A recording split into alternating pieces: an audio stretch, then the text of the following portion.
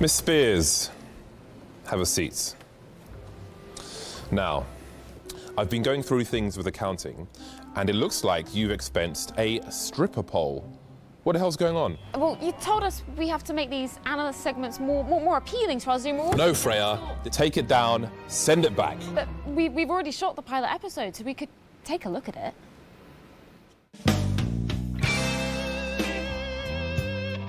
The matchup between Forza and Envy really highlights what happens when experience meets unpredictability. XC Power, or should I say, Sexy Power, brought the heat with a 1.49 rating. The opposing opera in Nifty only had impact in 69% of the rounds. So we'll see how they compare moving forward as Envy lost out in a close BO3 thriller.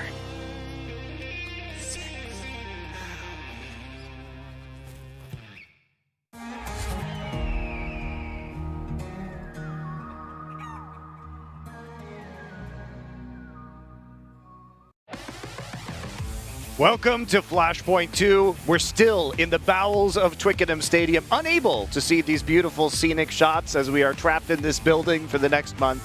But we do it for the love of Counter-Strike and for the love of you, the fans. Maui, stop. Whoa. We decided it didn't work, okay? Remember, we tried it. We tried Sexy Maui. It was a little too much. It was a little too sexy for the audience. Right. Look, we have to be very concerned here about Twitch terms of service, all right? You remember Twitch terms of service. No, button it up. Button it up. Thank you. All right, we've got another exciting day of action here in our midsummer group, especially our winners match. And our winners match is going to be a rematch of a game played earlier this week at IEM Beijing between Fnatic and Mad Lions, where Mad Lions pulled off a 2-1 upset. And we'll be starting with that match, first of the day here. And the winner will be guaranteed a spot in our Flashpoint 2 playoffs. So exciting times. Either of these teams will get a good shot at that $500,000 first prize. The loser will not be out, will have a chance to redeem themselves and make a playoff run next week. Let's take a look at our format first as we discuss that. And as you can see, we are in our GSL group stage so far.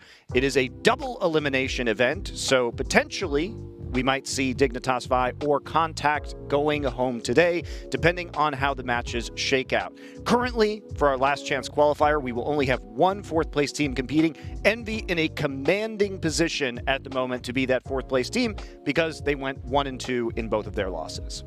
So good stuff so far. We will be hitting up our playoffs, which will be an 8-team double elimination playoff bracket starting on November 30th. We will next week have many of our kind of winners finals and losers finals for each and every one of our groups. Yeah, this is a good position for Envy, of course. Something to think about for later today is that Contact versus Dig. Actually, Contact won a map as well, so if they lose to Dig, there is a chance that they can be that fourth place team, but they have to play these games real close, and they have to take a map off of Dig if they lose. Yeah, Yep. and of course, going into the OG Cloud9 series, it seems quite likely, actually, that the loser of that will actually be eliminated. Not likely. It is 100% certain now? Okay, 100%. there you go. It is now 100% certain. So that game, everything is on the line. Both those teams, I mean, there are even some people saying they could even be in contention to win the whole tournament.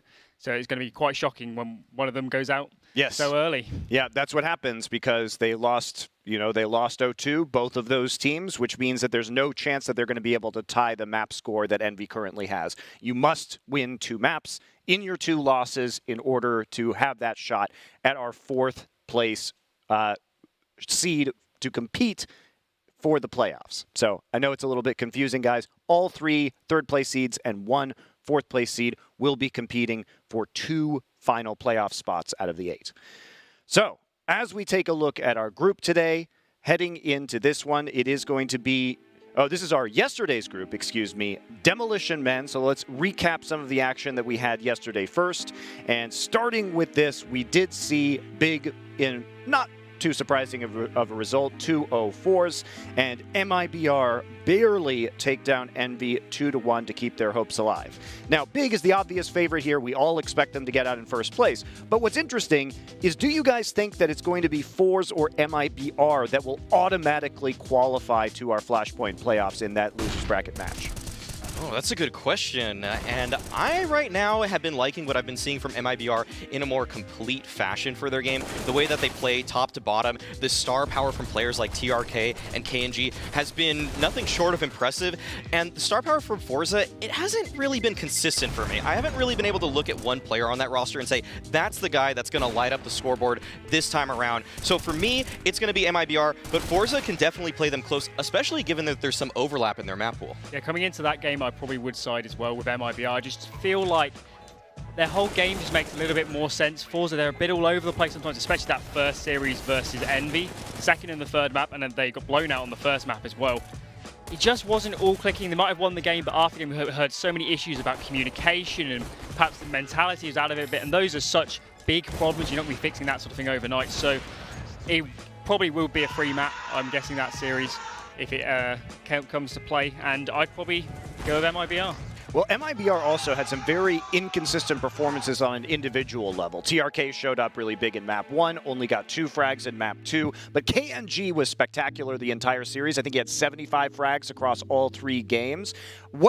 Who is the star right now for MIBR, and who really needs to step up, in your opinion? It is KNG. That's the star. He's not only the IGL, but the star opper. He's probably the best overall player. He's the most tenured player, of course, in the scene, having reached a major finals in the past. The player that needs to step up for me probably actually needs to be VSM, because he's on a lot of those hard sites. He's by himself a lot of the time. If he makes mistakes, it's very easy for Forza, given their style, the fact that they play a 4-1 style. If he dies, it's probable that the whole team for Forza is going to be there. So he needs to be able to stay alive in those tough positions. He needs to buy time for the rotates. So for me, VSM, he's got to show a little bit more than those pearly whites in the webcam for me. The player I'd go for that I want to see more from it is Leo on that team. I think coming into the team, I believe he was in-game leader for the team he's being on loan from to stand in for MIBR. And so far, I just haven't seen, a really incredible understanding of the team game, really great rotates. He plays quite a few rotator spots, so he's in a position where he can get the frags, he gets the opportunities. And for me, I haven't seen enough of him so far. I've seen some good rounds, some good parts, but the overall game isn't there for him right now. All right, well, let's switch our topic of conversation from today's games over to a more general topic, which is the age of player retirement. Obviously, a long-standing question in esports is how long can players play? And we don't know the answer to this simply because many games have not lasted long enough at the professional level to really push the limits to say, hey, can this player play into their 30s? Can they play into their 40s? Could they potentially go even longer than a traditional sports athlete? Some people claim, well, reflexes decay as you age, but also you can kind of switch into positions where maybe that reflex isn't as necessary if you're in an IGL position or something like that. So what are your guys' takes on this in terms of how long can a Counter-Strike player in particular play this game, considering we still have some players who have been going from 1.6 from Source? Yeah, I think the best way to kind of think about this question is actually to look at traditional sports. I think we have really good examples in traditional sports. I say Roger Federer is a really great example of a player. I believe he is now past 40. He's still in contention for winning Grand Slams. And I think from what I know about tennis, his kind of mechanical ability may have fallen off, but his understanding of the game, his ability to, pace himself during a long set match, that's what keeps him in it. And I think it's exactly the same in Counter-Strike. Even though perhaps they might peak mechanically at a younger age, the game is much less about aim and fragging than people realize. It's so much more about team play and communication, all of these things, and those will continue improving well into your 30s and all of this sort of thing. So for me, I think players could easily play into their mid-30s and still compete at a really high level in Counter-Strike. I think the thing for me is that you need to have a baseline level of skill to play at the top level. And sometimes we've seen that when players get older, they have other priorities in life, so they're not throwing in that extra hour of DM after their practice, whether it's taking care of their kids or working on their mortgage, whatever it is, just spreading out, diversifying their investment portfolio.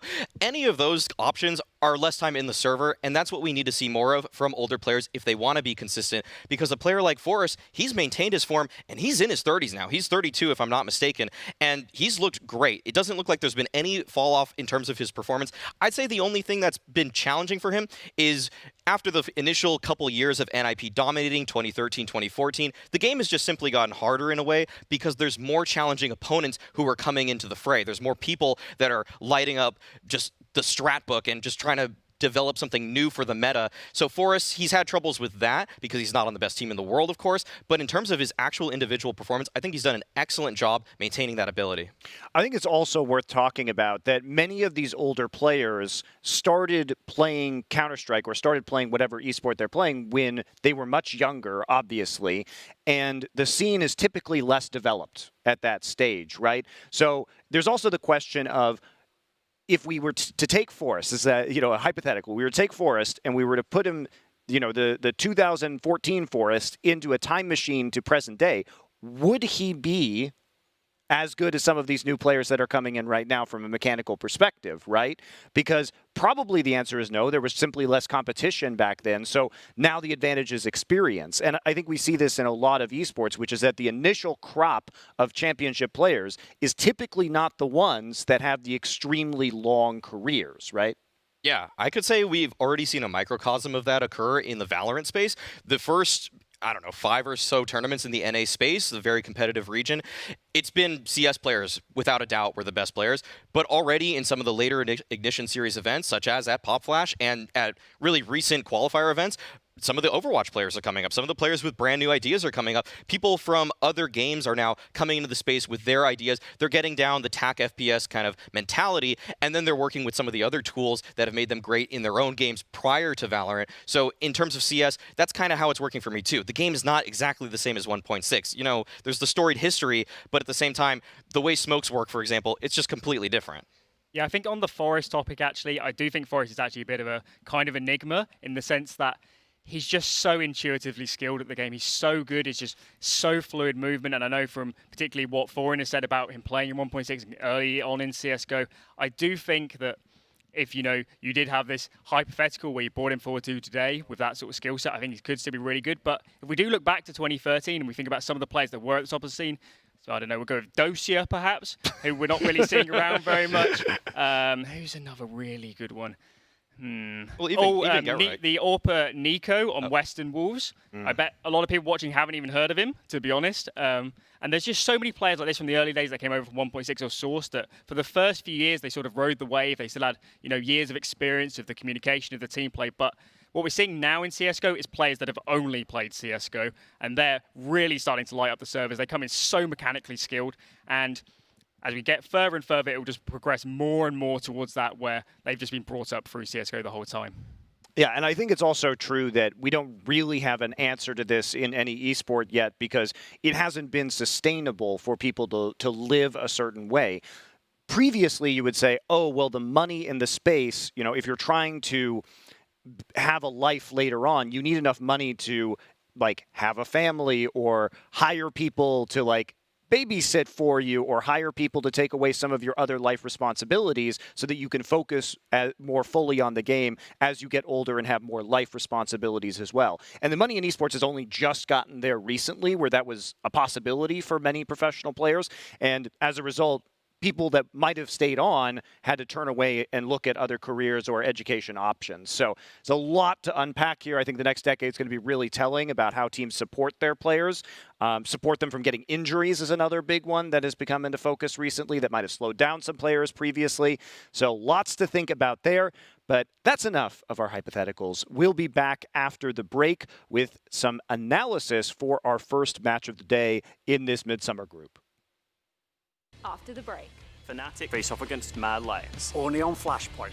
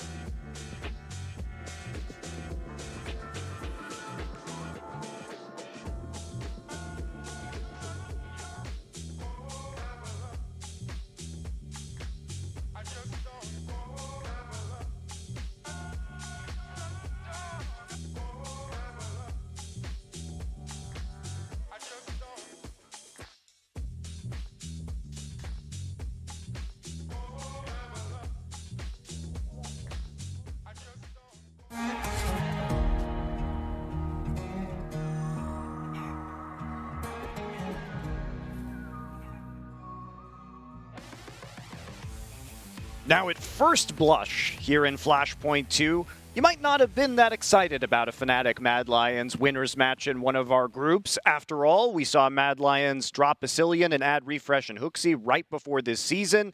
You might have been mourning Bubsky's, movement to Astralis, the great benching of Bubsky that has happened.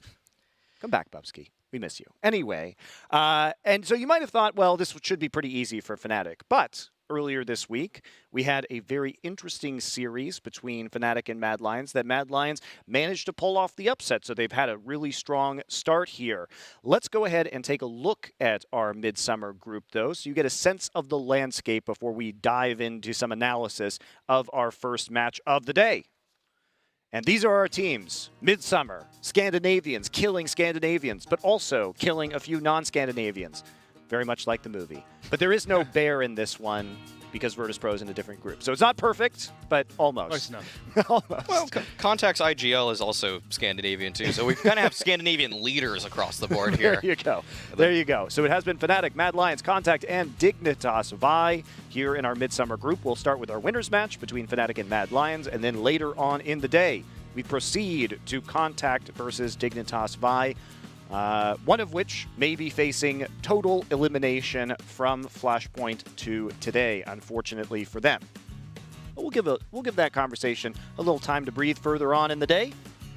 Let's start off with Fnatic, because this team, certainly one of the favorites coming in, has had some stylish plays so far in this group, but has been struggling a little bit on the whole and is now potentially not even the favorite to win this group after Mad Lions' pretty dominant early performance here. So where would you place Fnatic in the grand scheme of things in Flashpoint 2?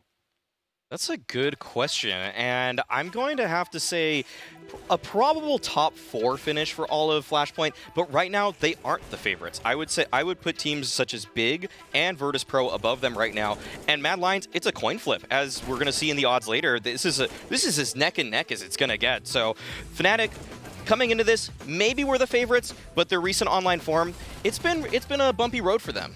Yeah, I think actually Fnatic might be one of the most frustrating teams in the world to watch. And to really understand why this team is so frustrating right now, you have to think back a year ago to when Golden and Flusher first came into the side. So when Golden and Flusher came back, they started playing these early tournaments towards the end of 2019, particularly DreamHack Malmo is the one that really sticks out in my mind. They looked incredible. They had all of the ABC CS down. They were so good at playing the standard rounds, but they also brought innovation. They brought interesting setups, interesting executes, all of this sort of stuff.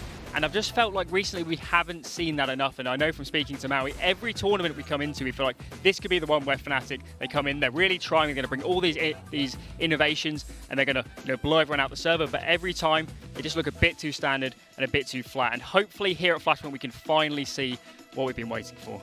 And as you look at this roster, Mr. Maui Snake of Fnatic, who needs to step up? Who needs to get his shit together on this roster in order to push them into a Flashpoint victory? I think it's got to be Flusha. Flusha, for me, has been the most up and down player on this roster. Brolin has been incredibly steady online. Crims as well. You know what kind of performances you're getting from those types of players. But Flusha has been a player he's been seeking motivation at times, it seems like. In some matches, this guy is blowing everybody out of the water, winning 1v4 clutches that you never even thought were possible. And then the next match, he gets abused on his bomb site. So you're wondering going into it, where is the motivation for Fnatic in every single matchup? And that's why it's so hard to predict how this team is going to do at every tournament and really every BO3 they enter. The player I would pick that I want to see more from is definitely JW on this team. And in terms of when we criticize them for playing too standard, running always the standard setups, JW is a really big part of that. And it's the AWPA moving around on CT side that really gives the mobility and the dynamic CT setups. And I really just want to see more from JW. And it's actually insane to criticize JW for not being mobile enough. If you watched him in 2014, 15, 16, he was absolutely everywhere, throwing in all the aggressions. And we just haven't seen it enough from JW. So hopefully we can see him return a bit more to old form in that sense. I agree. I think he really needs to buy more R8s, step up Precisely. his cowboy game. We're going with a little bit of a Western theme here at Flashpoint 2, so that's what I want to see personally. I enjoy his style and his flair. It certainly makes for some entertaining moments. Who knows how his team appreciates it, though? Probably not a lot. I suspect. Probably not a lot. It's one of those things where is he entertaining enough to boost morale, right, with these strategies, or is it tilting enough that he's doing these things that it kind of drags them down? I mean, we heard the comms. They're basically like robots, aren't they? They're totally flat the whole time. So I'm not sure JW's really lifting them up or down too much either way. All right, let's take a look at Mad Lions as well. So this is the team that we've talked about a lot so far in this tournament. They are our defending champions here at Flashpoint. But in a very strange set of affairs, they have merged their first place roster with our last place roster at last Flashpoint to basically now complete a team roster that can apparently beat Fnatic. Like, you wouldn't have thought that this was going to be the result of this, but Refresh and Huxi have been doing a good job so far. And in the last time these two teams played, just earlier this week, it was Refresh who was absolutely fragging out on the server. Yeah, you can't really talk about this new lineup without talking about the new additions. Of course, the way that Huxi is enabling himself in some of these strategies has been so sick, actually. He was top fragging on some maps as an IGL. Exactly, and in the actual closer of the BO3 that they played against Fnatic recently, he actually top fragged on the last map of Mirage with 31 kills. So this guy has actually been playing out of his mind on an individual level. That being said, Refresh as well has also really embraced this role that they've given him here on Mad Lions, because we've seen Refresh in the last year or so, and after an impressive 2018, he really fell off a cliff individually, and we were wondering, was everybody just wrong about this guy? But I think on this lineup, he's found his form again, he's found his positions on the maps, and usually he's in some of those lurk positions where they don't really design the strat around him, but he's been playing so well, clutching rounds out, finding frags that other players wouldn't, and he's doing just such an excellent job here. So an interesting aspect actually about this matchup is I think they play almost exactly opposite on T side, both of these teams. I think we've already spoke about Fnatic. We're going to see loads of defaults, loads of standard play. When we talk about Mad Lions playing on the T side, we're going to see a lot of fakes coming out from them. We're going to see almost no defaults. They're going to run heavy set rounds, and it's going to look very, very different to what we're seeing from Fnatic. It'll be really interesting to see how that kind of matchup plays out throughout the series. All right, well, let's actually take a look at our picks and bans here in maps so we can get some better analysis, specifically custom tailored by you two for this series, especially since we saw 3 maps between them just a few days ago. Yeah, so the permabans we should get out here are actually, well, the only real permaban for me is probably Mad Lions will be banning out the Dust 2. That has been a map that Huxi has just not liked for pretty much his entire career. In the last year, he's only played the map 10 times, as a matter of fact, so that is what they are going to be banning out here. And Fnatic have a choice here whether they want to ban Vertigo or Nuke, in my opinion. They've been banning Nuke a lot lately, but if they really want to try to spice things up for this rematch, there is a possibility for a Vertigo ban, but we'll see what they do as they try to find their comfort here in this veto. So they will go for... Nuke, yeah, so that's generally been their ban lately. Potential for a swap there, but it did not come about. And for the picks, I would probably have to give Fnatic the Inferno pick. That's what they've been leaning on for the last half of a year. They've really loved Inferno. It's one of their best maps. And Mad Lions, that's where it also gets interesting to me. I want to hear what Alan actually has to say about where he thinks. I think it's got to be a Vertigo pick again. It's the map they picked into versus Fnatic and I in Beijing. So I'm definitely expecting that one again. But as we were speaking in the green room about this map on Vertigo. We think Fnatic, they maybe fell apart a little bit too much on that T side. If they hold it together a bit more, this might not be as sided towards Mad Lions as we maybe expect from seeing that Beijing series. In terms of Fnatic's pick, I'm almost certain it will be Inferno here. I'd be very surprised if it wasn't. There it is, there's Inferno. And now going into the bans, I think Fnatic will ban Mirage here. Yeah, I think Mad Lions would probably want to ban Overpass here, and we'll probably be seeing a Train Decider. Small chance for an Overpass Decider, but I would be leaning towards Train here. Okay, so Mad Lions do ban Train, and if they want the salty run back on Mirage, they might give it to us here, but I'm expecting Overpass. It's been also a map that they've had some comfort on. It's Flush's favorite map in the entire pool. This one's really interesting to me, too, because we had this conversation in Mad Lions match earlier this week, which is that when we saw Copenhagen Flames and Flashpoint 1 playing on Overpass, it was their best map. So Huxi definitely feels comfortable doing the IGL work on that map. Yeah, definitely. It's a map that they've shown a good amount of prep on, but to start the series off on Vertigo, that's a map that Mad Lions, when Acor was interviewed earlier actually at IEM Beijing, he said they weren't actually counter-stratting Fnatic when they played that map against them. They just picked it because they like it. I think when we're talking about Mad Lions, they are still a new team. And in my eyes, they are still a little bit one-dimensional with how they play, particularly on the T side. So I think already having that matchup versus Fnatic from Fnatic's perspective, I think it helps them a lot having already played versus them, just getting the match fitness in the server. That's kind of, we don't really think Fnatic preps massively going into games, but for them, actually being able to feel the resistance in the server, see what's working, what isn't working, knowing on the T side this didn't work, so maybe they're going to come in with a different approach. I do think it gives Fnatic a big advantage having already played them, even though they lost in that first matchup. Fair enough. Well, let's take a look to start things off at our pinnacle odds for this series. So these will be the odds for the entirety of our best of 3 now. And we'll see where it was, because it looked like in the break, the latest updated odds were dead even. I saw 1.91 to 1.91. Has now tilted just a little bit. Actually, this is last night's odds. So still very, very close to that. Hasn't changed quite a bit. And it looks like Fnatic was the slight favorite, at least when we put our predictions in. Now, I have seen today it was Mad Lions favored earlier this morning, and it was dead even right before we started. So a little bit of movement there, but been mostly the same. Yeah, it's really been back and forth with these teams. And I would say, though, after the vetoes come out, I'm actually going to slightly favor Fnatic as well, because Mirage wasn't a great look for them the last time these two teams face off against each other. But Overpass has been a map that Fnatic has been liking a lot in the last couple of months. So that should actually favor them more than Mirage, which was the first time these two teams faced off, the final decider map. And if we think back to the Fnatic Contact series, the third map there was Overpass. I think they should have picked into Overpass in that series, and they looked a lot stronger on Overpass on that one than they did on Train, which was their pick. So I said when I watched the Fnatic, the match at IM Beijing, that I think the third map should have been Overpass. I think Fnatic should have banned Mirage. That's what we've seen here. So I'm just going to very slightly edge it to Fnatic, but I'd be surprised if we didn't see 3 maps here. All right. Well, let's take a look at our leaderboard. It was updated at the end of last night, if you guys were watching the blind spot. If not, here's how you're doing. The Saint, Maui Snake, 31-24. Potter with the 750 on Envy yesterday. Oh, boy. Anders moves up out of that last place. I am between Allen and Thorin, actually. Good place to be. I'm like right in the middle, So I'm feeling pretty safe right now. Maui, though. Yeah, honestly. How you doing? You're doing great. It all just comes way too easy for me. I have no one to thank other than the favorites who keep winning matches. No, I picked a couple underdogs and they haven't worked out for me. But all in all, I'm playing a lot of the safe bets, I'd say, here. But we'll see at the end if that strategy pays off or if I keep getting upset. All right, Anders.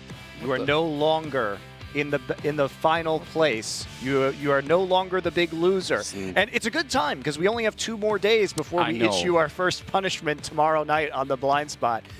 And it's amazing. We haven't even come up with our punishment yet, have we? So, oh, yes, we have. Oh. It's okay. Monty knows. He's just holding on to it this whole time. But I think he should start hinting at it so that we can start guessing, and then the dread can start building. I was going to say that's more you scary. and Potter. Honk, honk. You and Potter. Because you went so far deep today with your predictions. Oh, boy. All right, so what does that mean? Let's see those predictions. Anders, Semler, you guys up first. Defend yourselves. 700 on Fnatic. That seems reasonable. I put 350 on Fnatic. Wait, you went Fnatic? I thought you said you went Mad Lions. I lied, Semler. You scumbag! What is this? The mind games have begun. He doesn't want to be in last place. People just underestimate the power of lying, but I'm just telling you, it actually works really well. No, let's examine that sentence. Who underestimates the power of lying? I think most people, you guys don't lie enough. Like anyway, like, you know, you go to the bank and try and cash out some money and they ask if you're even a client there, you're just going to tell them the truth. Try and just say, yeah, I am. Give me the money. Well, maybe we'll bring Astralis into Flashpoint to increase, you know, that level of deception. Oh, boy. All right. The rest of our analysts here, everybody, look at this. Yumi, our stats guy, Mad Lion, the only Mad. How is this? How do we keep doing this? This is a dead even game, guys. How do we have 10 people out of 11 on Fnatic? This is so weird because when you watch the match... No, we heard this already. It's because they've played already. Fnatic have got the experience. They've got the lineup. Mad Lions are a bunch of kids. Fnatic should just be taking the belt out and, like, you know, getting it done. That's it. That's a spectacular analogy. Beating kids with belts. Okay, anyway. There you go. Put them in their place, Monty. Put them in their place. Dude, there's that history between Sweden and Denmark, man. It goes way back. I was only advocating lying, not... Jesus. All right, well, with that, Anders Semler, please guide us into this rematch this week between Fnatic and Mad Lions. Well, I mean, come on. You want to play cowboy, Monty. You should be talking about switches. You know, go out and cut your switch, boy. Get, Oh my God. Who am I writing in this? There you go. Listen, I will happily guide us through this. I think it's going to be a great game. I really look forward to it. Fnatic versus Mad Lions. I kind of understand why the odds could be close. I mean, we don't know about this version of Mad Lions. That does leave a pretty big, sizable, just unknown in this matchup. Fnatic are a great team, and look, I think are looking cool at the moment. So, I think this was the way that I approached it was fair enough. This could go either way. That's why I only put 400 on Fnatic. So I'm like, all right, there's a chance Mad Lions can get it. I don't want to get screwed. I put more on the second match of the day where it's going to get a little bit more spicy, but this is definitely going to be a big one. I think Fnatic have the edge because they have played against Mad Lions already once, very recently, and so they should be able to adapt and overcome. Big shots coming through there. This is just non-stop action on the B side right out the gates in this pistol. Yes, it is. Ooh, he's actually going to swing for the fight. I was going to say just 2-on-3. Play this one a little bit safe. He's got some backup coming in as well. Brolin, he's already done enough here, so it's up to them to try and see if they can move forward. He's going to make his escape. I think this is definitely the smart move of the moment. Acor looking to try and see if he could swing into the bomb side. He's got that USP picked up, and that could be a pretty big tool, although they are getting flanked by Golden. So, another 10 seconds here, and this is going to get really tricky for the Danes. Refreshed over the good kill, taking down Crims, and suddenly it's a 2-on-2. This is very cool from Brolin, though. He spotted out. Not only did he spot the one close, he spotted the other on stairs. So they know right from the beginning going into this Fnatic where these two players are from Mad Lions. They're on the bomb site now, and there it is. Brolin pushing forward, collects another headshot. Acor hanging on by a thread, but not for long. Golden takes him out. 3 kills for Brolin. The young gun from Gamers. He is a wild player, isn't he? Definitely, I think people have said the future of Swedish Counter-Strike, and that looks not like such a bad bet at all. I actually thought Golden was going to go all the way around, but he changed his mind and went back and just helped out, and that's fair play too. Maybe it was a bit of a long trek to get there. Well, he's had the online seal of approval, Anders. You got accused of cheating, and when you get accused of cheating in FPL or in Pugs, then you're doing something right. Seems like all the greats have gone through that at one point or another. There has been a lot of that around. You're not wrong. Unless you're actually cheating, then you're scum. Then we're not interested any longer. That's true. Flusher, alone over here with the FAMAS. They have picked up only 1 SMG on Crims. So they're really worried about some sort of early force up here from Mad Lions. Did they get the bomb down? So they could have done that. And Fnatic being a bit careful, which I think is just fine. I don't blame them. Yeah. Really emphasizing the rifles here, Fnatic. No wonder they want to play careful. They want to hold on to these going into the next round. They don't want to be spending more money. Boost gets spotted. Instant headshot on refresh. That gives it away. Crims with that MP9 is going to move up a bit closer, but that's fine. Pretty sure he spots that shadow. Yep. Collects the one. Knows that there's a second one there because of the boost. And they just annihilated him. Yeah. They did that really well. Super clean. Yeah, it's a good point as well that you made, because you're obviously buying these here, you're more well prepared, but then on the other hand, if you end up losing 5 of them, it's only the second round, and already JW's out with a blade. The king, man. I love JW. Never get bored. It's just so awesome when you consider this roster, how they've stuck together for so long, this core, and how much, to be fair, just how much shit they've had to eat over all the years. But they still keep at it, man. They still keep at it. They haven't stopped. Instead, they've absorbed it, and it's just made them more powerful. Ballers all around. Brolin jumping down. They definitely saw that, but they can't really react in time. Now they do win the one fight. Flusher going down. That's pretty big, but that late grenade will take down Shusha. It still is a huge win here for Fnatic overall. Gotta be careful. Roy is low on health, and Mad Lions just really trying to come out quick with, just a huge uppercut to that B bomb site. And it maybe could have worked, but the flashbangs and the grenades were, I think, decisively in Fnatic's favor this time. Well, they know that one is close. Oh, turning away at the nick of time there. Needs to win this fight. JW's going to miss it, though. Refresh wins that duel. 2-on-2, both tagged up on the side of Mad Lions, though. This favors Fnatic still. It's just a molly. Onto the bomb site. Does it spread? It doesn't spread. He's managing to get around the box and use that smoke. Refresh is still alive. He is, but they're so low on health, both of them. Even the MP9 here on Crims is super dangerous at the moment. And the bomb is only just down. They have a kit and everything. Fnatic still have a very good shot at winning this. The AKs are a bit of an issue just in terms of the one-shot headshot potential, but let's see what happens here. Refresh going to pick off one. Crims now out in the open. Yeah, and I think he saw the shadow. He must have seen that, surely. Relocating. Refresh will get one more. They survive on 12 and 20 health. And I mean, it's crazy to see that because, again, I don't know. I think Fnatic actually made a couple of mistakes there. I don't mind that JW was flanking, but once he'd been found out, I think he should have fallen back. Because locking them in the bomb site and that constant threat of him being behind is so much worse than even if he, like does a little bit or does some damage or something. So maybe a slight mistake, I would say, this particular engagement. But also, I mean, incredible that Mad Lions even find a way out of this round. They should have been dead. It's the knife that probably, got him too riled up, man.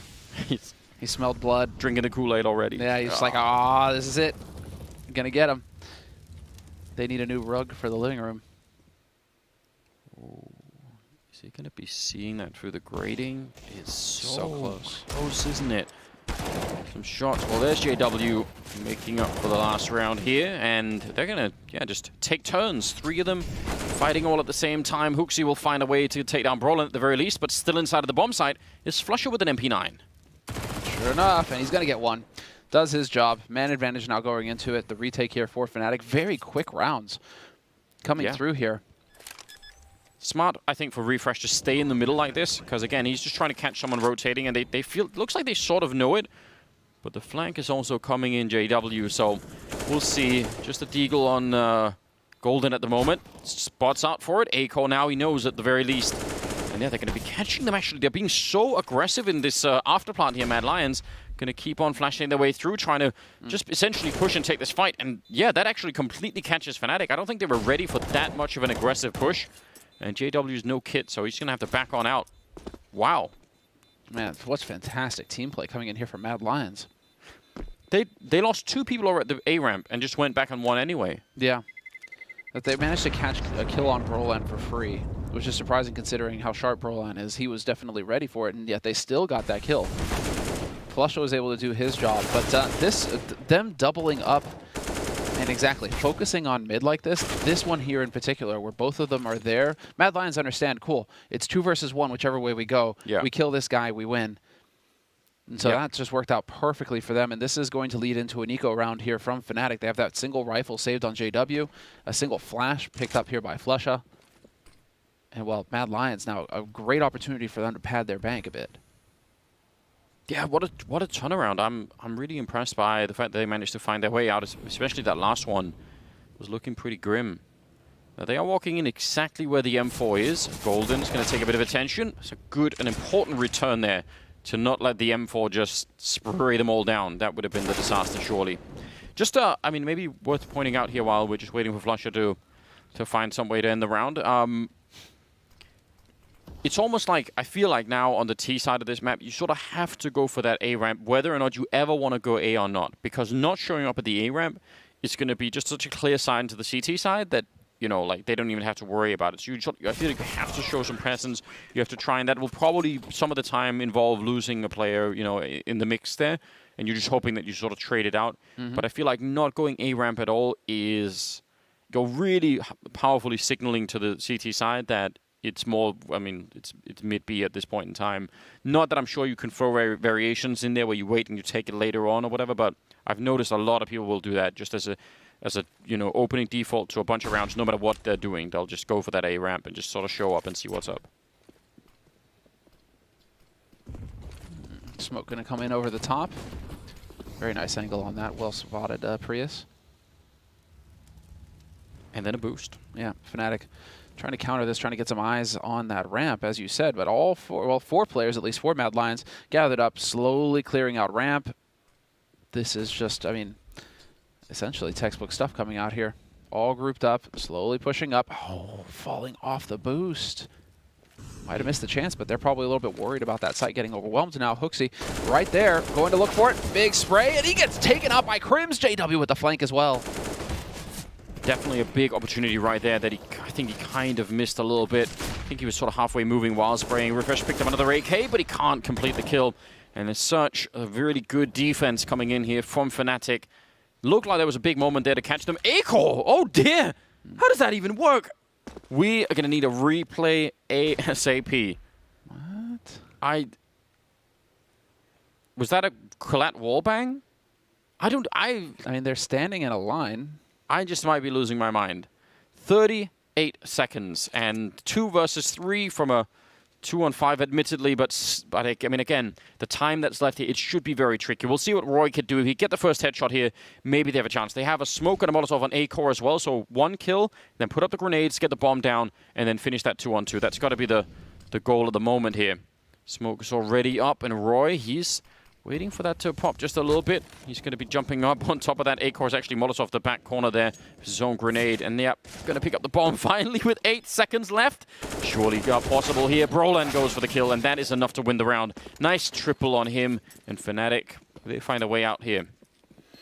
Bomb gets planted the nick of time. I was going to say, it's time to hold your breath and see. Like, I don't know if I'm just making it up, but It looked like it. Let's see. Yeah. Wow. That is so next level. Like, sometimes, dude, sometimes that's just the way it goes. Even A-core must have been like, what? What's going on? That's so next level. That is amazing. But that's, you know, you can't get a double collat wallbang every day of the week, Anders. And so Fnatic have succeeded in tying things up 3-3. Money on the there was money in the bank for Mad Lions, and with that bomb plant, it really helped them out here. A-core's got an AWP. They have some nades. JW though, playing so aggressively. A-core just waiting for him though, does not miss that shot, and that's a man advantage for Mad Lions. JW of old, man, showing no fear, just getting in there.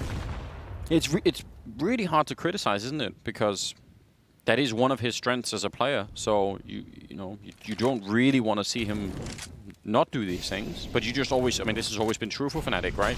That is the cost, though. Sometimes you'll end up playing 4 versus 5 at the beginning of the round, and you just accept it. Funnily enough, Mad Lions have the same issue with A-core, so, you know, this time it went in his favor, but they will likely have similar rounds throughout this best of 3 where you'd be saying, man, if only A-core wasn't doing that. The one difference, Anders, is that in those situations when Fnatic were really just dominating, it's that they could fall back on Crims. You know, you could fall back on Crims on Flush on Olaf, right, to make up for the JW crazy plays when they didn't work. True. But if Crims is going to die immediately, that's going to put Fnatic in a very tight spot here. Yeah. Spot, Brolan dodging the damage. Oh, nice spray through. Nearly takes out Hooksy. Down to 11 HP, Hooksy. Lucky dog. I don't think they should go for this. I think this is 3 versus 5 retake, and yeah, you've got a couple of smokes.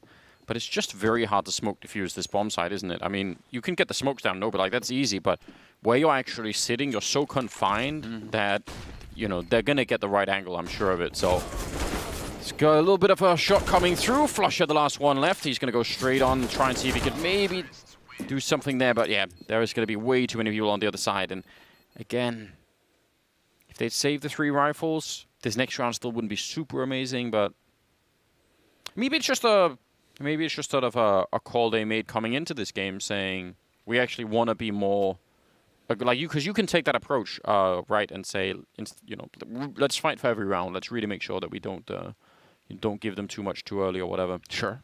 But I think that might have cost them a little bit. That did, at least to me, that looked like a very, very tricky round to win. It was just going to be one of those big brass balls kinds of plays. We like those plays. Yeah, we do. The BDP, you got to get in there. But unfortunately, that was the kind of round where Fnatic were just trying to make play after play, and nothing really panned out for them. They got more kills, at least, you know, so they made it a bit more expensive for Mad Lions. But this is going to be a round of eco coming in here from Fnatic. And there was a tactical timeout called as well, so now the countdown has begun here. 4-3, Mad Lions in the lead on the T side. And Fnatic with the Deagles, the nade, the single nade on Roland.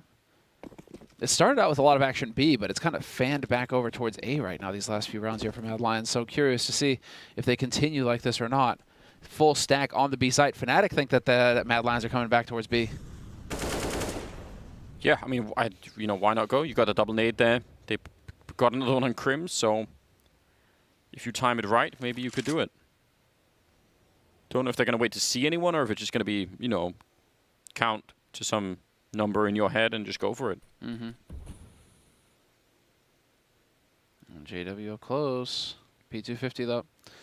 And unfortunately for him there, that angle just does not work. You can see clearly, JW doesn't see him there. Refresh will. Yeah. Yeah, I mean, you're definitely counting on people not checking it all the way. All right, so it was a very relaxing round here for Mad Lions. Just almost like a therapeutic round. Yeah. getting to bop some people left and right. It's all going to be good. Smooth. They're doing some deep breathing, you know. That's what you need to do. All right, 5-3. I'd say this is a very good start right now for the Mad Lions side. They are T side on Vertigo, so I mean sometimes this can happen. So I wouldn't necessarily go crazy just yet, but I do feel like they're off to a pretty good start.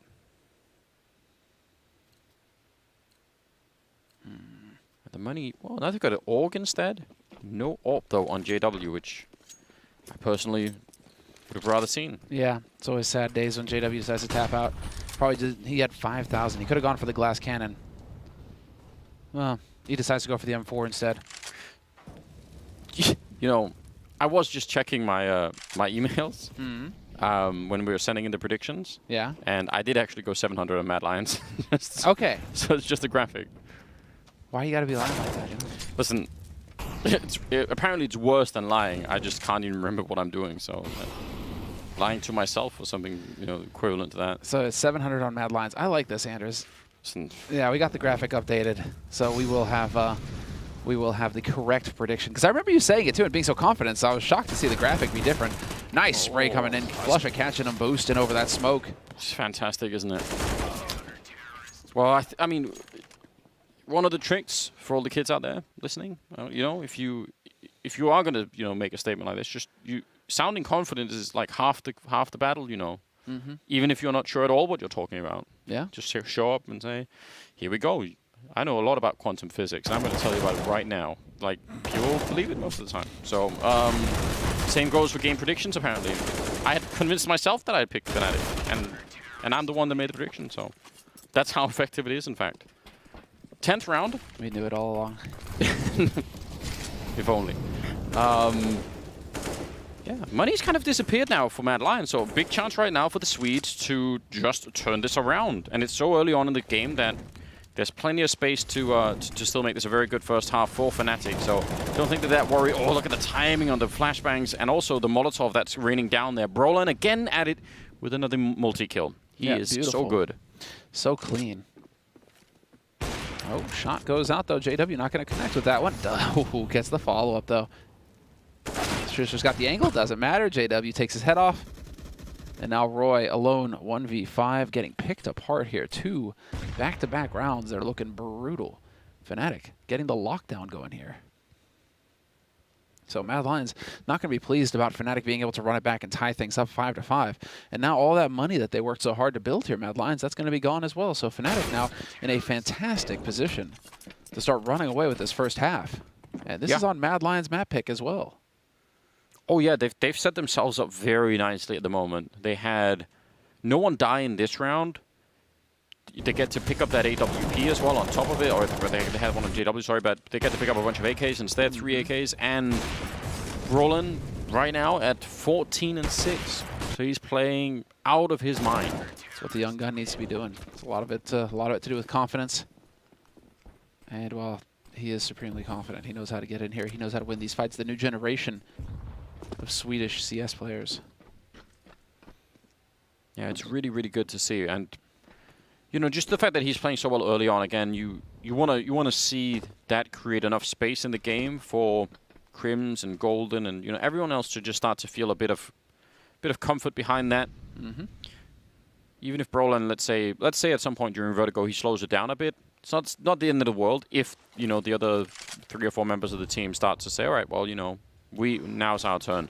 Yeah, I'm pretty sure Flusha spotted that boost. Yeah. Molly's going in, expecting the push. This is a hard eco coming in here from Mad Lions. If you want to try and pull a rat play like that against Flusha, you've you got to wake up early in the morning. Yeah.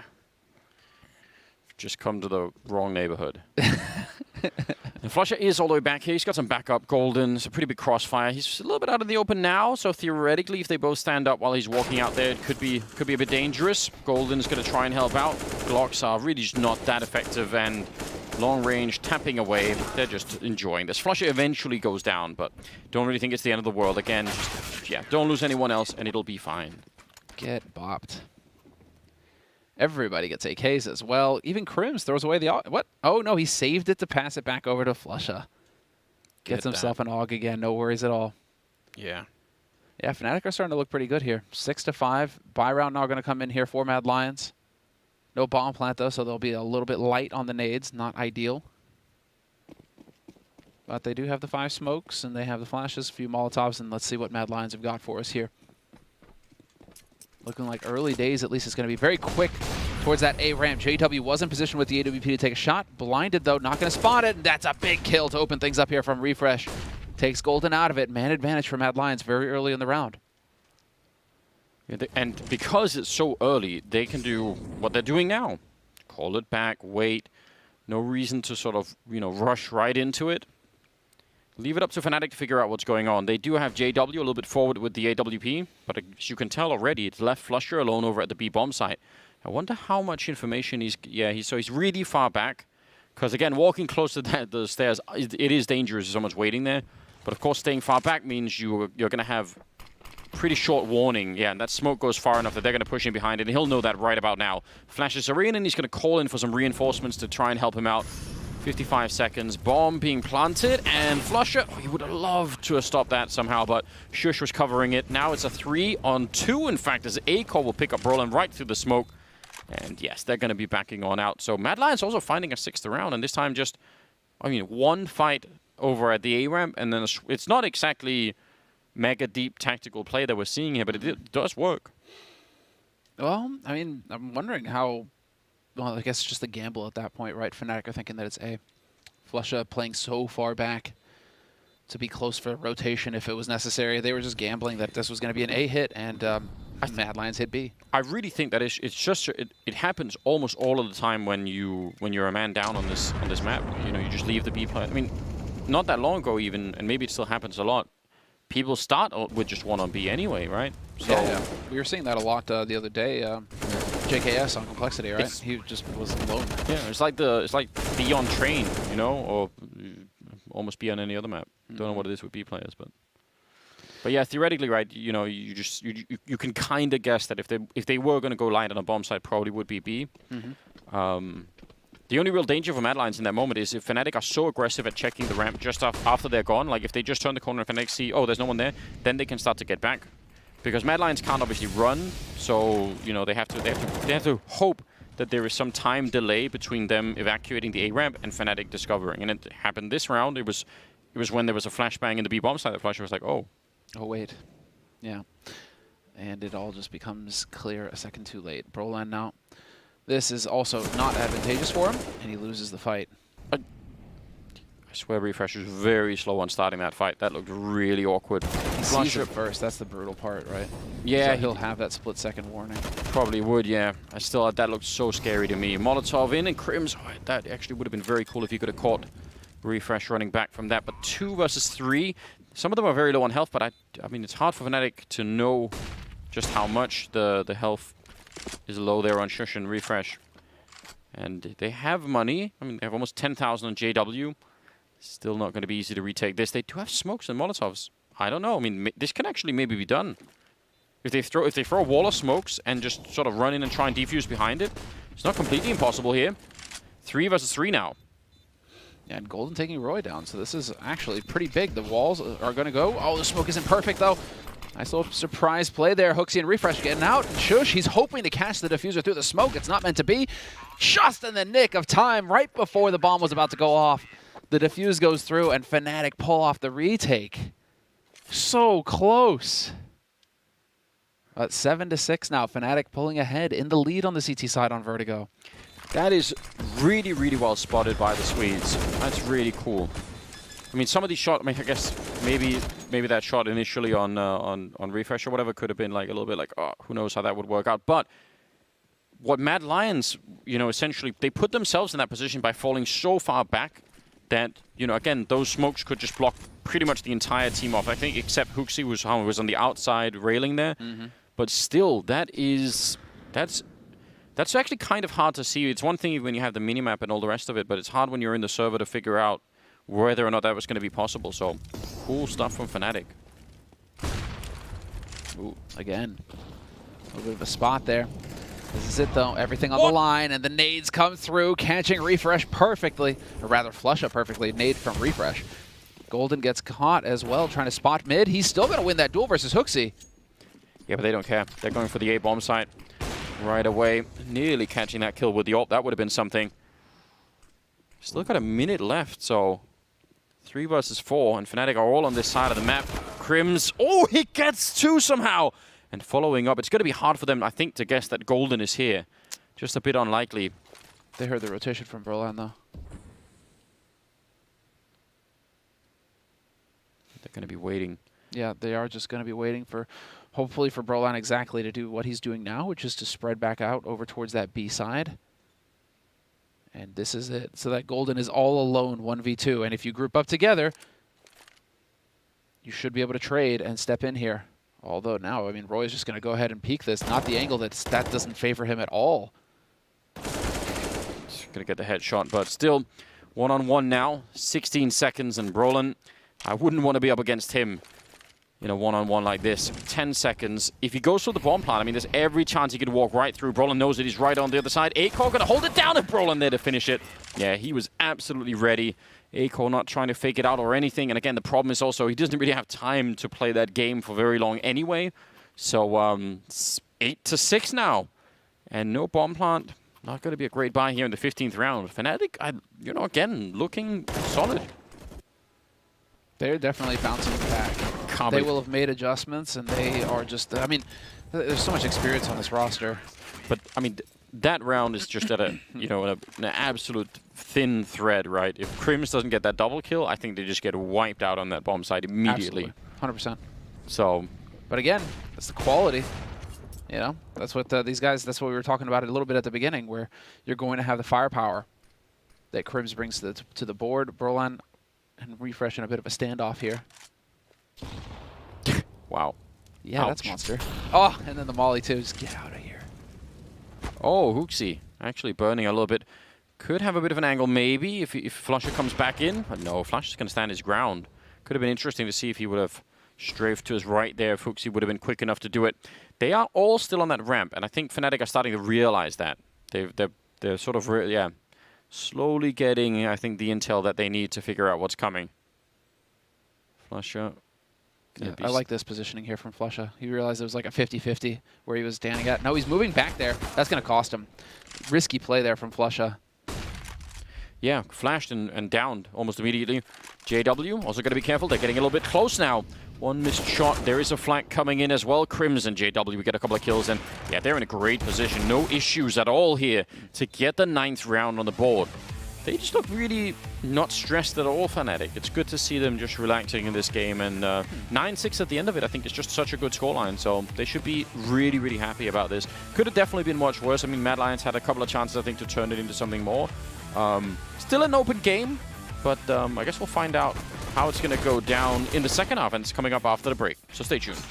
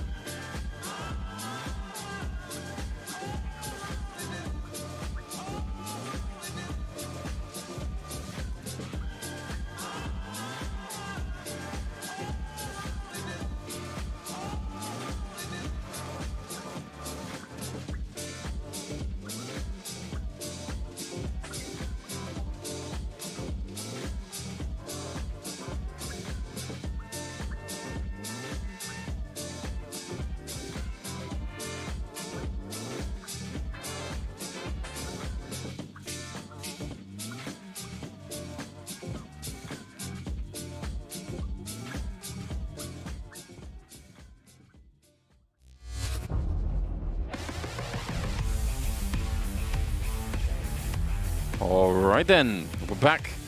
9-6 at the end of the half, favoring the Swedes on Fnatic. And then we're on the CT side now. They're going to be on the T side. Mad Lions leaving them with 6 rounds. I think this is a pretty open game, but I'm sure Mad Lions will walk away from that first half thinking, man, like, we could have had way more. Oh, yeah. But I love the fact that Fnatic looked so unstressed and just looked like they had a game plan and they sort of more or less stuck to it. That is a good way to describe Fnatic's game, though, right? Yeah, really is. Like unstressed, fluid, relaxed. I always feel like that when I watch Fnatic. It's just a soothing experience. It never really feels like it gets chaotic with them. They've got that Sen Counter-Strike approach. Yeah, dude. Making some silly jokes along the way as well. Like, that's all very Sen in some sense. It's a very Swedish kind of CS. Yeah. You would, you don't raise your voice in Sweden. You don't get excited. Just calm down. Calm down.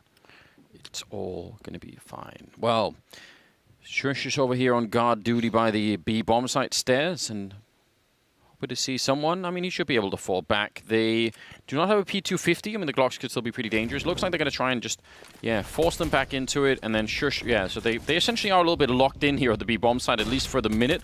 And backup is a little bit further away than maybe you would want, although it is coming in pretty quickly. 50 seconds. It's a good opening kill. And now Mad Lions, they need something in return here before the bomb goes down. They're only going to get that one kill, but swiftly back in. Hooksy doing a pretty good job now with a big double so far. 3-on-3 and no bomb plant yet. Why aren't they... Exactly. Back off. The guy who died there first, I don't know which one was it, Berliner Flusha, he's got to be calling that there were 3 players there shooting at him. Yeah. So... Oh, no, but look at actually... Yeah, it's the double fake. This is so good from Fnatic! I love these guys. I love watching them play CS. That's so solid. Now taking that extra duel though, JW, now you're playing with fire. You could throw away the situation you have, but he gets it. Oh, unbelievable! Fnatic win this round.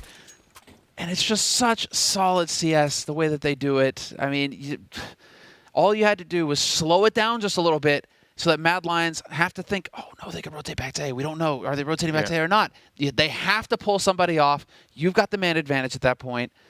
It's just so solid. And part of the problem, I think, for Mad Lions is they were all sort of towards the B bomb site. If they had had someone in the middle, they would have known that Fnatic weren't running back because they would have heard the footsteps. And if Fnatic were just walking back, then there's no reason to rotate that quickly, you know? So, yeah, I think the lack of audio and then, just the Fnatic slowing it down just enough to sell the idea probably made them a bit paranoid there. So cool. Just a tiny little detail. But, 10-6 and winning the pistol round of the second half, that is going to be a good start here for Fnatic, surely. Deagle will do a bit of damage, but no straight headshots at the moment. And again, Fnatic showing themselves on the ramp, which does not have to be a sign that they're actually going to go for the A-bomb side. You just have to. Well, that's pretty much all of their nades used on Mad Lions. Look at how quickly they know. Look at this. This is really interesting. Mad Lions already checking it. So yeah, they're going to be starting to rotate back. This is so smart though from the seat. Doesn't mean they're going to win because they still have a huge weapon disadvantage. But Fnatic also heard that. Yeah. They heard the rotation through. That is all JW just listening out for that one thing. Yep. There's the flash for the peek onto B, and they're going to realize, oh crap, nobody's here. And now they heard some footsteps. I believe that was Roy who was still hanging around on A. They're still walking, though, Fnatic. And JW lurking in mid, going to make this even more difficult for Mad Lions to read. But now they're up on the site. This is it. Golden. He can stick that plant. Oh, Hooksy, though, going to catch Brolan dancing on the edge of the smoke. Big shots coming in from Hooksy. He gets overwhelmed in the end. And JW still hanging out in mid looking for pot shots. Oh, wow, that was dangerous for Fnatic. That could have gone way, way, way south.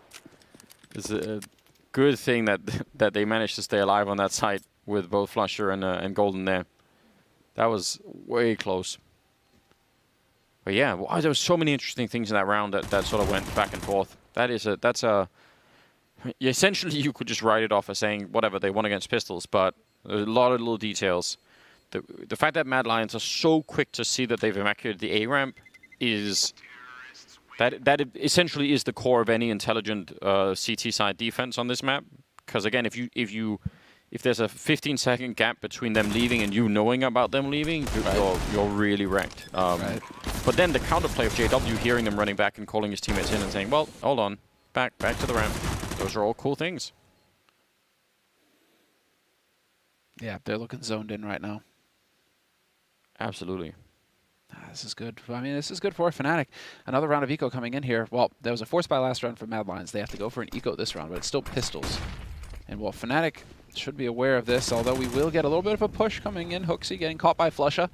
Last guy you want to die to on Fnatic, he had the UMP, so that's $600 instead of 300 for the kill. And well, Fnatic still very patiently waiting, sussing out this defense. Now, oh, did he see him? Feels like There we go. yeah, they definitely know. There we go. And woohoo! What a shot from Refresh. It's always fun, isn't it? That, I mean, they did also just boost that with a USP, so you have to sort of think, even if they hadn't spotted it, what are the chances it's really going to do that much? Golden ready and waiting around. Would have been fun for Shush if he could have got a little bit of bonus money with that UMP, but that's not going to be the case. So 12-6 now, doubling the round score of the Danes. And now Mad Lions, I mean, they can pick up rifles now, but it's...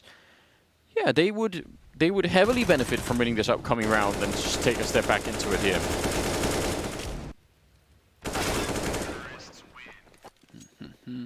Look at how they've all caught up to Brolin now. That's what I was talking about earlier with just creating the space for the rest of the team to feel more confident. I think that's pretty much what he's done. I mean, right now, yeah, you can have the hard carry from one player, or you can have everybody just winning duels everywhere. That was super ugly from Brolin, but he still wins. Still gets that. Oh, Golden. Dancing. Is Roy going to figure this out, though? Brolin. Oh, Crims seems to realize, and of course, Crims. Not gonna. You gotta wake up early to catch Crims off guard. They're just getting every duel to go their way right now, Fnatic. Yeah. That is, I mean, out of all the ways in which you could lose this round, this is definitely one of the harder ones. Acor in a 1 versus 4, and he's got that first kill. They're just coming for him. Not quite going to take the shot, but yeah, they're showing up. Golden's on the other side of the smoke. Acor walking through to take him down. Golden must have been thinking, I knew he would do that. Again, watching Acor play is always a great pleasure, but he shouldn't be winning this round. He's now backing off and looking like almost about to catch Flusha here. He's walking in with the bomb on the other side. And they just don't know where he is right now.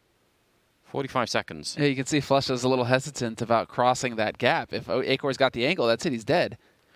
Oh, timing there for Crims. I mean, if he walks around the corner now, the round is won. Acor has no idea. He was just turning. That's amazing. That's comedic timing from Crims. We've got to give him some credit. He sensed it. Acor sensed a disturbance. Yeah, well. They have been watched. This is Predator. Let's see the retake, the replay here. Yeah, this is Brolin's initial spray. Yes. I thought he would get this. Do we see it? No, this is just before this, prior to this, I thought he was just going to pull the trigger, and I think he unscoped by accident without shooting. But whatever, no way to prove that. This is so far proving to be a dominant first map from Fnatic. I mean, it's going to be very curious to see, very interesting to see if they can keep this up. But right now it's 13-6. Fnatic on the T side looking fabulous. Roy with the flank. Deagle spray takes Golden and Brolin. Back into a 3-on-3 just like that. And now Roy on a tear. Just continue. Crims, that's a nice transfer. Yeah, he saw that coming. That might have actually just at least probably saved them in this round here. Yeah, I mean, it's so weird because it looks like it's about to be 14-6, but I in some sense, it feels like that scoreline doesn't... Ooh, nice pick off there. Crims is also just a shot away. He's going to go pick up the AK. The scoreline doesn't really seem to do it justice in some sense because this game has definitely felt much, much closer than that. But some of these important rounds have just gone Fnatic's way, and that's definitely had a huge impact. Acor going to slowly make his way down, and Crims just waiting behind there. He's already got the double from over at the ramp. A third one to add and get to 14 rounds, and he's going to see it perfectly. Just really well done. And Fnatic, again, close round, but it goes their way. 14-6. And I think this last... yeah, look at that. Yeah, look at that. I think he unscoped. I think he thought he shot. Could well be. That's so painful. That would have been insane. Would have been a nice kill to have had. Just again, he did pick it up afterwards, but still, through the smoke's always a little bit more annoying, isn't it? Oh yeah. Well, right now, I mean, Mad Lions, they're calling their second tactical timeout. Peacemaker probably giving them an earful right now. I mean, it's 14-6. Fnatic. I mean, a terrific second half so far. Nothing. It's flawless so far. They haven't dropped around. It's true. If you just look at the rounds, that's definitely true. But if you look at Like how they won them. yeah, it's like Yeah. some of those are so close, right? That I mean, at the end, Fnatic are not going to really care about that once they win the game, or at least win the map here. But I'm sure Mad Lions will care about it, right? They'll be saying to themselves, hopefully not right away, but later on, damn, like we could have had a lot more. Shush, not quite the chance there. Double up on the CT side, and presumably the last chance here for Mad Lions to do a lot to try and keep the dream of this map alive. It's not looking good at the moment. Still checking that A ramp, JW. That's why he's hanging out here, thinking, you know what? I want to make sure that you're not going to go and get 100% confirmation that no one is here. And meanwhile, they're setting up over at the B-bomb site where absolutely nobody is defending. So this looks like a very, very strong call out of Fnatic. They tend to make him. Golden, I mean, I've just been nothing but impressed with him as an in-game leader. Yes. All the shots, though. Hooksy's going to come in. Golden trying to take point. That's going to open it up. He still gets a kill. But there's Hooksy with the double, bringing it back. 2-on-4 retake scenario now. Flusha trying to do the best he can to hold the line on the point. Going to get swamped. A flash, perfect, but he can't connect. Doesn't get the kills. Molly onto it. JW gets headshot as well. That's not going to help. And they're just going to charge this guy down. He is running, trying to create some room, but there's no way he's just going to back off and try and save this AWP. Teaching refresher lesson, saying, you know what, kid, you may have won the round, but don't show that level of disrespect. Like, I'll take you right out. You don't All mess right. around with J-Dubs. Definitely not. Okay, a very close round. I mean, I'm almost tempted to score that, you know, the other way. That flashbang probably, that could have won them the round right then and there, but it was a bit of a tricky spray, right? Could have gone either way, honestly, for this particular round. So it goes the way of Mad Lions, and they get to make, you know, they get to save the double up. They get to make a, you know, a little bit there, but still not really making money. Still only surviving with 2 members. So we shall see.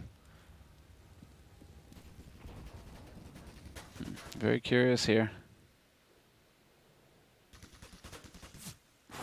There it is. Oh, Man, unbelievable. Hooksy has no idea how close he was to death. He's just walking back. It's just like you're trying to will it to happen, you know? Yeah. Just like, just peek. He's just whistling on his way back. Oh, they need to catch him. Well, Molotov in there. Some backup being called for. Roy getting a bit close now, but yeah, they're waiting for it. I actually think this is very smart. Now, A-Cole will get the kill on Brolin, but I love the fact that Fnatic were expecting that aggressive push. That is not a... They weren't just sacrificing everything to catching the guy behind the sandbags just because they had spotted him. Which, again, you could have been tempted to just make a straight run for it and just try and get him killed and then lose your entire team in the process. Ooh. Yeah, pushing up here, though. We are going to have Flusha trying to create some room for the rest of his team. He's right on the edge trying to use this smoke. Oh, that HE on a JW and gold, and they ate that. But now it is going to be bomb planted. Angle here. Flusha misses the shot. Unfortunate turn. And yeah, these are just kills after kills. It seems like Mad Lions, they've remembered to sharpen their fangs. Yeah, but it is definitely not done yet. There is a smoke, and that's going to be annoying for JW. And now that he's lost his teammates, yeah, it's going to be even worse. I was just going to say, like, maybe if JW could just clear a bit of space, he could have done some magic with that AWP. But they'll survive the round. They'll get, again, the double AWP, and this time with 3 members alive. That is great news for Mad Lions. The money for Fnatic is still kind of outrageous, which is actually a huge problem for the Danes at the moment. Because again, even if Mad Lions win this, you know, the next round, if there's another bomb plant, then the round loss bonus plus what they have in the bank will suddenly be enough, and it's just one long struggle right now for Mad Lions to try and do much of anything here. Yeah, the constant pressure here being put on by the Swedes. This is a change of pace coming out now. Golden eats a bit of nade damage. Is that worth it? Yes, it is. Hits the headshot on Shush, opening up the B site. Nice little flash over the top to create some room. And now he's out onto it. And they have no idea what to expect, Mad Lions. Is there a follow-up from this? Is there anybody else? If Golden could get the second kill, that would have been huge. Instead, he is going to fall. And now, what do they do? There's a chance for JW, but he barely gets that. Oh, it looked like he was dead on him as well. And they're going to slowly be pushed back. Man, if you want to have some appreciation for what it means to entry frag, just look at what Golden was just doing. Paving the whole way and just kept trying to push it. to create that space behind him for his team. That's really awesome to see. Don't get enough of that. And I mean, they weren't that far behind. None of that was Golden's fault. I mean, like, if you want to blame anyone, you say, like, if they were just 3 seconds, you know, further up in the round, then they're right there behind him and it's going to work just fine. Such a cool move. 45 seconds, 2 smokes left on Mad Lions. And again, Fnatic sort of calling a bit of a break, going back to check and see if anyone from Mad Lions are actually, you know, sneaking up behind them and how much they know, and just also making them nervous, you have to assume. Trying to see if they could hit that B-bomb side afterwards. And they don't have a flash to turn the corner, though. That is a bit of a shame here for the T side. Still have 3 smokes. That's what I was thinking. I mean, all those nades getting used. Oh, we're down to 20 seconds. You need to get those smokes in play, and you need to run. You're not giving yourself much room to maneuver with now. 15 seconds, and you have the 2 smokes. Just smoke the gaps and go. You have to make the play across, and going before the smokes, it's just, yeah, you're dead. What was that? Oh, man. I mean, he even jumped over the first shot, but yeah, still, you're right. That yeah, just they didn't get to cover everything they wanted. I'm sure a flashbang would have been nice, right? JW dies after the clock. Oh, did he really? No money. That actually does make a difference now. Yeah. That's, they maybe could have gone. Well, it would have been a half buy. And now, no though, bomb I mean, yeah, no bomb plant. I mean, had they gotten a bomb plant, I think Fnatic get that buy. Okay, I like this. This is a good timing to call a timeout here from Fnatic, just because things are starting to get a little out of hand. Mad Lions, they put 3 rounds in a row together now. So slow it down a little bit here. And you could just have a clear example of a right eye peek angle there. It's JW doesn't see him, but the you know, his opponent sees him very clearly. That's what I'm talking about often, guys, when I'm mentioning good angles versus bad angles. It's where you get these jiggle peek attempts, and it's like, yeah, but if you're peeking from right to left, you're going to see your opponent a split second, you know, after he sees you, right? So a lot of the best players, like these kinds of guys, they're just so good at taking into account those angles whenever they take fights. And so that's what I'm, you know, if you're wondering why I keep talking about angles, a lot of that has to do with just that right there. Yeah, there's slim margins at the top here, so like exactly. For you and me, Anders, it probably doesn't make that much of a difference. We're probably dead anyway. But like for guys this fast, for these guys, I mean that split second is a huge advantage. Yeah, absolutely. Oh, and HE and Molotov to take down JW early in this round. So, I mean, they don't have a lot here to work with, but I think Mad Lions, again, are just trying to stabilize this game. And it feels like maybe now they've sort of finally done it. There's at least a platform for them to build something off. Because I think if they would have, I think if they go on to sort of lose this game now, I actually think Mad Lions have a credible claim to say, yeah, but we probably could have won Vertigo, you know?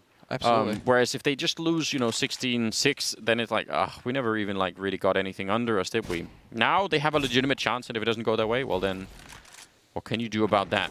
Deep grenade there. Second map, by the way, would be Inferno. Overpass is the deciding match. All right, that's a crazy spray. 5 kills. They were unarmored and with pistols, but still, that's a little bit ace picked up by Roy. Some of it looked really cool. So 14-10. Buy round coming in from Fnatic. I expect AKs across the board here. And we will see some quick play here, perhaps, from the Swedes. Just try and keep that pressure up here on Mad Lions. Because it's been 4 rounds in a row now for Mad Lions, and we don't want to split it. You know, 5-5. None of that here. Fnatic are just looking to close this first map out. If it goes to Inferno and Fnatic are already up 1-0, it's going to be looking so good for them in this series. Hell yes. Golden. Oh, that is absolute artwork, isn't it? What a crisp player he can be. And he wants to keep going again. This is a similar thing. He wants to keep the pressure on for the rest of his team to get in behind. That's why he's being so aggressive. Shush will finally take him down. And Fnatic, what could they build behind this? Again, Golden. That was delicious. Oh, man. Look at JW. He's just taking all of the attention away. Oh, no scope, not connecting. Second one, Will. What is going on? This is a Fnatic round. It's just got Fnatic written all over it. If they can't finish this, that's going to be upsetting. Flusher comes in with a kill there on Shush, but it's 2-on-2, and Hooksy's walked up right behind. He's actually going to announce that he is, well, they both are, I guess, with a bit of a flashbang there. That just let Crims knows what's coming, and he's going to take them both down. I am... What was that? In strong disagreement. Hooksy's having a rough time this game, but yeah, I'm really wondering about that flash. All the element of surprise gone. What? Can we get that again, please? Golden's entry. That was just so clean. Oh, man! Just do it again. Just Dude. Yeah, there you go, J-Dubs. Oh, man, that was just a work of art. What a play from Golden. So sick. Yeah, that was absolutely incredible. 26th round now. Double AWP. Still got some M4s in the FAMAS here, but absolute last chance for Mad Lions. Now, not fighting to try and win the map, but to try and get it into overtime. And that always is mentally slightly different. Fnatic, though, I mean, the way to overtime right now for Mad Lions is just going to be through Fnatic's economy never really getting up and running, right? Yeah. Prayer as well, I think. Oh, yeah. It's probably a good thing. This is, well, Fnatic have elected to slow it down again, but they've got the firepower advantage. Although, as I say that, they do have a double op here on Mad Lions. And, well, there's Acor getting caught, not able to pull it off. Brolan getting taken out by Roy. We do have Crim's trying to create some space. Oh, JW just a second too late, although that is going to be Golden trying to take point. Angle clever here from Refresh. Not going to be easily spotted. And Mad Lions, man, if they win this round... The Molotov wasn't spreading on a Refresh. It looked like he was almost sat on top of it, but I guess not. Yeah, 38 seconds. This should be really readable right now for the CT side to sort of know what's coming. Not that they all have to show up and stand on top of each other, but yeah, they're getting closer and closer. I think they're flanking as well from the lower part of the map, so we'll see how that's going to be working out. 24 seconds, grenade, that's going to help out a little bit. Crim's coming in from the one side, JW all the way back here. He's got the right idea, but Hooksy showing up with a bit of a double kill, and that will cancel out any chance here. Again, even saving it, oh, might be possible, all right. 9 seconds. Okay, we get another one for JW. He is low on time and health, so yeah, he's going to have to back it out, but if they kept coming for him, who knows? Now he's hiding essentially out in the open right underneath them. Oh, and they spot him again after the time has run out. I like that idea. This is getting out of hand, Anders. Just a bit. Brolan is going to just be so frustrated, I think, after that failed entry. He could have had 2 of them dead. Could have done exactly what Golden did. Yeah. And just fluffed both of them. And that really wrecks the round. That wrecks the round for Fnatic. So we will get that timeout getting called here by Mad Lions. A little bit of room to discuss. And actually, I mean, it kind of works perfectly. You know, it gives Mad Lions a little bit of room to discuss, to feel good. Fnatic just get to stew in their juices right now. They get to feel frustrated with the fact that they've had a couple of opportunities here to end it, and they've missed out. So money is not fantastic for Fnatic, so the beating is going to continue. They're going to keep getting kicked in the teeth, at least for another round. You got to do what, like Deagle, Kevlar, couple of nades here if you're Fnatic, and then just put it all in the next round to finish this first map. Yeah, I mean, they have another 4 chances to do it, so... I mean, this is a throwaway round, right, Anders? So what do? Do you just go for, like, Deagle quick and go straight into ramp and, again, try and abuse that? I guess, well, I mean, here's the answer. So the answer is no. Fnatic elect not to do that. Yeah, I mean, it's any kind of play like this, no matter what it is, right? It's always going to be based on just flipping a coin. And this time it was grenades, see if that works. It didn't, so... You could still do something with the Deagle on Golden. I mean, again, one quick shot there could make a bit of a difference. Shush. Definitely spotting that out, but the rest of them are in middle, it seems, and hanging out, hoping for a snipe on somebody. This is a cool idea. Boosting up on the rebars to look over the box. I actually quite like that. Well, they eventually do get the better of Brolan. Yeah, run boost across. Nice shot there by Acor. He nearly had it. I was going to say, I wonder how close that actually was. It looked real close to me. This is going to be an excellent anti-eco round here for Mad Lions. Yep, impossible. So everything covered, and yeah, just textbook stuff. Very clean coming in here from Mad Lions, not getting ahead of themselves, not giving anything fun over to Fnatic. 15-12 now for Fnatic. Map point still in their favor. And now, well, yeah, JW, they're going to have to give him the AWP there, but it's a teammate who has to do it. It looks like they had just enough money. Yeah, they picked that up. 15-12. Another 3 rounds to go for Mad Lions to get into overtime, and if not, Fnatic will walk away with a nice win here on the first map. But again, I think that'll set them up real nice in this best of 3. See, a little bit of a boost over. Crims with the Creek. Not so much that we see that nowadays. It had its glory moment, but then it sort of disappeared again. And he's almost going to be able to see us. Not that far off. Some counter nades coming out. Not going to do anything at all there. So, yeah. Early exchanges. No one in B early on once again here for the Danish side. They've done this before, but they just sort of leave it alone for in the beginning. And then eventually start to go back if they need to. Golden. He has been amazing at the entries. If he get even one kill in the middle, that should set them up real nice, but it's risky. Yeah, he has no way of knowing. And again, angles. That's just, you slow walk into that, shush that for an Opper, it's just the easiest shot of their lives. And now, well, man advantage for Mad Lions. And this is JW. He's got it, but again, it's crazy.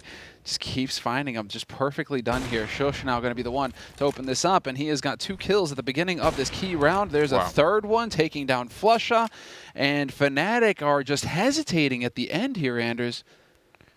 They look so good. Let's see. I mean, it is a little bit scary now, isn't it, for them? Because who knows what happens in overtime, and that's just Shush now.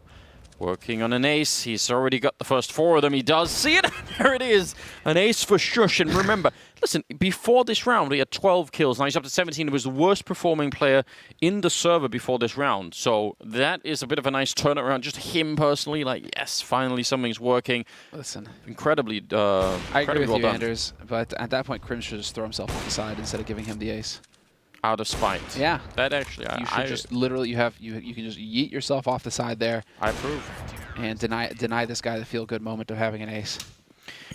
But that ace will be very quickly forgotten if they can't win the next 2 rounds here, Mad Lions. As fun as it is, I don't think it will matter. Roy had the other ace, right, against the Eco, so 2 aces so far in Mad Lions. That's unusual for one map.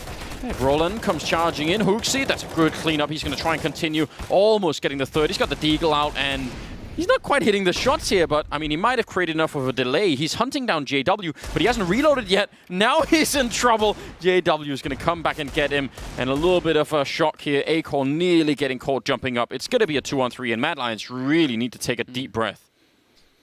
With the smoke down, they've recovered a smoke, though, on JW. They have options here. It's still so early in the round with a minute left. Wow. No need to rush. It's going to be the peak, the double, and they're getting caught. Golden, it looked like he got caught on something. Just stuck in the middle of nowhere there, on the edge of the smoke, and that ends up costing him. So Fnatic, what looked very promising, just got ruined by Hooksy there. Yeah, but I'm not going to lie. That was seconds away from spiraling out. This could have been a Fnatic round. Yeah, absolutely. If Hooksy just gets traded 1-for-1, they're on the bomb side, and Aco is like with that orb. I mean, he's going to keep taking the fight, but that's a bit close. That's a bit close. 15-14, 30th round coming up. First map here, going the entire distance. I really like it. Listen, the odds were dead even, so we're getting what we would want here. Speak for yourself, Mad Lions, but I put my points on Fnatic. This is getting a bit out of hand. Listen, you can still have this round, Semler. I just wanted to be close. It's fine. We can make that arrangement if you want. You can have. They'll win this round. Don't worry about it. I wouldn't be scared. I mean, if it goes to overtime, it'll be fun. It'll be real fun. But I mean, if Mad Lions win this map, man, then I think we're pretty much guaranteed 3 maps. It could well be. And that gets, I mean, that's just going to turn into the grind between these 2 teams. Because clearly they're so evenly matched. This is all Fnatic, though. I mean, this is just a Fnatic mental game where they kind of just started slacking off a little bit. Well, that's one, but also their economy finally broke, right? That is definitely also the other part of the story, which is that, eventually they just ran out of money. Sure. But I mean, first round there were plenty of opportunities for Fnatic. They could have been a bit more of a one-sided scoreline. And then in the second half here, oh, this is very nice. Roll out with the flash entry. Hooksy is out of the picture. 2 players still here for the A defense, though, on Mad Lions. But Fnatic, because they get that kill so early in the round, gives them options. That must have been just a, individual sort of instinctive play from Hooksy saying, let me try. Refresh going down. JW already made his way around that corner, so Now they're in a whole lot of trouble here. Acor missing a chance, and that could have got him killed right away. I love this from Golden again, being the aggressor and pushing them back into it here. Roy can't really see much, and that's just, you know, hoping for the chance spray. Looks like the bomb will be going down, and things are looking really good right now for the Swedes to be able to pick up this map. It's a shot on Acor to bring him down. Shush and Roy are left, but what are they meant to do here? 2 versus 5. This one was just very slow and methodical for the Swedish side. Roy gets a kill, but I still don't think it's going to be anywhere near enough. So even some wall bangs coming out here towards the end of it. They have a smoke on Roy, so maybe they could smoke the bomb, but once again, how are you going to sit inside and try and defuse for the full 5 seconds? It's just never going to happen. Roy out in the open. He's down, and Shush is surely going to follow. I can't see him doing this really ever. 16 to 14, and Fnatic take the map. And yes, like you said, that was actually very reminiscent of old Fnatic, right? The hive mind. Just working together as a unit all up onto the site, and then post-plant, nobody peeking, nobody doing anything crazy. They're all just playing together. One guy peeks, draws the fire, the other guy gets in for the flank, gets the kill. Just textbook stuff coming up from Fnatic in that last round of the half and last round of the map. So we get a 30-rounder, Anders. Yeah, absolutely great. I mean, a very, very close game. Again, you think about how this played out, Mad Lions could have just as well won this map. So that's looking good for second map Inferno that's coming up after the break. Stay tuned.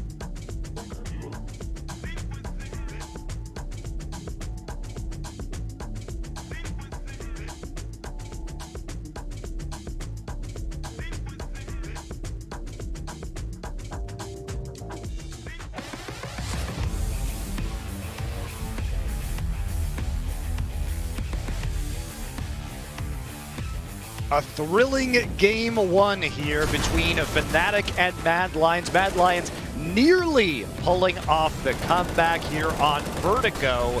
They lose in the end, 14-16 for Fnatic.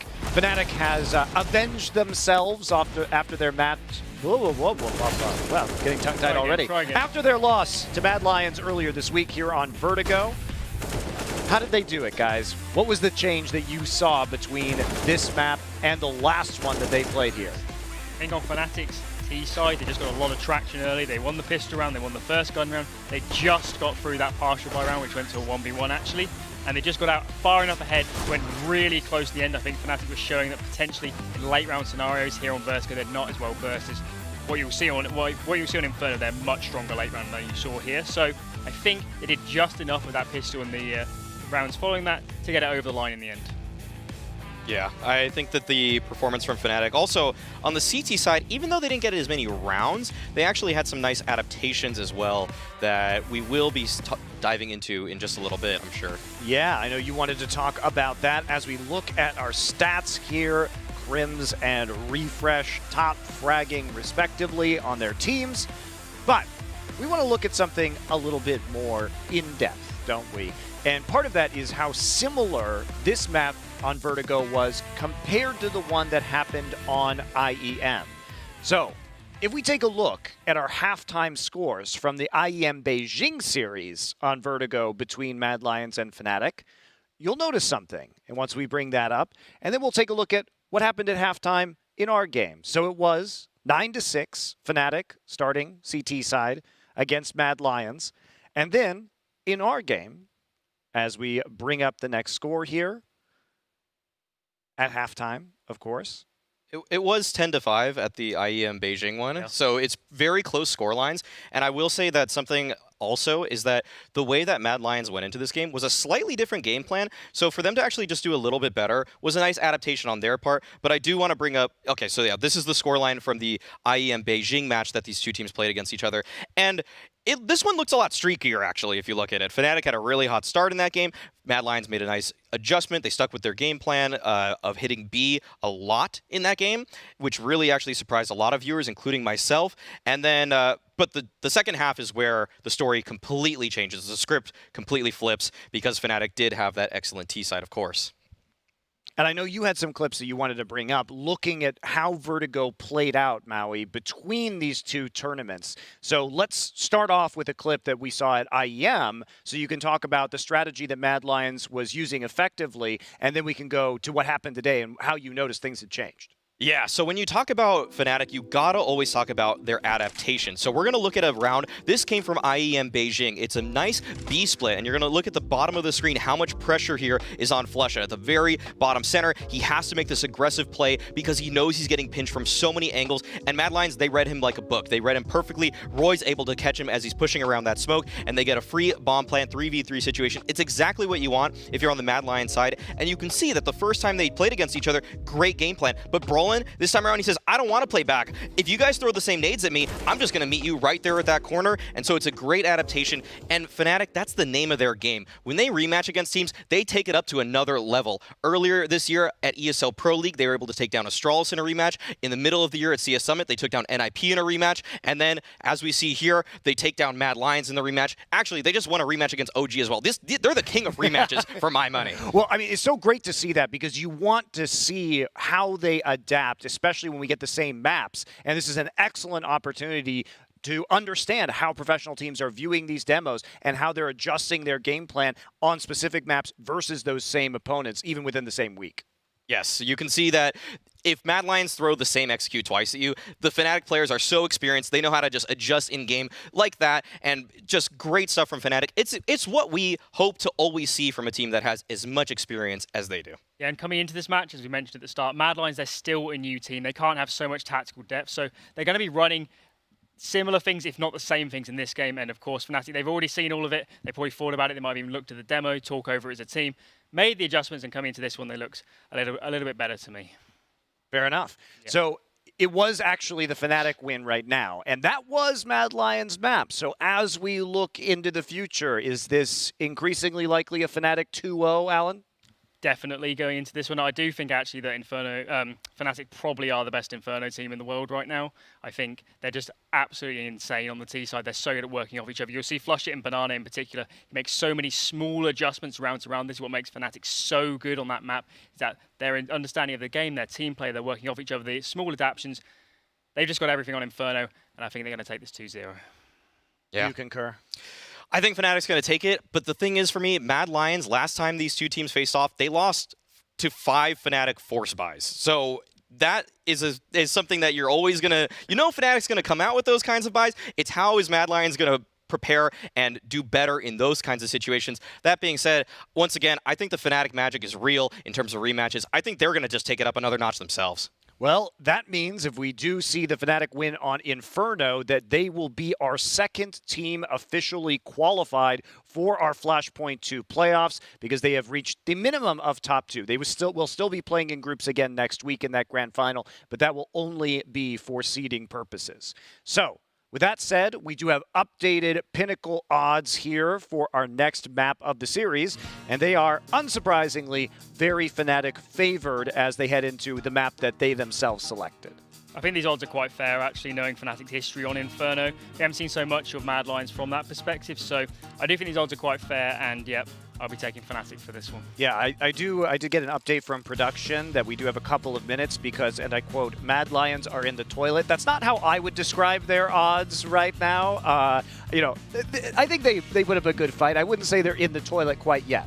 Well, production just said also that there's only one toilet, so they're just like trading off, unless they're fighting swords in the bathroom right there. So you're having duels in the toilet. There's a mental image for you.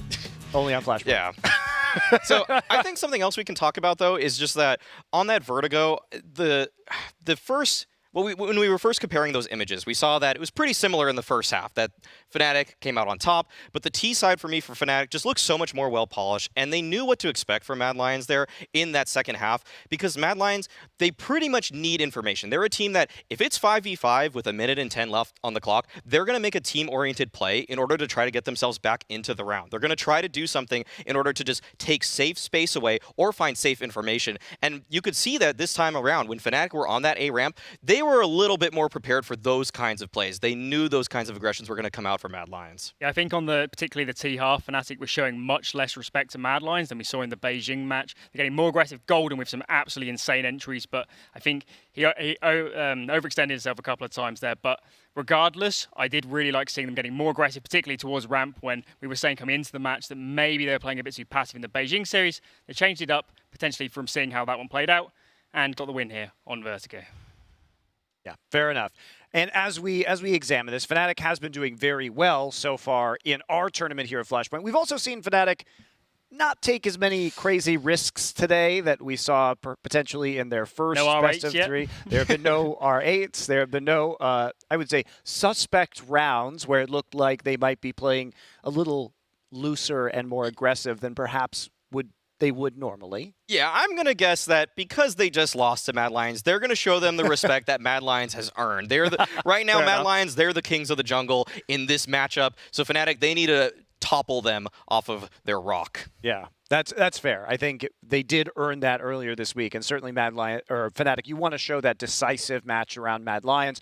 Also, I wouldn't fuck around when I could guarantee my playoff spot right now, which keeps you alive in Flashpoint and moving towards the lion's share of our $1 million prize pool. All right, guys. So as we look forward in this group right now, this Midsummer group, now, we might not think that Contact and Dignitas Vi are as competitive here. It seems pretty clear-cut. Would you guys make a case for either of the other two teams, should Mad Lions lose, coming into second place? I think Contact potentially have a chance. I still take Mad Lions. I mean, coming into this group when we came into the tournament, it was always, for me, Fnatic and Mad Lions in small writing, really. I don't think, Contact and Dignitas really have the depth to take it to either of these teams, but I think Contact, if they went into a match, they went really aggressive, they really set off Esperanto and Regon and Sphinx, let them go all over the place, it could stand a chance, but I'd still definitely be taking Mad Lions in that series if it plays out. Did Contact surprise you at all? Because it did seem like they were stronger than we might have anticipated at the start of this tournament. I think their T sides had a little bit more structure than we would have expected, where you just see the names and you think 5 FPL EU stars, and then they're just going to run out everywhere. But no, Snappy's actually brought some structure. He knows what kind of style he wants to play. So there's actually been some misdirection in the calling, so that he's actually caught people on rotations at times, some good execs as well. I feel like they've actually really mapped out some of their entry routes too. They've gone into some serious depth actually on this Contact roster. It's just that there's the growing pains for me for late rounds. I feel like their late rounds just blew up on them a lot when they played against Fnatic. Just so many times a 3v3 situation, and they don't know who's swinging first, who's getting first contact. It's no pun intended, of course, but really, Fnatic always succeeded in those kinds of situations, even with man deficits, it felt like. I mean, that's fair. There's still a relatively new roster with these starting 5 members, so they might need some more time to get that experience together to finish off those late rounds. That's enough about Contact. We will be seeing them in our next match, and a reason to get excited is that they have come out stronger than people might have anticipated. However, for now, we've got to finish up this Mad Lions versus Fnatic series, and for that, we'll bring in our favorite duo, Anders and Settle. Oh, yes. Thank you, Monty. I thought that was a great first map. What an exciting way to start a best of 3. The desk seemed to be overwhelmingly in agreement that probably it'll end on Inferno. Yes. But as long as it's close, I'm okay with it. I just want to have some close, some cool Counter-Strike. I thought we saw a lot of that on that first map. So I think we all had that feeling coming into it with how Fnatic were adapting and playing. And this is why I think a lot of us chose to go with Fnatic in our predictions going into this, just because they've played recently. And with the veteran... let's say the veteran talent on Fnatic along with Golden, they're going to make adjustments. They're not going to try and play the same game over again and let Mad Lions win the same way. And those adjustments clearly worked. It looked a little dicey there towards the end of the second half, but they got it. And this is, again, very quick coming in here from Fnatic, at least into Banana early, and they eat a lot of HE damage. But now they've still got all 5 players alive here, Fnatic, and they have the nades for an execute. I mean, all they need is the kill on Hooksy, and it's bad news for Mad Lions. Gonna be falling back. He does have a smoke. I mean, that smoke has to be really early because, yeah, he has to throw it down now. If he throws it down when they're close to it, they're just gonna run through. They won't respect it. So that is something you usually do later on. But in pistol rounds, you can just say, whatever, man. I'm just gonna come. Oh, they're gonna grenade it. Do they have the double nade? Do it. Well, they're a little bit further back. I thought maybe they're going to do it. There's the one for the coffins. It will at least connect, but I thought it was going to be 2. Oh, and Hooksy, that's really well done. Now it's time to just stay back. He's going to get a 3rd one. So for all of the tricks that the Swedes brought to this round, it's not looking like it's going to be enough. They're retaking 2 from Construction and CT Spawn and 2 from Banana. And, I mean, it can be 1, but man, it is going to be tricky here for Golden and Crims. That's going to be so hard. Almost impossible. 2v4, full HP. Unless Golden starts clicking away and getting headshots with that USB, he takes 1 with him. So it's Crims in a 1v3. He's spotted. They know where he is. And Acor comes in with the headshot. I am so sad they didn't go for the double HE. I thought that was going to be the play there. Yeah, that's what it looked like to me as well. But I guess not. I guess 1 was what they wanted to go for there. Just, I mean... There is like the way that Fnatic generally have been playing, you know, they look like a really good team at the moment, but also just the huge X factor of Hooksy and Refresh on this lineup is just, you know, like who knows how that is going to be playing out, you know, long term. So, so I think, you know, there are I think a couple of different good reasons to go with Fnatic on this particular one.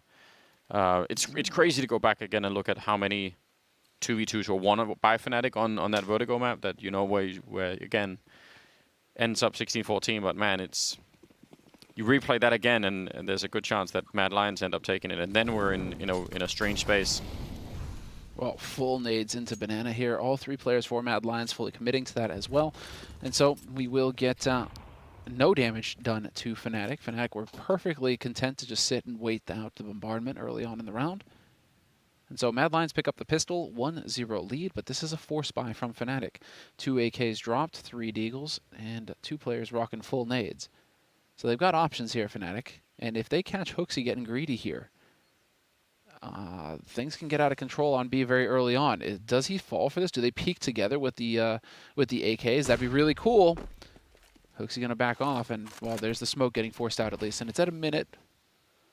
So there's still a lot of room to maneuver here for Fnatic. Yeah, it's fine. I mean, he just has to stay alive, basically. He's going to get in some backup. He's going to get 1 kill there. Can they catch him? Oh, it looked like there was a chance there with the AK. He's brought in Roy, who's now used the 2nd smoke at about 46 seconds. And they're bringing in a 3rd member who does not have a smoke, unfortunately. But a flashbang, I mean, yeah, they're in a good position nonetheless here, Mad Lions, to try and hold this back. And now that they're pushing up and actually confirming for the rest of the map that Fnatic aren't swinging back and aren't about to suddenly go for it, it's going to get real interesting here. They're trying to get through. 1 good flashbang could do it. Roy still not really putting his out. There's finally 1, and he's going to get just the 1 kill. But this is a pretty decent trade for Fnatic right now. Suddenly a 3-on-3. Refresh on the other side. He's going to be flashed through. Oh, he can't stop the bomb. That is huge. Flusher surviving that spray as well. And with 3 rifles now. Flash is there, and Brolan somehow gets that kill. Unreal. Leaves Shush alone in a 1v3, and just like that, Fnatic have slow-walked their way onto the B site, opened it up off of the AKs, and now they will survive this round with two AKs, and both AKs survive, and the M4.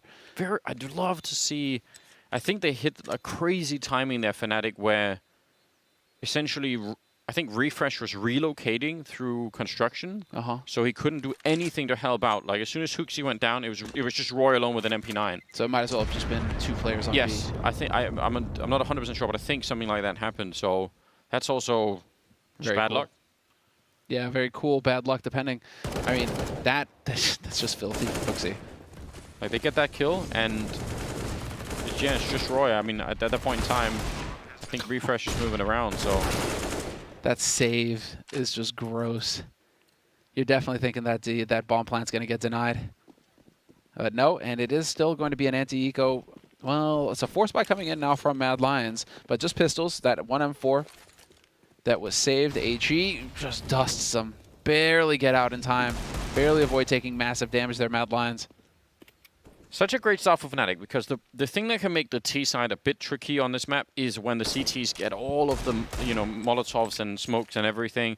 So you've already just delayed that a fair bit. The other problem is having someone like Acor with the AWP, and you've also delayed that by winning the second round. So some different, I think, different levels of success early on here for the Swedish side, just in terms of denying them that early run. And now, sort of shuffling back and forth across the map here, Mad Lions. They're going to get somewhat towards the A-bomb side, but doesn't look like a very strong setup at all. Do we get a flash? Yep. No? Where's the flash? So far, just the smoke. That was JW weird. happy to wait inside. Refresh. He's going to respect it. Turning the corner into Shush and that M4. That's a good trade for JW. Really important here. There are a lot more people coming closer now, but Flusher again saving the day, and he's going to get the kill on Refresh as well. It's not bad at all. Acor down here with the Deagle, but Flusher's going to show up and shoot him right in the back. So a 2-on-1, and Flusher's on 1 health. So a bit of a scary round here for Fnatic. But I still think, I mean, how is Roy going to be doing this with no kit currently? Don't know if there's one on the ground at least. He could pick that up, but he hasn't. I'll find some firepower here. That gun drop, yep, going to give away his position, and he could be in a position where he just wants to save this M4 for the next round. That wouldn't be a crazy thought. Oh, Flusher. Is he going to find him? He will now, because he picked up the kit as well. It's probably going to be super tempting to do it. Crims is right there at the Haycon, has all the advantage in the world, and he'll get the kill as well. I mean, there's a lot of angles to look for. So, fair play. He wanted to do it, but didn't really work out. Yeah, Flusher giving himself that way, I think, is what does it. Otherwise, I think he's just going to back off and save the M4 for the next round. Yeah, I think you're right. But this is 2-1 for Fnatic on the T side of Inferno now, and another round of eco coming up here for Mad Lions. That is, I mean, again, that's a ridiculously close round that they could have very, very easily lost Fnatic over there at the Arch. That was bordering on being out of control. I get Flusher, he survived to get the 3rd kill on Acor there with 1 health, so... Well, I mean, as Mad it Lions gets. and Fnatic have played recently. Mad Lions won that in upset fashion, 2-1, but it also involved Refresh, I think, dropping 70-something frags across the 3 maps. So, well, then they had the roadmap right in front of him. Yeah, they know what to do. just get a crazy star performance out of one of your players, Exactly. and that'll be enough to turn it around. I liked this stack a lot because it's so silly. I have seen it work, but I don't think I've seen a round being won behind it, but sometimes you can get like a freaky kill. They're all lined up. Again, I think Fnatic just don't even care. They're like, yeah, cool guys. If that makes you happy, you can have that 1 Mac 10. I still like it. I'm not gonna give up on it. And Acor's over here alone in pit. He can be the guy. He can be the one to ruin it. Do they check? So far, they're not checking. There it is. All right, Flusher gets the kill. So Hooksy and Shush, yeah, they've got a Mac 10. Super cool. Gonna be overjoyed on there. Yeah, they're really gonna love it. A little bit of a spot. Shush getting tagged up. Crims checking to make sure that they are not getting flanked. And well, they are right now. Mad Lions are trying to put themselves in positions to catch Fnatic as they get out of the bomb site. But with the bomb planted on that, the positioning of the bomb plant means that Fnatic, they can be pretty much anywhere. They're not too worried about dying here. Definitely not. Yeah, this would have to be just some weird timing for Hooksy. Oh. Yeah, he could try him, but again, he doesn't have, well, yeah, he doesn't have armor, so he's going to be dead so quick when he turns this corner. Does actually get the kill on Flusher, and he doesn't even go down. He just dies to the bomb. That's so strange. How did Flusher die so quickly? I don't know. How did he die? Can we get that on replay? Yeah, okay, he's already Flusher low. was low, but 37, yeah, that's the reason. Okay, that explains it. Fair play. 3-1. The one guy. Yeah, well, it all helps at the end.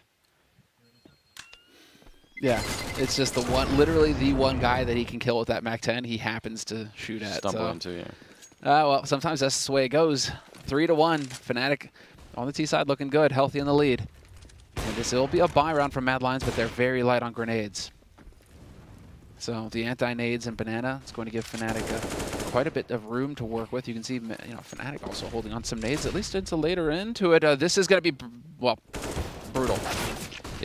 Refresh, oh man, it's so perfect. Refresh gets that kill, so they have no idea that Shush is here. Still traded 1 for 1. Yeah, you would have definitely assumed that would have been way more of a spray down. That leaves a lot of problems here for Hooksy. Tapping away, but he needs backup pretty quickly, and he's also worried about that. Oh, that's a nice job on him, though. He actually gets out from that corner again. Grenades and everything else could have followed. He's going to go down to golden eventually, but the move itself is definitely pretty great. Roy will take down a kill, and now it's on Flusher. 1 versus 2, and this is again where you'd want to see Mad Lions take that deep breath and make sure you work together. They have a Molotov as well. Flusher, he's going to have to go for the swing, surely. He can't just wait back here. A little bit of a fight, but Acor takes him down. Look at how much damage he did, Flusher. He nearly had that kill, and the Molotov on top. I mean, that could have been incredible. Chaos round, man. Absolutely chaotic. Yeah, that is a coin flip round that just kind of turned for Mad. I don't know, like, these rounds are so close, it's hard to say. But, I mean, yeah, man, it's just, that's such an important round for Mad Lions to win. Because if they don't win it, I mean, it's just another, well, half-buy kind of scenario for them. Fnatic will just run away with the first half very early on. They'll get so many rounds on the board so early in the half that life is going to just be really grim for Mad Lions. So Mad Lions absolutely had to win this round, and they did it barely by the skin of their teeth. When you watch that replay again between Refresh and Shush, I don't know. It looks like Acor got headshot, so he probably got wallbang headshot there. Yeah, I think he did. Headshot through the box, so that just sucks for Flusha. But that setup over at Arch between Refresh and Shush, you look at that again, you think that's not good enough. That has to be better, basically. Flusha. Well, okay. Not welcome. Yeah, that was brutal. For trade nades and everything. I mean, it was still just a MAC-10, so not like they lost a rifle or anything. But Fnatic, once again, down a man. JW currently scratching his head wondering, hey, aren't I the one who's supposed to die first? What do I do now that I'm alive in the round still? They know that there's 2 people on Banana because they just heard both the 2 HEs. So maybe they want to try and take a little bit of advantage now. Last guy's being pulled over, so it's going to be a 4-1 setup. At least it looks like it for the minute here. Turning the corner toward Arch, and Refresh is hearing all of this. Great shot from JW to take down Acor. And yeah, they've got some Arch coverage here, but I mean, yeah, they're going to be forced forward, take the big swing, and it's going to be golden going down right afterwards. 2 versus 3, but this is still winnable for Fnatic. Nice shot from Shush, and actually almost could have had that one on JW, and in fact he will, down from the pit. Nice triple from him. I don't know. Again, some of these rounds just look so close to me. Even if Mad Lions win this one with 3 alive, I still get nervous. What really unfortunate for Mad Lions. Hey, that was Flusha, just kind of, that sucks. But this, going out before this smoke is able to bloom, just pulling a fast one there, hopefully before the guy has his rifle out, right? It's just all these little details that are coming through, and Mad Lions right now, they are playing so well. 3 on 3, they've tied it up 3-3. And Mad Lions on the CT side fully bought up now. And Fnatic having to go for the eco. So right now, name of the game here for Fnatic is to get that bomb plant. Brolan's going to get caught by Refresh. That's what we expect to see. JW just barely makes it around the corner, but he's only got a Glock, so he's not that much of a threat. Yeah, he's out on an adventure somewhere. He's just out looking. See, almost time to catch Refresh there. Could have been fun. But yeah, it's hard for JW to have a big effect on this round when he's in library with a Glock and has already been tagged up. Good timing as Golden goes down. Some money being made by Refresh now. And 3 versus 5. And yeah, I don't know. Again, every little bit matters here. A kill with a deagle, anything like that. It's all going to count towards the end of the half. Blowing up the furniture now. Vandals. No respect. Dude, JW has just become the guy who's just impossible to kill. Finally, Hooksy catches him. What's going on? And the bomb is nowhere near anything right now, so they need to just die, Fnatic, at this point. 34 seconds on the clock. Hopefully they take somebody with them. Krim's going to get caught, and this should be Flusha. Yep, getting caught in the open. Nice swing from Roy. And that is going to be a 4th round on the board for Mad Lions on the CT side. Right. I mean, that makes it a bit more comfortable for them. Now they're at least in that zone where they can lose around and they can still buy, and it's not quite as dramatic all of a sudden. Just weird seeing no bomb plant from Fnatic. You'd think that they would have something just in their pocket to get a bomb plant, right? It's so hard on Inferno, though, when you only have pistols, right? I feel like you need something else. I mean, half buy, yeah. If they'd gone for the half buy, I think they would have been able to. All right, aggression down middle. CT side now trying to throw this one for a bit of a loop. But look at how Fnatic is set up. They are ready and waiting. That was a great counterplay. Very important that Acor actually gets that kill, because otherwise they'd be a man down. And yeah, time to back on out. He's low on health. And left in the middle is Refresh, just thinking, well, I guess I'll just hang out here, guys. Oh. Dude, that HE onto Flusha. Brutal. Refresh is just a split second too late there. But now they're going to be one on top of the other. Do they check this angle? Refresh, as he comes up, might not see this. Oh, he does barely spot it. Golden's going to take a bullet to the face. Oh, and he swapped out the gun too soon. He wanted it would have been better probably. I mean, who knows? This is just adding to the list of mad rounds. What a nice shot. Acor, headshot wasn't needed, but it doesn't really matter. JW will take it anyway. And now making the jump down behind his own flashbang. Hooksy taking the fight and winning it. That's a nice win as well. Now they're low on health on that T side, but they have 50 seconds and push down all the way to the bottom of Banana. It's going to be Roy hiding in that corner. This needs to be a straight instant headshot, and yeah, he's just not looking the wrong way. I mean, it's not really Flush's fault, is it? Yeah. Brolan 1 versus 2. There's no way, right? At that point. Brolan with the full set of nades, but unfortunately for him, Hooksy has maneuvered himself right beneath him, and there's no way for him to get down from here without... Just barely makes it. Still, if he stands up, Hooksy, if he looks the other way, it's over. He's got no idea where to look, and now the smoke is up. Yeah, he's going to get shot in the back. Wow, I mean, again, I don't know. I'm not envying the analysts at the moment that have to try and go through a round like this. Best of luck, friends. There's a lot going on. Still unclear. Yeah, okay, now we're going to get a timeout call by Fnatic. Like, Acor should be counting his lucky stars that he survives this round. He should have been traded as well by Golden. Yeah. But then Refresh moving all the way down mid like this, it's just all over the place. But it feels like the gods want Mad Lions to take the lead in this first half. All the chaos, and Mad Lions are the ones coming out ahead. So 5-3 on the CT side. And JW just not super pleased, because obviously that's a duel that he should be winning against Hooksy.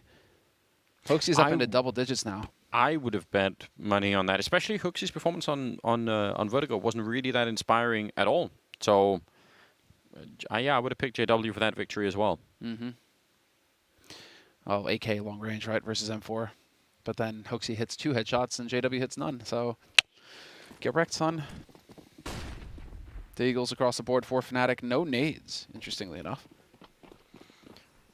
Again, the early emphasis here on Banana with 3 people showing up, which... I mean, there's no way for Fnatic to know that apart from watching demos, which they obviously have.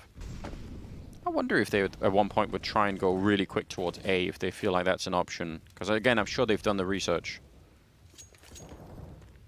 Maybe the thought process now. I mean, they haven't seen anybody mid. So now it's going to be... But this is it. You know, after those early nades, you just cheat 2 players over towards A, and now you've got 4 players on A if you miss that window. So Fnatic, a little bit too late to the party here, are about to get blasted. Yeah, though right now the A defense is looking just fine. But yeah, I mean, it would be fun to see them try and exploit that in a round. It's not like they can know necessarily in any given round. I mean, it's going to be, but you know, sometimes you do just have to try and get that timing down and you know, hope that you've picked the right round for it. So. Don't know if they're feeling that desperate yet. We'll find out. They are a little bit behind on kills. Not maybe a terrible amount, but would be cool to see Brolan up there. He's 2-6 right now. Could definitely need his just raw output in this game. Flashed away. Oh, that's a blind shot. He could see nothing at all. He still picks it up. Now it's dangerous. Now it's actually really dangerous. Roy with a good kill. 20 seconds on the clock and still down in the pit is Shush just waiting around. But they're going to take down Roy, and Shush has to buy time here. He's out in the open. He nearly gets the triple spray down. And now there's 10 seconds for a 2-on-2. Through this bomb plant. Nuts that he gets in there. Smoke clears. JW caught in the open. And so it's all on Crims. 1v2. Tries to come over the top, and he does win that duel. The timing is all here, and he gets... What happens? He gets caught on something? I am not sure. It definitely looked like there was something strange going on. What was that? What was up with his aim? I don't know. It's not going to get better now that he's being teabagged. And shot in the face. That was just the weirdest thing. Can we see that swap at the end there? I mean, that was just lucky. So wild, isn't it? Look at what happens behind that one, one happy accident. I don't know. Yeah, he was just kind of facing. I guess he just admitted that he knew that he was dead at that point, but... No, I think surely his mouse got stuck on something or something. That is just the weirdest thing. I It hope he must doesn't have been. tilt. That's so frustrating. Wow. 6-3. Yeah, maybe we can do some investigation and find out what happened to Crims, because that was definitely something. Little grenade there on Flusher. He's going to soften him a little bit. And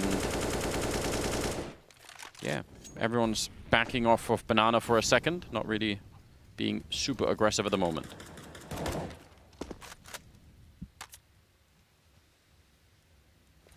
But yeah, standard stuff right now for Fnatic, right? Taking over Banana, taking over second mid and apartments over the A side.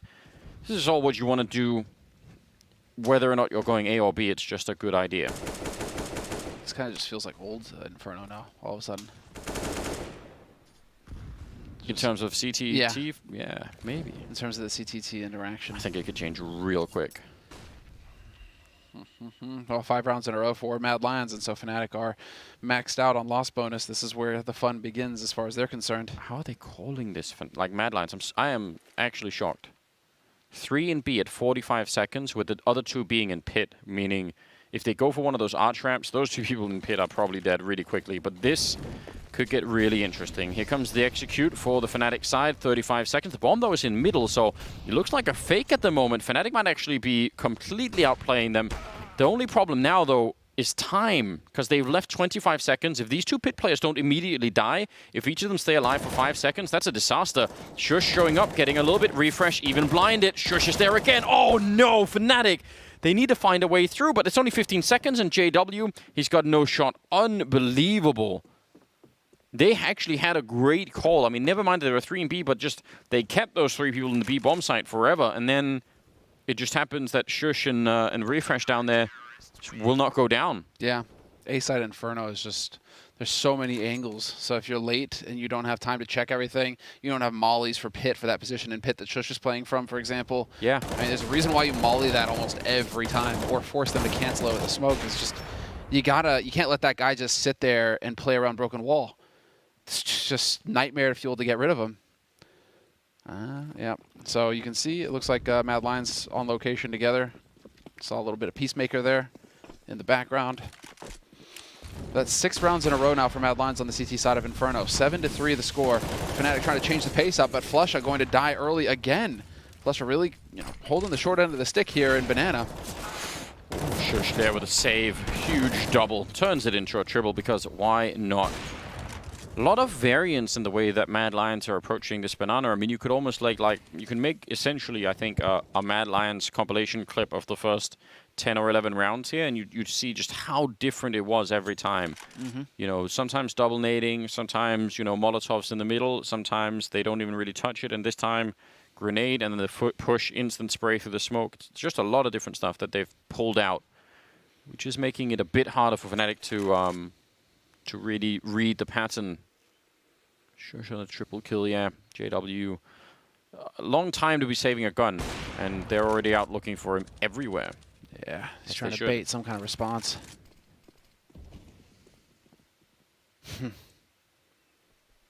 Oh yeah, now he's going to get boxed in. He is fully boxed, nowhere to go. They're going to be right on top of him with 5 alive. There's absolutely no reason not to charge this guy down and take this gun away.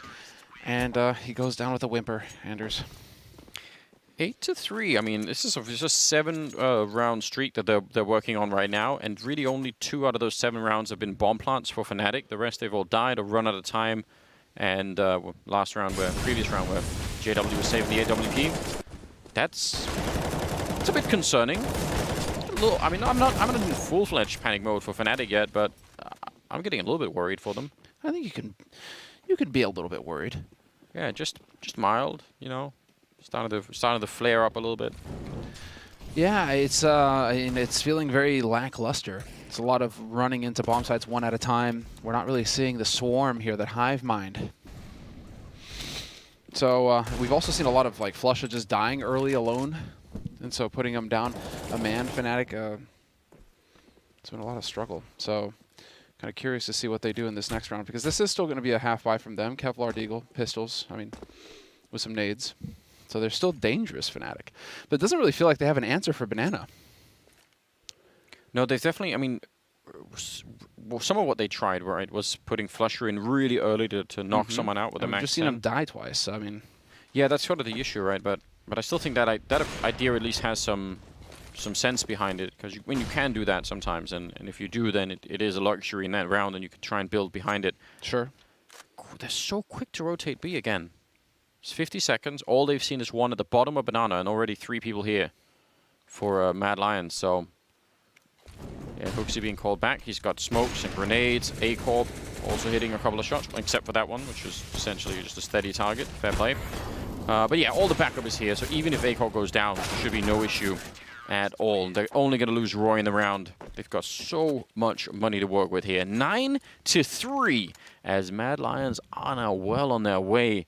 I think this is the time. Like, now is when I'd want to see Fnatic, you know, really like pull out that strategy that they've had 12 rounds so far to figure out what is the tendency, how does this work, how are they defending, is there anything we can exploit right now? Well, then now let's try and do that. And again, it seems to me like faster A is still the most obvious one. It's just I don't know if they will have known that. It's easy for us to see, but yeah, we do also have a minimap that shows everyone. So because Mad Lions have gone right back into their default here. A-Core drawing attention to himself towards A, but again, smoke bottom Banana, Molotov at top of Banana and at bottom of Banana. It leaves that gap, but then with that gap, you have the HEs and you have the peak. So Mad Lions have really figured out their protocol here for taking Banana control early, and clearly Fnatic don't have an answer. They're just like, all right, you can have that. We're actually just going to save all of our nades. They've used 1 nade so far in this round. There's a second one getting used. So I mean, yeah. Now Fnatic, at least they have nade superiority. They need to just do something with it.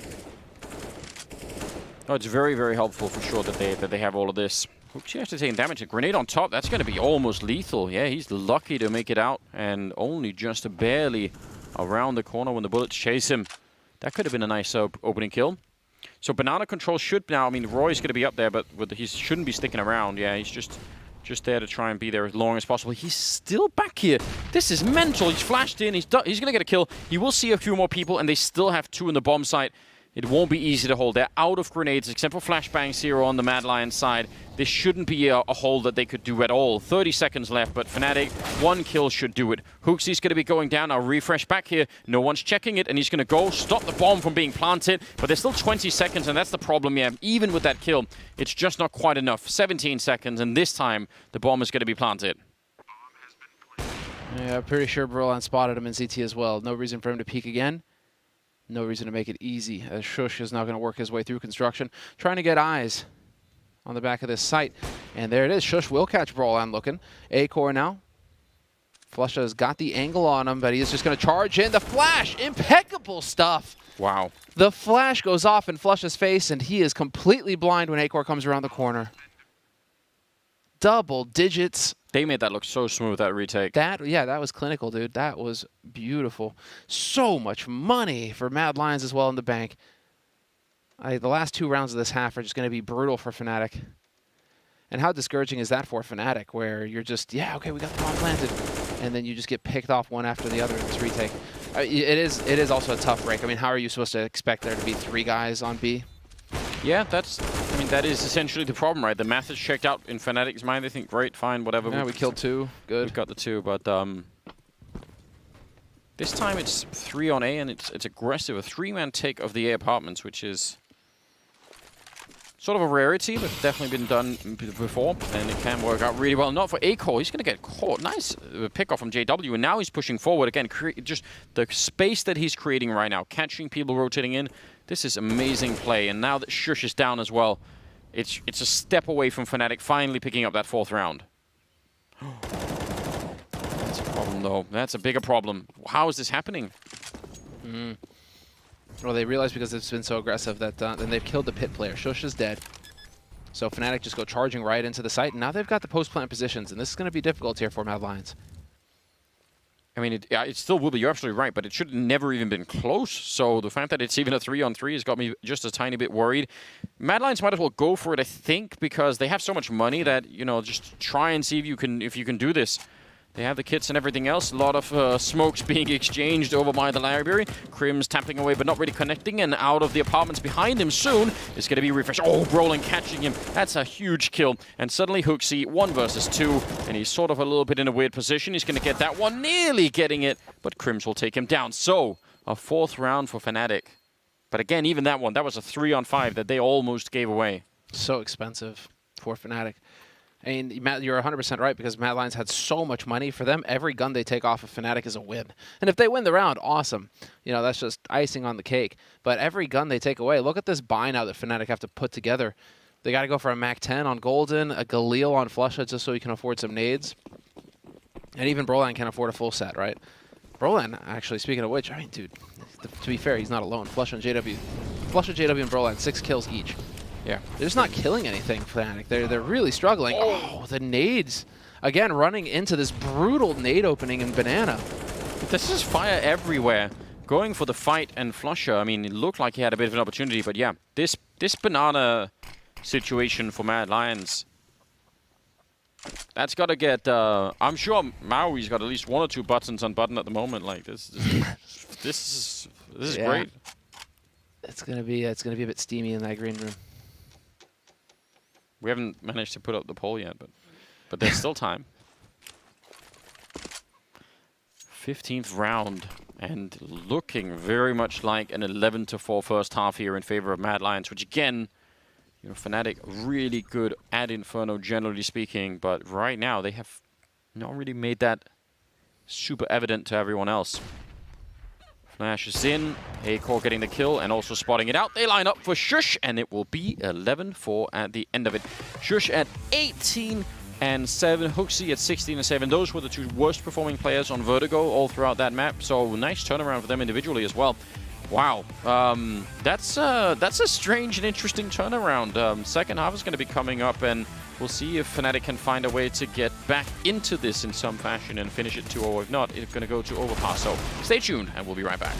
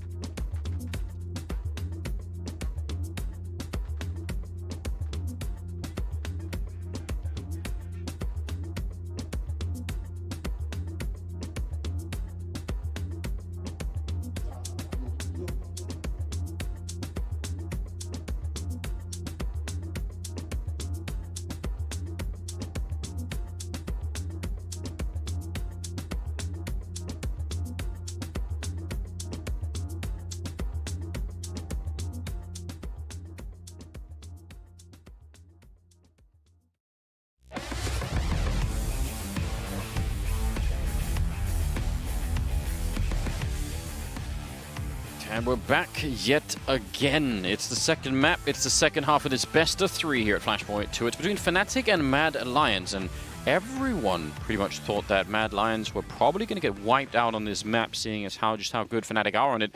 So far, much evidence to the contrary. It's 11-4 in their favor, and Fnatic need to win this pistol and a lot more. So much room, and there's JW getting spotted.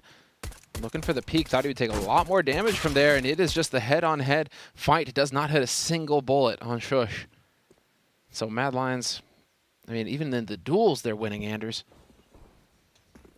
Yeah, right now, Shush has really been the main engine for a lot of that first half.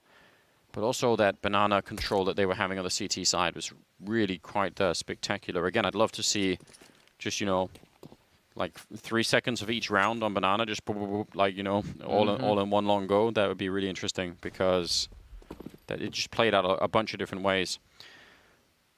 Smoke on Golden and a defuse kit, but otherwise it is just you know, brute force here for the Fnatic side in terms of the weapons. And yeah, they've locked themselves in on banana, which again, this is great. I love this from Fnatic. They're actually taking full advantage of this, pushing up behind them. The flank is going to be quicker. The Roy is also looking for it. He's turning around, just throwing the smoke. Is he going to check again? JW just needs a kill, and there it is. That's huge. Now, yeah, they might as well commit. The game is up right now. They know what's coming. Crim's going to pick up 1 kill. Nice headshot on refresh mid-air. And Fnatic, a great read so far in this round. But they're just shutting down JW on the flank, so they know the banana is clear now. Fnatic, it is going to be Brolan. He's holding at CT. The smoke clears. The fight goes in, and it is big, but Crims pulls ahead. Quad kill for Crims in the pistol round. JW took away the ace, but they got the pistol, and that's what Fnatic really cared about here going into the second half. They needed to start strong and get that CT side rolling. Yeah, ooh, that got scary a little bit at the end. But yeah, this is so smart, right? Exactly what just happened to Mad Lions is one of the reasons why people don't generally in regular rounds just camp out on banana forever, because again, if the CTs find out, yeah, you're going to be in trouble. So I really, really enjoyed that. And the spots, there it is. And this is still second mid. Mad Lions ready to go through. Ready to pounce on this A site, and they are grouping up as 5 to do it as well. But it's going to be quickly into apartments.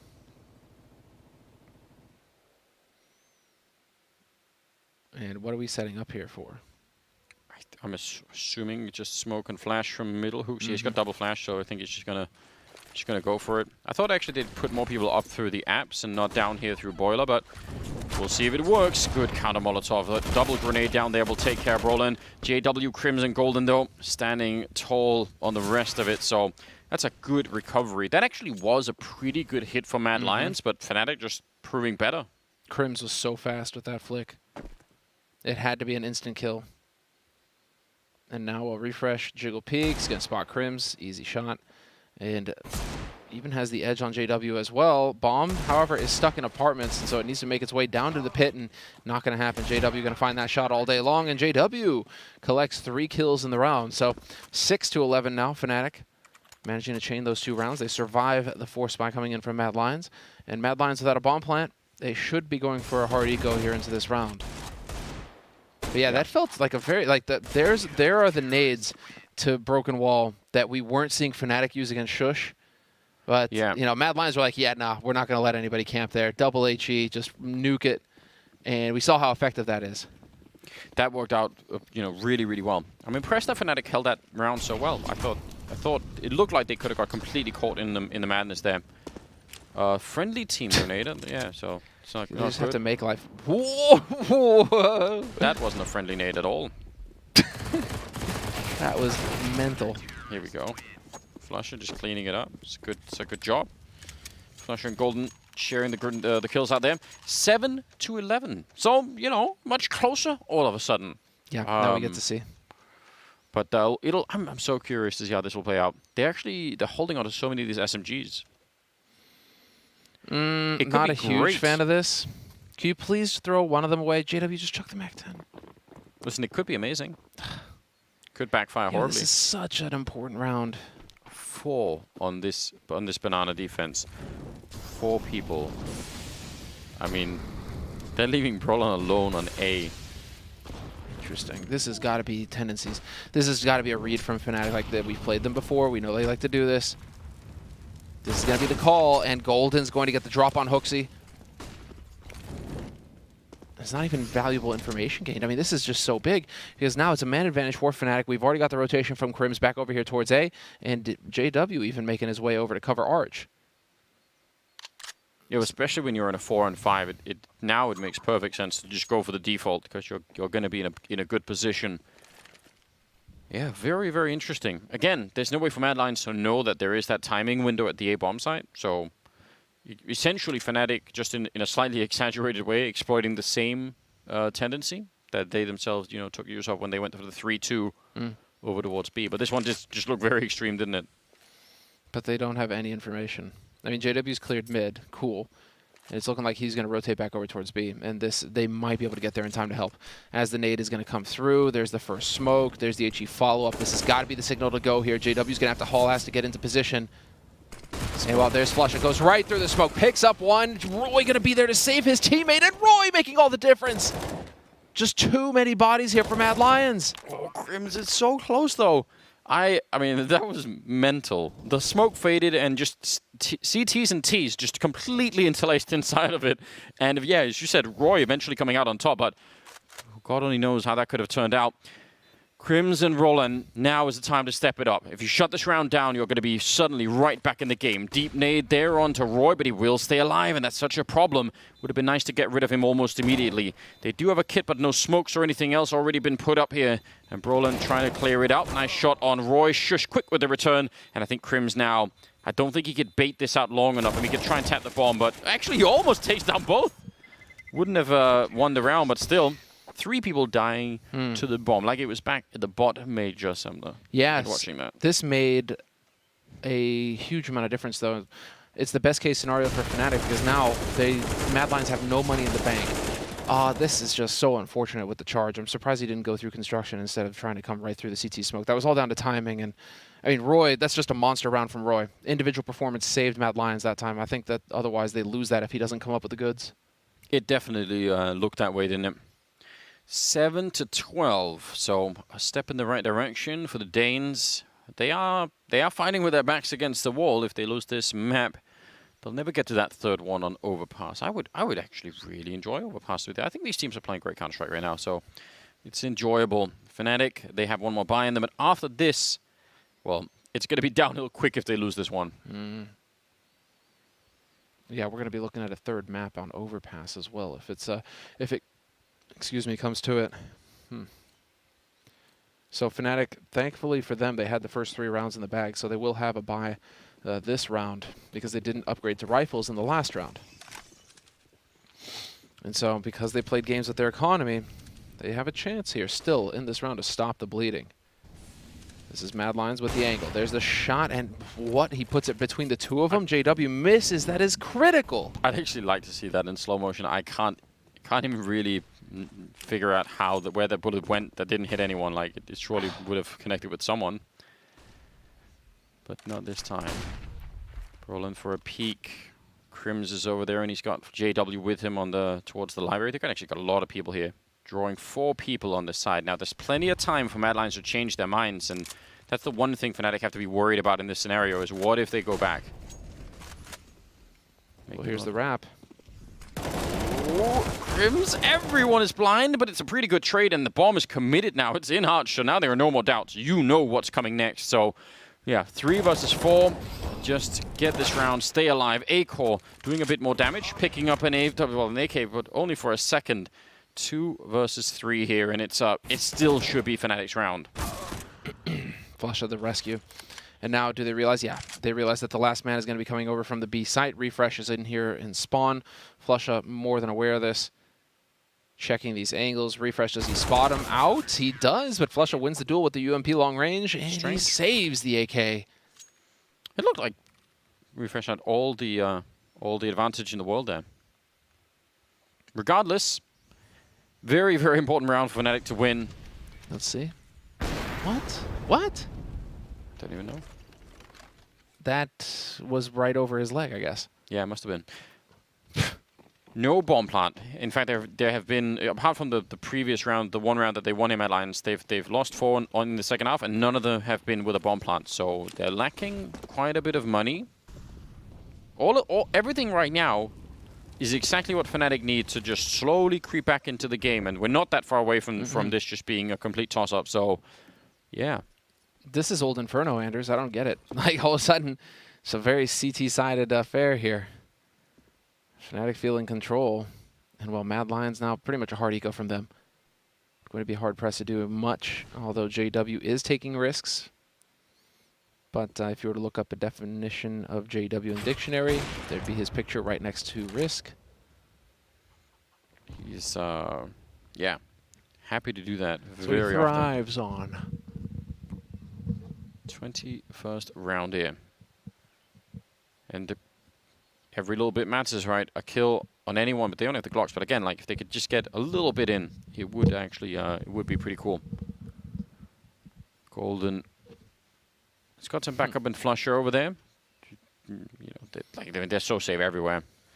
Mad Lions could spend some time to discuss whatever it is they want to discuss, but I don't think they're going to be doing much in this round. So 9 to 12 would it be for Fnatic, and again, having a round like this, assuming they don't lose anyone, there's a P250 there, but still, it should be enough to be really building that bank all of a sudden, and that's their insurance policy to make sure that the Danes never get back into it. Good job. Nicely done there by Brolin, getting 2 with the MP9. That's what you love to see if you're building bank. That's what it's all about. He's got 6,900 now, so that's AWP whenever the team needs it. And Fnatic actually have a fairly decent economy now. Mad Lions, after that round of eco, are going to fully commit. And this is it. Surprised to see Mad Lions aren't calling a tactical timeout going into this one. Into this round. Feels like now would be the time to just slow it down a little bit, but it seems like they've got to play, they've got a plan in mind already.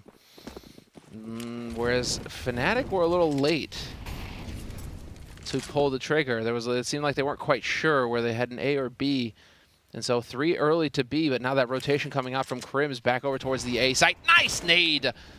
Hooksy refresh, getting down to half HP already. That was definitely worst case scenario for Mad Lions. Yeah, absolutely. Blows them right up. I mean, either Hooksy or Refresh can still have an impact on the round here if they get the right entry frag, but yeah, it's put them in a bit of a weird position here. Roy far enough back to where you normally throw the flashes to try and retake Banana if you want to, but he's actually moved up with everyone else. And it looks like they're going to come right through Flusher here. I don't know. Scary. He's going to make the jump, and they're right there. He nearly could have been dead. He still might be there. Chasing him. Grenades on top, but they can't catch him. He's putting down the smoke behind him, but yeah, they're doing the right thing here. Keep the pressure on. Flusher gets a kill, and he almost could have had a second one there. But yeah, that is the smart call there for Mad Lions. And now the spray battles started here through the smoke. Grenades on top. They get their revenge. Exploding. Golden and Brolin. That is some karmic justice. Dude, Roy is such a hero at these B entries. That's unreal. In the last key round, he did all the work. This time, he doubles on an HE. Holy smokes, what a round. All right, Fnatic, that is so close. I mean, it's the... So, if you just watch that round again from Flusher's point of view, you could tell that he's jumping, you know, just to get the information the whole time, and then he takes a step back and just takes a deep breath, and then when he goes back for the jump again, they're just all there waiting for him. Wow. Yeah, that timing is rough when that smoke clears. No, this is going to be Fnatic just trying to hold on to these guns. Thing is, Mad Lions can't hunt too hard. They don't have monster cash either. Yeah. And so both teams kind of just, okay, hold on to what you've got. 13-9, Mad Lions still in the lead on the T side. But Fnatic are going to be able to get a full buy behind this. And this was at the start. Yeah, look at this. Just Flush's perspective. If he sees them coming through, it's fine. But there's still a moment. That was the time. The time to get back to that corner and jump. That's what killed him. Dude, what's crazy is that he still gets a kill out of this. I mean, Flush has got to be looking at his team going, hey, what else do I have to do here? That he still gets a kill. That's absolutely unreal. What a round. Well, we've had a fair few of them that are this crazy. 13-9. It's only a 4-round lead. The money is still pretty decent for the Fnatic side. So way too early to count them out yet. I mean, in fact, if you just repeat the pattern that we've seen so far with Fnatic essentially winning 5 out of the last 7 rounds, if you keep going like that, Fnatic win this map. So it's up to Mad Lions to break the economy and try and find a way to change things up. JW dialed in, Flusha as well. And this is going to be it, the big round here. Fnatic calling the tactical timeout, figuring out what they need to be doing here, how they need to adjust. And it is going to be back into a bit of a default, although as I say that, JW with the run boost. He's now got the angle, though. The opportunity was there. It definitely looked like it, didn't it? Back to the banana fight. Oh, that grenade landed right on top of Golden. Flusha's always a bit low as well, so going to be a grenade. It's going to be close, but not quite an exchange. Too soon to tell whether or not this will actually have an effect, but there are no grenades left on Golden and Flusha. That's much more concerning than the health, I think, at the moment. They'd love a Molotov, something to slow down anything that might happen over here. All right, I like this. I like that. That's nice. They weren't quite there on the lineup. One of them caught the edge of the doorway there. Yeah, weren't quite there on the lineup, but I like the idea. Double HE, and well, Mad Lions, they like that idea so much, they're going to go ahead and pay him a visit. It's looking like this is going to wind up on 50 seconds on the clock. And 3 players ready and waiting here for Fnatic. Can they put a halt to this push? Crims is at that archway corner. Nice counter Molotov coming out from JW, but yeah, Crims getting caught. He was trying to rotate, be in front of the smoke, basically. Roland, good position, 30 seconds to get that kill, and the bomb is dropped now in that lane. JW even flashed, or not even flashed in time. He's going to get that kill, 23 seconds, and just rushing through. Shush is there. Brolin still fighting, but he's going to go down eventually. And now suddenly, the health that they're lacking on Golden and Flusha, it's going to make a difference here, or it very well could. They are not that healthy right now. They need instant and clean shots, and rotating all the way back around is Flusha. He's the one with the kit as well in the smoke, so if Golden could just pick up one, maybe there's a chance here. He's so far away. This is taking so much time. He has to check all these angles. Go ahead. It'd be so worth it if he found someone up here. I'm sure that's what he's hoping, but that's not the case. You got to go now. If you're going to do it, you got to go now. And yeah, that kill there pretty much snuffs it here. Flusha's just going to back off. Really Fnatic with a whimper. This is how it's going to go. Yeah, I'm sure that Flusha's thinking, yeah, I'll spend almost all of the time in this retake, but if I find the kill, it's 2v1, and then it's worth it, right? It's gambling everything on the fact that someone would have their back turned up there. 14-9, money looking questionable at the moment for the Swedes. They're going to be able to put together a buy, but it will be, well, the last one that they might have. If they throw this away, then surely Mad Lions will find a way to get that 16th round as well. Keeping an eye on it, that's Crims, yeah. Just getting caught. Brolin putting his heart into it. Yeah. Trying to fight as best he could. JW, unfortunately, was only able to get the 1 kill.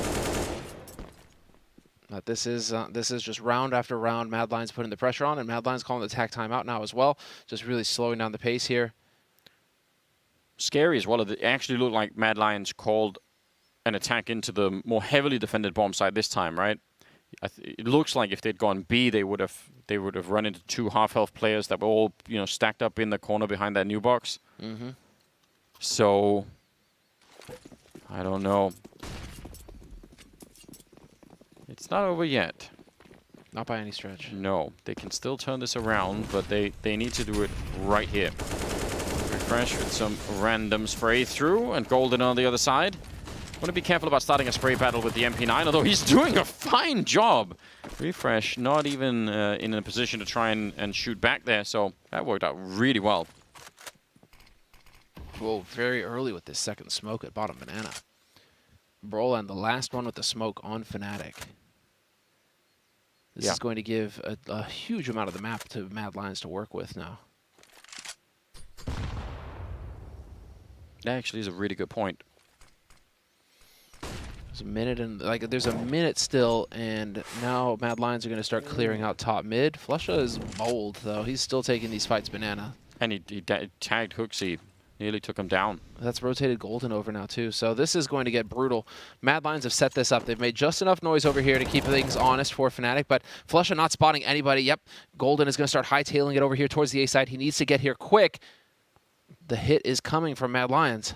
Yeah, but I think they've actually. I think Mad Lions are mistakenly, but they're hoping for a mistake from Fnatic, right? They'd love a peek or something. But yeah, waiting around has just given the Swedes way more of a chance. And they're still checking Banana. They know that no one is there. So now it's just trying to see if you can get it done. That's actually not a bad kill from Shush at all. A bit of a grenade being exchanged. Roy will also take a kill there. Bomb plant could be great, but Crims will say no thanks and take down Roy. So yeah. Mad Lions just, losing that banana control and being essentially read really well. Nice stuff. And that was also, that was them being flashed in to take that kill over at Banana at the end of it there. It wasn't just them peeking. It was a nice flashbang to set that up. It was Golden setting it up for Flusha.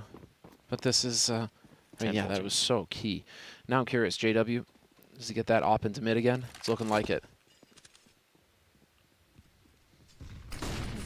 Well, Mad Lions have to know that they saved the AWP Fnatic, so nobody's going to give him... Oh, never mind. A-Core from the pit! Golden here. This is a little bit dangerous. They're on the other side. Oh! He makes the jump and takes down Hootsie. That is so ridiculous. Oh, man. What even was that? That is so sick. Oh, I can't believe it. Yeah, they're going to try and do it again. They get around the corner. Flusha. This time he's going to get traded, and Roy will still go down to Golden. So, favorable trade for Fnatic. 2 versus 3, and a minute left. This is no bueno for Mad Lions, though, Anders. Because no bomb plant. If they don't get a bomb plant here, the money is going to be a bit tight. Yeah, I think even if they do get a bomb plant, they're going to be in trouble, aren't they? Don't think it's going to be quite enough to make the difference. So, Golden alone, though. This is the problem 2-on-3 on Inferno, right? You don't quite know where they're coming. If Golden goes straight down and just... Then it's just a regular 2-on-2 with a good chance for Mad Lions to do something. Being a bit slow about it. Let's see, are they going to check or not? All he needs is a kill. A kill is fine. If he dies right afterwards, still a job well done. Smoke goes up, they run past, and there's the spray that they needed. So, absolutely fine. Just that one. Golden... Almost looked like he wanted to sneak through. A-Core's on the other side. He's put up a smoke. He's not sure how many people are there. 10 seconds here, and yeah, I don't think he's going to get a bomb plant. He's going to fake it out once. They're trying to come through. He's going to get the spray on one, nearly lining it up. 4 seconds, but he can't actually get the bomb. So now all Bro has to do is stay alive, and he's going to be able to do that. That is a little bit scary, but no, it's all fine. You can't spray through that wall, so it's all right. 14-11. Fnatic barely making it out. Man, round after round here. Yeah, dude, A-Core is filthy. Man, that guy just hits shots sometimes. That jump. These fights that are coming in now on Banana for Fnatic, they really are challenging Mad Lions. It was Mad Lions just fully controlling Banana in the first half. And Fnatic showing some fight here. Not letting them get it for free. 14-11, Mad Lions still here we in go. the lead T side. YOLO? Yeah, at least for the beginning of it. Now the Molotov is down, they probably have to slow it down, but they would have loved to fight them. That's what that whole thing was about. Ooh, refresh. Careful, bud. And they haven't fully committed. Look at this. The bomb. Bomb is still here. They've got top banana control now. Do we get an aid? I love these HEs over the top. Not quite doing as much to A-Core. They truly are playing battleships now, just exchanging them over. It's not bad. Now, okay, you got banana control.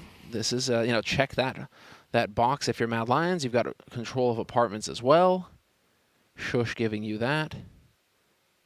Now it's about getting control of top mid, and then you can go anywhere on this map if you're Mad Lions. They do have quite a bit to work with. Shush finding JW. He was so far up, a little bit alone there. I guess not just at the corner, but still. He's going to go down. Just the Tech-9 somehow coming out on top. And 40 seconds. They're going to throw a little bit of a fake here, trying to draw someone from the arch. I doubt if Crims is going to be moving A little bit of noise as well behind. Crims is standing still. That's all you need to look at is that those dots on the A side, the only thing that matter. Flusher going down again. That's not really what we're talking about here. 25 seconds. They can still win this round if they just defend this bomb site, but now the bomb is being brought back and they will have time. It's about 17.5 seconds or something if you're at top mid in towards planning. Maybe a little bit less even. So, yeah. Oof. Oh, all right. It's looking like a third map, Anders, because Fnatic are broke. Just like flat broke. No money. Oh dear, you're right. There's no money here. And that's JW just getting caught. Yeah. That didn't even look like it was particularly accurate or anything from Shush, but I guess. Tech9s for you, man. Yeah. They've never changed, right? It still just looks ridiculous when they hit headshots at those. Like, where are these bullets even going? And yet somehow. I think they should re-up it to 32 bullets though. Yeah, I agree. The fun was in clicking a lot. Just bring it back. Actually, let you put it on scroll wheel as well. You know, so you can just keep going. Infinite. 15 to 11. My God, this is that's a bit of a different feel to it. Mad Lions need to win 1 out of the next 4 rounds, and they'll put us onto Overpass, the deciding matchup here, the deciding map in this best of 3. Fnatic have looked a bit shaken on this map. Now they're down to pistols, so questionable if they can actually mount a defense with not that much. And yes, I completely understand what they're doing here. This is rolling the dice, saying let's throw smoke, let's pretend, go A, see what happens. Mm-hmm. Oh, Brolan. Was thinking for a second, but those nades, man, just so effective. And it is, yeah, just the full-on gamble coming in here from Fnatic. Only issue is that Mad Lions right now, yeah, they're going to be moving on up here towards top banana. They're going to realize, okay, no nades. We have full banana control now. And if there are no nades to stop us, we get to just pummel you, don't we? Yeah, Golden walking into that HE as well. It's going to tag him up a little bit, but again, he's just looking for a shot. He just needs to, any kind of sound or anything like that, he just needs the timing for it, and he's going to want to go. They are going to put up another couple of smokes down here, and I don't think this time it's anything like a fake. I think they're going to fully commit to it. So it's on Golden to be more than just a hero in this one. This is almost impossible for him to do anything with it, especially now. So, I don't know. They don't have a kit. They have a couple of grenades. And Mad Lions, they're being so careful. They're molotoving the entire site. They're putting down the smokes. They're really making sure that nothing is left to chance. And I really respect that. It's so important to do in these games when you're this close. Crims hoping to try and see if he can stop the plant, but that's not really quite going to happen. It is going to go down, and it's 5 versus 3. And I think the Danes have found a way here to make it onto that third map. And that would be spectacular. First map was amazing and really close. This one, a little bit less close, but still could have been Fnatic maybe walking away with it too. Flusher trying to find at the back line here, but there is really nothing left to be done at this point in time. Top of the scoreboard right now, Shush at 26 kills and a 16 to 11 scoreline at the end in favor of Mad Lions. For the second map, putting us on the third, which will be on Overpass. Yeah, what a fight for Mad Lions. That showed some true grit on their behalf. And Shush, you got to give it to him, man. Star performance from him on Mad Lions in this second map. He just locked down that A side in the first half and never really stopped. So you got to give it to him. That's exactly what they needed, Mad Lions. When they beat Fnatic last time, it was Refresh who popped off and played like a madman. On this map, Shush stepped up to the plate. It's exactly what they needed. So it's going to be fun, going forward here to see how this pans out on the third map. But we're going to hear from our analysts first after the break.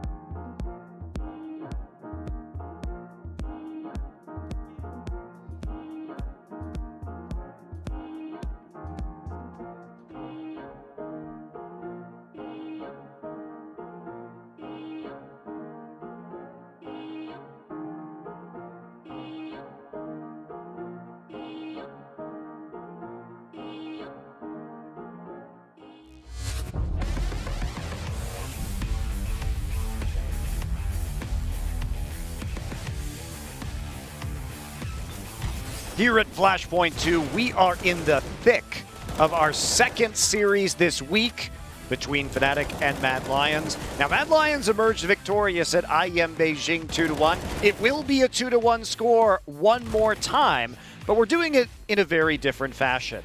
First off, Mad Lions won their map Vertigo at IEM and lost here, but then we're taking the other approach, where now Fnatic is losing on their map Inferno, but winning on Mad Lions' map Vertigo. So what was the big shift that you guys saw in Inferno today? Because we went over the differences in Fnatic's play on Vertigo just a little bit earlier. I gotta give it up to Mad Lions for their level of composure, because Fnatic, they try to make some of these rounds chaotic. They try to send different people into different places simultaneously, but Mad Lions were always able to contain the situations. When JW ran out of apartments and was able to find an entry, the player that had to try to recover at Moto was able to take him down. And those little moments last time went the way of Fnatic. This time it was Mad Lions, and some of the individuals really stepped up exactly when they needed to in some very tense moments. Yeah, I think in this game, Mad Lions during the mid and late round looked really strong. Probably the strongest I've ever seen this lineup actually during those sort of situations. They're really taking it to Fnatic, who that's really their strength, is that mid and late round on Inferno. And Mad Lions on some rounds are really outplaying them, so I was very surprised by that. I think Shush definitely needs a shout out for that first half. He had so many rounds in pit. We're just locking it down under so much pressure from so many angles. But that combined with the mid and late round, and late in that second half, I think Mad Lions really took it to Fnatic and won the map. Yeah, that's fair enough. And I feel like we've spent so much time on Mad Lions focusing on the refresh, Hooksy mix-up, of course, A-Core as that star opper. We really haven't talked about Shush or Roy at all. And these guys were very solid in their victory in Flashpoint 1, but even on the first map of Vertigo, they weren't really showing up. How critical is it to Mad Lions' success that Shush and Roy continue to have big performances? Well, Shush is usually their anchor on most maps, so that is always just such a vital role. To give up his life in a situation where he shouldn't means that Fnatic are just going to be able to walk all over that bomb site. So as Alan was saying, from that pit position, Shush just did an excellent job neutralizing those oncoming Fnatic players, because they were throwing everything at him, it felt like. On the CT side, Roy tends to play rotator spots. He tends to have quite a lot of pressure on him to really get the frags and make good mid-round decisions. From what I've seen of him so far at this tournament, I've been really impressed with him, actually. He tends to be a player of aggressive tendencies, but he's not overextending in any games. I've seen he's making good decisions, working well with his teammates, and helping them bring home the bacon in the end. Well, to talk about that win with a member of Fnatic, or a loss if you're in Fnatic's case, but a win for Mad Lions, it will be Freya with Samuelson from Fnatic. It is indeed, Monty. Thank you so much. And thank you, Samuelson, for taking the time to come and chat with me. Of course, as the desk were alluding to, a complete role reversal, if you will, compared to IEM Beijing showing earlier this week. So I want to know from your perspective, what were the differences on that Inferno? What issues were Mad Lions throwing at you that you weren't necessarily facing earlier on in the week? First of all, I think it's much easier to play a map if you lose the map, like if you play them the same week, because you know what to improve. You see where to go. We had 0 T rounds and now we played a solid T game. So first of all, but honestly, I think they play a really good game. They play really aggressive, and yeah, we struggle on our T side. Now, there will be one difference in this series. It's going to be that third and final deciding map, as of course it is going to be Overpass, a map that we've seen you guys having a lot of strength on. So what is your focus going into this one? As always, we have a really good T side on Overpass. We always had with this lineup, but it will be the C side as the key, and we have some new stuff that we want to show, and yeah, the C side for sure. Well, we've got 10 seconds left. If you're going to describe this next map in one word, Samuelson, what is it going to be? I think it will be a really good game. 3 maps again versus Mad Lions, 16-14 to us. Well, we absolutely love to hear it. Thank you very much for the prediction there at the end as well, Samuelson. And with that, I think we can head back over to the guys on the desk. Samuelson predicting that narrow win here for Fnatic. It certainly feels like that's the direction we're going. But before we preview Overpass, walk us through round 25, Maui, and why that was so important to the game we saw in Inferno. Yeah, so this round is going to show just the level of experience on the Fnatic side, their ability in the mid-round to just make every right decision, it feels like, and at times get a little bit lucky. So hopefully we'll get into the replay in just a moment here, because this was just at a point where Fnatic absolutely needed to step up. They started pulling all the pieces together. It will start off with Golden getting a little bit lucky, so we will jump right into that, I hope. Okay, so just going to see the entire B-bomb, the entire banana position. Great utility usage from both of the teams coming out. A-Core does find that opening pick onto JW, so Golden knows he has to try to get something back here, so he gets lucky with that shot. But I want to show you guys the rotations and the movements that Fnatic opt for in this banana take late. So the double swing there was actually so important for them, and then the boost up on Golden late in the round. It's just Fnatic throwing so many different types of problems at Mad Lions, and this is really the Fnatic we love to see. It's what we absolutely want to watch, even at the very end here. It gets a little bit dicey, given that A-Core almost brings it all the way back, but Fnatic were just relentless in this round with the pressure that they were trying to exert on Mad Lions, and it showed that at that point in the game, they really stepped it up, because the first half, they fell out a little flat, actually, and Mad Lions was actually usually the ones taking the fight to them. Fnatic said, not today, we're going to try to bring this back, although ultimately Mad Lions did close it out. Well, turning our attention to our final map, I know you guys called out Fnatic and said, these guys are the kings of the rematch. They really studied their opponents. However, in that last map, it looked like Mad Lions had done their homework as well. And I agree what Samuelson said. It's obviously much easier to correct your mistakes if you've lost that map, because you know, if you're winning, you may not be able to make any kind of meaningful adjustments based on what you saw. Now, with that said, we're not going into Mirage, which we saw at IEM. We are going into Overpass instead.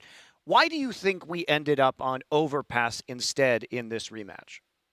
Well, I think for Fnatic, their map pool in general has been a little bit all over the place recently, where they're trying to figure out which maps really work for them. I think from my perspective, I always thought Overpass was a stronger map for them than Mirage, which was the third map in that series. So coming into this one, I was not surprised to see the Mirage ban and going into Overpass. And from watching Fnatic in the past, they're a really strong Overpass team. It's a bit like Inferno, where they can really show that mid-round decision-making. I know we didn't see it so much in the previous game, but hopefully Fnatic coming into this Overpass can show us a little bit more of why we think they're so good in those mid and late rounds. Yeah, I gotta focus and key in on Brawlin, because we can see in these replays here that Mad Lions got very aggressive towards that A side of the map, and on the T side for Fnatic, Brawlin is responsible for that entire side, and Fnatic love to run 1-1-3 defaults in which 3 of their players, even 4 sometimes, are really towards that B side, and Brawlin's responsible for an entire side of the map, and it's so important that he does well there. And so what we're definitely going to be seeing in this match is him facing off against players like Roy, players like A-Core, and expect Ride-Eye peaks, because Brawlin is an absolute master at that mechanic. The way he's able to scale up bathrooms, even by his lonesome, and find opening picks, I think that's something I'm looking out for the Fnatic side. For Mad Lions on the T side, I'm expecting to see very few standard defaults.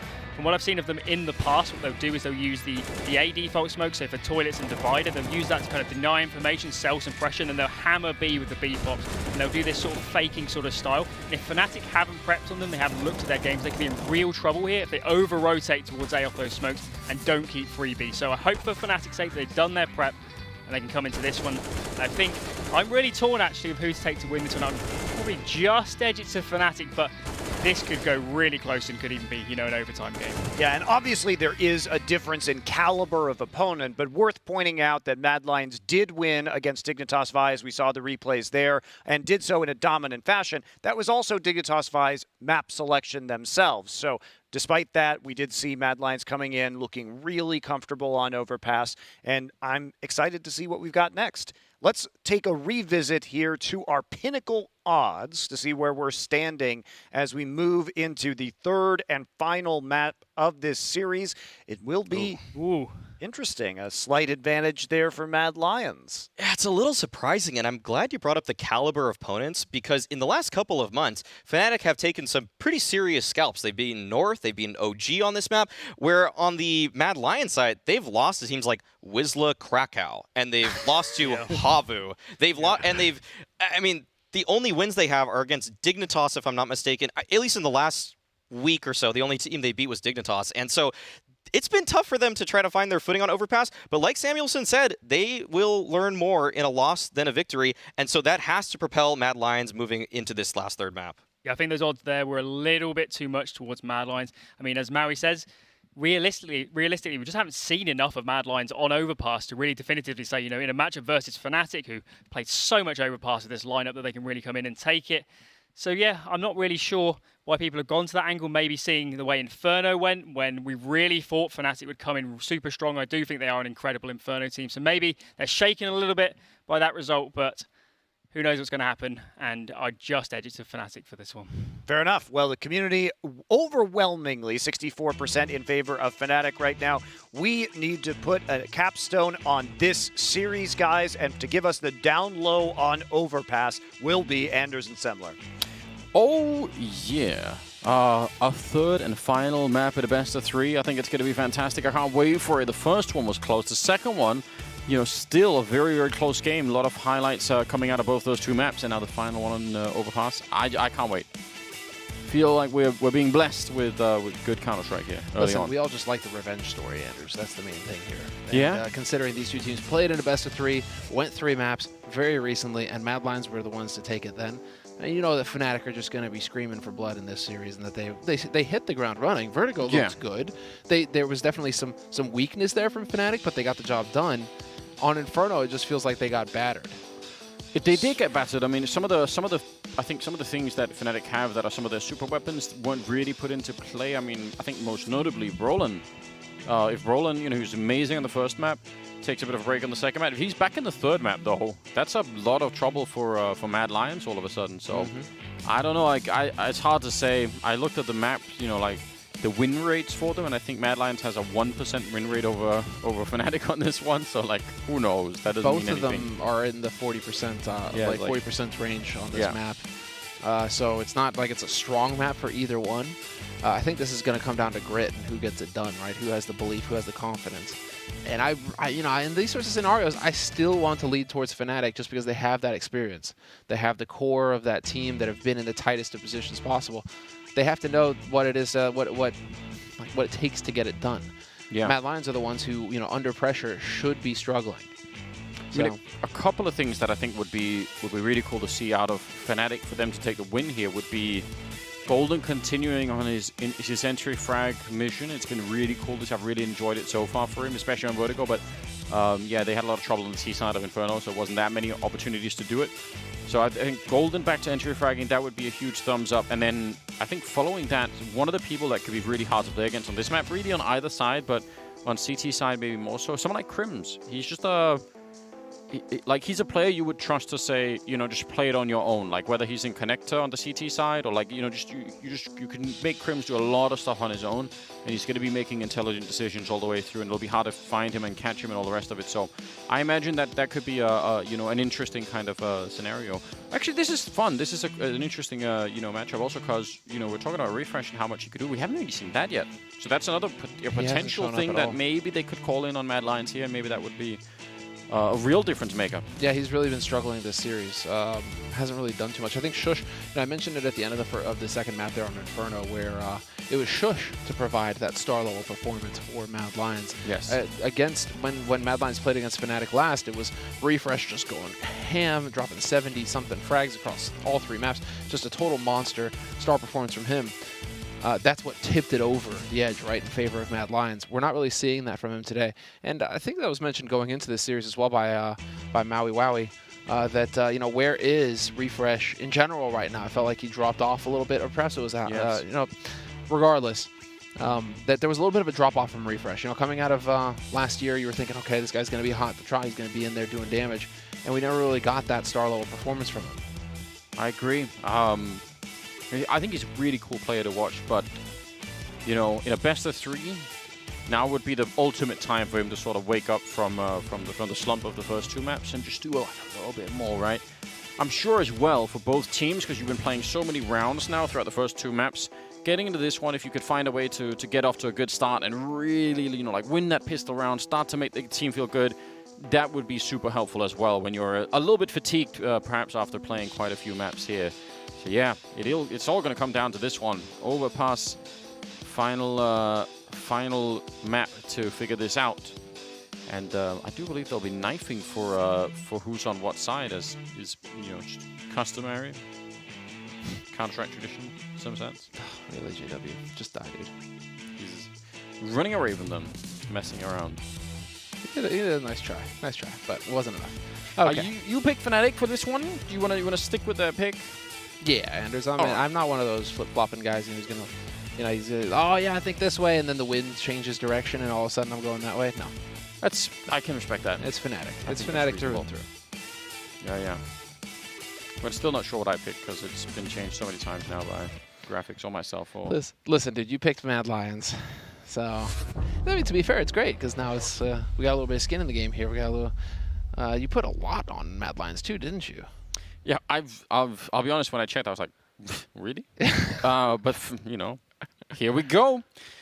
Mad Lions and Fnatic, the final map in this best of 3 to decide who is going to be moving forward. And it's been an intense game so far. So let's just see how it plays out. Mad Lions are going to be starting on the CT side, Fnatic on the T side, and yeah, this map can be tricky on the T side sometimes if you get off to a bad start.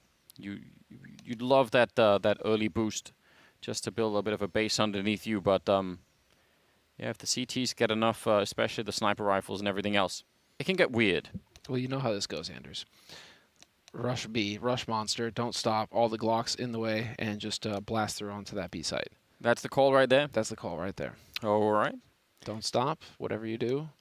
Well, Uxie has a smoke and a kit, and I don't know what else they're going to be picking up. Molotov and smoke on JW, and I don't know. They're already off the path. They've already messed it up somewhere. True, but Mad Lions were ready for it, to be fair. They had 4 players. They have 4 players down on the B side right now. Look at 2 players pushing short into sewers. He's just sat in the middle of the tunnel. He's just saying, come on then. I like this. And they shall know no fear. The problem is now that he is, Flusha might be stuck. No, walks back. No, he's going to walk in, and that's so unfortunate. Sees the gun. Oh, dance! Look at this. What are you going to do? Refresh, tagged down to half HP. That's unfortunate for him, but Flusha, the awareness there, managing to just barely spot the boot. I don't know how Refresh isn't seeing him, though. Neither am I. I'm a little bit confused, but that's just the way it works. Fantastic. Okay, well, I mean, it's not a huge deal. In fact, they're just rotating people really far back. They've got Long covered by Roy for a minute here. They've got 2 smokes and, yeah, Golden also picked up some stuff. So the smokes could be super cool, but the flashbangs, I think that's one that is essentially going to close the distance between the Glock and the USP, and that's all Fnatic want. They want to get close enough they can just run onto that site. See, the rotation is going to be fairly quick from B, but I don't think that's what really matters. What matters is getting that first kill and securing that bomb site. 30 seconds. Now they're going to start to really get in there. And yeah, rotation's already coming. There's going to be 5 people on this bomb site very, very soon for the CT side. Roland running up and just almost into the Molotov. Flusha gets a kill on Roy out on long. That's huge because now they don't have to worry about that. And this retake just got very, very tough for Mad Lions. Yeah, they're all going to be coming from the same spot. Going to make it abundantly difficult for sure as the post-plant positions are set up. Mad Lions charging onto the site. They're starting early, though, Anders. That's something good. Going to give themselves maximum amount of time to work with here. And so there's the spot, and they are just going to try and stick it. This is the game plan. 2 seconds left. There's a kit in play. Can he find the defuse? He can! Mad Lions, that's the answer. Barely get it done. Oh, that's rough, isn't it? You said it. They started right away on that retake, and not only that, started right away on the defuse. And they were, I mean, yeah, this is such a kill, but they just don't really know how to swing against that. Golden was one of the obvious ones that could have done it, but that double kill from A-Core is massive, and wow. The body block. That was really cool. Nice little detail there, but you know, if your teammate's defusing, you stand in front of them, you soak the bullets, and you keep them alive just a little bit longer, right? It's just all little details there in the team play. But that was a phenomenal play there from Mad Lions to get things going for them. Pistol round picked up by Mad Lions, but Fnatic after that bomb plant and that many kills, they're still going to go for a buy. So we even have a Krieg in play. That's kind of crazy. Run boosted Krieg. I love it. Yep. Nope. Listen, it's the thought that counts. Yeah, he tried. There's an orc on the other side too, so getting to see more and more of these guns seep back into the game. You know, in this day and age, Anders, you know, he would still get a trophy for trying, right? Like the attendance award. Yeah. It's like you didn't do it, but you tried. Gave it a shot here. Ooh, that if they were a little bit closer, that would have been nicely nice done. Pearl, and there's the follow-up. A-Core dead immediately, so Fnatic well on the way to winning this round here. Huxi, I don't even know how he could possibly do this. He's going to get the 1 kill. I guess the smoke and the Molotov is slightly keeping them back. He hasn't reloaded 12 bullets, and Flusha will take him down and even sees Refresh just on the edge of the smoke. So great round so far. Nothing they could do here, Mad Lions. That was sick from Brolan, though. That's the AUG. You're thinking this is it. As soon as he swings into that angle, he should be a dead man. And yet Brolan hits that headshot instant. And this is also, I mean, probably also the slight surprise of, what does Fnatic have in this round? Like, is it just, are they going to be saving? What's going on, right? The fact that you're suddenly running into that over at a long, and that MP9 that gets flashed in is like, oh, well, this is not even a fair fight, is it? So, yeah. Good purchase for Fnatic. Good second round, tying it up almost immediately here. Man. So, well, yeah, as well. Keeping 4 alive like this, they get the AUG, they save the Krieg, the AK, and they save an AUG. And JW with a Mac 10 is like, well, fine, whatever, cool. You can have that because it's going to be a really weak buy from Mad Lions in the next round anyway. I mean, this is as good as it gets for Fnatic coming back into it after the pistol. A little smile, not much celebration. JW's always smiling though, man. He's just got a sterling attitude, doesn't he? Nova shotgun on Shirk. Oh, it's been a minute. Okay then. Are you gonna take it into connector or no? Down to the B-bomb side, I guess. Fair enough. Do that too. Yeah, so very mid and B centric here, which is fine. I mean, if they start going into sewer, you can maybe hope to sandwich them in there. It's not such a bad idea. But Fnatic are, for a good reason, taking this really slowly and carefully, and that's what we want to see. And they didn't even rush long or anything either. And we've seen some teams go for traps like that where it gets a bit formulaic. Because in these second rounds where you're going up against pistols, you might be inclined. JW, brutal. And now he has the FAMAS as well. So JW goes ahead and clears out connector, no problem. But as I was saying, you might be inclined to go long to take advantage of the rifles that you have versus the pistols, right? But we've seen teams play into that and stack long really early and try and set traps that you can walk into if you're expecting a long range fight and all of a sudden you've got an MP9 and a deagle going off in your face. It gets dicey real quick. So Fnatic just taking their time, trying to avoid those traps, trying to avoid those setups. Yeah. It's nice to see. Yeah, I like everything about this. I mean, they're checking out all the restrooms. They're flashing their way in every corner. They're really not giving anything away. I like the focus. I like the attention to detail in all of these different scenarios. Nice attempt at a boost, but yeah, they need a one-shot headshot there to really make that have any kind of an effect. So, backing on out is the rest of Mad Lions, and yeah, good job on Fnatic. They probably were the predicted winner of this particular round, but the fact that they were so careful all the way through, that's pretty good to see. Is this the kind of thorough play that we get to see now from Golden? The slow, methodical, boa constrictor kind of approach on overpass, which is possible on T side. You can just be thorough, clear each portion of the map one after another. There's Flusher getting caught, but again, he had the Mac 10, not a big loss. That, however, stings. Could have nearly had the third one there. All right, some money being made, I guess. I don't know. I think what theoretically should be the dangerous and the scary part about playing against this Fnatic team is if they could do some sort of mix of both, right? Like if they can, because I would still like it if there were some rounds where you just let someone off the hook and say, all right, here we go, and then you have the rounds that are a bit more calculated and sort of make some tactical sense. So if they could switch gears every once in a while, that would be super fun. I'm just liking to see. I'm liking those Nova kills, long range, dude. Come on now. Yeah, I know. Solid. No one knows how that works any longer. It's like it is black magic. Yeah. I mean, now it guarantees an AWP, right? So you got to be feeling good about that sort of scenario. Yeah, that's actually super critical. I think again, with the slow economic start here for Mad Lions, they're gonna want to have that. They find an empty bomb site on B Fnatic and say, well, whatever then. If you guys aren't even gonna show up to fight, then. Yeah, I guess we'll just go ahead and take this. Yeah. Just go ahead and get that bomb planted then. They're going to flash their way through. They're all going to come. Well, Hooksy's down here, but the rest of them, I think, are going to try and see if they can just jump over and do some damage. Not really working out the way that they had planned it. And, oh, Flusha. There we go. USPS in hand. No worries. Dude, the money now on Fnatic's side. They're pretty rich. All right, does JW go for an AWP or not? That's the question. Yeah, buddy. He will. I mean, there are definitely many times on the T side of this map where even if you can, people don't for the mobility and all the rest of it. So, Yeah. Orban Acor, though, dropped by Shush. And we're going to go into the 5th round. So Fnatic have the start that they really wanted here, in spite of losing the pistol, and that is great. Looked like they're going to go, so boost. They're going to go for the quad. See, oh, they're a little bit slow with it. Slow, aren't they? Yeah, I'm not sure they're going to. Oh, and he falls off. Hooksy saw that for sure. I mean, I still listen. Credit to Fnatic. I love that idea. How cool would it have been if in the first buy round, really, the Mad Lions have, you just snipe one of them away with a quad boost?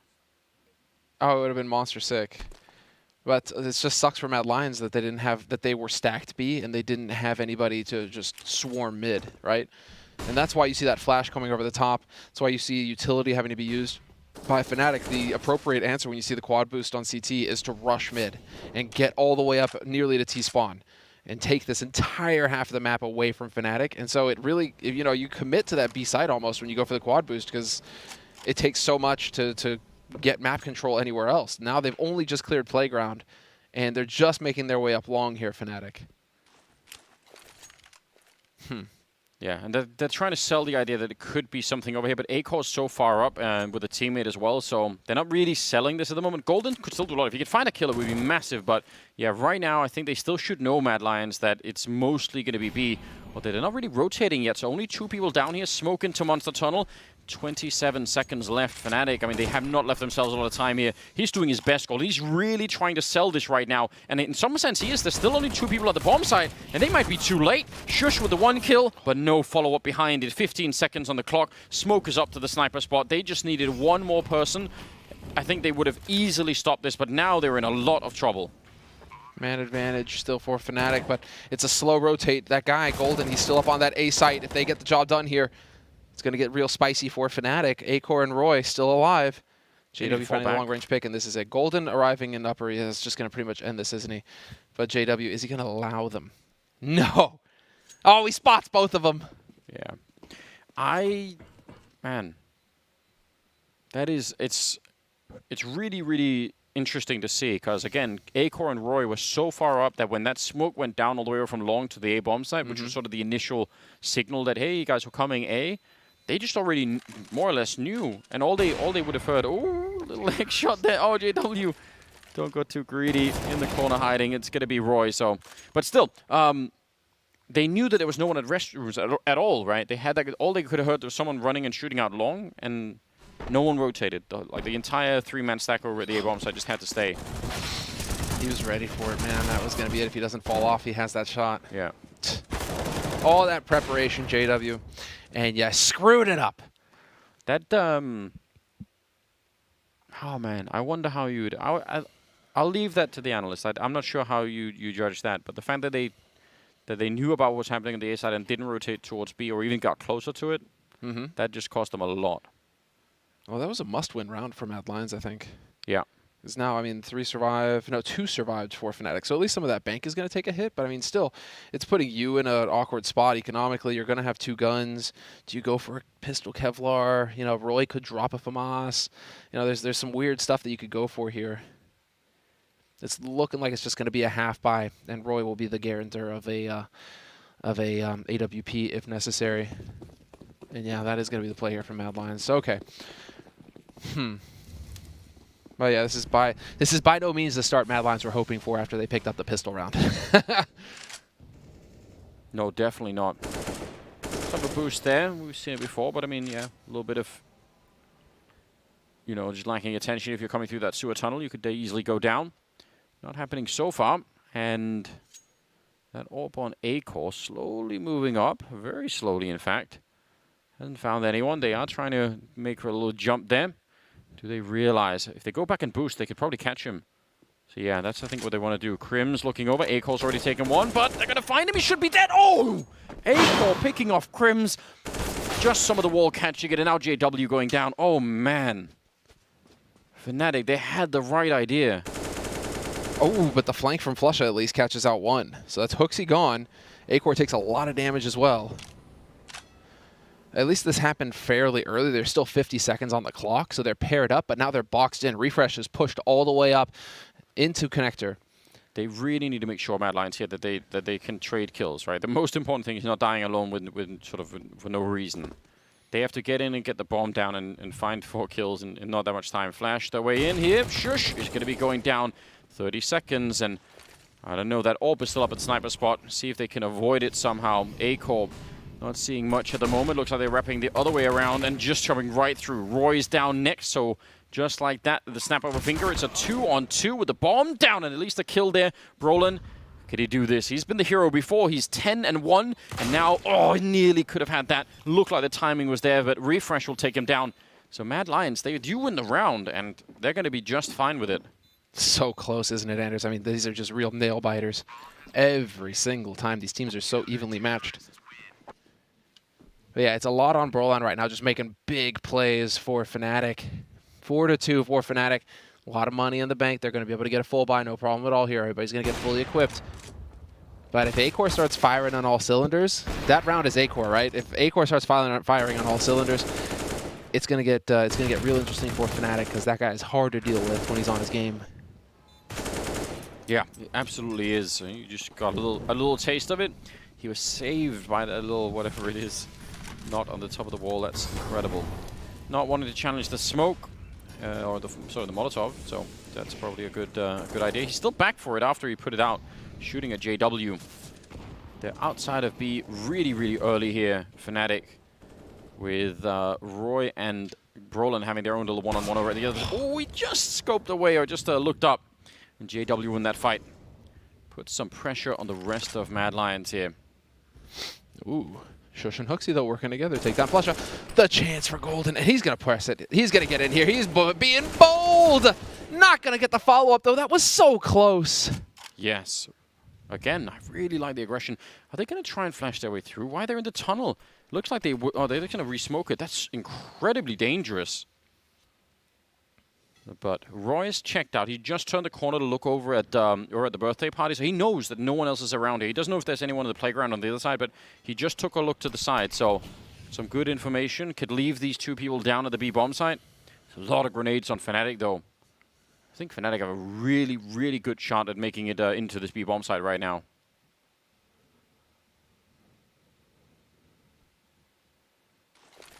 That hold your breath. Flash over the top, completely ineffective. But Brolin is now through the smoke. Hooksy, close. Brolin has to come around this corner, has to hit the shot, and he does! Hits the headshot. Hooksy is out of it. Nicely done, though, by Refresh. Refuses to back down. It's a 2-on-2, 14 seconds left, and Crims wins the... Wow, they both hit their shots. Fnatic coming through in the end. Hardly any time to speak of on the clock. But they keep their cool. They hit the shots, and that's 5 rounds on the board now for Fnatic on the T side. And Mad Lions, man, at least the round that they won was that eco round, so they, it's just maximum money for them. Yeah, but this one is, like, that has to be a one battle by Hooksy, right? Yeah, that's him. Brolin getting that kill is... Brolin is essentially looking at a completely off angle, so, like, Hooksy needs to have that 10 out of 10 times. And just for, as a comparison, Brolin is 11-3, Hooksy is 1-7. So, if he wins that, the round is over in that moment. So, yeah. That really is a huge issue. Oh, man, yeah, especially if Hooksy... I mean, Hooksy had he was doing solid on both Vertigo and Inferno. No, Vertigo wasn't that good for him either. Wasn't that good for him either? No, it was mostly Inferno. He started to make it up a little bit at the end on Vertigo, I guess, but... Yeah, I guess that's what I'm thinking. Regardless, it's a tough place for Mad Lions to find themselves now. Bit of an uphill struggle. Oh, this is I'd say on the verge of collapse, basically. Well, this would have been on the verge of collapse with the old economy. Now, I mean, they're going to have a much better buy.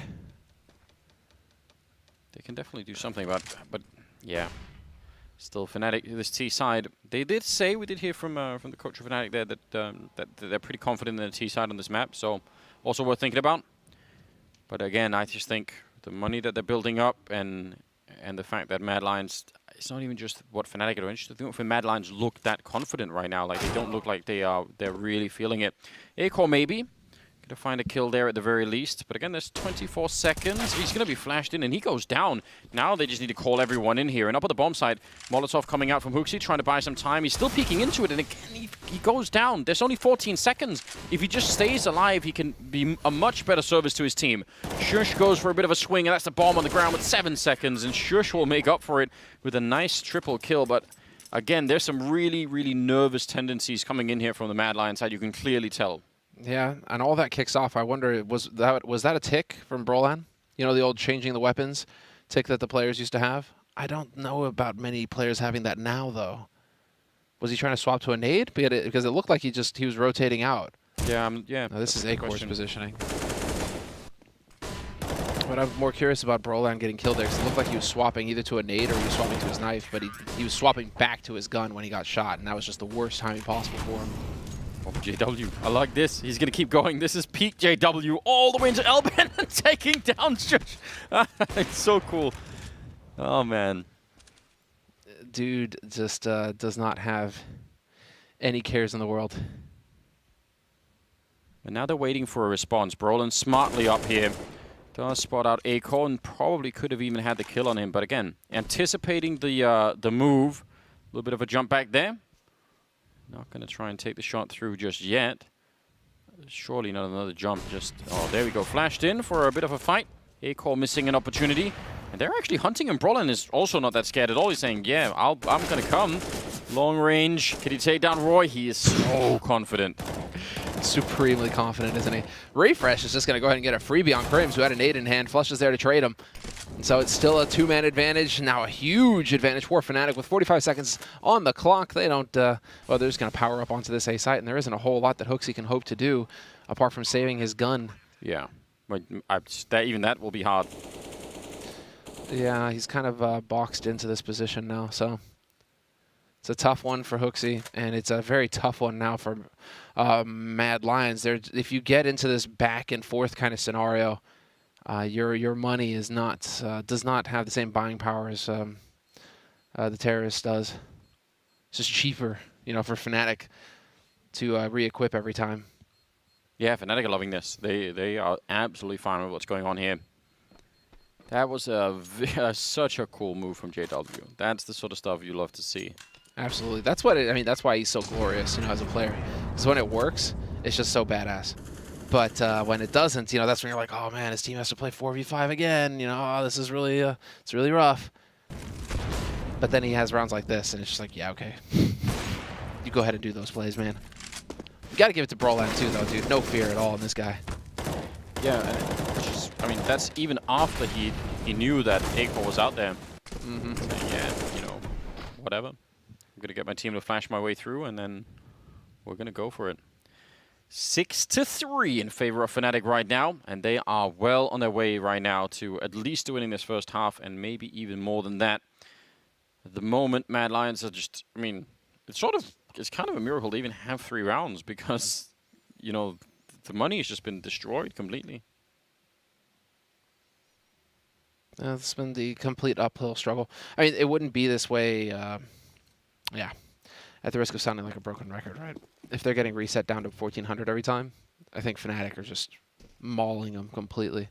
Yeah, but I mean, the way that they've won it almost doesn't even matter, does it? Like, because it's like they've just been having the resets all of the wrong moments where like that system doesn't maybe even really do that much for them. It's crazy. Yeah, just winning at the right times really can make a huge difference. So far so good. I mean, it's too soon to really sort of say anything definitive, but at some point, Mad Lions might almost have to sort of think, oh well, like let's just at least let's not lose so much that we don't have any chance at all on the T side, right? Because again, they could also be doing a lot of work there. We just don't know yet. But yeah, right now it's looking so grim. Oh. Yeah. You see, he just did that to spite JW. He saw it was JW, and he's like, I'm not giving this guy any kills. I'm just gonna go die to his teammates. We're waiting out long. Golden looks like he's finally gonna show up. Is this boost gonna pay off? Looks like there will be a little bit of a flash, but he's so close in the flowers there. Bit of a jump up. All right, they'll get that 1 kill, but still waiting out here is Crims. I just no idea that he was gonna be there. some more damage, but shouldn't be making a difference still. 32 seconds. Bomb now coming in, and Shush out here. Save the AK. I mean, this is definitely way, way, way more expensive than Fnatic needed this to be. They were going to have the 2 alive. Shush is going to hold on to this AK by the looks of it. But it's not like Fnatic had monster cash. Yeah, so a way to think about this, right, is what Mad Lions have done right now is they've bought themselves a potential opening in the future. Yes. But they just haven't cashed it yet because, you know, you still need to win one of these rounds where Fnatic are low on money. But you're right, it's something to work with. Assuming that you can make it a win. If you start chaining rounds together, Fnatic will be out of money faster. That's usually how it works. So you are setting yourself up for success down the line. You're going to have to start doing that pretty soon, though. It's about to be 7-3 in favor of Fnatic on that T side. Oh, yeah. And Mad Lions, yeah, you're starting to run out of room to maneuver with in this first half here. So still a matter of just wondering and waiting. On the side of Mad Lions, were we going to get another attack timeout called here? Now, yeah, now would be the time to do it if you were, because this is going to be the big buy round. I'm trying to think about, in my head, what are the things that have really worked for Mad Lions, and I can't even think of anything right now. Double push short, I guess, right? Hope that they're going aggressive again. Yeah. Well, we're getting another. We've had, oh yeah, the boost again. Don't think this is, yeah, there wasn't Falls off anyone again, there. though. Yeah. Gotta keep it cool up there. But yeah, I mean, rounds where A core starts off with kills and just, that's cool, but that's not a strategy. You know, that's not enough. This time they're pretty heavily leaned towards the A side, leaving just 2 people down at B. They have some grenades this time, but if Fnatic hit it early on, they will find a really good timing window for it. That could be fun. Oh, well, for now at least. Oh, a little bit of damage done to Shush. Literally down to half HP. I think if they go for it now, it's going to be a perfect call. That will make Mad Lions, I mean, if things weren't already bad, that would really be upsetting. They put in a smoke up towards the sniper spot, and that forces some counter grenades out, in which they don't have many of at all. So those few were like that last smoke right now on refresh down to the B bomb side. That's all they have, again, to hold on to it. And it just got put up. And Fnatic, they can just say, all right, we'll wait another 10 seconds. Now the rotation's coming in. This is going to be interesting now, isn't it? Yeah, I think that Mad Lions are starting to suss this out. There's still been no push into restrooms for Fnatic, and I think that's what's signaling to Mad Lions that this is going to be B. Roy is just chilling up there. Haven't heard a thing. Only now is Golden showing up. With 30 seconds left, he might get just shot in the side of the head here. And yeah, they're realizing they stand fast if you're Mad Lions. You're going to have 4 on the site. Fnatic have taken way too long on this one, and it's certainly going to be a Mad Lions round. It feels that way, especially with that kill. Brolin and Flusher with a bit of return. Hooksy getting a double, and that's got to feel great for him again. It's been a rough start to this map for him. So up to 4 kills total now. Mad Lions win the round, and Fnatic, yeah, just, I mean, that last smoke that goes down from refresh, if Mad Lions don't rotate behind the smoke, Fnatic are still fine. They don't care at that point. They're just going to say, yep, whatever. But it's the fact that the rotation comes in, obviously, then it's a little bit too much. So, all right. Maybe a little bit slow to do that final execute. Another round on the side of Mad Lions. But they're not at the wood yet. They can still buy on the Swedish side. They're going to come right through into the tunnel. A random headshot on Golden. Oh man, Brolin was doing his job there, but somehow a bullet just connected. Crims flashed into refresh, and he is already on fire. And, well, this is going to be, again, you have to think really hard right now if you're Mad Lions, if you even want to get close to this. You got to get it done now. Oh, he gets that kill! Crims thought that he was going to miss it. Instead, Hooksy goes down, and it's a man advantage for Fnatic. It's not worth it. You won't have anything to play with if you lose this. Yeah. Again, this is, we're saying earlier, at some point you almost need to adjust your mentality to say, instead of saying, oh, we'll come back, we'll make it, 8-7 guys, don't worry. Eventually you have to say, let's make sure that we have enough of a buffer so that we have a chance on that second half, because this is rough. Yeah, this is 8-4. And Fnatic on the T side, again, with 3 surviving, their money is not going to be totally desperate. They're saving everything that's important. Dude, this is looking just insane right now for the Swedes. Fnatic are definitely got Mad Lions struggling. So, yeah, that was just...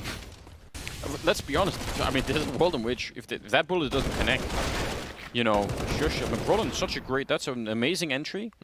Takes him right down, and if Golden hadn't just randomly caught a bullet, it would have been even more one-sided in that bomb site. So, I don't know. I could create a whole long list of problems that Mad Lion's having on the CT side. And I think Fnatic are slowly just exploiting all of them. Which is what they should be doing.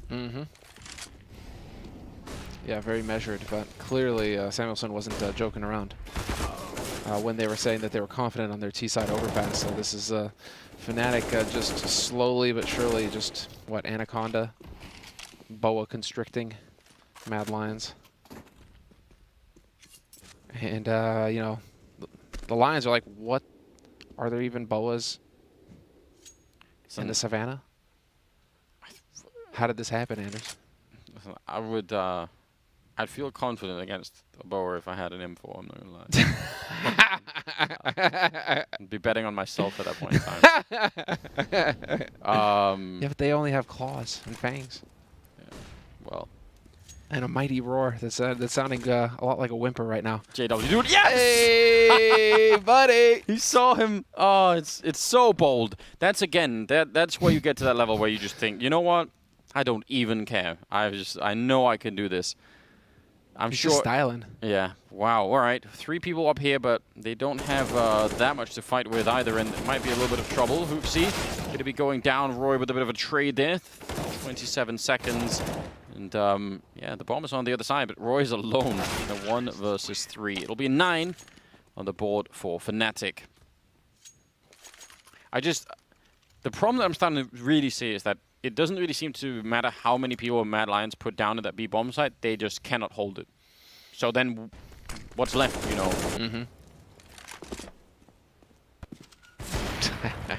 Dude, that is going to tilt you if you're A-Core. He didn't even get his teammate to open the door for him, did he? No, he's just like, what's up? It was like a Stewie moment. Full on Stew.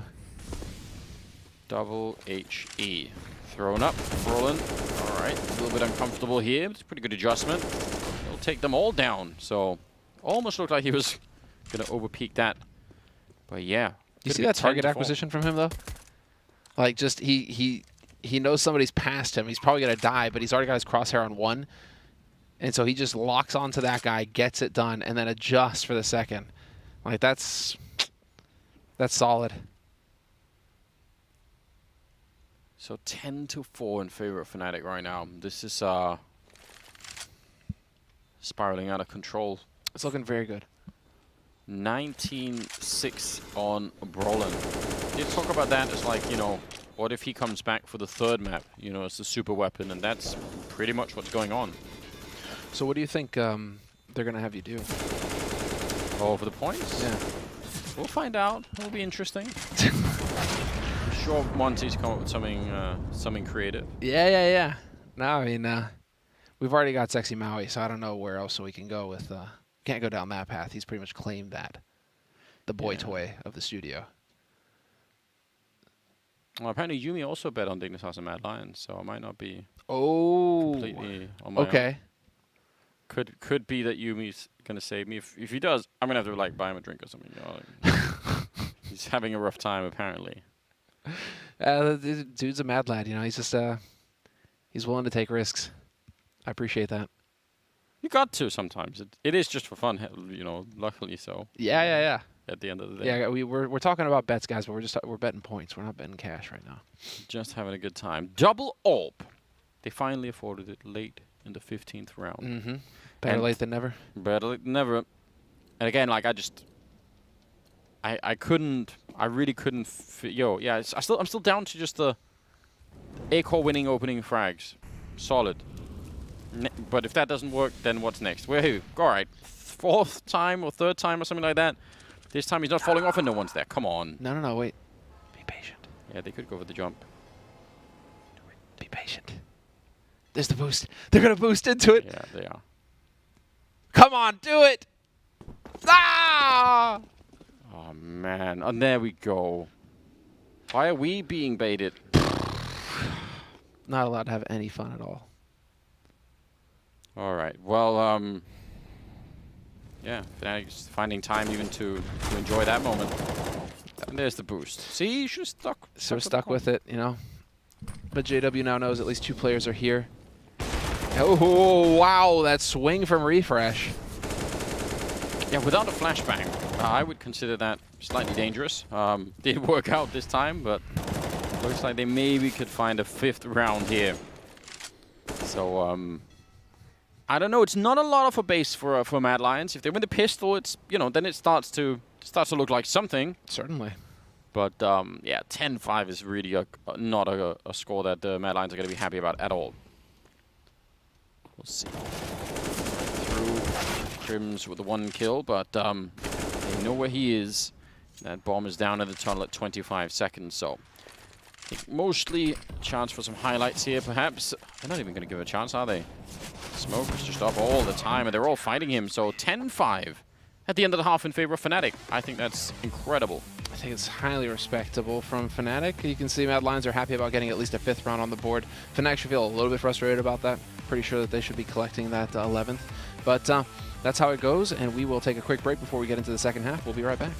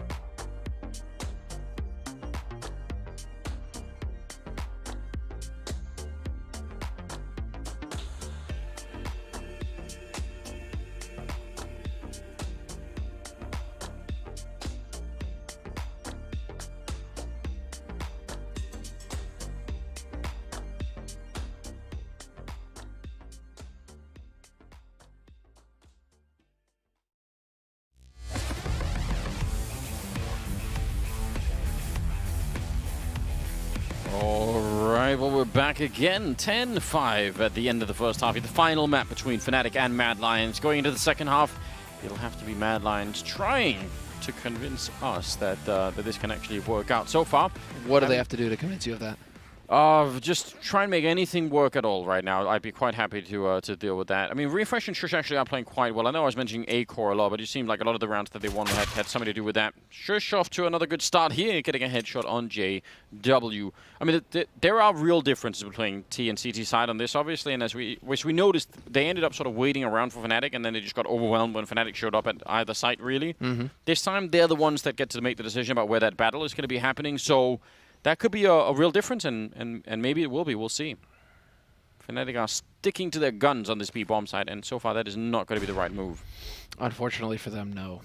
They can still make it back, maybe. It's just mind games, right? It's just games within games.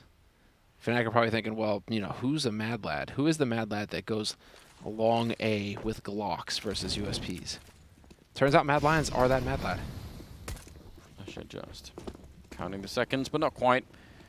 Bomb is going to be going down. Brolin. Oh, they actually see it. They plant on the opposite side. So now a little bit of a heart attack, I'm sure, for Hooksy, and it had to be him, of course. 4 versus 3. Still 40 seconds left. Shush going to get 1 kill there, and he's going to try and continue. He's out of bullets. Even the knife out at the middle of it, and suddenly it's a 2-on-2. Flusher sneaking in. I don't think they even realized catching him. Oh, what a headshot, though. Refreshes down, and Roy, he's going to take 1 and a follow-up. What a pistol round. Ah! I don't even know, dude. That is all over the place. There's so much going on. Flusha misses that boost initially for Brolan, so that was delayed. That ends up helping them. And then this is just mad. The clutch coming in from Roy, dude. Longest fight of their lives. 1v2 gets it done. That's a 6th round on the board for Mad Lions as they pick up the pistol in the second half. Fnatic going for the force buy, of course. Should come as a shock to nobody at this point. Yeah, and let's see. I mean, could repeat. It definitely could repeat. This is how the spiral started, you know, downwards for Mad Lions in the first half, is winning the pistol and then just sort of giving it up. And there's a shot. Like that, yeah. Hooksy just, I mean, also more or less running in a straight line. Not even sure if he knew how much danger was in there. Flashbang in. JW goes for a bit of a peek and not quite getting the instant shot that he needed. Flusher also chiming in, and he will go down. I still love the aggression from Fnatic. I think that little move there, flashing over, such a cool idea. So, yeah, nice to see them attempt something like that. They pushed Mad Lions back a little bit, so now they're going to go back and try and recover some map control on the other side. Indeed, so. And they're sticking together as a group. They know what they're up against. This is Tactics 101 versus Anti-Ecos, is put yourself in trade frag positions, move together as a death ball so that you've just got overwhelming fire. You're not going in one after another. And so now just grouped up, making their way through mid.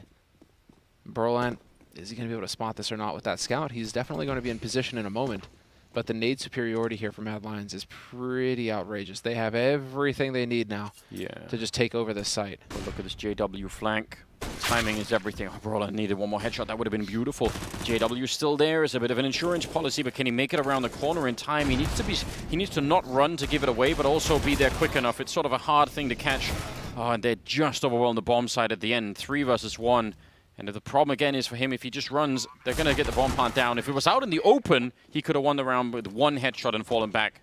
And that might have been the secondary plan there. That ends in sort of a 3-on-1, but it's way closer than that. Cool move. I really like this round from Fnatic, even if they didn't win it. I thought that was, overall, just a lot of good theory behind it. Listen, Scout, this is what it started with. Scout headshots are fine. Just did not pan out post that. So we will get a round of eco coming in here from Fnatic. Couple of HEs, so they'll have some shenanigans ready for Mad Lions, as we do expect from Fnatic. A Fnatic without shenanigans is no Fnatic at all. So you always want to have a chance, right?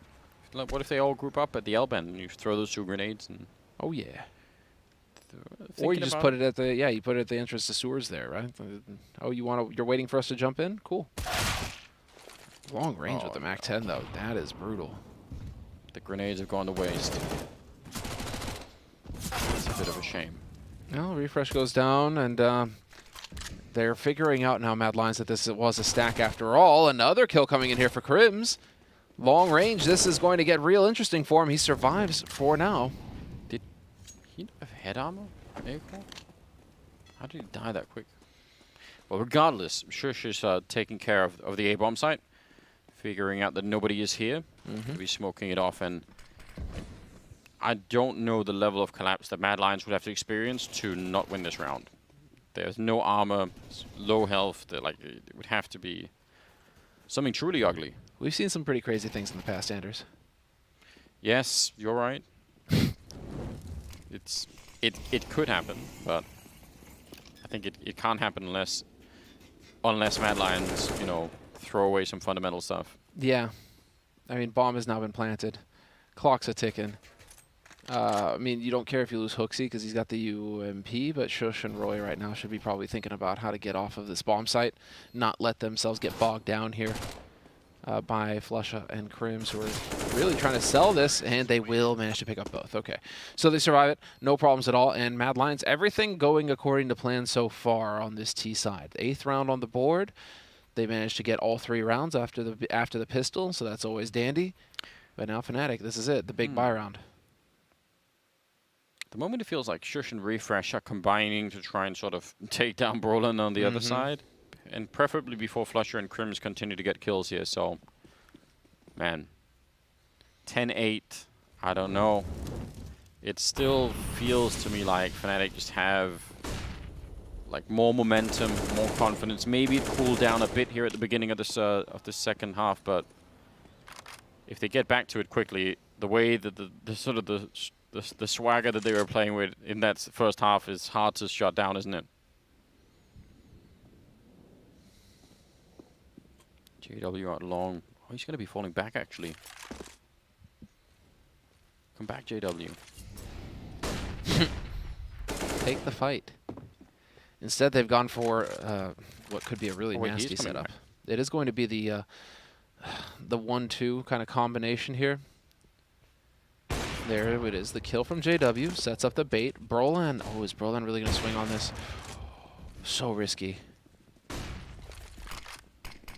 That was risky stuff, but they managed to squeak away with it. You know, Fnatic again. Risk is them in their comfort zone when it's risky, but now let's see. Acor is going to maneuver back over towards mid, and this is them slowly setting up for this A hit. 3 players still remain here, however, for Fnatic, and JW with that AWP. The heart of aggression, man. He's ready for him. Refresh going to peek around that corner in an instant. JW spots him. Flash does nothing at all. He's going to fall back, but look at the clock here. 20 seconds. T-side has left themselves almost no chances. There's a 3-man stack going on at the A-bomb site, and all they need is 1 kill, and this round is done already. They're running up close. Oh, they flanked them with UMP. Hooksy, a double kill there, maybe would have done it. That is so close to working out, but in the end, Shush will have to just try and save the AWP. That's a little bit too close for comfort. That was Golden with UMP, right? Yeah. That setup, you see it. You see the setup, and I'm like, dude, that is such a trash setup. Because if they come out long, JW's standing in front of him. How is he supposed to spray down whoever comes out long? Yeah, that's exactly what happens. That was scary. You can see it here. Oh, no, we don't have the replay. Shoot. But pretty sure Golden had... Golden or Flusher, one or the other. Just really, really nasty kind of positioning there with JW in the way. All right, well... Ooh, this is the last hack timeout, though, called by the Mad Lions. This is it, man. Backs to the wall. I mean, now it's not such a bad time for it. No, what are you thinking, though? Quick sewers, try and pull a Jade up. Acor, you know, get in there, get aggressive, try and find that early pick. We'd all like to see it. It's so hard to guess at right now. I'm sure they would love it if they knew exactly where JW was playing, but I am going to be guessing that he won't just be, you know, standing still in one place. He's going to be probably moved around quite a bit. So if they could figure that out, it would be something, especially if you could do it without dying. So he's so far over at the restrooms this time. They're fanning out down through connector and just going to try and see if they can get a bit of control over on this side early on. Pretty standard stuff. Well, Flusha getting his toes shot off doesn't help things for Fnatic. But they have now got control of connector Mad Lions. They've done a good job of working their way over here. But the setup, yeah, there's Brolin. And he's going for the AUG. Just embracing the Call of Duty life. We'll see if they go before that smoke is down. He's going to have a clear line of sight shot, and that could, yeah, he's trying to. Oh, so cool! That's a good idea. A little bit more dangerous now to play in front of it. He's going to smoke that off, and oh wow, that wall just somehow took all of those bullets. Hooksy on the other side, sneaking through, and that's a freak over Brolin. Gonna put up a little bit of grenade. Grenade just being exchanged left and right, but Brolin somehow gets to live at least for another second there. Golden coming in now with an M4, and they still got JW on the site, and 45 seconds. They've not, again, Mad Lions with 40 seconds, if you try and run back to B, that could be really scary. So almost like they sort of have to keep going for this now. And they're waiting, they want JW to go for this peak. Oh, he's gonna jump it. Doesn't actually get tagged. Looked like that was gonna be a flick.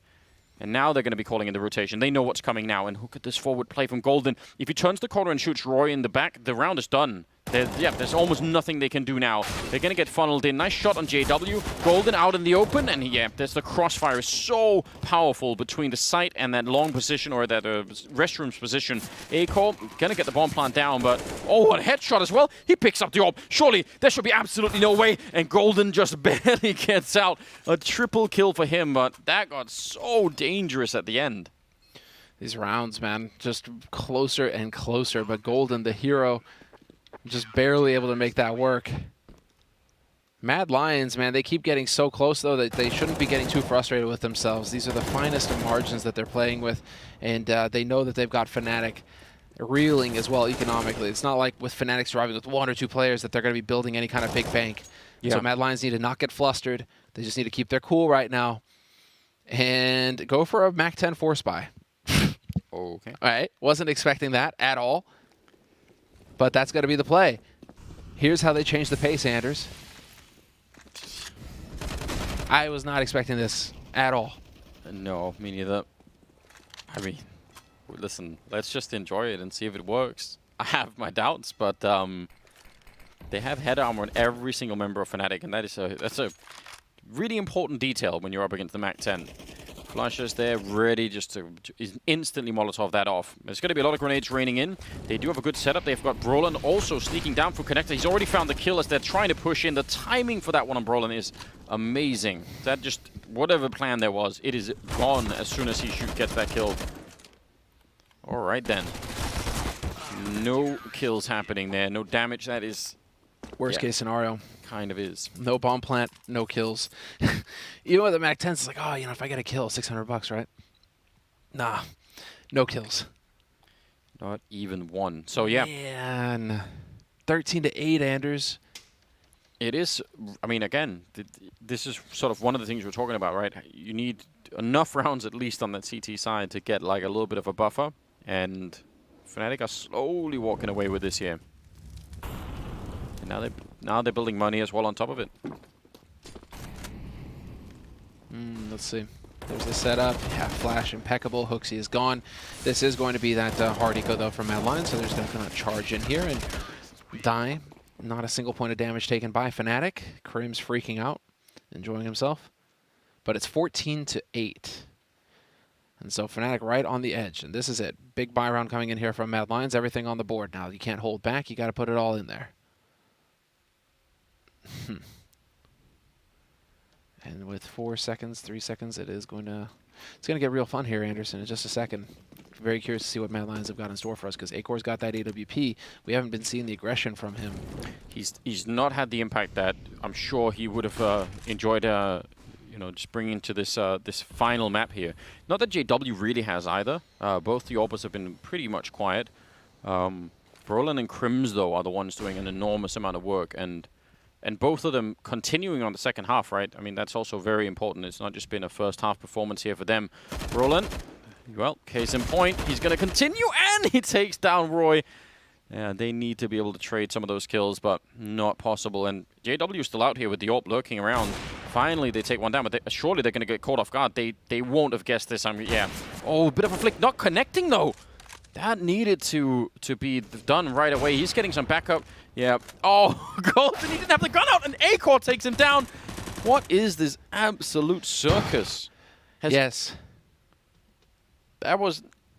Very little of that was good Counter-Strike. Clown Fiesta is what comes to mind. Yes. What is even going on here? Everyone deserves to lose this round at the moment. Dude. Flasher wants to take a peek, and again, he needs the information. Oh, he's surely going to get caught here. I don't know. In my mind, I'm going to pretend that this was a 15th round for Fnatic. I don't know what else to do. I'm trying to keep my sanity, so I'm just trying to not lose my mind. Krims, if you could bring it back, you're a hero, because, again, that was already essentially done over there. It's one good headshot. They know where he is, but does he have what it takes here? Acor's on the other side. He's going to try and just maybe see if he could get a look on the second player. A little bit of a bang coming out. Yeah, he's trying to force it into it. He knows that if he could just go for it, and get that flick onto A-Core. That would be enough, but Refresh will take him down. A-Core with a triple in this one, 14-9. I don't know. That's. Can we just give the round to Fnatic instead? That was so weird. Everything that happened out there was weird. Yeah, Golden running up with a knife in his hand. That's Broline going for the repeat. Yeah. It's just over-aggression. Man, what a shot from A-Core, though. Summoned the B-standers, was saying that he was a bit quiet here. He decides to wake up. Yeah, frustrating round there for Fnatic. That's definitely going to sting. And that's going to tap a lot of their bank as well. Luckily for them, they had a bank to fall back on. Yeah. Rolling at that point, it's got to be like, give me a break. I've got 29 kills. I just opened it up with 2 kills and somehow, like, what winning that round? Yeah. No, there's got to be some frustration on Roland's side, no doubt about it. Almost dropping 30, though, is really impressive. Now, random spray coming through. Flush at this time caught the worst of it and went down in the B bomb site. But Fnatic just sticking to their plan right now. So boost down there at B to look over. And these two over at Restroom, Brolin and JW. They've been playing a sort of like a cool little pairing. It's been working out really pretty well. Does Brolin actually go for anything here or not? There's a lot of patience getting shown on that side of Fnatic, but this is really just going to be the B hit, and I think these guys, Golden is going to be very hard pressed here in a moment. In trouble. Yeah, Crimson Golden. Yep. Just brutal. Well, goodbye then. I actually like to see that from Rio's point of view. I thought maybe a grenade would, like a flashbang over the top or something. Now, can Roy find them? Because he's on the other side. Is this where Refresh just starts waking up and starts dunking on these kids? I mean, he's been playing pretty well. He's up to 21 kills. So, again, it's him and Shush. It's just Roy and Hooksy are at 6 and 8 respectively, right? So all they need, they just can't take down Brolin. That's his 30th kill. He can't be stopped. He's such a cool player, isn't he? Yeah, no, Brolin's awesome. He is so confident, and I mean that's the thing as well. You know, he just came up. He was formed by CS:GO. There's no bad habits, right, learned in any other game. It's just he is one with this game. And so we will get Brolin. Yep, another one. 31 kills. And 14-10. Mad Lions crack into double digits. Fnatic will be able to get a buy round off of this. Or they should be able to. Golden's got 4,300 in the bank. I'd be surprised if they don't buy, considering JW can drop a gun for somebody. That's pretty smooth. No worry at all there for Refresh. Well, 25th round, scoreline is 14-10 in favor of Fnatic. They are just a few steps away from taking this best of 3, which I think the majority of people, also the community, predicted from the beginning. It is pretty close to being true right now. Mad Lions just holding on to it the best they can. This is just the frustrating part for Fnatic, because you can't do that round over again, really. I mean, it'd be a Mad Lad play if you did. But Mad Lions should be ready for that sort of thing now. So now you have to win another way where you should be on match point right now. Instead, you're going to be just kind of squeaking by. So we're getting a quick tech pause in here. Yes. And, a little bit of a breathing moment for everyone involved. I mean, maybe the play just is to say, Brolin, listen, can you just go and kill these people? Gotta find a way to do that. Apparently a monitor issue for Refresh at the moment. So apparently he got those kills with a monitor issue. Yeah, the guy's just a beast. Couldn't use. He's challenging using the force. Just had to make things a little bit harder for himself, you know. Could just do it. Hey guys, I'm just gonna put my refresh rate down to 60. No one plays with that surely anymore, do they? Dude, it's actually the fastest way to get a headache now. If you go from 140 or like 120 down to 140 or like down to 60. Dude, it's just, it was actually driving me insane one day. Well, there we go. Always remember, if you do any kind of reinstall or anything. Yeah, check your monitor settings. In the meantime, it's a really, really weird game. It does feel like Fnatic have sort of slightly cooled off, and like that's gonna be compounded by the fact that they have a worse economy. Mm-hmm. So like some things definitely can take a turn for the worse here. It's a real obstacle to Mad Lions that wherever Brolin is on the map, you just can't do anything. You just have to say, well, whatever, can't beat him. Mm-hmm. And yeah, so the game becomes find Brolin. and then avoid Brolan. Yeah. Where is Brolan playing from right now? Well, he's been consistently playing. I actually thought they would be much more. I didn't even think it was Brolan. I thought they would switch up JW way more, so sort of have him be both, you know, monster tunnel, but then also out long sometimes, and you know, dense pushing. Like I thought they would be way more dynamic in that. Sure. But they've been pretty static in their defense at the moment, and Brolan's been either restrooms or long, or I mean sometimes pushed up, but he's been on that side of the map for the most part. So they should be able to at least roughly guess. And then the question is that enough to try and do something behind, or at least try and find a way around it, because it's been a nightmare. A real nightmare. We're back in. The problems have been fixed. Appreciate that. 25th round here. Let's just see. And they are not forcing Fnatic. Fascinating. Okay, so they're going to go for some shenanigans instead. They're going to go for the horseplay. Stack B side, yeah. Why not? Oh, double nade. They're going to be right on top of Brolan now. He has armor. Oh, actually, triple nade. He is dead. Just beautiful. Gotta give it to him. That is getting just owned hard. Flush is like, I was even just trying to carry you. Like, yeah, why do I have to die? why am I collateral damage in this? That was awesome. Yeah, that's where it really works wonderfully. That's where it's just a thing of beauty. You get the read. You know what they're going to do because they saved 2 guns, and they did it last round. Crims gets spotted out long. He is now a dead man. Well, JW has a smoke. Could help him out. They're all grouping up and showing up, including the AWP and the AUG. Sort of, I mean, 3 versus 5. Yeah, Acor's spotting for that. He's well aware that that could be happening. I was going to say, maybe instead of trying to win the round, just try and save these guns. They're pretty valuable right now. Yeah, and it feels like none of this is going to be confidence building for Fnatic. It's character building, just not confidence building. Oh, Golden. Oh, no. He's smashed. There's fire everywhere. And he's dead. Yeah, no, this is not confidence building for Fnatic. It's right now you're just getting beaten up. You're getting bullied. Nothing is working for you. You're getting caught at every turn. You literally got caught twice. One with HEs, they knew where you were going to be, and then JW gets boosted into Acor's crosshair.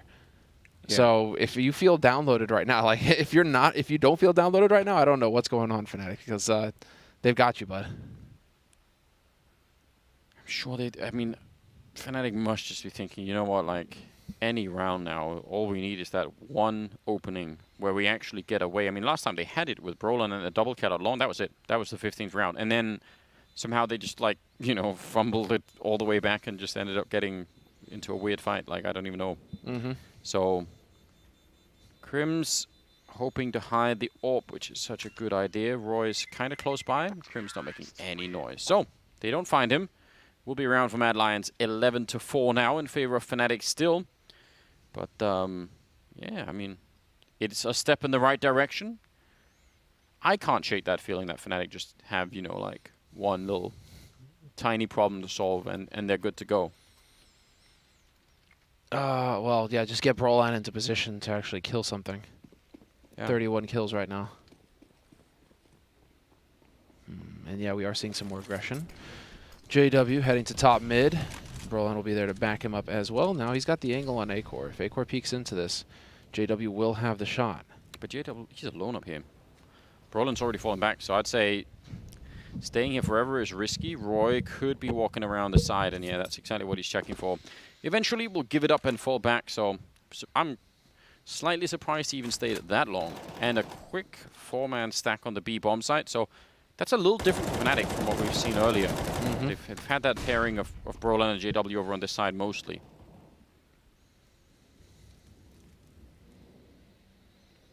And a very default setup here for Mad Lions, keeping one outside of B and the rest clearing out the A side, or the restroom side. That's pretty much how it's done.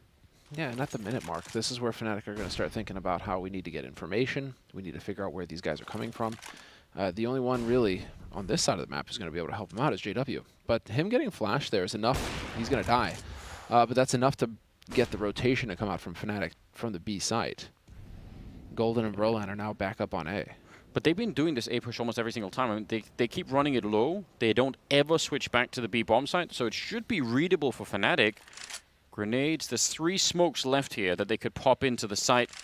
And there's not a quick flank this time either for Fnatic. This hold might not be so easy after all. Molotovs as well raining in, and everybody's blind in the corner. And Brolin, he's still somehow getting 2 kills and could have maybe had that one.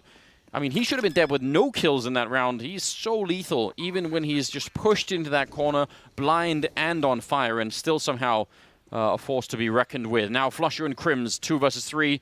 I'm sure it's tempting to go for this, but without a smoke to put on top of that bomb, how exactly would you try and do this? The answer is that you don't. But that had to happen. Getting across like that, that was big. Now you need to step in here, and you need to hope that somebody's going to make a mistake on Mad Lion's side. Oh, but Flusher's not the one that can peek. They peek together. There's still a man in mid. It's Crims that has to get back there, though. Flusher's going to have to be the one bodyguarding. He's jumping out on top, and yeah, it's not even going to happen. Good enough headshot there at the end, but it's too late. He'll drop with a bomb, and it will be another round for Mad Lions. And now money's back in the hole again. JW has some money for an AWP, but do you want to risk it? No, you're going the distance here. You are definitely going the distance. 14 to 12. I'm so shocked by Mad Lions just, again, running down the clock to like sub 30 seconds, hanging outside of restrooms and long, and then just going for the A-bomb side. I mean, yeah, there's some variation in how, if they put people long or restrooms, how many, but... Yeah, it's just unfortunate that that smoke doesn't cancel the molly, right, on truck. That would have helped, yeah. Yeah, because then all of a sudden, you know, you're not rotating out of position back into that flash, and Golden maybe, you know, isn't dying there. Oh, Flusher, hold on. Let's go with the nades. Flusher. There's another one there. Oh, he gets it off in time, though. Yeah. Did a little bit of damage. There was a moment there. We all wanted it, but can't always get what you want. You have no way of knowing. But it's still a man advantage for Mad Lions. 12 to 14, trailing on the T side, but still looking good. And well, there's Brolan. Ooh, turns out he can miss after all. Yeah, it's the first time I've seen that on this map. Crims.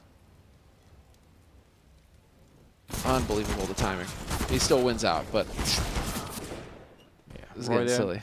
The recovery, they're inside of the smoke, and they're so low on health that there should be not much of a chance. He's still alive, but another kill back around the corner. I don't know, 15 health. Oh, the Molotov makes it so unfair, doesn't it? Yeah, he's going to be going down. Dude, he had the pre-angle, though. He had the right idea. He had the angle down. He just needed to pull the trigger. 34 kills on Brolan and just 15 deaths in 27 rounds. What an absolutely fantastic player. What a mad lad. Yeah. 14-13. It's getting weird now. It really is. Because wherever Broline is, Mad Lions die. But you can't say the same for the rest of his team. So there's a little bit of a lack of lethality here from Fnatic that we're seeing, definitely, that they're paying for right now. Yeah, Crims is up there as well. Slowly, I mean, he's still doing good work and helping out. It would be amazing if they could get, you know, one of the other 3 to kick it into high gear.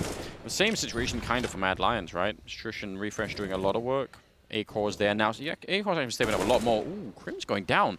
That's a nice find, and no one there to follow it up, so... And he's working this area alone, Refresh. There's no one else there to really help him out. So that's interesting. Golden. Nice find. Fine, he's going to keep pushing as well. I kind of understand it. Like, that would have been such a round-winning move. He could have got that kill, but now instead, Refresh is snuck under here. Is Brolin going to be checking this? Surely not. Oh, it's so close, isn't it? He sees it. Opportunity, and that's the spray. Doesn't realize there's someone at the L-bend. Flusher, though, he's about to maybe be in some trouble. Backup is coming. Flusher and JW versus 3. Oh, but shush. Cruises right into it. I thought maybe Flusher, just from the element of surprise, would have had that one. My God. These guys are so damn good, Anders. Like, so little gets by. The fact that Refresh has the presence of mind to go ahead and cover that angle with the Molotov as his teammate runs up, that's just, I mean, they don't miss much. It's so cool. Yeah. Oh, wow. Well, 14-14. It's going to be all tied up. JW's out here saving. Roy is making a little bit of noise, I think. Don't know if JW actually heard him or not, but it looks like he's going to be safe for the minute. So all tied up as we head into the 29th round. This game is out of control. Said it was going to be probably a close game. The odds reflected as much. It felt like that. It certainly was on Vertigo, 16-14 in favor of Fnatic, and then what, 16-11 on Inferno in favor of Mad Lions. But still, that is a close game, and we could have been even closer easily. And now, here we are. So, yeah, I mean, Mad Lions won the pistol. They lost 4 rounds, and then they've won 6 in a row. Just all about Mad Lions so far this second half. You have had a bit of a fight put up by Fnatic in the middle there, but they just deflated. They deflated. That's the issue here. And the money for them is just a weird issue now, right? Because the round loss bonus is cool and all, but obviously you don't get that bomb plant bonus from the CT side. So you don't get the extra $800 bonus on top. It's just weird to see, you know, guys like Flusha and JW kind of struggling right now on an individual level. So want to see more of that hard carry Flusha. Yeah, there we go. Give me that CZ 75 Flusha. CZ 75 on overpass. That's like, I mean, name. That would be such an amazing way if they finished it with that. It's just the most fitting way, classic wouldn't it? Flush around. Yeah, classic Flusha round. Just don't even mess it. Just don't even screw around. Just get in there with that CZ. Listen, we've seen it too many times. Oh, they're going to be rushing right into him as well. They do line up, unfortunately. Oh, a little bit of a kill there from Golden and JW. Aiko holding them back. Yeah, don't want to be going down here just to keep it cool. Flash over. Well, they walk right into that orb. And nice shot from JW. 1 versus 2. And they just need to not challenge him. Just that whatever happens here, make sure he has to look everywhere for you. Yeah, actually, that's the play. They're going to be fine with not getting that. They're going to be much more worried about losing a 1 versus 2. But he's already out. Wow, 15-14. Mad Lions take the lead. I don't know what's happening anymore. This has been so confusing. It's, yeah. Anders, I mean, but man, how... maybe I cursed Flusha. You know? It just felt so ineffective, him stepping right out into the middle of a hail of bullets. Surely no one can curse Flusha. I feel like you need a stronger magic for that. There's something to mention, though. Think about how often they've been going over to that A side slowly and methodically. So the change of pace, at least calling that B rush and just going straight for it, is, I mean, less readable for Fnatic. And also, obviously, they didn't have all of the stuff to deal with it. But just, you know, it's a cool, tiny change of pace here. That worked out for them all right. 15-14. Let's get that overtime in here, shall we? Dude, you're going to be insufferable if you pull this off. That is just going to be the most obnoxious win. I already am, so like, yes, that's just going to be the most obnoxious win if they get this in 30 rounds, Mad Lions. That's my secret, Semla. I'm always insufferable, so you won't even notice. JW expecting a quad boost. He's like, yeah, you know, maybe they will. All on the suicide and... Golden here. I mean, they've got a big stack at the B-bomb side. This smells like overtime for sure. Just one good stoppage here from Fnatic. Falling back a little bit. But yeah, they just need that one early kill, and they should be able to slow it down. Molotov to counter. Smoke to try and see. Oh, but they run right through Roy, taking a fair bit of damage. He's blind, and he's down, and the bomb is on the ground. Golden, big double kill here. Hooksy trying to get back in. He's going to get a double of his own, and it's just all over the place. Now, suddenly a 2-on-2 with Brolan still alive. Do they have smokes? They have 1 smoke on refresh. Yeah, but Bro on your right is still alive. The raid boss. He's got that HE. Refresh. He's here. He's 1 grenade away from death. Dude, that would be so fitting. Oh, all right. I don't know about that. He's going out looking for it. Just going to try and get the information. JW holding the one side. 30 seconds now. He's got so far into the site. There's no one here. I think Fnatic smartly playing really far back, saying it is on you to try and get this bomb down. There's a bit of a smoke, but we'll see. Grenade. Oh, it's going to be too late. The bomb will go down, so will refresh. So now it's all on Aiko. 1 versus 2 to try and win the map against Brolan at 35 kills right now. And Aiko hiding inside of it. They have that M4. If they start spamming through, he's dead in a second. He's hiding underneath, and he doesn't get it. 36 kills to get us into overtime. No way. Dude, Broline is just so abusive. It's unbelievable. 36 kills in regulation. That is really cool. That is a star performance from the young Swede. What a monster. All right. So they did have close to a 4-man stack. I mean, I guess Broline did fall back, but a Storm presence at the B bomb side, and they just managed to hold it. So now it's anybody's game, isn't it? Oh, well, now it's all on mental fortitude. You know, can Fnatic get a little bit of confidence here that they've managed to actually hold that, right? You finally get it in the last round, the 30th round. You finally manage to take it and break that streak. They need to start playing with some confidence and get in here looking for some fights. Oh, they're doing the quad boost now, though. Oh, Flush! Well, I can say that I've seen somebody actually get a kill with a quad boost now. Oh, and Roy taking down JW. Not how you want to start overtime here. Roland also flashed, but he's still somehow able to pick up the kill. He's so low on health. How many people will it take to take him down? Finally, they defeat him. And now they need a deep breath here. Refresh taking up B. The rest should stay grouped up and not just throw this away. It's a 2-on-4, and it's absolutely critical they don't start making silly mistakes here. A little bit like that. Like that, yeah. I mean, it's still possible between Crims and Golden. They're pushed up, so never mind. Golden gets shot in the back. That aggression coming in from Acor. And so Crims in a central location. He's in connector, but that door has not been... Oh, it has been blown off the hinges. Fantastic. Okay, he can get through the door without making noise. Yeah, he sees them. He knows that they're there, and I don't think they realize. So this could actually be a little bit interesting. Molotov, though, will hold him back. Would have been amazing if he could have just sniped in a kill on the bomb carrier and made it a 1 versus 2 with time on his side. More, and now they definitely have spotted him. Fire is putting him all the way down to 25, so first round of overtime will go to Mad Lions here. I don't think Crims could do much. And again, they have to worry about the... no, is it 16,000? It looks like 16, yeah. Oh, all right. I thought it was 10 earlier. Am I wrong? Maybe I am.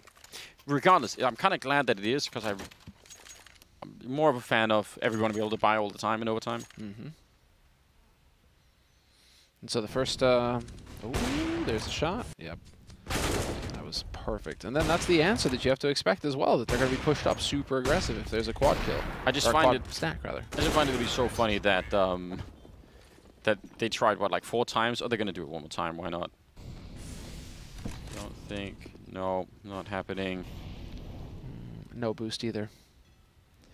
But look at how aggressive they are. I like this from Fnatic. That is something we haven't seen nearly enough. They could still be waiting for the... there's no reason really for Crims to jump, because his teammates are on the other side, so he wouldn't be... Oh, he's actually down there. I thought he was in the bomb side. So now he's definitely not going to be jumping somewhere. He might be jumping for Joy, Anders, though, because the action's about to hit B. But as I say that, he's rotating up towards A right now to bolster that defense. Broline is currently feeling a little lonely up there with his 37 kills. God, he's playing so well. JW well in position and walking right into it is Refresh. So that is, I mean, it's a minute left, but what do they do now in response here?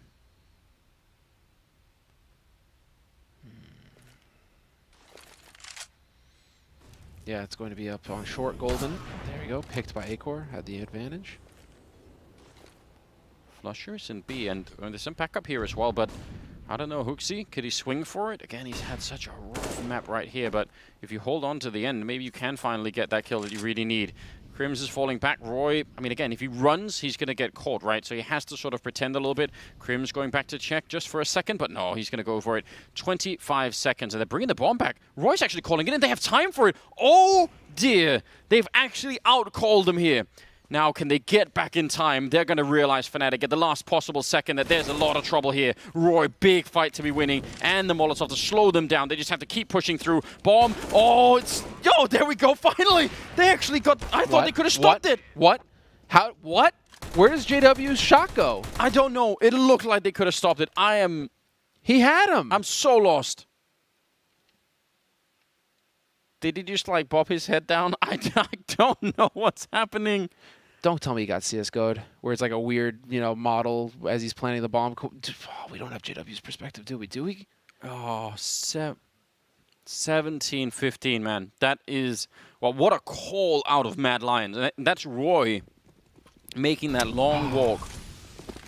and just finding it in the last second. Again, they would have walked into a stack down to that B bomb side. That is wild. This is so nuts. It's the finest of margins, and they're just squeaking Mad Lion's way right now. Yes. And I'm still wondering what in the hell happened with JW's shot there. I could have swore he was about to cancel that bomb plant. Yeah, I think we'll get it after the round. It looked that way to me too. I thought, all right, that's it. 6 seconds. He's gonna kill him, and then no one can pick up the bomb, and it's done. Did not work out that way. All right, 17 to 15 here. First to 19, obviously. And grenades into the corner. That will do some damage to Flusher, but not a terrible amount. Still Roy playing it solo over by the restroom, so it's sort of a similar setup. Assuming Fnatic won't be rotating quite as hard to be this time, though. And that might be what Mad Lions are playing off of. There's the shot into the barrel. Flusha still alive. Take that, HE, but Flusha, he's all right. He's healthy, he's hale, and he is still fighting. Roy nearly getting that shot on JW to open up the A side as well. Would have been real fun. But we are going to see that rotation coming through now. They've decided to go back up towards A. JW is here currently, and Broline is rotated down to B. Yeah, they've left Refresh here just to be annoying. He's still showing himself, so they don't know where to go. Half of the Fnatic members are still on the B bomb side, not quite sure what to do, and JW's gets overwhelmed. These late round calls are godlike right now for Mad Lions. They are just outplaying them purely on that late round call. That's really hard to do. It's amazing to see this live in action. Oh, man. So Crims 1v2, no smoke. He had no information. He has no idea where these guys are. Just Nightmare. Nightmare retake. Not really sure what you can do. This is the last round of this first half, so, I mean, you got to get in here. There's no saving now. You have to try and make it happen, but he's worried about all of the angles at this point. He's going to try and swing for it.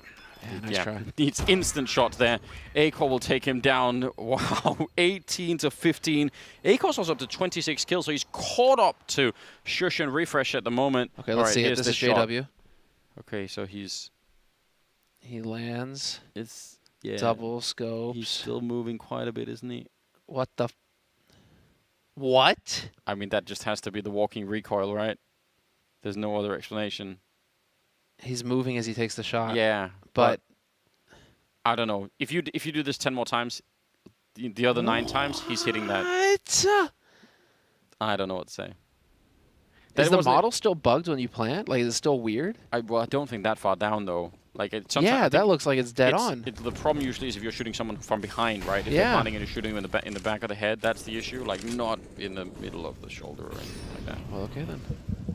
That's just the way it is. 18 to 15, match point for Mad Lions, 3 of them. I don't know what to say. This is so disturbing. But I will say this. Unbelievable late round calls from Mad Lions in some of these rounds.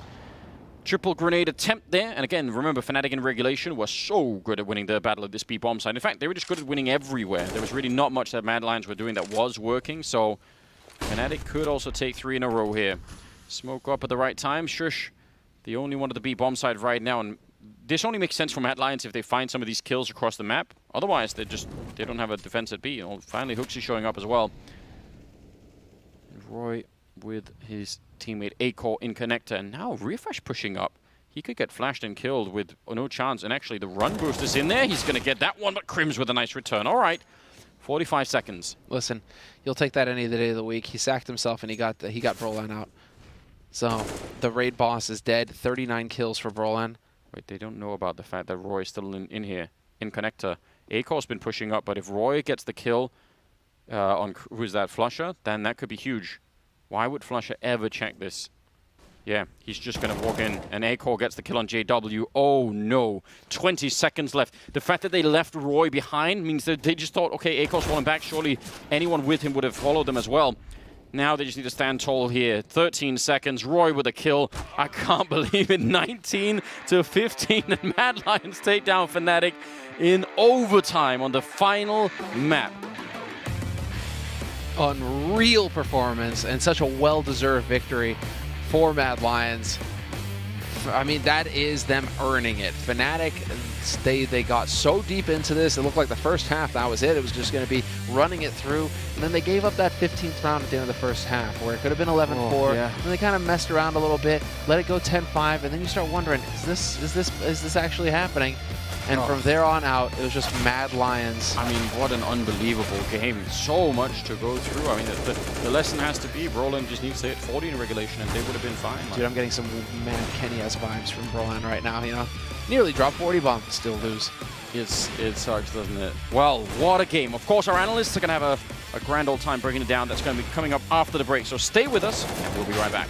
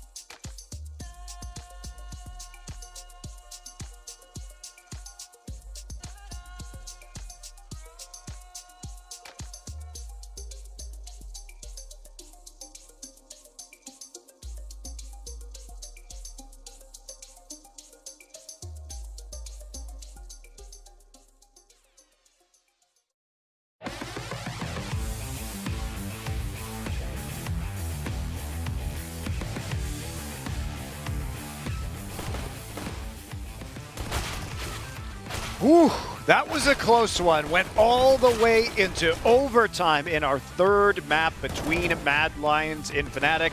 But for the second time this week, it is Mad Lions on top of this matchup. Now, we all predicted Fnatic. We all thought that it would be the third game here with Fnatic winning on Overpass. Why did Mad Lions pull this one out, Maui and Alan? I gotta look back at some of these rounds a little bit, but I will say this: that Mad Lions, when they were behind, they just stuck to their guns. They stuck to their game plan. Some nice execs coming out onto that B bomb site. The lurks from Roy were so impactful in that overtime. Mad Lions were able to mid-round so well because of the positions that he was taking towards that A bomb site. And Fnatic, usually a team that will take all the space away from you, it was actually Mad Lions who were taking the space away from the Swedes. Yeah, from 14-8 onwards, that was all Mad Lions. I think at that point we were all, this game's over. You know, Fnatic are going to take this, but Mad Lions, they just drove it back every single round, going so close, totally to the wire. Economy's on the edge the whole way, but in overtime, they really looked quite a step above Fnatic. Now, I'm not very good, as I've learned from our Pinnacle predictions, at predicting Counter-Strike, but even I think a safe prediction is that we are going to see this matchup for a third time next week as our grand finals here in the Midsummer Group, which means we just have so much information to pull from in a very short amount of time. Are you guys excited to see that matchup potentially one more time? Yeah, definitely. This matchup delivered. I think this was the best BO3 we've seen so far, actually, at Flashpoint 2. The bar was low, but yes, sure. Yeah, some matches pretty hyped up, but this one actually really delivered. Those last couple rounds were just so tense. Hero plays across the board. Great reads from Mad Lions. Actually, great Counter-Strike being played there to close things out. Yeah, I think coming into this one, we had all the great storylines from the Beijing match. But if they play again here with 2 best-of-3s in the space of, I don't know, yeah, 10, it's a 10 best of days 3 or so, and best of 3s. It'll be crazy, won't it? And they'll have so much information on each other. The vetoes will be so much mind games. So if they play again, it's going to be epic, isn't it? Yeah, it will be. And to talk to our winning team is going to be Freya here, so we can hear straight from the Mad Lions. Thank you so much indeed, Monty. I've got an absolute pleasure of having Hooksy joining me for this interview. First of all, we could see the emotions from the player cams there, man. How are you feeling right now? Can you kind of describe it? Oh, not only beating Fnatic here, but of course 3 days earlier at IEM as well. I'm just really excited that we showed that our map pool is not only like 2 or 3 maps, that we can actually beat them on multiple maps. Yeah, it's just a really good feeling, basically. I've got so many questions for you, but of course we've got to talk about that final map. You were down 14-8 at one point. So what were you calling, of course, as a new IGL from this squad to kind of, you know, revitalize you guys and manage to take it OT and ultimately close it out? Well, I don't want to go into specifics of our strats or anything, but basically I just said to the guys, like, listen, the first map in the first BO3 we were behind like 10-5 as well. And we can make the comeback. We just have to man up and actually do what we talked about. It worked out. And we heard from Samuelson earlier, obviously the coach of Fnatic. He was saying there were a few nerves about their CT side coming onto this overpass. So did you notice anything about that? Was there anything that you were able to exploit in that second half? Well, I think it was pretty obvious if you watched the game that we thought B was kind of weak. We tried to exploit it the best way possible, and of course it's just mind games after that about when to go away and when are they going to stack and all that. But yeah, basically I thought that B was weak, and we saw when we see a weakness we exploit it for sure. And I want to ask about your own calling style as well. Of course, we see you coming onto this Mad Lions roster as one of the newer players. So can you kind of talk to me about the overall dynamic of the team at the moment? Well, you mean like my calling style? Yes, yeah. Okay, so, well, I think in terms of me compared to the other IGLs who has been on this team before, I think I bring a bit more freedom. But it's not like I'm going full freedom, like I kind of feel like Fnatic at least was. So yeah, I just try to mix structure and freedom basically the best way possible and give my players some responsibilities. Now, of course, Mad Lions are the defending champions here at Flashpoint, of course, claiming that trophy back at Flashpoint 1. You've now definitely secured your spot at the playoffs alongside Big as well. Can you kind of talk to me about your own perceptions of the team here at Flashpoint in comparison to the other competition? Are you feeling confident going forward? Yeah, for sure. I feel like we showed now that we beat one of the favorite teams. So yeah, for sure. I feel like we have a huge chance to take it all, basically, even though I'm not the previous winner of Flashpoint. Well, it's been absolutely incredible to get to speak to you, Hooksy. Thank you so much for taking the time to chat with me. And with that, we can send it back over to the desk. No problem. Well, after that riveting win from Mad Lions, they have set themselves up in the winner's bracket, but we're going to take a moment to look at one of the most important rounds that we saw on that map of Overpass. It was one of the overtime rounds, round 32. Why don't you walk us through it here, Maui? Yeah, so of course every round in OT extra important. It's going to start off with this A core boost. You can see that Mad Lions were trying to look for something, but it didn't come to fruition, but they were still able to get back into the round. And Roy, I want to give him a huge shout out because his lurk on his A bomb site called for the rotation. This missed shot from JW, I think we have to, I don't know. I don't even know how to break that part down because it felt like he was just barely moving and missed that one. But really, this showed the resilience for me, for Mad Lions in this matchup. The way that they they were able, despite losing those opening picks, still able to bring it back, still sticking to their guns, and trusting Roy, a player who was at the bottom of the scoreboard there once we took a look at it. I think he had the lowest ADR for his team with 65, but he came up huge in 2 of their T-side rounds in overtime, and that, for me, made him probably the MVP, at least of the OT part. I think in this series, you have to give so much credit to Hooksy for his calling. I think on T-side Inferno and T-side Overpass, I mean, they brought that one back from 14-8, won all the overtime rounds on the T-side. So for him, even just under so much pressure against a team like Fnatic, they're so established, they're so experienced. That was a very impressive, calling display from Hooksy, who perhaps we didn't expect to be doing things like this so early on in, his tenure in Mad Lions. And for fans who are looking forward to Mad Lions' performance, I know we characterize this team as, hey, maybe they could make top 3, top 4 at this event when we started things out in Flashpoint 2. Now that they've defeated Fnatic twice this week, they're definitively in our playoffs. Do you think this is a team that can win? Can they hang with the likes of Big or Virtus Pro? I'll say that this is a team that really relies on their game plans, and they're getting a lot of data because Flashpoint, you can watch the group stage for these games, you can see what kind of maps these teams like to play, and we can see that Hooksy, when he smells a weakness, he just dives right at it. And today, he really was trying to attack that B bomb site on Overpass. Last time when they played Vertigo at IEM Beijing, they were really targeting Flusha on that B site as well. And I think the only team top to bottom that I find no weaknesses is Big, but if they find some type of weakness, I mean, Peacemaker and Hooksy, they seem like the group that would do it.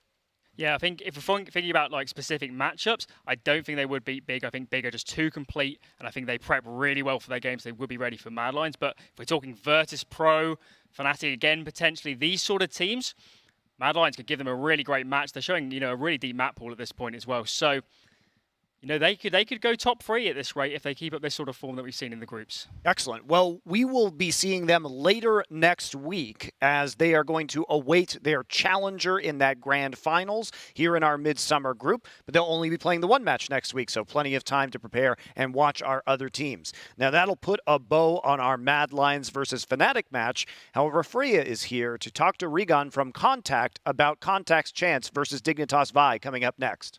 I am indeed. A very important matchup coming up for the guys from Contact, no less. Thank you, Rigon, so much for taking the time to chat with me. Of course, you are one of the newer members of this Contact roster. So can you talk to me about, how comfortable you've been feeling integrating into the team over these past few weeks?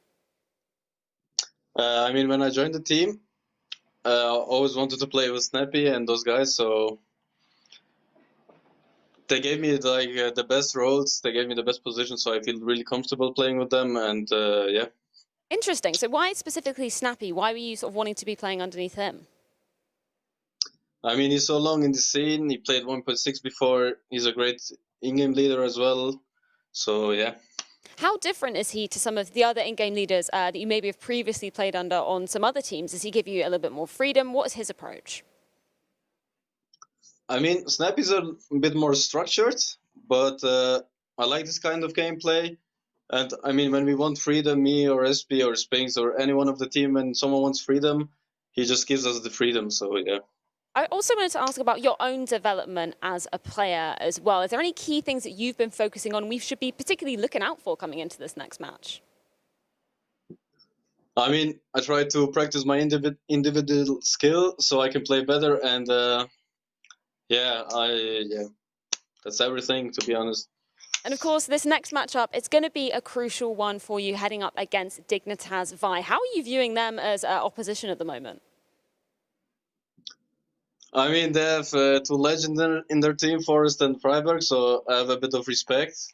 But there's no respect on the server, of course, so I think we're going to win this game 2-0, but I think it's going to be maybe a tough game, yeah. Confident words coming out of there. Absolutely love to hear it, Regon. Thank you so much for taking the time to chat with me. Best of luck going into it. And we won't have to wait too much longer exactly how it is going to be going down. We're going to be heading to a quick break, but when we are back, it's going to be Contact taking on Dignitas Vi. After the break, Contact takes on Dignitas. We're live with Flashpoint 2. Straight fire. Nailed it. 10 out of 10.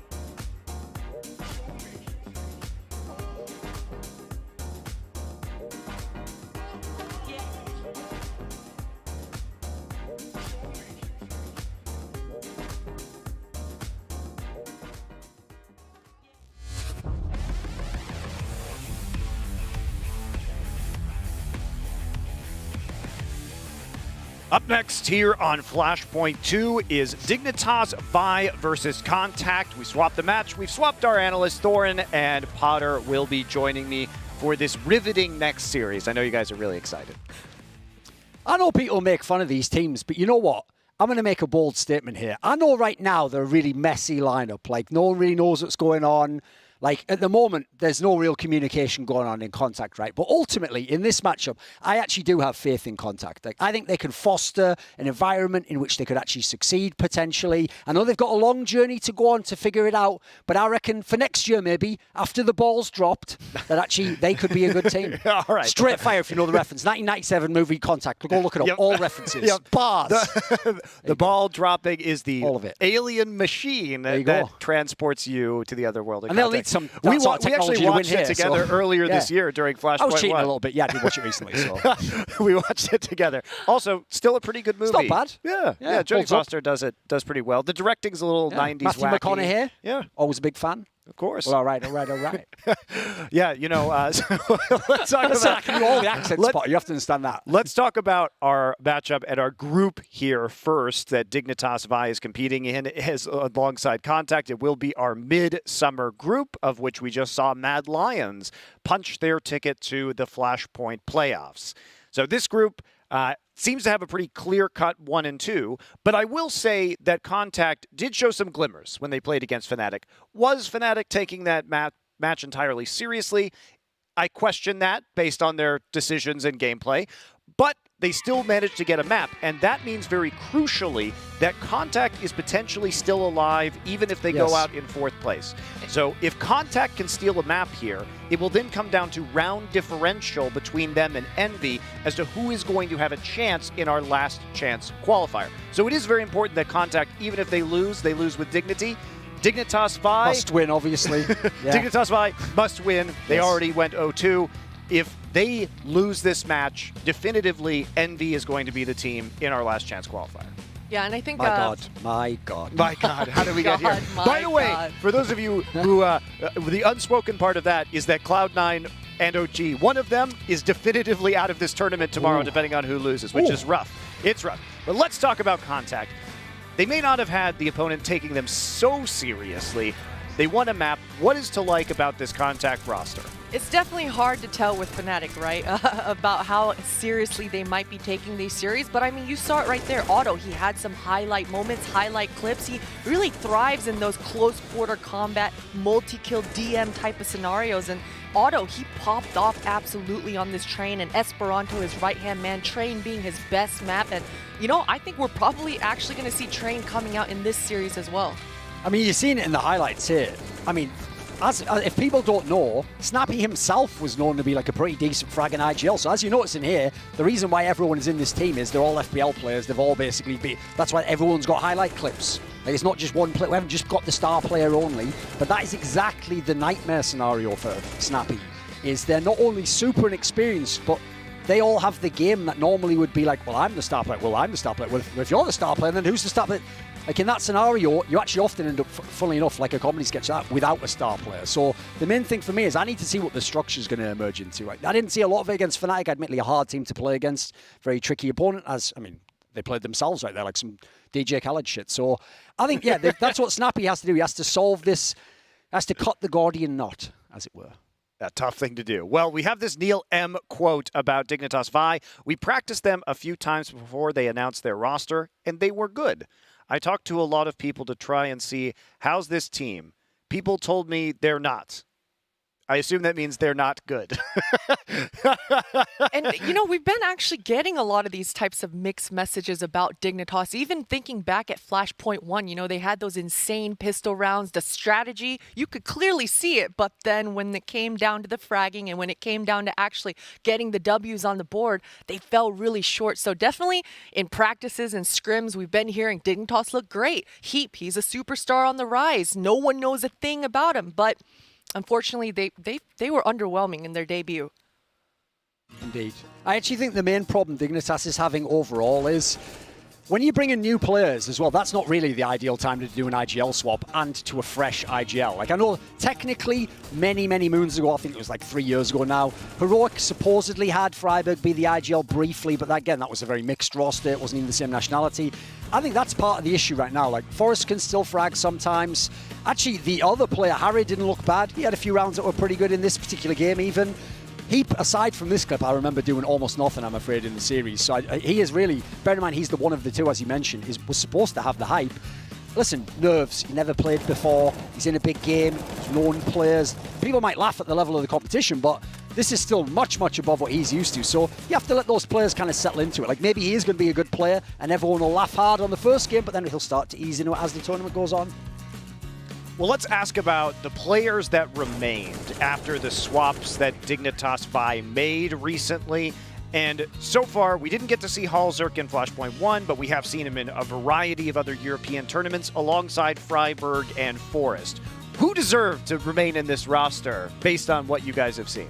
It has to be Forrest, right? The most obvious one, yeah. Definitely the most obvious one. He's absolutely timeless in that server, but I don't even want to focus on Forrest. I think we can already expect Forrest to do his job, maintain his responsibilities. He tends to always do that. I'm looking straight at Halzerk. As you mentioned, Monty, he was not in Flashpoint 1, and we had so many high hopes for exactly what kind of superstar prowess he's going to bring for this Dignitas squad. And I got to say, in their opening series, he was a bit underwhelming. Sure, he had a couple rounds where he was actually able to showcase his skill, get those multi-kills on the board. But for the rest of it, there was actually a huge disconnect, especially between him and Heap towards that ramp on Nuke, which is, again, a map that I think we're absolutely going to be seeing in this series.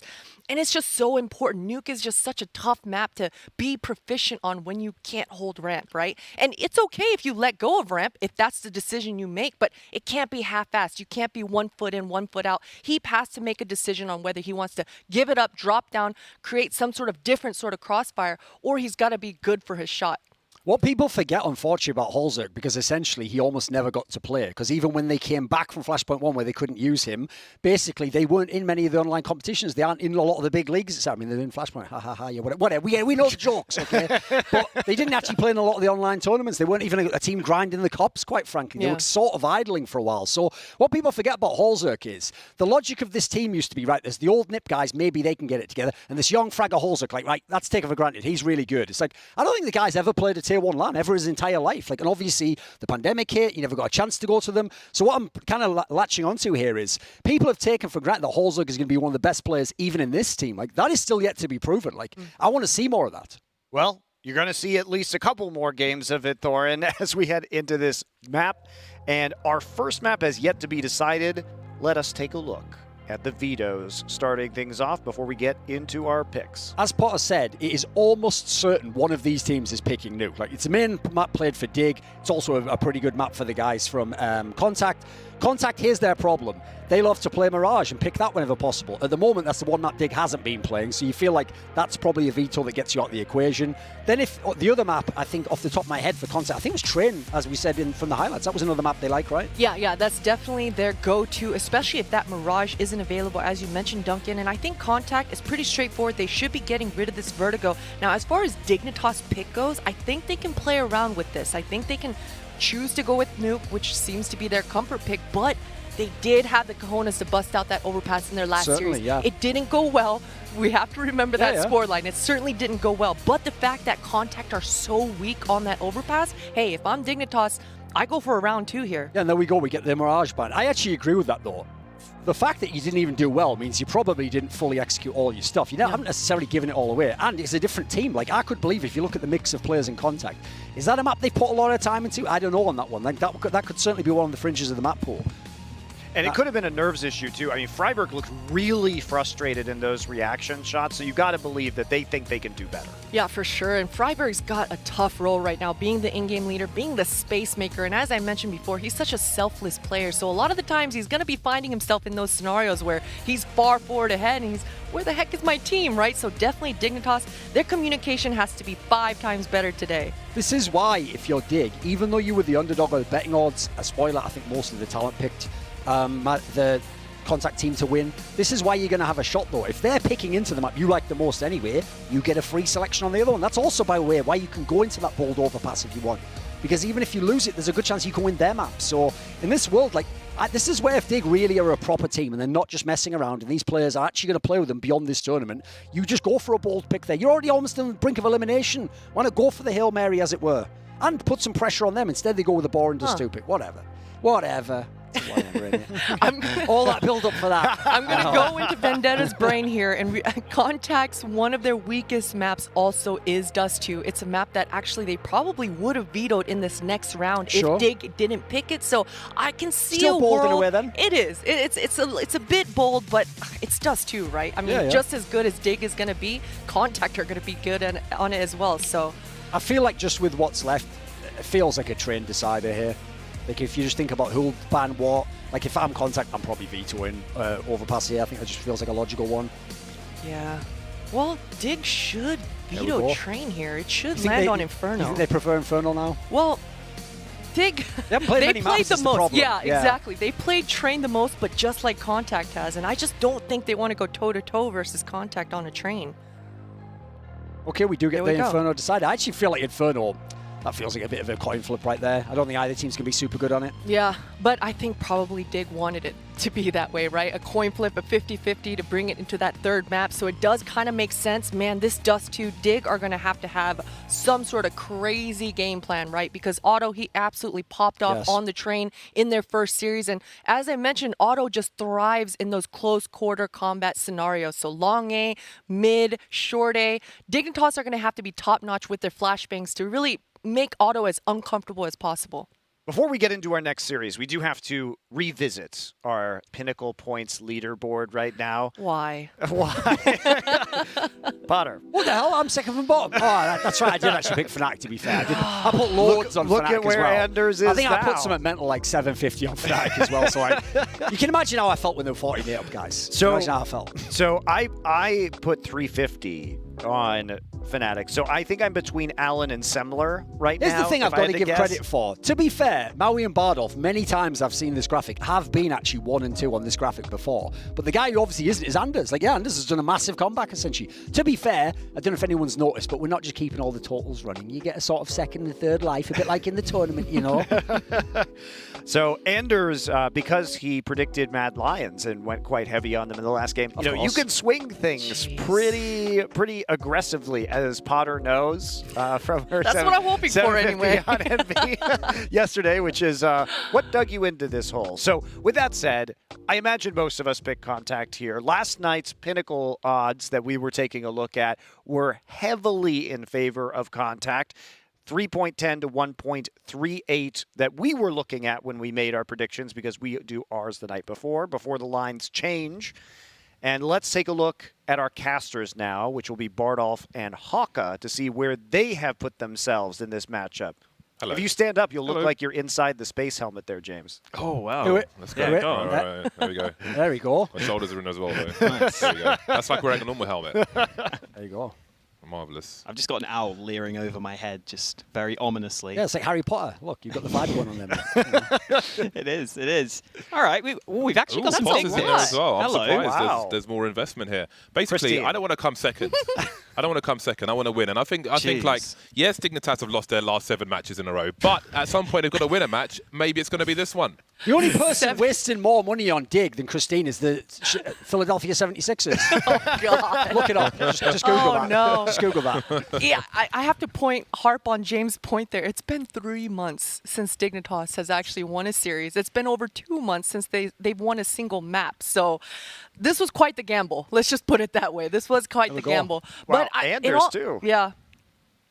Yeah, it is. I mean, I feel like we've like tripled, quadrupled the number of people picking Dignitas to win, because formerly it was only Fifth Laren. So you guys really backing up. You got to spin to win, man. We're definitely on the roulette table here, just on one number as well. But maybe it comes up. If it does, I think we're why having on steak this for image, dinner. right? Those bring up the graphics again, like the art that we just saw there, please. The producer guy.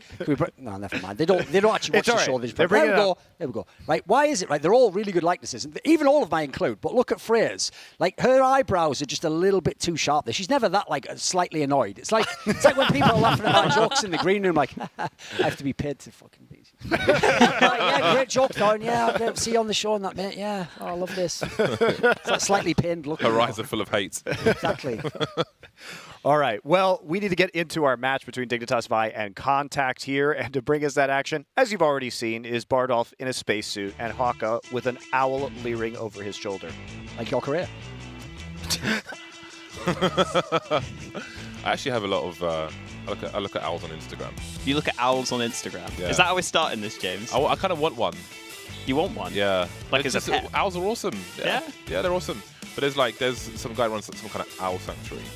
Okay. And it's just kind of epic. But we'll see if Dignitas can be epic. No alien heads, it's the owl these days, and we'll see if they will fly here on Nuke. Starting on the CT side, Dignitas, we are asking a lot of them to break a lot of terrible streaks, as Potter alluded to on the desk over there.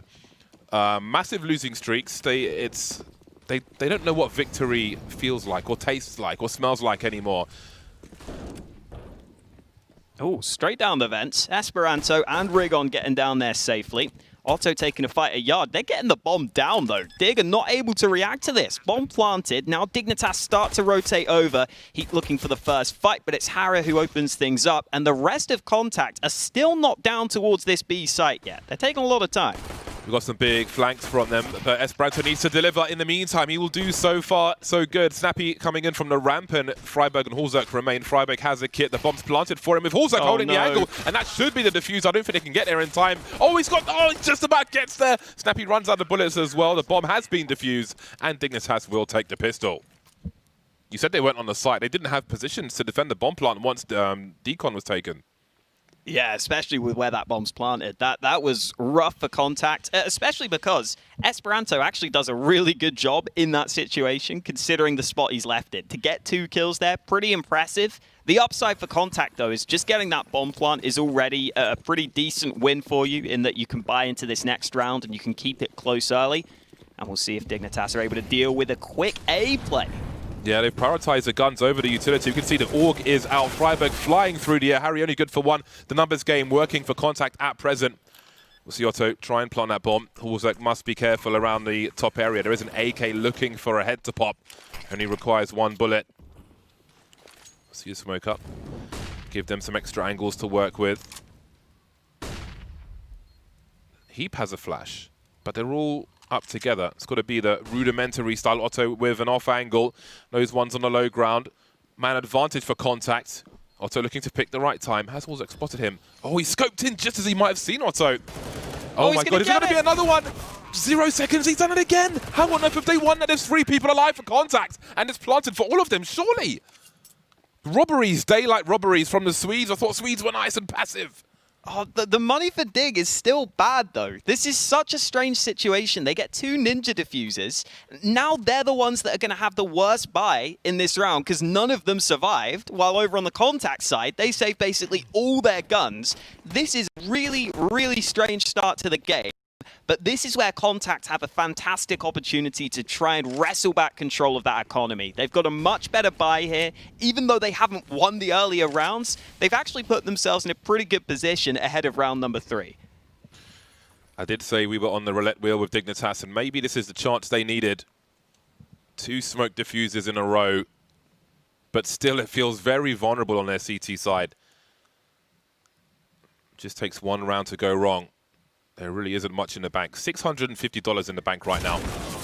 And the auto shotty won't really work out for Freiberg. Down he goes again. Spreading onto the site now, a Contact. Even better than last time. No frag for Harry on this occasion. Heap could get an upgrade here if he's lucky enough. Forrest is not able to get towards the A-bomb site. And they have been deleted on this occasion. Indeed, they were ill-equipped. But Contact will break them immediately. Eventually, rather.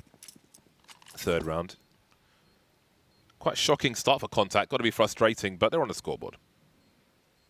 Yeah, that's the main thing.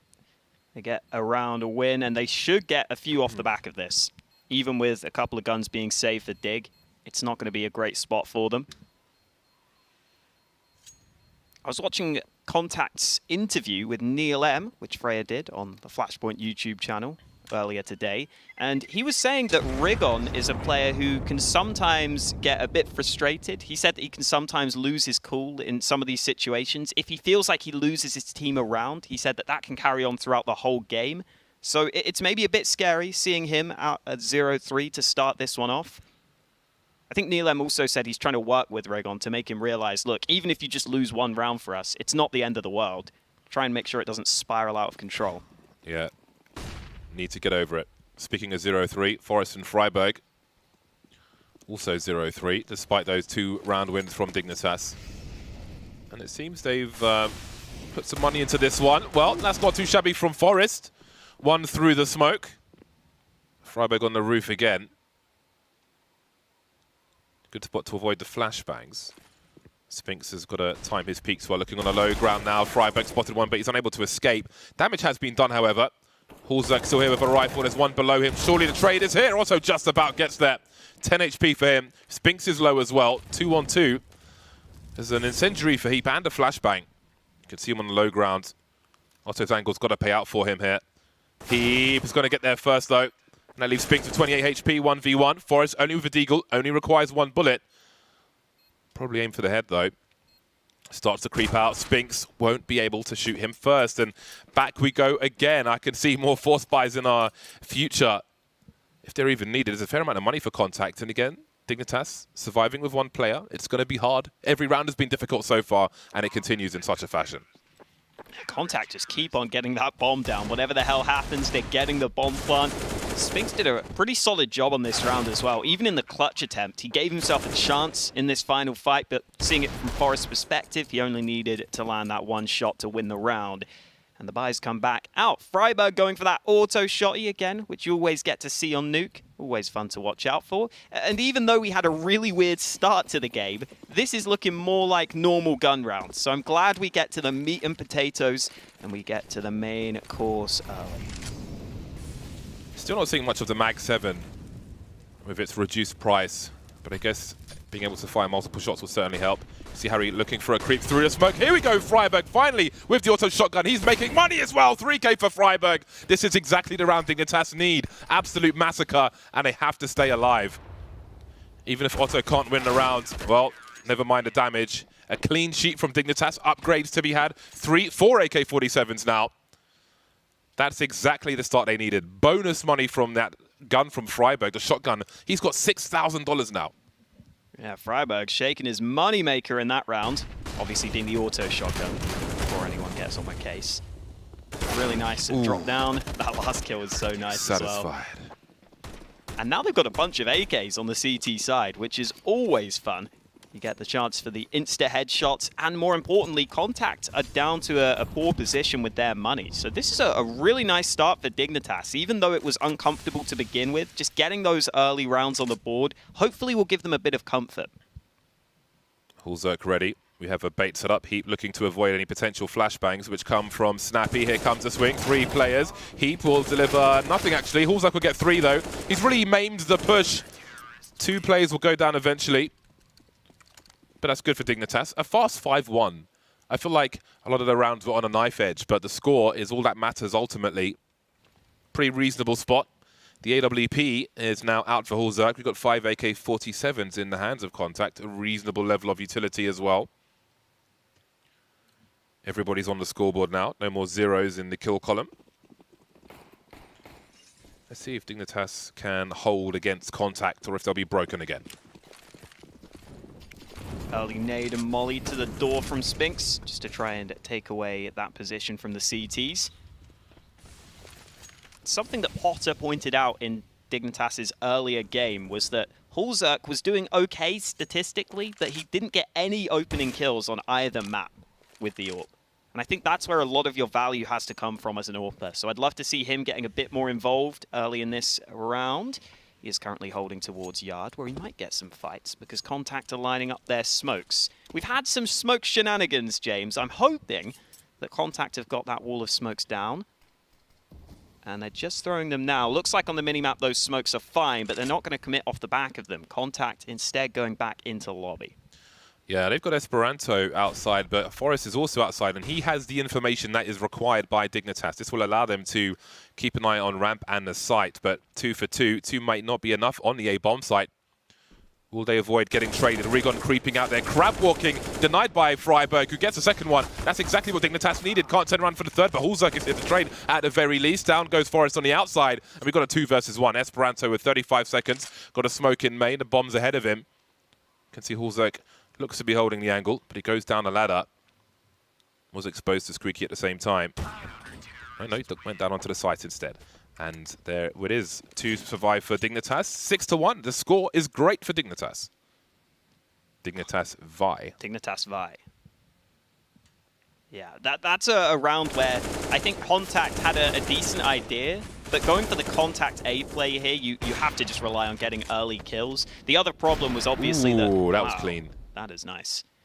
Yeah, the other problem was that Forest was just sitting in secret that whole time. And even though Esperanto gets that kill at Yard, it couldn't really have an impact on the round because the players stacked on A were very well prepared. Hulzerk arrives quite quickly on the rotate. And this is an early timeout taken by Contact. I wouldn't be surprised to see them going back to something slightly more standard in one of the future rounds now. Perhaps just go for those Yard smokes down secret. I feel like we haven't seen that much of that on Nuke recently, though. It seems like teams are less frequently using those smokes to actually go down secret. They're more kind of just fighting for Yard, maybe sometimes trying to wrap Heaven. It is a lot of a commitment if you go for those smokes, right? Oftentimes it's like 4 smokes being used, and it can make it difficult to play the rest of the round. Especially if you're MIBR. Yeah. Sure they fixed it by now, though. Peppering the feet, the hot coals for Contact in the hut. Oh dear, oh dear, oh dear. This is proving to be expensive. Now we've got a post-plant AWP potentially. That would be quite the problem. And it's in the hands of Otto. That will certainly make it a problem. Force from his angle. The question is, how do they plant the bomb? That smoke grenade will certainly help. Now, do Dignitas Vi force the issue through that smoke? Awkward for all concerned. Esperanto holding angles. Otto not looking to commit to a bomb plant just yet. They don't know where both, or maybe even either, of the Dignitas Vi players are. That smoke will come and go. And I do wonder what the intentions are here for Contact. Are they heading towards B?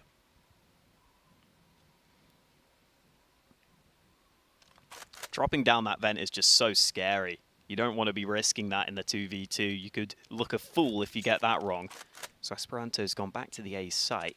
Otto's still just making up his mind, though, hoping that a mistake is made. But Dignitas Vi are playing this very patiently. Finally, Otto commits. Oh, Esperanto has to watch Heaven. They're both pushing at the same time, and Otto's not ready. Both players coming in from the same angle. Contact can't win the 2v2.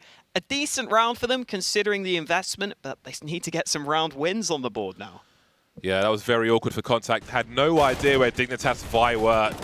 That smoke grenade, I think, was the opportunity. It would have been so awkward for Dignitas to make a play through that.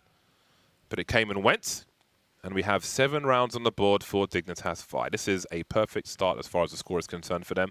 Again, have to be a heavy underdog in this game. Just been doing so much losing. Now we see a difference from Contact very quickly outside, beyond the smoke grenade. Forresto really good with his spray. However, Snappy is alive. His footsteps may be heard by Forest around a garage position. We've got Freiburg downstairs. Now, will this be a one and done spot? Snappy's pretty low as well, but again, he is the bait. He'll force Freiburg away. Nice work from Snappy. Great movement. Nice AD, little jiggle. Freiburg does not want to get traded and concede position. Oh, Esperanto really on the hunt aggressively. And Dignitas will assume that they have control of control. That definitely could have gone badly for Freiburg. He's still not in a great spot here. He's not going to be too happy about where he's put himself. Contact only with 2 players down secret right now, though. 48 seconds left. Contact still taking their time in this round. 2 players stacked in ramps, so Freiburg can come over here and know he's got his back covered, but those 2 Ts are closing the distance. Freiburg finally spots them. This could be a bloodbath, though. Heat from above, good off angle, can get the first kill. Now he can just tuck in, and he gets the second headshot. Bomb dropped down, and Contact are down and out of this round. There's no way they can get that bomb back. Freiburg still here on the B site. Contact never allowed to group up in this round, and Esperanto can try and frag out, but it's not happening. I've got to say, this was really strong from Freiburg in the sense of staying alive, not fighting to the death, and also realizing that Contact are trying to bait players towards that B-bomb site, pull him out of position. Esperanto has done good damage. He won't win the round because there's no more time left, but he made it a hell of a lot more expensive. That's plus 12,000 damage at the end there. But again, Dignitas did not take the bait. They were trying to be invited down towards the B-bomb site from the presence of Contact. He maybe went for a split towards the end. We can see even now, I think there was a bait set up on the ramp from Dignitas, which never needed to activate because of the 2K up on the boxes. A very strong CT half so far from Dignitas Vi. Yeah, as soon as they got their comfort off those early rounds, it's been so much more decisive. Those early rounds, there were bomb plants for Contact. The rounds were getting close. But in the last 5 rounds, Contact have not been able to get the bomb down. It's been a big shake-up. I think for Contact, the issue they're having in some of these rounds now is that in that one, they just never had the chance to really work together in any of those fights. They were all kind of split up in different groups of 2. Dignitas are able to make sure they hold their positions. And now we get a technical pause, which might break up the momentum of Dignitas a bit. But honestly, they're looking pretty chill right now. Forrest's stream is hard for me to watch sometimes. Purely because he's like the nicest person ever. I'm like, how can I be this nice? When I'm playing Counter-Strike and I'm frustrated and, you know, he's just the nicest person. There's not even a hint of any tension, frustration. It's nuts.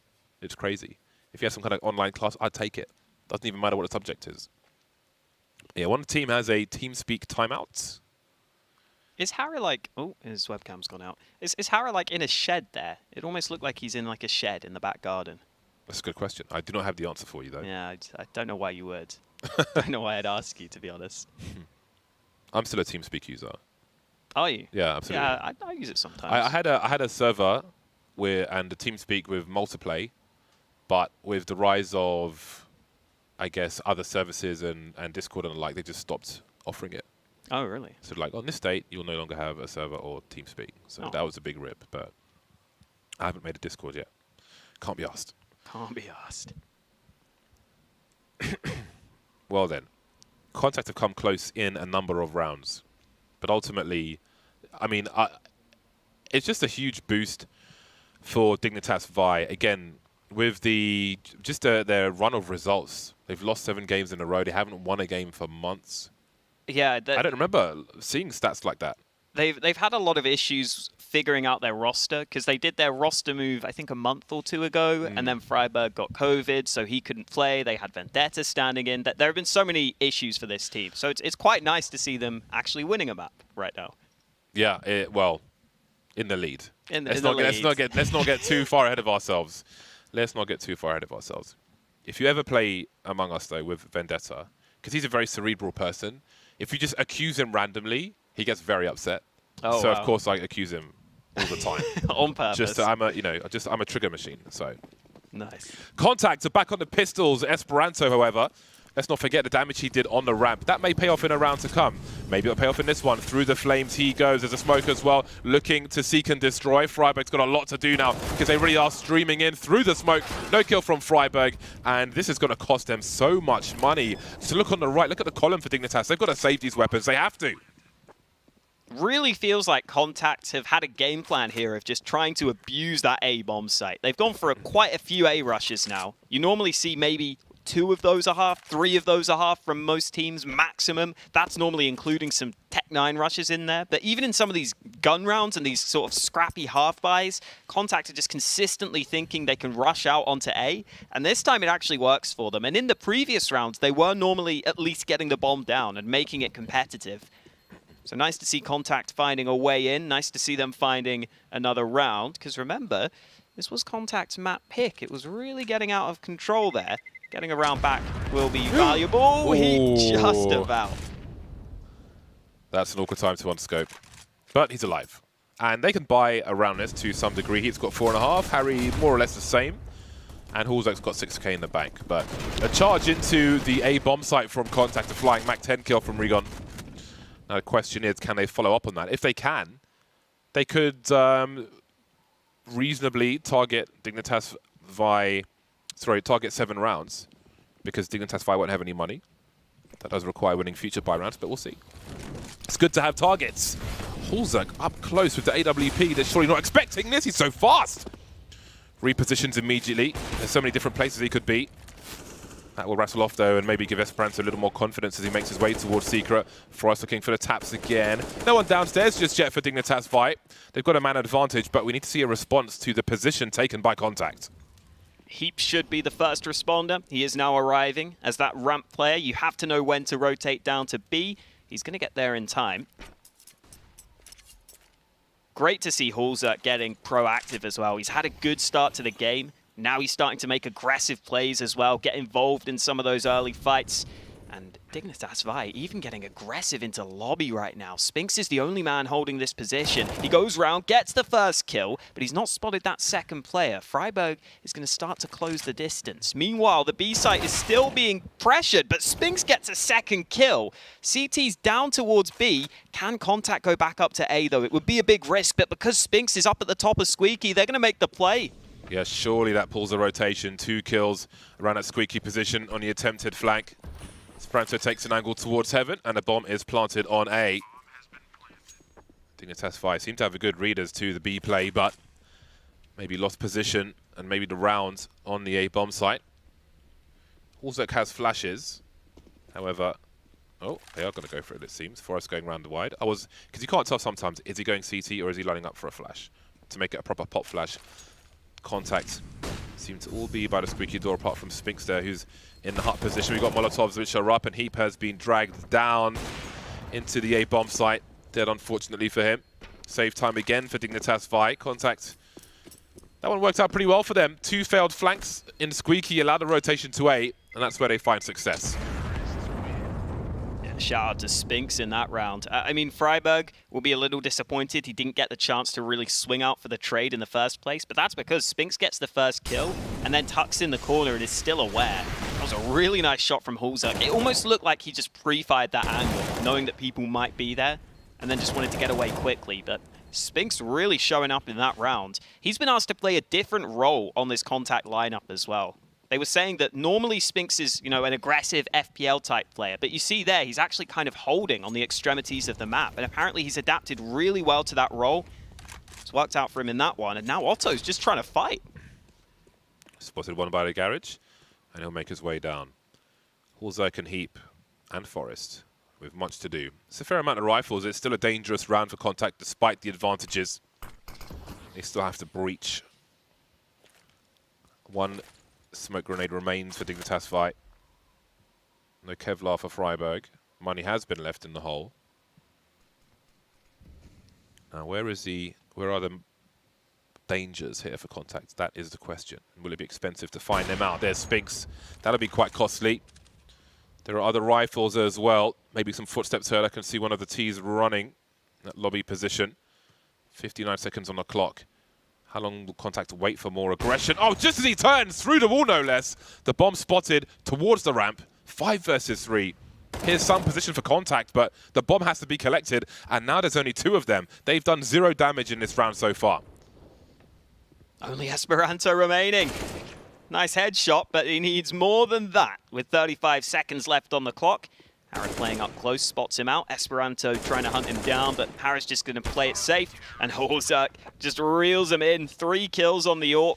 I'm really liking what we're seeing from Hulzak here. I think when he's playing with confidence like this, when he's knowing that he can kind of win a bunch of these fights, he is a lot of fun to watch. 17 for 6 now on the AWP there, and he was a big part of them winning this round. Yeah, that was fantastic to watch. I love those awkward rounds where you're lacking quite a lot, because it just forces the action. You have to go and take the round. And you can see the frustration there for Contact. We spoke about it. They're 6 round behind. Oh, here we go again. The flick just he sees enough as the flashbang hits. Can he escape now through the smoke? I think he might have support. But how much do you want to risk losing? See Forest offering some spray. Knows they're going to try and do something. Hulzek may hear some footsteps going towards Secret. Hiding in plain sight for the time being. The bomb's been dropped again. Otto is going to clear the angle. Important headshot to find. Forest is still sticking around, though. Oh, he doesn't spot the head of Spinks. Otto's in the open, though. Forest can't get the kill. Otto turns it round for his second kill of the round. And now he's got the AWP back into his hands. Into a 3v3. Still decent utility for contact and a lot of map control to work with. Spinks is starting to flank through Heaven, and this is really going to pressure these CT positions. Look at the fear, though. Otto's just been holding T-spawn after collecting that AWP. A rare miss from Forest. Gives contact away back into this round. Sound cues have been cut. We've got 2 on the high ground. Someone's going to get timed. Will it be Heap, though, or will it be Spinks up top? Spinks' jiggles are really nasty, I'm noticing. If you're on the receiving end of it, Freiburg looking for the transfer. Otto is here, though. Harry knows where Spinks is. Spinks has to be careful. 16 HP, makes his way down. 30 seconds to plant the bomb. Bomb has to be collected. Spinks is eliminated. And there is the round for Dignitas. Only Harry will survive. He'll take the AWP. Great play from Hulzek once again. He is savaging them on the CT side. Yeah, he's doing great. And this was always one of the questions, because this contact roster do have quite a lot of skilled players. So we needed to see some players step up from Dignitas Vi. Hulzek has definitely been doing that, and Forrest got one through the smoke as well. For the first time. And then he missed when he could see Otto. Yeah, he was unlucky on that one. I feel like he should have shut it down there, more or less. But they will eventually. Freiburg back on the auto shotty. The bank of Freiburg. Hulzek 18 for 7 now. And here we go. Heap's got to fall back, surely. Really getting tagged by this one. I'll try to buy some time for his teammates. In the meantime, the push through lobby would be punished. Spinks has been putting some work in as well. Heap is dead. Forrest is swinging straight onto the site. Surely Rigon's heard this. The cavalry is on the way. Forrest looking for the tight shots, but Rigon will eliminate him. Harry in control now. Needs Hulzek as well, but Hulzek can't get there in time. 1 versus 3. Contact will get a much-needed 4th round on the board. They're actually making something worth fighting for as they move into the second half soon. Contact. 4th one on the board. Maybe a fifth to come.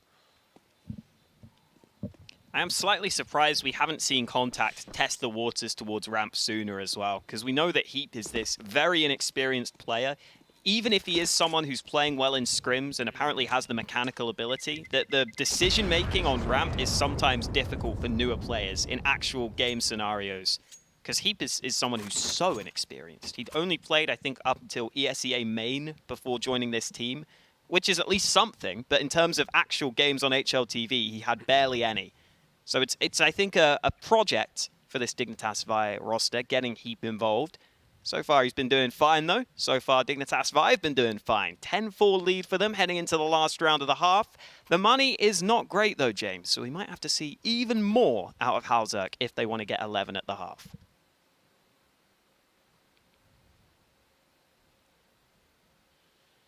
End of the timeout coming. Have Contact got one more in them. They were very hesitant in the last round we saw where there were 3 rifles for Dignitas. This time there are 2 with the MP9, making the 3rd primary weapon. Oh, there's a rifle on the floor. We'll see if they go for another fast play into the A-bomb site or how they'll change things up, try and catch their opponent by surprise. Freiburg on the Deagle again. Seems to be taking the worst weapons when necessary. All right, then Hulzek with angles outside. Will Snappy be a little too snappy? No shot fired. Harry's probably got some sound cues. I believe he does. He's trying to make his way downstairs very quickly indeed. Got to be real careful, though. He's probably been heard by the T's as well. But here comes Forrest, so it may be a bait setup. They're all going to chase Harry, though. Little burst from Forrest. Try and create some space for his teammate. Harry hops up. And now Contact have to consider their options. They know there are 2 players downstairs. They aren't necessarily committed here. You can see Spinks is lurking again on the outside. He's trying to catch another flank. He has been successful with that. Contact trying to find an opening by Dignitas being too aggressive. it looks like Contact were hoping that there'd maybe be an over-rotation down to B. That's not really been the case up until this point, where a second man joins Harriet on the B site. And this is just as Contact might be going back up secret. Snappy's still sticking around towards the B side of the map, but a quick play into A could be very successful right now. There's only one player committed to the site itself. There is that player at Yard as well, but it's the B play we might have to look for. Forrest has got the first kill, nades Snappy away, and it's going to be Holzer getting the first on the AWP. Quickly traded out. 25 seconds left. They've got to get onto this A site. Yeah, he saw the bomb on Regon. Freiburg's playing for time, playing for the bomb plant, trying to stay alive. And now that bomb can get planted. Heat makes his way towards Hut. I think he may have made a step there. Snappy spotted him. Sorry, Spinks has. Spinks has been important in some of these rounds. But there's still more to do on this one. Forrest and Harry now, 2 versus 3. Snappy, can see he falls back to an off angle. This is the last round. They've got to go for it. Going for a kit. Going for a molly. Well, Snappy may have some problems now. Although Harry's got more painful ones. Forrest, last man standing. No kit. No more HP and no hope. Contact make it to 5 rounds after a very strong start from Dignitas, score-wise at the very least on Nuke. And I think it's all to play for as we move into the second half. That is coming after the break. Nice shoes.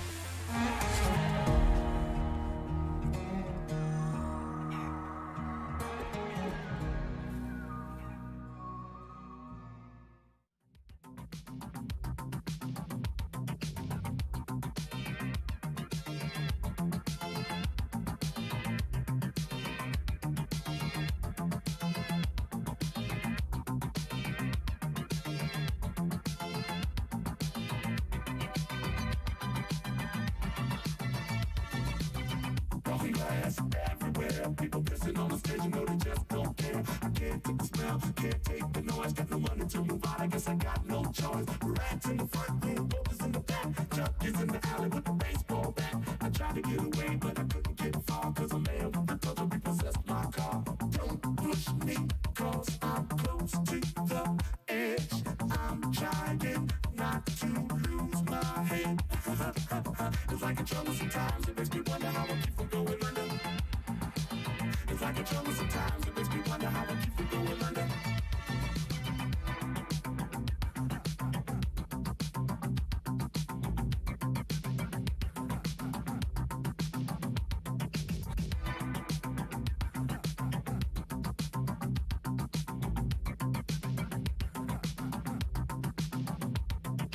Standing on the front stoop, hanging out the window, watching all the cars go by, roaring as the breeze blow. A crazy lady living in the bag, eating out of cocktails, used to be my swag hang, such a dance a tango, skipping like a tango, was a concrete to sing along the sense. Down at the beach show, watching all the freaks, so she can tell the stories to the girls back home. Don't push me, cause I'm close to the edge.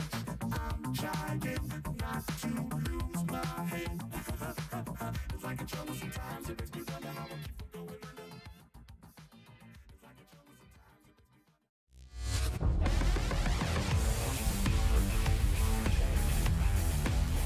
Dignitas move into the T side with 10 rounds on the board. Again, very successful early, but Contact came back late to make it doable. The pistol will be very important. No defuse kit from Contact, interestingly. They've all gone for Kevlar on the CT side. 4 USPs, 1 P2000. Dignitas Vibe junk in the trunk on Freiburg and Harry. They got some stuff to throw. And they're going to start throwing it. Flashes into the A site. Smoke is down. Bulzak going to be the man in first. Spinks spamming in the back, but he can't find the kill. Rigon, though, coming in from above. And Freiburg is not going to be able to fight his way out of that one. Contact don't need the kick because they locked down the A bomb site.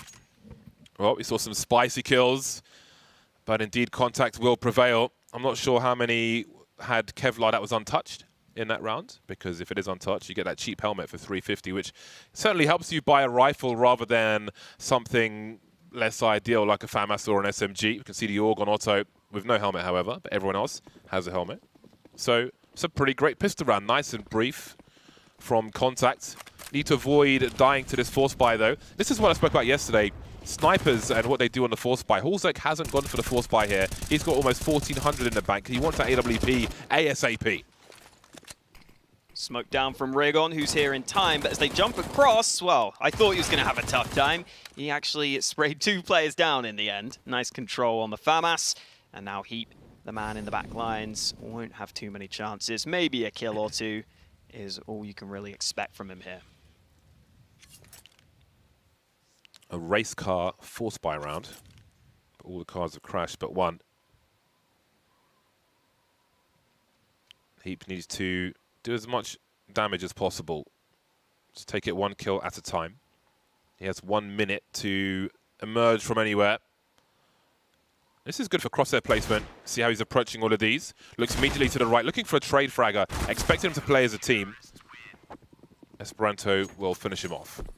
Oh, it's a great start for Contact. They've survived the very brief force buy, it must be said. So not too shabby just yet.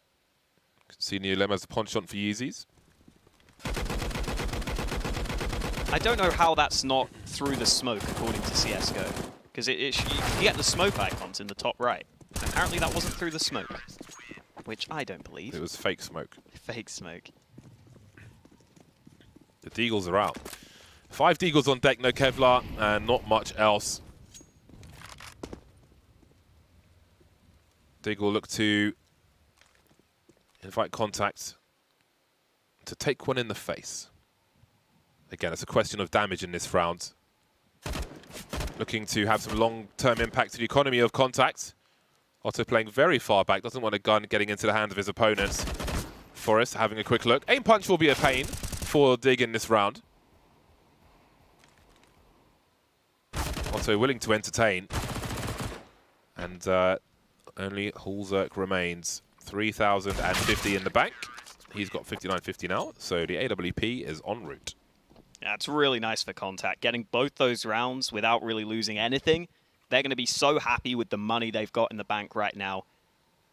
They will still take this as a bit of a bonus round with some of those weaker weapons, which means we could see some crazy plays. I think that's a really important start to the second half for Contact as well, because Neolem was saying in interviews he thinks they've got the easiest group here. So if you go out last place after saying that, you're going to look like a fool. So Contact winning the all-important start to the half. Now they are going to get aggressive over at Yard. Esperanto with the M4 taking this position behind the red container. Dignitas Via setting up some nades as we speak, but there are quite a few Contact players who could help out at Yard if needed. Is Esperanto just going to stand and fight? Will there be a flashbang for him? Surely he regresses here. Could be a bait now, looking to duel with Heap as well. Just his head showing, and there's more coming his way. Freiburg will finally trade. Let's see what Rigon's up to. Will he just try to make his way into main? Oh, Otto's found one for Hulzek. Lots of fighting outside. Very successful for Contact, it must be said. Now we'll see what else Forrest can do here. The bomb is in the middle of nowhere, however. But Heap has an AWP. Oh, not fast enough on that occasion. Bit of a false start so far in this half for Dignitas Vi.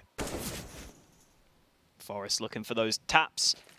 He's got nades, which could help him, but he's also got a player emerging from the top of Silo, which is not expected. Spinks getting into a nice unorthodox position, as he has done a couple of times throughout this game. And we are right back to a close one. Contact win all the rounds early on the CT half. And even though Dignitas Vi worked so hard to get that strong lead, it is being snatched away from them as Contact come right back into things here in the second half. Yeah, they gave Otto the AWP as well. And he's got $7,000 in the hole. So this is not a good look for Dignitas.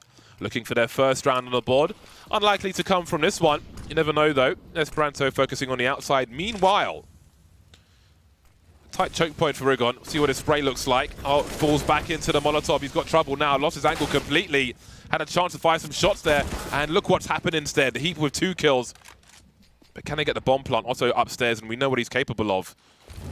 Dignitas kind of fallen back to some degree. You can see Harry on the site, but they've got to focus on the lobby. Esperanto won't last long with that smoke going. Otto from up top has a shot. He's the one getting tagged, though, and fragged as well. A calamity. Bit of fight or flight for Rigon. Went back to CT Venter, and that was the end of that.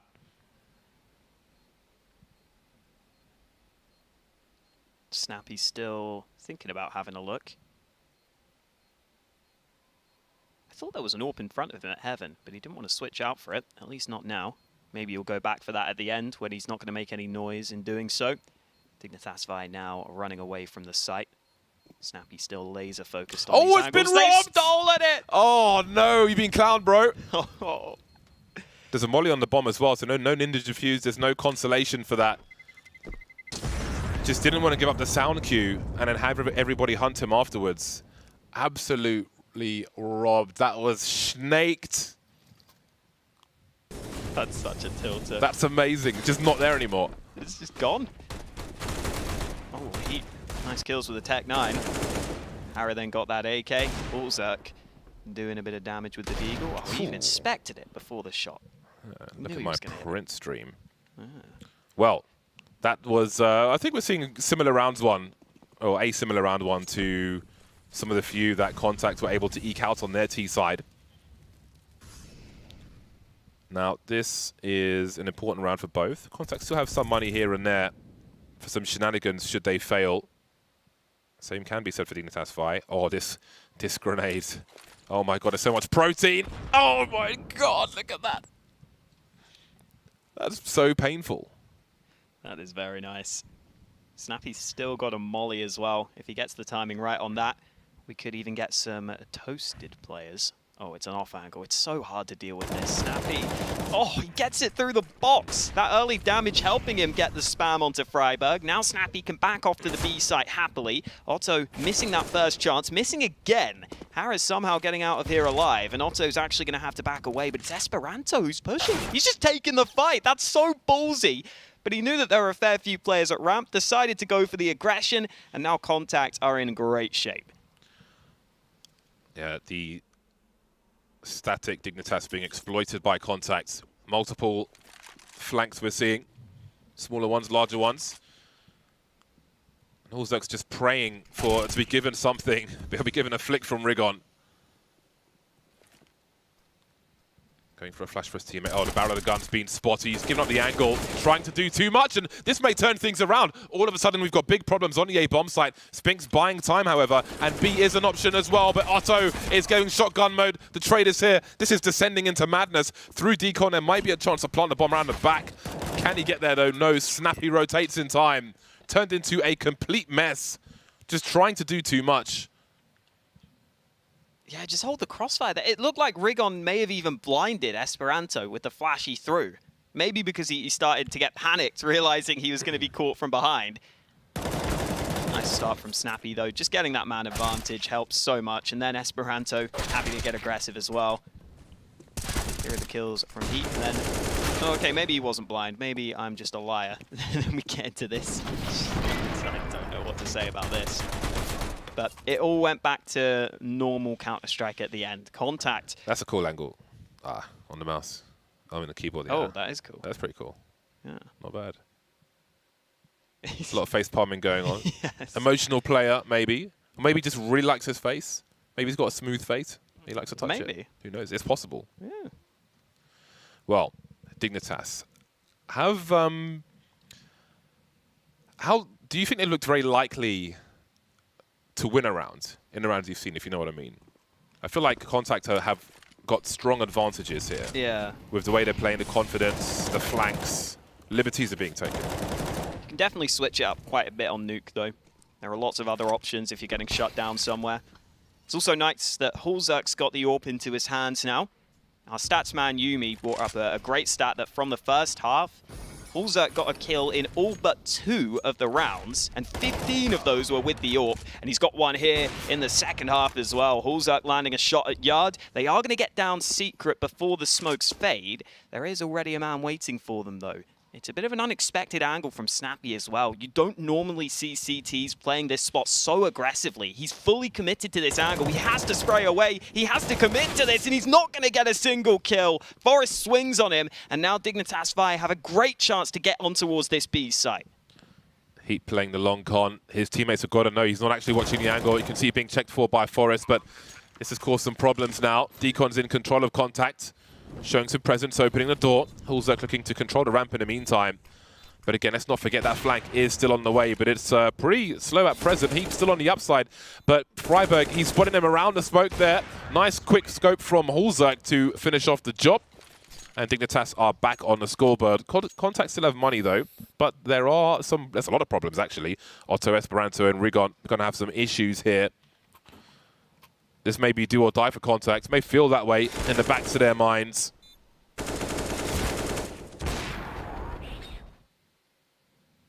That round just comes back to Snappy being down secret as well. He took a huge risk in playing that position. He knew he had to get kills there, because normally you just want to play that spot, get some information, stay alive towards B, and at least allow a rotation, at least allow some assistance from teammates. Maybe someone from ramp can come help you quickly. But you try and do something a bit different, you try and catch them off guard, and as soon as you start to miss some shots, there's no way you're getting out alive. You're just going to have to try and get kills. Hulzerk, again, looking so confident. He's happy to just swing at yard. Maybe he knows that the contact money is not too good right now, so he's just looking for fights with the AWP, which would be favorable at range.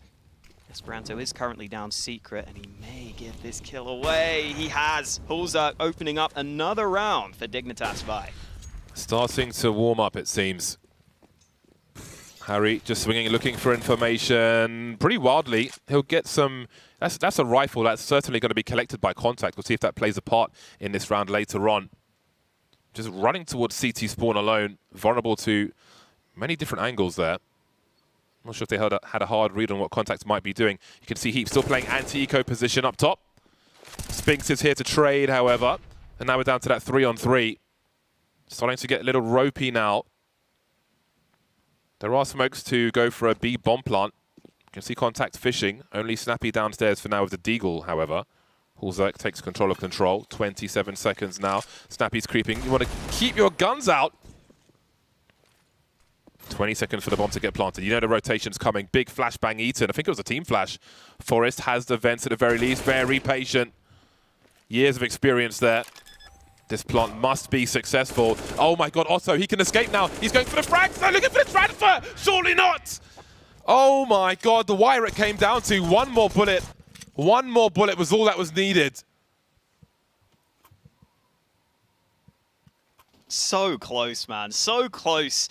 I think that transfer back was just slightly off on those last bullets. Only needed one of them to land.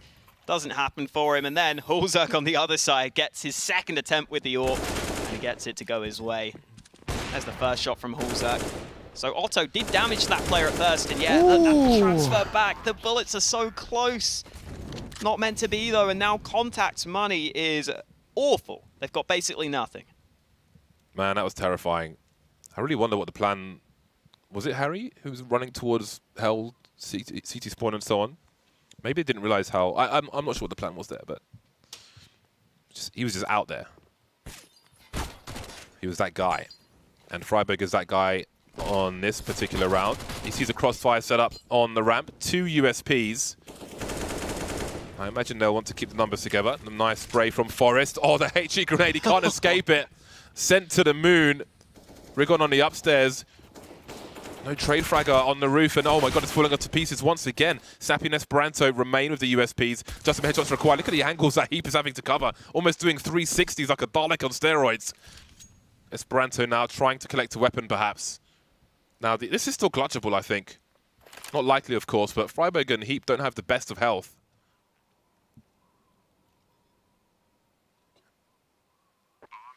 Bombs finally planted.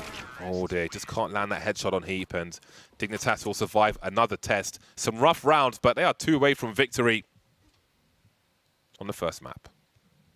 Yeah, slowly but surely getting the rounds they need. Contact looking very stressed right now, as they should be. If they lose this map, they run the risk of losing this series and not getting a single win so far in this group. They put the pressure on themselves when they said they've got the easiest group here, and that could come back to haunt them if they end up losing against Dignitas Vi in this one. Smoke's going down towards Yard. Freiburg putting that nade onto Squeaky to look for some early fights. Harry, the man lurking, and this is likely to be a quick A split, I think. Harry's normally the aggressive entry man for the team, so the fact that he's coming in from Mini means it is going to be that A split. Freiburg getting the first kill. Esperanto caught again in that same position. Now Rigon has to play up close, has to try and slow them down. He's even going into the smoke, almost body blocking them in at Hut right now, but that smoke's going to fade, and Forrest doesn't get the reaction. Freiburg's able to trade, pulls up with another one, and Otto with the AWP has to try and clutch, or maybe just has to try and save. He doesn't even have Kevlar, he doesn't have a kit, and he doesn't have any control of the bomb site, so he's backing away. Dignitas Vi have got themselves 15, and this map pit for Contact is not going according to plan. No, it really isn't. Not over just yet. Very key that Otto holds on to this, and I think he likely will because Dignitas, well, Heap's got $7,000. We'll see if they choose to hunt. Forrest has got 500, so they may prioritize their own economy. But indeed, the rounds, the nature in which the string of rounds in the first half are won and so on, I feel like this could easily have gone a different way to some degree. Contact could have got more rounds in their first half. I think they were unlucky with those smoke diffusers. But it's not over just yet. Otto with an AWP can do a lot, as has Hulzerk on the cusp of a 30 bomb. We'll see if he can get it in this round. Yeah, Hulzerk's the only player positive on his team in terms of KD, which is absurd considering they're winning 15-10. But he has been the man today for Dignitas Vi, at least on this first map. And we'll take a look at the buy for Contact. The last standby here on Nuke. They need to win this one. Otto's able to get that AWP saved through. The rest of the players having to scrap together what they can. But you can see the confidence that Hulzerk's playing with right now. The confidence from Esperanto may be misplaced though. Harry catches him on the edge of the smoke early. And Dignitas Vi get an early man advantage. It might get doubled up as well. Rigon sneaking through this smoke. Oh, the timing. So close. But Harry's going to start to flank through hell. Flank through heaven, and this is going to be a difficult position for Contact to deal with. They've got no one watching this right now. Oh no. Oh, this is not the way they wanted to hold the ramp. Don't he's not going to him. do it, is he? He is going to do it, isn't he? Or is he? Okay, smart. This is not the stuff when you got a 7-round loss streak, there's no need to get a knife out at game point. Just finish off the job, and they are certainly doing that. Otto, he's got many more frags to get, but it'll just be the one. Rigon now with an MP9 for Contact. Again, this was their map pick. Looking real difficult now. It's a long walk as well. Doesn't want to give that sound cue up if he can avoid it. He does not have a defuse kit. Down the ladder with the knife, and that may be resigning to loss. 16-10 for Dignitas Vi, a surprise victory on Nuke. That is absolutely monstrous for them. Again, such horrible results of late, but finally maybe they have a chance, not just to put me on top of the leaderboard, but also to win a match here and stay in Flashpoint. We're going to a feature of Freiburg. We'll see you after the break.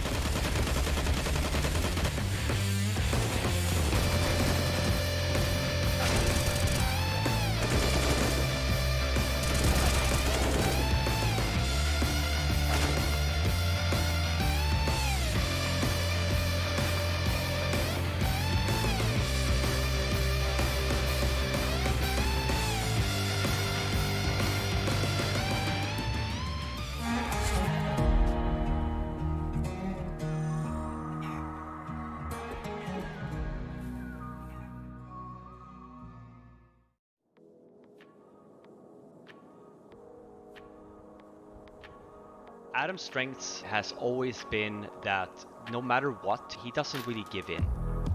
He is never the one to kind of admit that someone's better than him. The mindset for him is that he's better than everyone else, and he wants to go and prove it. I grew up with my family a bit outside of Gothenburg. My cousin and my uncle, they were both professional football players. We have like that in our family, in our blood, to be competitive, to win. Adam har alltid varit en väldigt aktiv kille när han var liten. Allt inom sport intresserade honom. Och det var ju både fotboll och innebandy.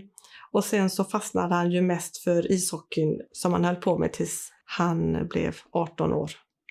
I love sports, I love competing and like the team environment. I don't think I would be able to play like a solo game. Like I love the team aspect of sports. I started playing Counter-Strike back in 2005. A friend of mine bought Half-Life 2 and included in that was Counter-Strike Source. We finished playing Half-Life 2 and eventually we said, oh, we have another game here called Counter-Strike. We both sat down and played it and we were like, wow, this is a great game. My parents hated seeing me in front of my PC. Me and my brother, we had 1.5 hours per day in front of our PCs. The rest of the time we had to do homework, meeting friends or doing other sports or activities. I samband med att han satt ner och spelade vid datorn och var mer och mer orörlig så blev både jag och Adams pappa oroliga att han satt för mycket vid datorn. Och det var ju inte bara det att han satt vid datorn utan det här spelet som vi då inte förstod vad det var ju ett väldigt intensivt spel med ganska höga ljud och så vidare. Och gick man in och tittade så såg man ju bara som förälder hur de sköt varandra. Så att det var ju ingenting som vi tyckte någonting om. Utan vi blev ganska oroliga. Vad ska detta leda hän att sitta och spela ett sånt döda spel? It was hard to convince them to let me play. I could be sitting and playing in a game and my parents would just knock on my door saying, hey, you have to get off the PC now. I was like, wait, I have like 2 rounds left, I have to play. But I think the main thing for me, why I was allowed to play was basically one of the old owners in my team, which I played with, had to call my dad to tell him, like, you need to let Adam play more, like we need to let him play the matches which we have scheduled here. Och förklarade då också då att bara så att ni förstår så just nu så är Adam rankad nummer 16 i Europa i det här spelet och det är ett helt lag som spelar så att det är inte bara han utan hela laget är beroende av att Adam är med. Det var ett litet uppvaknande. After I finished school, I was still playing semi-professionally and eventually I got an offer from Fifflaren to join his team. I'll be honest, he used to be a little shithead. He talked a lot of smack. He was super cocky for what he believed to be, he thought he was the best player in the world, even back then. There's obviously a lot more to Adam than what first meets the eye. I think it went really fast from, okay, he's a cocky guy, but it was for a reason. In terms of having the winner's mentality, that's really Adam in a nutshell. Back in Source, when I played with Fifflaren, we were one of the best teams in Sweden, if not the best team in Sweden. When CSGO was released in 2012, we had the beta keys from Valve. We started playing and we were like, yeah, this is pretty close to CS Source. And we heard some rumors that 1.6 players were also going to move over to the new game. And I knew that they contacted Fifflaren to create a team together with him. There were 4 people. It was Exist, Fifflaren, Getright, and Forest. And then Freiburg was the last piece. And Freiburg was really someone that I was at least hoping that they would pick up, knowing his mentality and knowing how much effort and time that he puts into making sure that he's one of the best players in the world. I literally spent every woken hour of the day to play CS, to try to convince them that I was the one they should choose to be the 5th player in the team. I was really hoping that, the guys would see that. And, the more they played with him, they kind of saw that too. And I think eventually, right, we kind of just locked ourselves in on Freiburg. And that's really how the team was formed with the 5. We had a pretty good start to the team, obviously. When we started playing and we were winning tournament to tournament, it was fun. NIP had probably the most impressive win streak in the history of any esport I'm aware of. In their first 87 offline maps of Counter-Strike, they won all of them. It feels weird to talk about, but I was never actually, never got tired of winning. It was super satisfying. Being there, lifting a trophy, winning, just feeling like you're on top of the world. We never really knew what we were bad at when we kept on winning everything. It was very hard to improve when there was nothing to improve upon, so to speak. I think it was like the second or third tournament that we actually started realizing we haven't lost yet. I think it became a bit pressure on us, but I remember losing the first map against Virtus Pro. I just remember Forrest just applauding us, saying, okay guys, like this streak was really, really, really awesome. The first team in history to beat NIP on LAN, they must be feeling happy. If only we had a shot of the Kiev arena at the moment. Having a good mentality and having a good chemistry in the team made us having the like NIP magics, as people call it. He is very much an anti-fragger. He's very much a space creator. Yeah, he's very much the happy, energetic kind of player that brings everyone up. But first and foremost, he's never the one to kind of give in. He's always the one to, you know what, like, yeah, I keep on dying here. Bring me in again. Just like, let me at him. He hits the shot. JW downed it. What is this? Triple kill for Freiburg. Freiburg finds his third and fourth. Beautiful shot with the bait. With Tech 9, and that's got to be it. An ace from Freiburg, all with the Tech 9. He's going to be walking up. Spots Pronax here in the corner. Takes him down, turns around for the 180. Still 15 bullets left. Freiburg crunches it. Are you kidding? It's going to be a double. He does it again and again and again. I was very aggressive. I wanted to be the guy who got all the frags. And how did I get all the frags? Yeah, by running in first. In most cases, this is not something you can actually teach. Because it takes a lot on a player to go in and die 15 rounds in a row and not really give a damn. For Adam, it's natural. He just does it, right? He's not gonna, even if he dies 9 rounds in a row, I ask him to go in for a 10th round, he will still do it. It wasn't like bad to be an entry fragger when you know that you have Forest, Get Right, Exist, and Fiflarn behind you. If you would fail, at least you would get info to your team, and you know, to walk in first and die, take a bullet for Forest isn't too bad.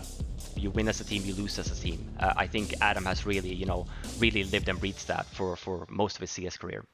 I became famous on playing Banana on Inferno. I mean, it was just one of those positions which I was really comfortable at, and I managed to do a couple of highlights. Make it 4 Freiburg! Excellent defense there on Banana. That was fun, like then seeing the memes or like the nicknames coming up, like the King of Banana. It was more fun for me. I didn't really think about it, but it also boosted my confidence a lot playing there. NIP created King of Banana ice cream. It was basically like a banana split, so like an ice cream with like banana and chocolate flavor, and they named it King of Banana after me. And I think that was pretty cool to have like something named after me. I think one like highlight or scene from me playing that defines me is probably my ace against Fnatic in the 2014 Cologne final. Back, Olaf will find the shot on Exist. Freiburg does return, picks off Pronax. He's still here though, and he's going for more. 2 big frags. The third man is here. However, and Freiburg has to back up. But Freiburg somehow opens it up single-handedly. Rotation, Freiburg. All he has to do is stay alive, and it's going to be great. Oh, he picks up a quad kill. He could do even better than staying alive. That could really rock. Then Freiburg comes in, he sprays, Freiburg misses, and it's the ace! It was a obviously pretty important round since we ended up winning the final and the major. I think winning that event meant a lot, and I think that for everyone it was super nice to kind of get that major win with the core 5. Och då ser vi hur de står där, vet du, svenska nationalsången och sådär, och det var ett otroligt starkt minne. Då var man stolt och är stolt fortfarande. Also winning in front of our home crowd in Malmö 2016, that was one of my favorite moments in my career. Coming out of our booth and walking out on the stage and see like the thousands of Swedish fans who screamed out their joy was that was something I'll remember for the rest of my life. When I was replaced in NIP, for me it wasn't too bad. Like obviously it was sad because I wouldn't be playing with my friends anymore, but we had so poor results that year that we all felt like we needed to make a change. I think for me, Adam is a guy that is very hard to replace on a team. He brings a lot, and I think that once you lose a guy like that on a team, you lose a lot of your identity. I never really thought about quitting. Like I had it like, should I keep on playing? Like who could I play with and everything? Like, you know, you have a lot of thoughts when you get the decision, but I still felt like I wanted to keep on playing. Basically the idea just came back to my mind. Like in the beginning I wanted to create like a young Swedish team which I would be captain of, which, you know, I could basically teach how to play CS. Then eventually when I found out that Exist, Get Right is available, I'm available, Fiflarn is available as a coach, and we started, you know, messaging Forrest saying, hey, what's up? Do you want to play? I always wanted to give this team another shot with the old lineup, and I'm so glad that we did it. Even though we've been playing with each other for many years before, it was like a new team. We have to really get used to each other in-game again. It was rough, like we had to go from the bottom and work our way to the top, and in the beginning at least it went fairly well. Eventually, like, we had so bad results that you felt like there was something in the making. We tried everything, like we tried changing positions, we tried changing basically everything we could have changed, but we still couldn't make it work.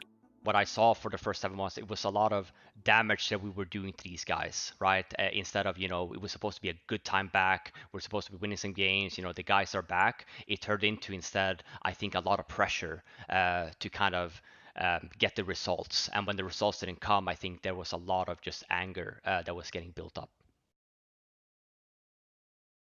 I want to still prove that I can still play at the top level, and with the 2 new players in our team, I'm fairly sure that we will be a completely new team. Like we tried bringing back the old players. It didn't work, but now it's going to be a new beginning for Dig CSGO. He's learned a lot for the past few years. I think that the development now, when he did end up leaving NIP, you know, he joined Optic, he joined Heroic. I think he got a lot of experience, and I think he got a different mindset into, oh, how does the actual game progress? How does it work? And I think he spent a lot of time in actually working on that, in becoming a strategical mind. I have a way which I see the game, which I love, obviously, and I feel like I can read the game fairly well.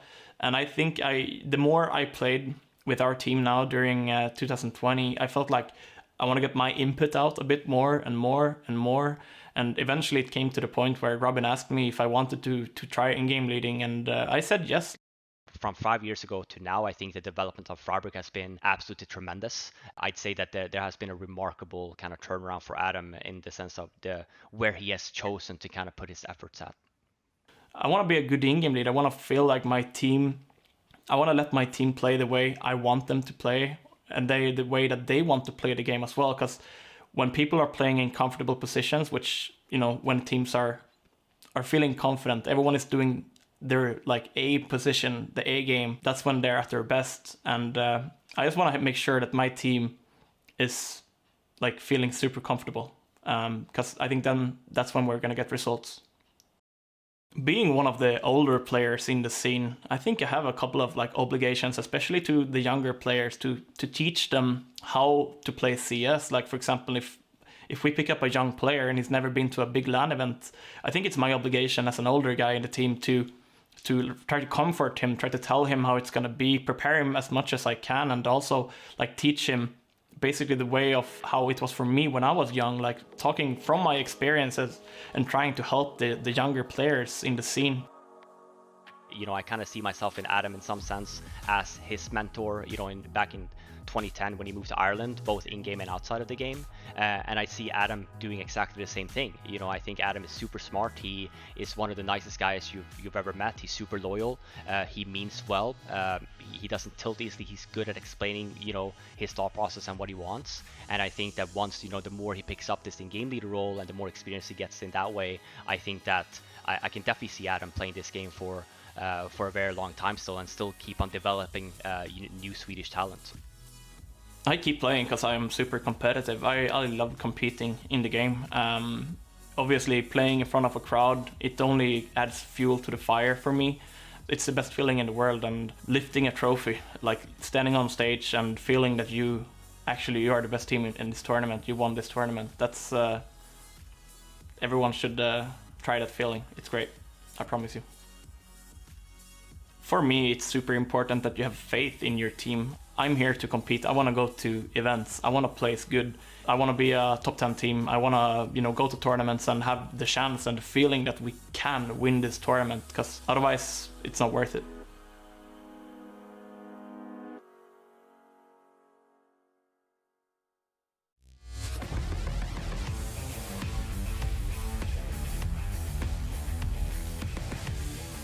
And we move to Dust 2. Dignitas taking the pick of Contact with some very close rounds on Nuke, but indeed they took the pick. Can Contact do the same, Orga?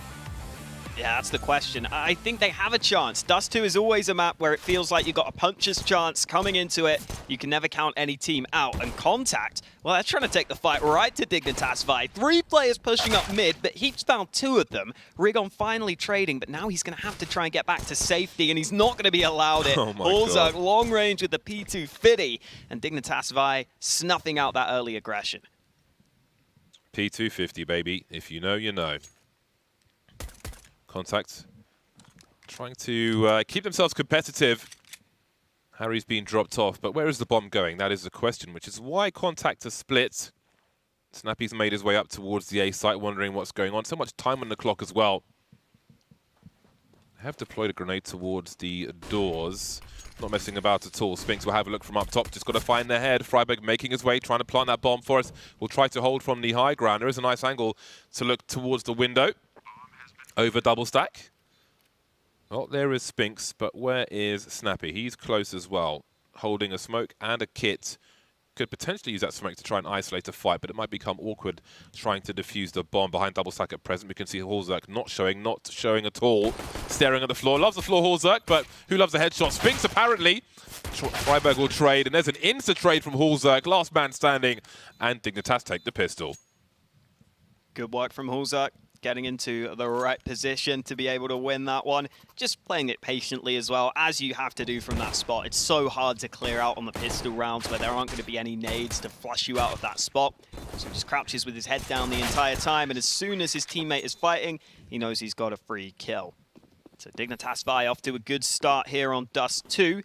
Contact coming straight back with a force buy. That shot just landed onto 2 players through the door. Not a massive amount of damage done, but the long fight should be favorable for the AKs. Not the case, though. Snappy's got the first kill. Smoke down, AK recovered for Rigon.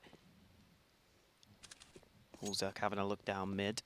But Contact getting a pretty decent start to this round. They have A-Long locked in as well. They have the A-Long control, so Dignitas are going to start to move in towards B, and that kill at mid will be very helpful when doing so. They'll be able to start splitting this B bomb site. Freiburg getting a quick entry kill, and now Esperanto is here alone. Deagle in hand, he's having to look both ways, and he can't make up his mind. That's the B site lost, and probably the round with it. Tough spot to be in. Very tough indeed, but this game has barely begun. Dignitas, though, seem happy as they move through. These are the easy rounds, however. The hard ones are to come. But maybe there's one more easy round. I don't think Contact can really afford to invest much into this one. This is a nothing round for them.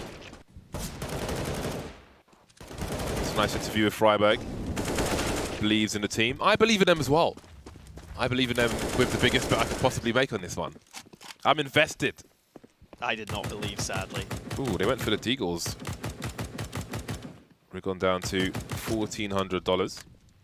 I'm still not sure how I feel about this SG. Roland was doing some nice stuff with it earlier for Fnatic, though. So that's maybe a reason why we can get excited about it. Also, just spamming those mid doors. The SG has worse penetration stats than the AK, so you won't be doing as much damage through the wall, through the doors. Its armor penetration is 100%. Which is nice. But the fire rate sucks. It's so bad. But I guess be accurate with your first bullet. Then you don't need to spray, right? That's the solution. Well then, a minute's on the clock for Dignitas as they cut noise. I feel like it's been a quiet game from these teams. A lot of silence and then just massive explosions here and there. Smanaki with the pistols.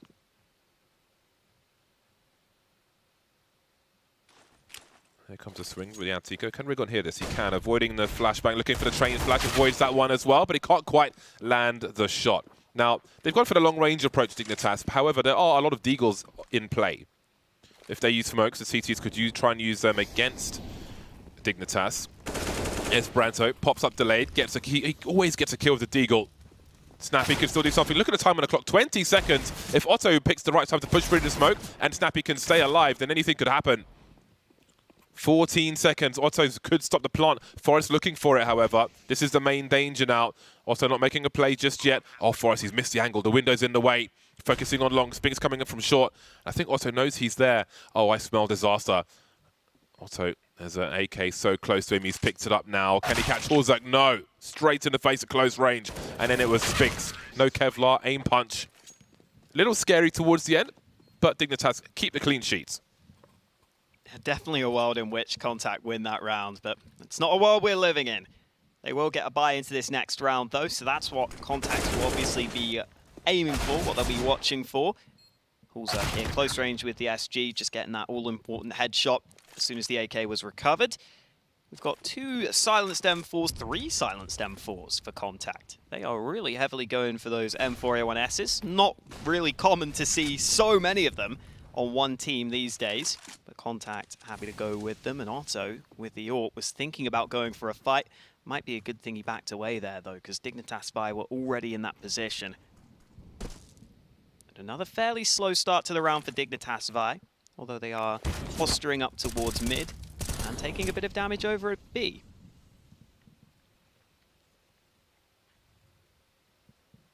Ooh, Freiburg. Ooh. Could have lurked through the smoke. The bomb's been lost as well. Rickon trying to deploy the grenade, but as he throws the smoke, the bomb's collected. Can never be too sure what's around the corner, but got to be real careful when you pull that grenade up, especially when you're exposed.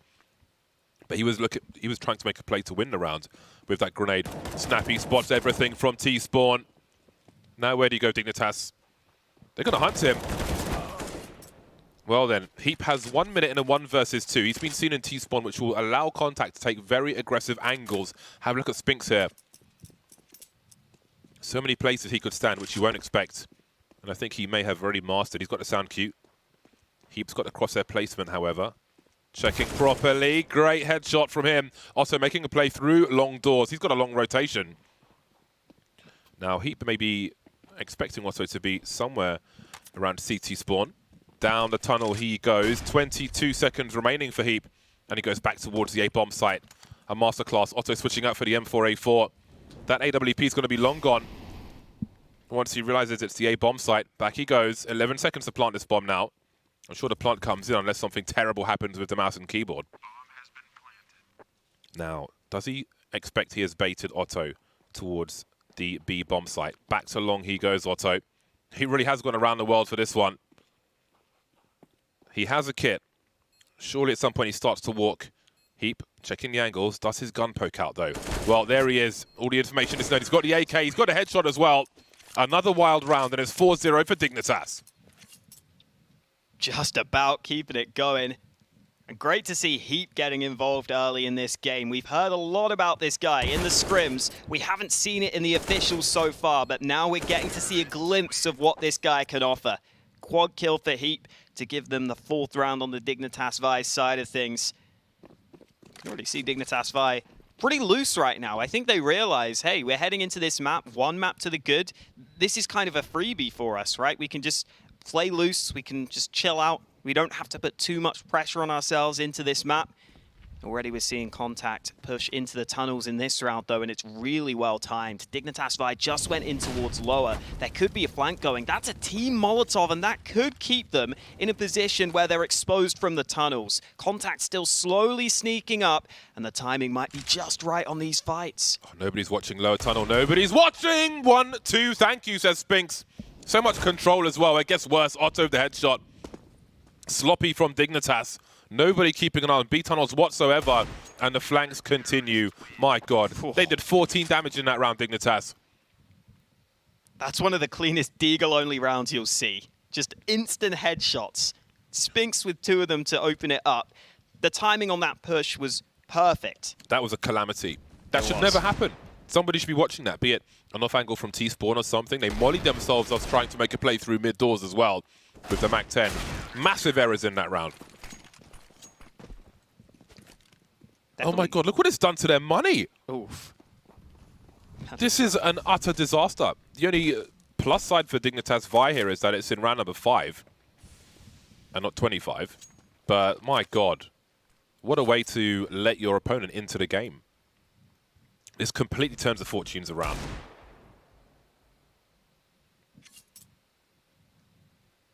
Really nice control from Spinks there as well. I think we're starting to see more and more from him on this contact lineup. Out of the rookies, I think he's probably been the more impressive one so far. Otto landing a nice shot towards mid. Heap taken out of the round, and now Dignitas Via all stacked on short, and that nade could be dead on. It just goes a bit too far, but there are a couple of players committed to this A site. Only one man now. Snappy's been taken out of the equation. Otto also falling. Forrest landing the shot with the AK. Freiburg with the D gets 2, and Spinks is the only man remaining. He's rotating over from B, but a 1v3 surely cannot be winnable. What is the science behind this? Freiburg has to be careful. No Kevlar. Spinks doing 180s. Just there's so many angles. He's been spotted now. He realizes there's no way I can isolate a fight here, or maybe he can. Forrest is showing. Oh no, it's falling to pieces again. They're hunting. All they need to do is win the round. Hulzak with no Kevlar and the AWP. Spinks jump picking for the info. He's got a defuse kit as well. Surely not like this. Oh my god, down to the pistol. They're making every round scary to watch. But here we are, 5-1. They seem to be having a good time. They're looking at the webcams, but my God, what is happening? Madness, absolute madness. And I can tell you, Dignitas Vi won't be building up money if we get more rounds like that. They're going to have to fully reinvest in all of these. Hulzak even having to go to the Dig at the end to close out the round. The double swing onto Spinks was not successful, even if the timing looked okay. It looked like some missed shots in the mix. Dignitas Vi now going for an early A long play. We haven't really seen them fully commit to this position in too many of the rounds so far, but they've been able to take the early control. Oh, missed boost from Contact. Regan will give that a second go before getting up towards short. And this is the response from Contact. You look at the minimap, you can see they've got a player pushed onto short. It's actually Otto with the AWP taking this control right now, and that means the players on the A site itself can try and focus on long. Problem being, once these smokes come in, Contact won't have the best angles to try and hold this down, but Esperanto's already got an early kill, and that nade should do some damage. Regon's got a one-way. Saw Shox use this at a major once, a long time ago. But he's pushing through it, and that's not going to work out for him. Not a great idea. Look at the frags flying free for Dignitas again. They've got time to plant the bomb. They've got long. Snappy on the low ground of an MP9. Less than ideal. Flashbang for him. Oh my god, nice burst. Can he get more? He can. Oh, what is happening? The turnaround again is so back and forth. It's absolutely ridiculous. It is going all over the place right now. Spinks getting a second AWP. That is a really nice swing in terms of the economy game, getting to save 2 AWPs here. And Dignitas Vi, sure, get the bomb plant, but most of the players can't afford the investment.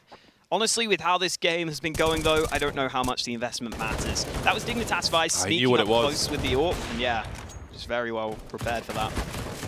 Seen that gimmick before. That really is a one-and-done smoke. But if someone's new to it, if you're up against an FPL player, who knows? I mean, maybe they use it, maybe they don't. But Forrest's like, nah, fam.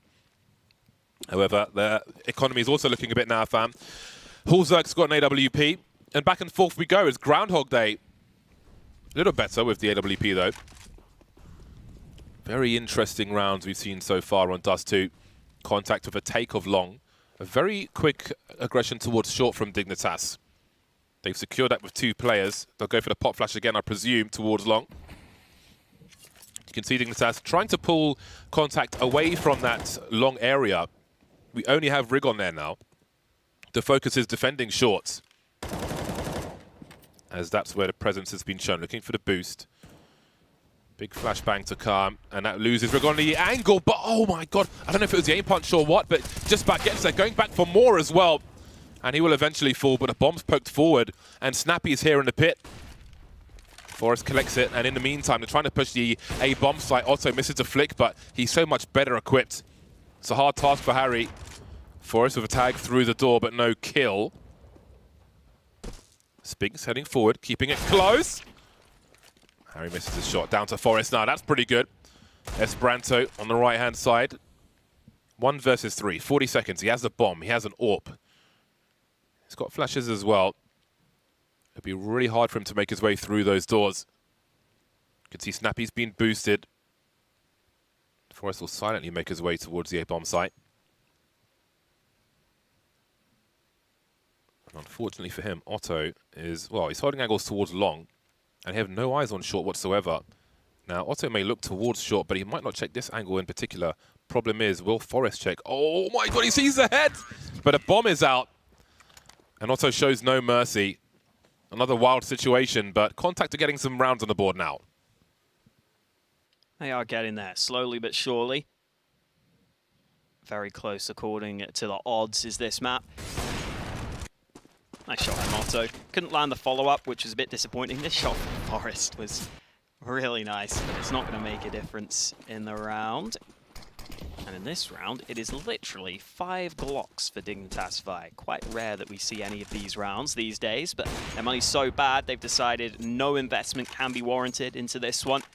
They're just going to try and rush up mid. There's actually a dink there from Hulzerk. Oh, there's almost a team nade as well. Thankfully, Snappy's going to be fine. This is okay, though. They're actually isolating the AWP on the A site. Otto's going to land shots, but they just want to get that bomb down, and they're peppering him with Glock shots. Bomb will be planted. He keeps his teammates safe, but the nade denies it. The bomb goes tumbling to the ground, and no bomb plant allowed today. Otto closes it out with the quad kill. This is very unorthodox action, shall we say, on Dust 2. A lot of rounds where one team has been struggling a lot more than the other one, but let's not forget how Contact were allowed into this game. So lack of attention towards the B bomb site allowed a push when Contact only had Deagles to play with. Dignitas Vi collapsed like a fallen star, imploding on itself. Collapsing, the proper term. Hulzerk trying to track, but he's completely blind. And that is a choke point that Dignitas are not getting through anytime soon. Now, they know that there are 3 players invested in the A bomb site, mostly towards long, so what is the response? They make a play maybe through mid doors towards B. They've got no utility, absolutely none. They're just running out wildly. Harry doing hurdles in mid doors. The bomb's been lost, and it's down to Forrest again. The Greek is out, trying to bait Esperanto. He's putting in work, Forrest. Has he got more? Not this time. Rigon will tie the score 5-5. Well, well, well. Injecting some pace into the action in that one. Fast up mid, not even using the nades like you said. What is that? Russian ballet? It's ridiculous.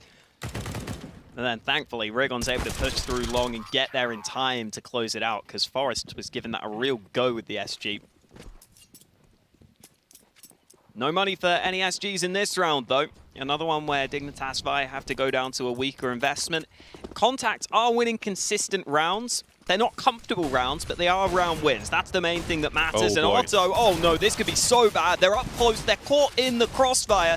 Thankfully, Contact are landing the shots they need to, though. Spinks in the backlines. Really important kills there. He's been killing it on this map. 14 kills now for Spinks. That was actually amazing, considering the situation. Smoke up since CT spawned, people completely blind, but only 1 kill for Dignitas Vi. Back on the buy once again. I don't know, I feel like we've seen so many rounds with only pistols and struggle for Dignitas since they, again, more or less opened the back door for Contact. Quick action down mid from Dignitas Vi. Only Esperanto towards B bomb site. We've got aggression on short, and we have early Molotovs as well. Maybe Spinks will be nervous on long. However, the push is coming in towards B. Esperanto is as blind as a bat. He has no idea where he is. Snappy with a kill. Smoke up on the door. Very aggressive Molotov. Look at him making the play, though. Freiberg just about paying attention. He was on planting the bomb and he gets the kill. There's the off angle from Forrest. Now, what do Contact choose to do? A lot of action, a lot of rotation. Otto maybe going for a wide rotation off short into CT spawn. But is he saving? Because his 2 teammates, maybe they're hiding in plain sight, trying to contain and protect the AWP. I suppose that's the case because Otto is, well, at this point, he's just running around the entire map. Is he looking... Are they going for this? Oh, I think he's going to try and flank the flank. You can see Forrest. He may hear some footsteps, though, because Forrest is backing up at that perfect time. Otto still running. The scope. He has to. There we go. He's figured it out now. They will contain at the very least. But the round is going to go the way of Dignitas Vi. 6-6, another crazy one. Late duels won by Spinks. Very expensive for all concerned. Yeah, Contact kind of realized that if they can do the damage at the end there, this could end up being a very close scenario into this next round in terms of the buy for Dignitas Vi. I've got to say, I am a bit confused as to why Esperanto was crouching behind the big box on the side on B here and just looking to the right side. Because that's normally where a lot of flashes are just going to be chucked in. It's very common for teams to just throw those flashes, bounce them off the wall on the right side, and then just try and run in quickly. It's very rare for teams to be able to flash the left side of the site. So if you're trying to play anti-flash when you're blind at that point, I'd have thought that's where you'd switch to look at. But Esperanto kept looking the same way, kept just taking the same flashbang to the face, it felt like. He was nowhere near able to hold down that bomb site. And with a 6-6 scoreline, Dignitas Vi can continue to buy, thanks to that round win. They are missing a couple of things, though. Hulzerk has a Scout instead of an AWP. Harriet has a Galil instead of an AK. And Hulzerk got pretty close to that kill at mid. Nothing doing this time, though. At this point, I have no idea who's likely to win this map. Got another play into the B bomb site. The HE won't hit too many, but Freiburg and Heap have taken a lot of damage. Spinks could have flashes coming his way, but it won't come fast enough. Nowhere fast enough. But again, Contacts have a man advantage. All the fighting around the bomb site will certainly help. There's a flank on the way in spawn once again. T-spawn, that is. That's Rigon. Going for the plant, which is harder to defend. Not exposed to the car this time, where there is a molly already. Now, Dignitas Vi may feel like they have to make a play, as Contact are a man to the good. Hulzerk exposed to tunnels very shortly, looking to reposition now to avoid that. Heat playing the tight angles as well. Hulzerk crouching, so he can't be seen over double stack. Well, there's distraction. Can he trade the Hulzerk? He can. Last play coming from the tunnel. This Rigon jumping around. Oh my god, he didn't just do him like that. He didn't do him like that. Clutch as hell from Hulzerk. Oh, he's giving out free haircuts on the B-bomb site. That was literally just the hair showing, it felt like. But he lands the tightest shot you'll see. Give me a replay of that. The hang time. NBA Jam. Oh, this was just so wrong. Oh, I don't even see it. It's so wrong. He's like, well. My God. Didn't know anything about it. We have a tactical timeout from Dignitas. Oh, Forrest is like, whoa! No one was expecting that. Nobody was expecting that. But there it is. And that puts Dignitas Vi in the lead once more. The money for Contact sucks, but they will force it up. Spinks will pick up an AWP. No Kevlar for him. Otto has a Scout. We'll see what they do with this. That's ridiculous. I swear he's gone from the pixel screen. perfect. Yeah. Yeah, that's pixel perfect. Well then, can Dignitas Vi capitalize on their advantages here? Very limited are Contact. They've got to make an aggressive play, and it looks like Spinks, well, this is already aggressive, and he will increase. This is the kind of thing that was missing in that round, that woeful round for Dignitas. An off angle from the T-spawn area to keep the B tunnels honest. That's where the big gun is. Oh, there we go. Harry getting curious. Starting to wonder as the potential split comes through. Not a split anymore, though. Although Forrest is considering lurking. Esperanto behind the boxes. Will Freiburg check for this? He won't. Absolutely not. That gives Contact something. The AWP is coming again, and it's collapsing for Dignitas once more. 2 versus 4 from their POV. Forrest with a very important flank, and that keeps Hulzerk alive. Bomb is going to be down safely. Forrest going into the open. This is a risk. Smoke about to go down, but he falls. Now it's all on Hulzerk with the AWP. This is almost impossible. The last one was hard. This one's even harder. He just gets run down by the pistols. I got to say that I think Forrest just has to survive longer than that. He has to just wait for his teammate to smoke that off. I get that he wants to try and make sure his teammate is 100% safe on the smoke. But if you take that fight and you lose it, it's basically round lost. Hulzerk's stuck up close. You've probably just got to play a bit safer in the tunnels. You can see what Forrest was thinking about, though. He knew that his teammate was trapped there, so he knew he wanted to fight them. Unfortunately, that just gave so many options for the Contact players. The scout shots land. That is the round done and dusted at the end there. 7-7. I think that sums up this game, and it has been a very tight one between these two teams. And heading into the last round of the half, we've got Hulzuk just jumping out through long. The flashbang is well timed. Rigon's still sitting on the backside of this smoke. They're going to fight for this. Spray from Rigon successful, but there's a man up close that they're not aware of. Hulzuk with another kill. Nades continuing to be exchanged, and Harris got a second headshot. Now Snappy's in trouble. Out in the open, he gets 2 kills for his troubles, and Esperanto is arriving with the AWP. Missed shot, but look at the health on these Dignitas Vibe players. They are so damn low. Esperanto putting range between him and the car area. Spinks has the back. Dignitas Vi can wait, but it looks like the confidence is there for Contact, that they have these players contained. The hazmats are on. The pesticide is out. Hulzuk looking for any utility which may have rolled down. They have 1 smoke. And if they try and combine a flash with that, Esperanto is so far back, it'll barely flash him. Ooh, Spinks has given up long, actually. There's still a minute on the clock. Convinced it's going to be an A play. Will there be a run boost? It's pretty much a double peek at this point. Spinks watching the cross. The molly to try and obscure the vision. They found another smoke, in fact. Making their way over. Spinks by Gandalf now. Got the DVDs out. Molly on the site to buy time. Esperanto closing the distance. This is genius. Spinks could be anywhere, and surely they won't expect him here. It's going to be a free kill for him. 16 seconds. Hulzuk has to find 2. Does he check below him? What is he willing to do? Very aggressive player. Esperanto now with the jumping shots. Hulzuk trying to bait 1v1. No! Oh my god, he's done it. In midair. It will be the last round for Contact. A wild game from round to round, from pillar to post, from back to front. Contact with a 1-round lead at half-time. Wild scenes on Dust 2. Can they survive and take it to Inferno? Find out after the break.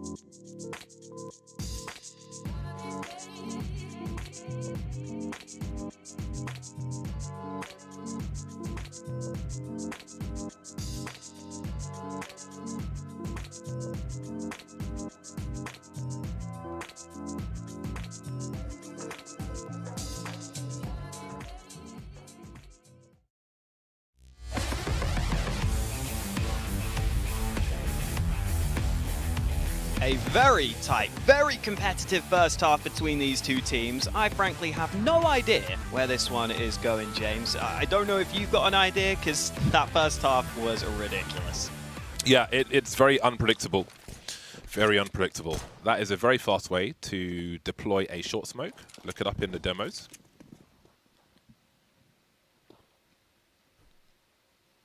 Dignitas Vi being very, very active. My God, why can't I speak English? Esperanto, he spots the head. Oh boy. Wasn't a 180 though. Freiburg with that kill.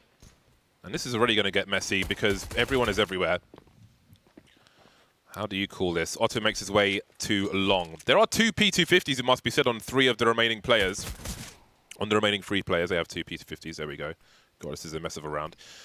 Which will give them equal footing, basically, for these fights. And case in point, there's a headshot from one of them. Just the P250s remain, so all is equal. Not anymore, though. Snappy with 5 HP. They double swing on him. And there is the pistol for Dignitas Vi. They've won both pistols in this game of Dust 2.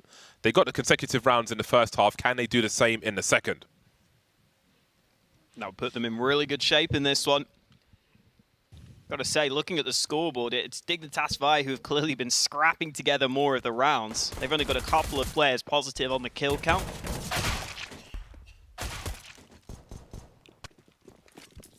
Force Buy comes out for contact as they come right back into this round. They've got a couple of players moving into the B tunnels. It's 2 rookies top fragging right now as well. For contact, Spinks is up there with 21 kills. He had a lot of impact in that first half. And then for Dignitas Vi, it's Heap who's had some of those more impactful rounds. Clutch is one for his team as well. Nice to see some of those rookies getting a bit more comfortable in their skin as this tournament goes on. Still anyone's round in this one, remember, with contact buying up, and they're already starting to take short control. A very passive setup from Dignitas Vi. They also don't have any nades left on the CT side, so they've really got to rely on landing their shots. Otherwise, they could quickly get swarmed on these bomb sites, especially with all these flashes and smokes at the ready for contact. No counter utility for Dignitas. None at all. Just guns. But that might be enough. Again, prioritize the rifles. Oof, that's kind of painful. They've lost one of the players on the A bomb site, and that forces Forest to fall down to the low ground. Harry trying to hold on to the long area. Freiburg moving up long. All of a sudden, Contact find themselves in good spots. A flying burst from Freiburg. The jumping accuracy is reasonable on the MP9. And he will rotate towards long. Harry's waiting for him. Freiburg has the kit as well. There's another one on the floor, as we can see. Looking to swing now, all from the low ground. Can't all focus on Snappy. Maybe they will, though. Forest 1 versus 2. And Contact force it right back. They turn things around and put themselves in a better position than actually winning the pistol and losing a second. Because Dignitas's money is in the bin now. Their loss bonus sucks. Give me this from Spinks. The ace on the round. Ooh. Ooh. Really nice deed kills to begin with. Then we got the jump from Freiburg, but the lineup for Spinks is too damn good. Esperanto with assists on both of those. Spray to the body to close it. Spinks is... Oh, there we go. Neelem's loving it. I wasn't sure if he was angry or excited there, honestly. You never know with the Irish. Aggression from the Swedish. They're up short already with 2 players. This is a slog between these 2 teams. Contact fighting back. This is the pick of Dignitas. Not too much data on them, but plenty of L's. We know that much. 1 dig from Freiburg. That's weapon collected. And a lot of position. Look at the reaction from Dignitas. Falling back from short immediately. Freiburg looking for information. A bit of fishing in mid. And we see Contact have taken long. But that's all they have. They also have grenades and utility. There's a molly for Freiburg, but he's on B. See if he gets over in time. Perhaps he could use it on the site or somewhere to try and limit the push from Contact. This is going to be... Oh, it's going to be painful for someone. Maybe for everyone. Oh, God. Spinks. Oh, sprayed through the smoke. Forrest getting an assist on that one. And the fights on the site are about to come through. Otto coming in with an important kill on the Org. Scopes in for the second. Boost is not allowed. Otto scoping on the right angle at the right time. Forrest has got the AK, though, and he's been gifted that first frag Bomb should be planted momentarily, though. Oh, God, look at the health on Otto and Esperanto. They saw the boost unless they thought it was a jump and didn't realize where Forest was. Where's Forest off to? He's run off to the B bomb site, and the bomb's not planted just yet. No, it has been. So we'll see if he chooses to save. Maybe because of his own health. Probably doesn't realize how low the other two are. What a crazy situation. They had to hold the high ground, I feel, there, Dignitas. Easier said than done, of course, with Contact moving through. Nice job, though, from Freiburg on the molly through the smoke. Gave himself better judgment on where to spray through the smoke to get that kill.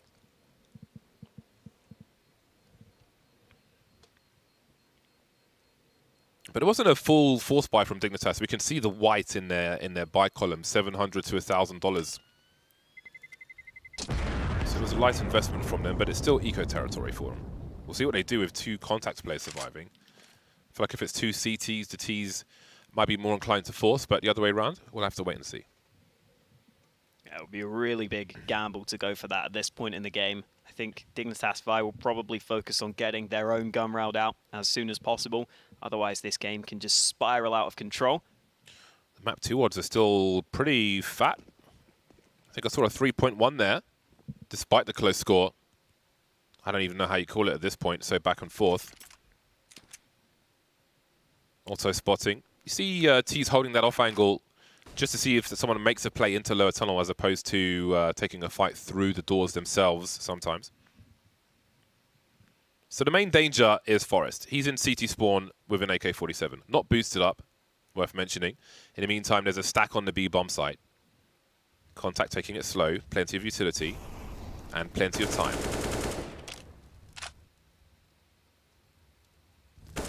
Ooh, okay, Forest. Tap down mid. A nice start to the round. We need to see more of that, though.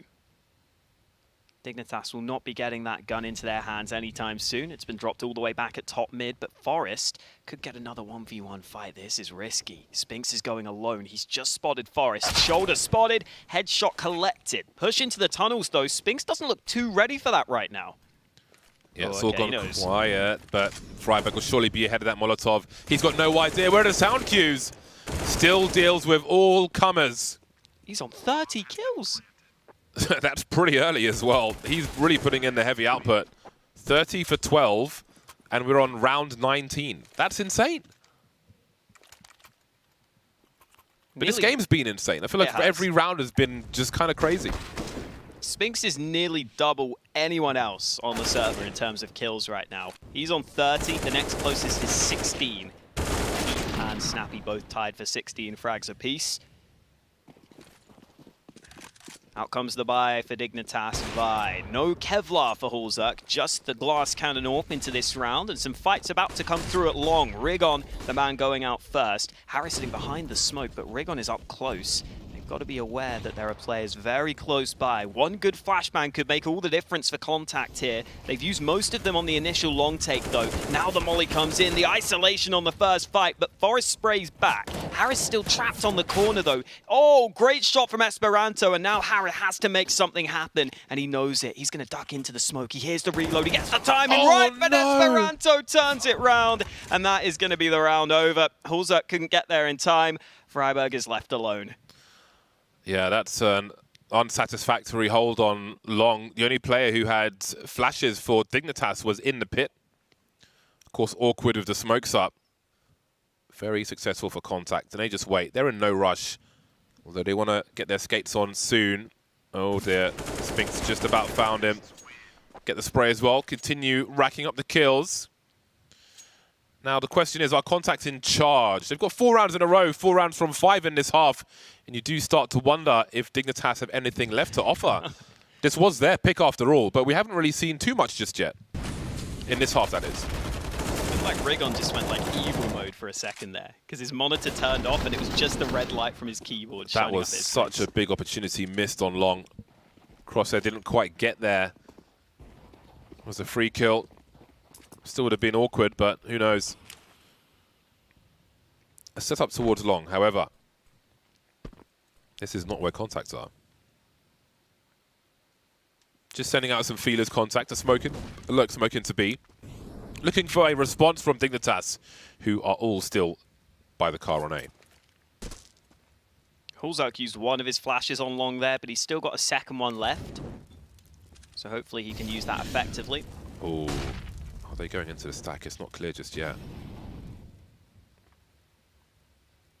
There's a flash for Hulzak. Oh, he has two actually. Yeah, but through the doors they go. That might be the info they need as they look to split the B-bomb site uncontested. Also needs to fall away, keep that AWP out of their hands. Esperanto's turn to rack up some frags. Harry looking to see what he can. Bomb getting planted, and all is well. Back on the buy, finally. A lot of pistol rounds I feel like we've seen from Dignitas in both halves, but here we are. This game just suddenly got to a 13-8 scoreline. That's really come out of nowhere. But Dignitas Vi just couldn't get the money built up. They lost some fast ones. And now they really have to win this round. And to do so, they've got a double AWP setup. Hulzak has had a much quieter performance here. Only 12 kills for the AWPer on the CT side. He's got to make the most of that gun now. Forrest with that secondary sniper as well.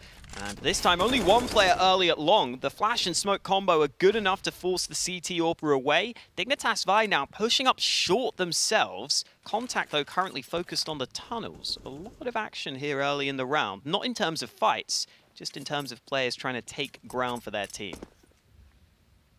Forrest posted up with the AWP on B now. They were playing from outside, maybe in case of a faster rotation towards the A bomb site. But they're back in, and the bomb's making its way towards B as well, or at least the halls. In the meantime, Spinks has made his way out long, which is being ignored by Dignitas for the most part, but Hulzak has an angle towards the car should it be required. So Contact may be opting for a split of the A bomb site now, and that will certainly help. He kind of needs to stay alive here, but Esperanto very quickly up on the box, catches him completely off guard, and another round is collapsing for Dignitas. Hulzak's lost his angles, lost the flick as well. I don't know if we're going to see any more rounds for Dignitas in this half. Just getting their heads removed round after round, and don't have much to say about it.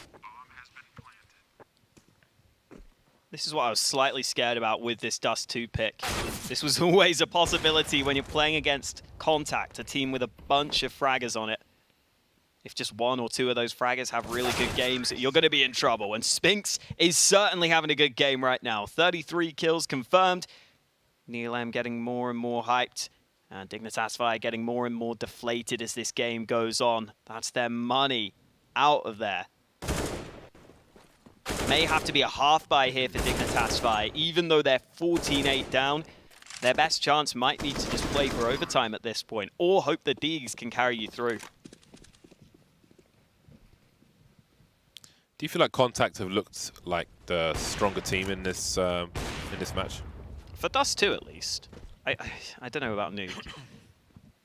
I think here on Dust 2, even though Dignitas Vi got a pretty good start, Contact have generally taken over. Even if it hasn't looked convincing, Spinks is going to rack up even more kills right now. 36.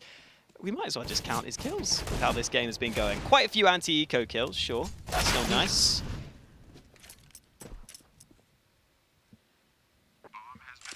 And then there was Heap. Yeah, this has been an unceremonious second half for Dignitas Vi on Dust 2. Harry 8 for 22. Heap awaits his fate as Contact move to game point. Violently, no less. After losing their pick of Nuke, they don't look anywhere close to losing Dust 2. Inferno to come. Most likely, anyway.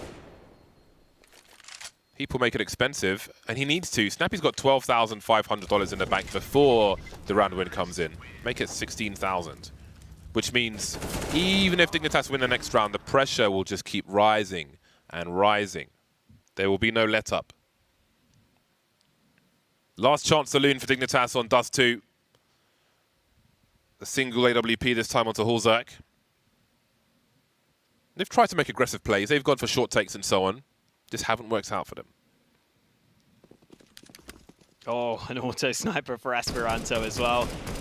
They're going to be okay on the cross, though. Crossing close means the shots go high. Spinks, great shot onto long. quick headshot lands, even though there were some flashes in the mixer. Spinks with a second kill. He wants to close this out right now, and he's gonna clear the corner. Spinks with a triple kill. He could be on for a 40 bomb right now, James. What is this? Spinks is smurfing. Oh, there it is. He's going to get the ace in the final round, maybe. Forrest will deny him. Oh, that would have been the second one. 40 kills, 40 for 14. Absolutely unstoppable on Dust 2. Big open map. And he does nothing but delete. The man loves erasers. Now, Forrest in the 1 versus 3. It's not over just yet, but boy, he doesn't even know where he's getting shot from. Oh my. And Esperanto surely with the auto, no less. 16-8. A one-sided affair in the second half, and we are going all the way in this series. Dignitas on the side of a milk carton in that second half. Absolutely nowhere to be seen but in the crosshairs of Spinks. He's been digging shallow graves all map, and maybe he'll do so in the third map, which will be Inferno, and that comes after the break.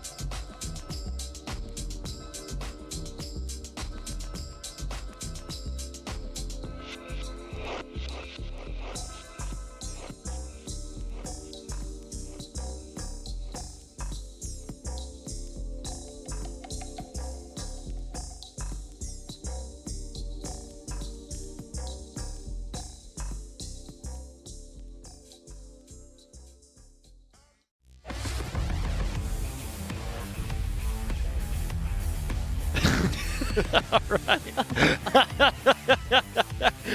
Welcome back to Flashpoint 2. Dignitas Vi coming up on their map pick of Dust 2. Now, we didn't get to check in after Contact lost their map in the first game of this series. So do you have any initial thoughts about Contact on Nuke and how that played out before we get into these highlights here from Dust 2? Well, as I said, that basically was just playing it basically into the hands of the guys from Dignitas Vi, which I'm going to have to say a million times now, because it's their most played map. It's the map that basically they've been going hard on. Let's face it, it's always been like this core's favourite map for a long, long time. So the problem for Contact was they were always gambling a little bit that was going to be one of the maps in that scenario. So I don't think it's outrageous that Dignitas Vi won that one. Yeah, and not to mention that Halzerk was just absolutely going ham. We had Freiberg just laying down the law towards that door, which was not what we saw on Dignitas the first time around on Nuke. But man, what an absolute performance. That is not a typo. That is not a typo.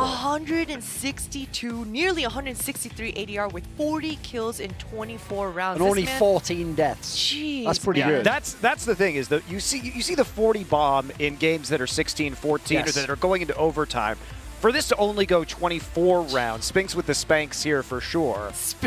And also, like, as I said about the deaths, like, mate, if you have 40 kills, you're expecting, like, what, 28 deaths? Well, you couldn't have that in this many rounds, but you know what I mean? Like, maybe you died every round, you were pushing, you were farming, you were going for that score. This is super efficient. Yeah, so efficient. And you saw Dignitas kind of really struggling with finding an answer. We saw them setting up towards that cat, even a 4-man setup at A, trying to get that long A control so that they can have some sort of a retake, some sort of prepared plan. But when you have Spinks just running around holding W and is not dying and getting shots off like this, there we go. man, it's just, what kind of defense could Dignitas do besides win their initial duels? And that wasn't happening. So it just became so much more difficult. On the third map, we'll see if Dignitas Vi can solve the riddle of the mystery of the Sphinx.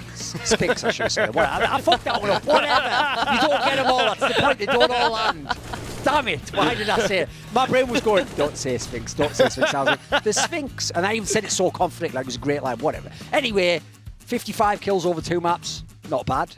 It's okay No, though. it's not a bad score. Decent. Yeah, sometimes you don't want to actually solve the riddle of the Sphinx because that might mean that you're Oedipus, so that's always a bummer to get that realization.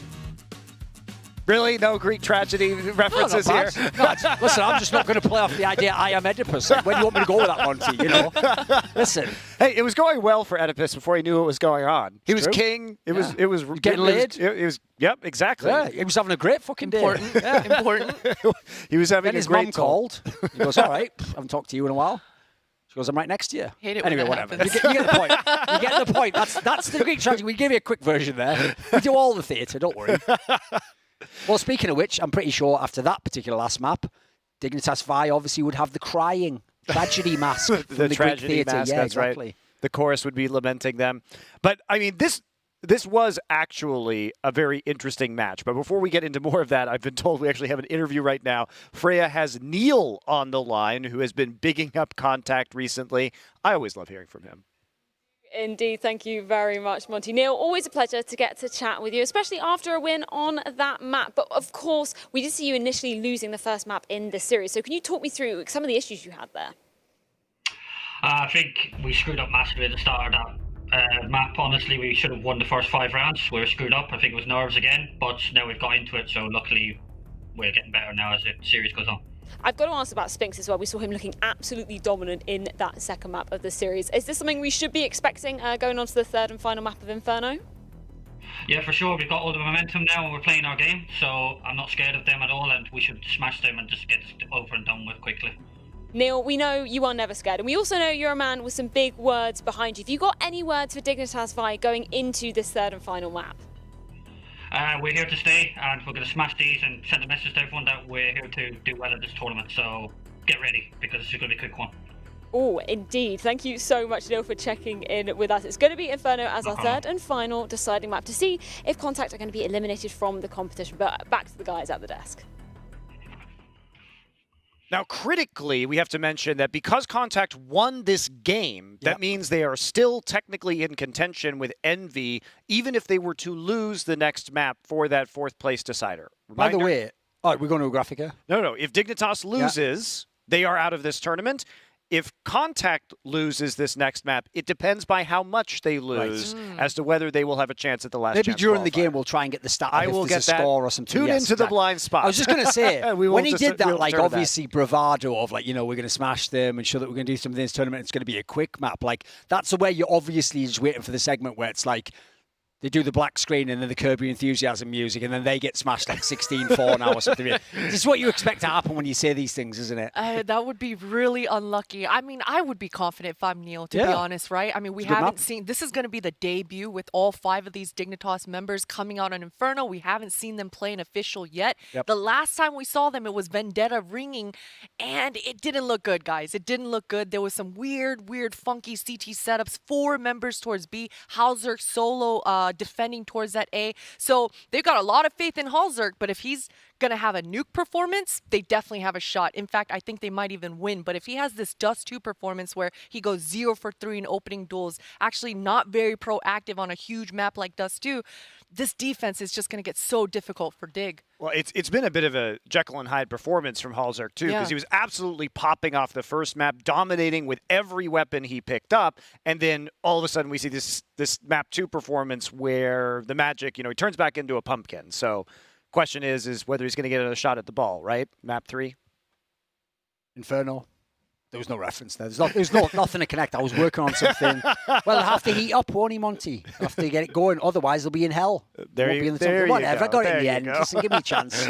No, the thing is, I actually agree. The problem with Halzerk basically is, to be fair, the guy's in a team with brand new players. They're still trying to figure things out. The IGL's changing, different coach. There's a lot of pieces changed around him. It's not as though he's been in the same team all. Think of the Fnatic guys. They just had the same team the whole year. They were playing on LAN last year. So some of these teams are under trying circumstances. So I think the fact that you're even still within a shot, as we're going to find out from some of these score angles, they can potentially still be in the playoffs. That's the interesting thing about our format. You don't have to win the group or come second. So everything's still to play for.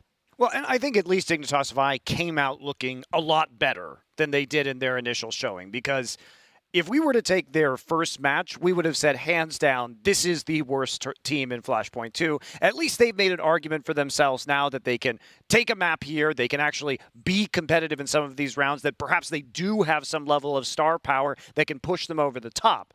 Yeah.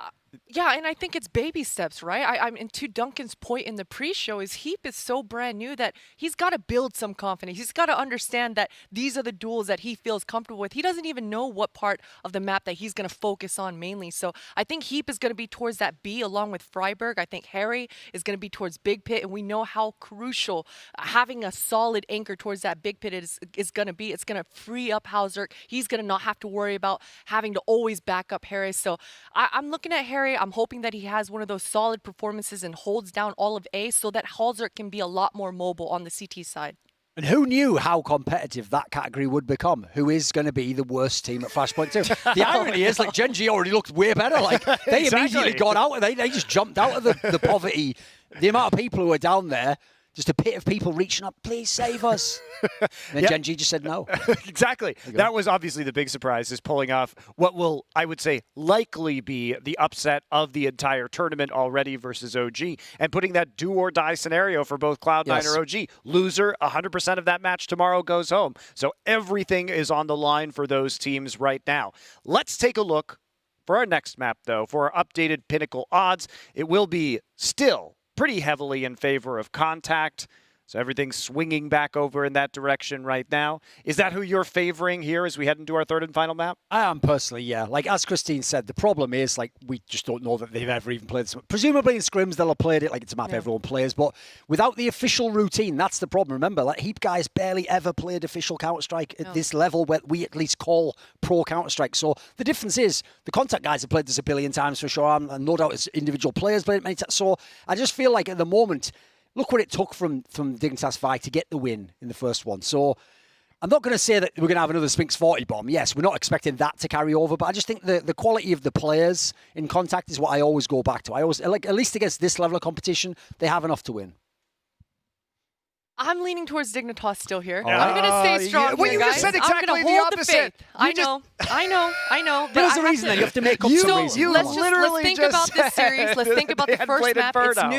It's nuke, strategy heavy. Right. Halzerk certainly popped off, but it was still the fundamentals of the defenses of Dignitas that got them over the line. Inferno, it's the complete opposite of Dust 2. They're going to have to have the utility protocols down. They're going to have the protocols down. It's not going to just be Spinks going around one-tapping and dropping a 40 bomb to win the Dust 2. So unless Spinks has another one-off performance like this, Dignitas have a good shot. That sounded like someone who had 600 Pinnacle points on Dignitas Vi to win You're this game. right. You're absolutely right. She 180'd so hard there off of. It's like she realised for a second. Exactly. Wait a minute. Haven't I just given all the reasons why my team wouldn't win that? That doesn't. That can't be right. She's certainly not desperate either to get out of last place. Okay. I don't want to be the one getting punished tomorrow. I'm not going to lie. I don't want to be in that position. I'll tell you what, Christine. If you are the one who is punished tomorrow, tomorrow, I will voluntarily be punished with you. How about that? Hey, I In like solidarity. that. In solidarity. Teamwork. I will voluntarily take the exact same punishment because I haven't actually had, I've been telling people what my scores are, but I'm not actually in the graphics. Right. So for this one time, I will do that. I appreciate that, Monty. All right. I think we should be ready to go somewhat soon. So we're going to take it over to Bardolph and Haka, who are going to be here for our ultimate game in this series. Hello, hello, hello. Hello. Only a fool nominates themselves to join a punishment. Oh, yeah. Or a pervert, which is fine. Yeah. There we go. Pervert confirmed. I'm okay with that. That makes sense. At least this makes sense now. It's consistent with behavior, so that's fine. Nice. Absolutely fine.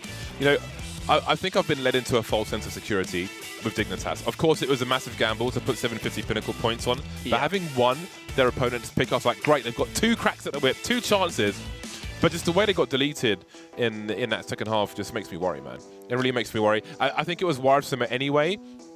With some of the way they got flanked on Nuke was a little worrisome as well. I mean, I don't think they're going to have similar opportunities on the likes of Inferno.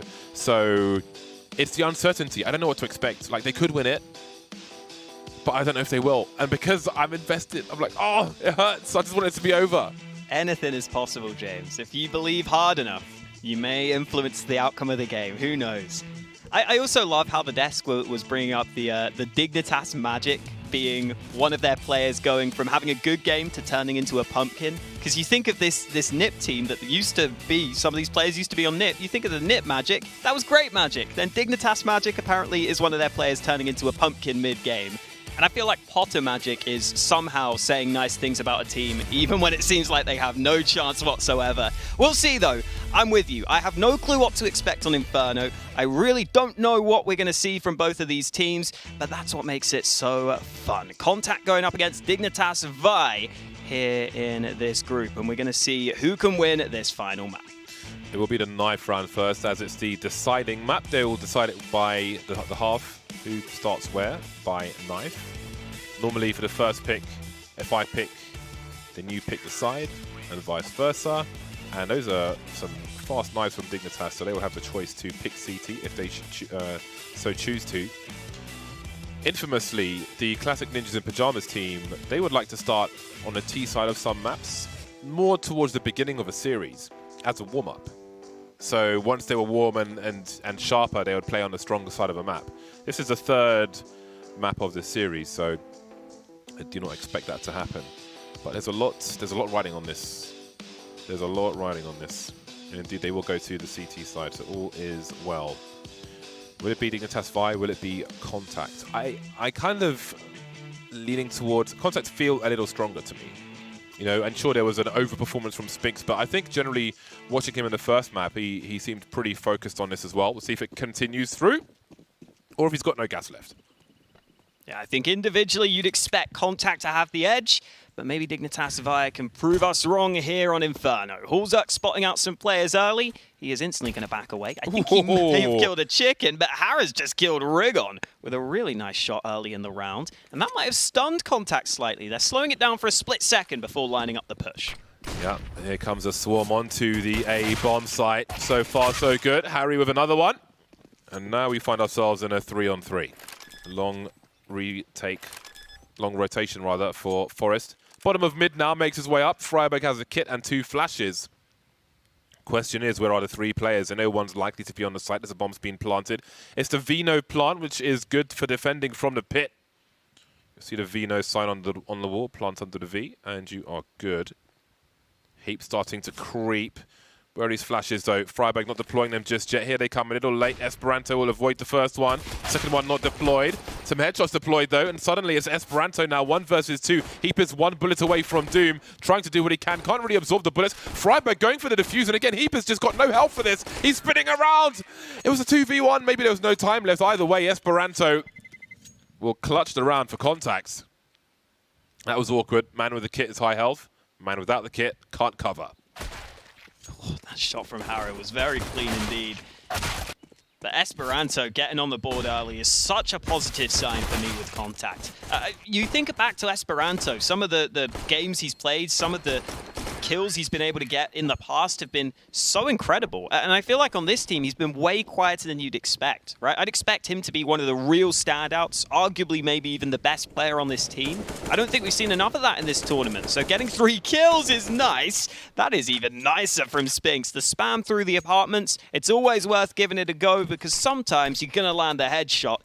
That's what Spinks does this time. Man advantage without even having to see anyone.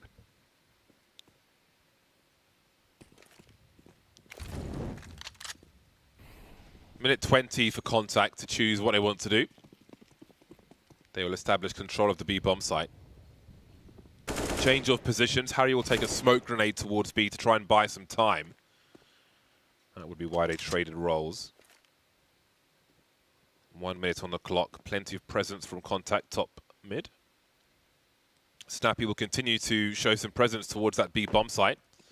This does also give them options for a late rotation. You can see that smoke has just been deployed now with 50 seconds on the clock. Snappy just making sure that door is still open. There's potential even for a wrap towards the B bomb site. Heap with a little elbow action. Sees Esperanto. Well, that'll tell him it's not going to be a wrap towards B. Pop flash still spotting, 30 seconds. Getting nervous now because there are many players alive. That dramatically changes just with that one frag. Rigon flying into action with the Mac 10. He's expendable. He's got the info and the trade kills are there. 19 seconds as the bomb is planted. Harry left alone with an MP9, which I imagine he'll want to hold on to. And Contact move to 2. He's got a dig in his back pocket as well.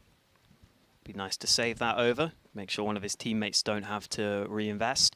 I assume his teammates will probably be saving, so dropping that dig over would be nice. 2-0 for Contact, about to be confirmed. Good start for them here on Inferno. I do think, in general, this Contact team should have the stronger individuals, just based on what we've seen from them. Even though Dignitas Vi and Contact both have a couple of newer players, I think that the Contact players probably have the higher ceiling. And I think Snappy's normally pretty good at getting teams up to speed fairly quickly, right? Getting new players into the mix. So I'm glad to see this Contact team getting stuff done early. Always nice when you get the kill on the spam. Spinks continuing his fine form at the start of this one. And unfortunately for Dignitas Vi, as anticipated, they won't be investing anything into this round. That one Deagle being dropped over to Hulzuk, which was saved by Hara. And they will hope just to do some damage in this one. 5-man B stack as well. Again, 7 matches in a row now lost by Dignitas Vi. A cold start on the deciding map of Inferno on their CT side. We look to their first buy rounds. Anti-eco territory for Contacts.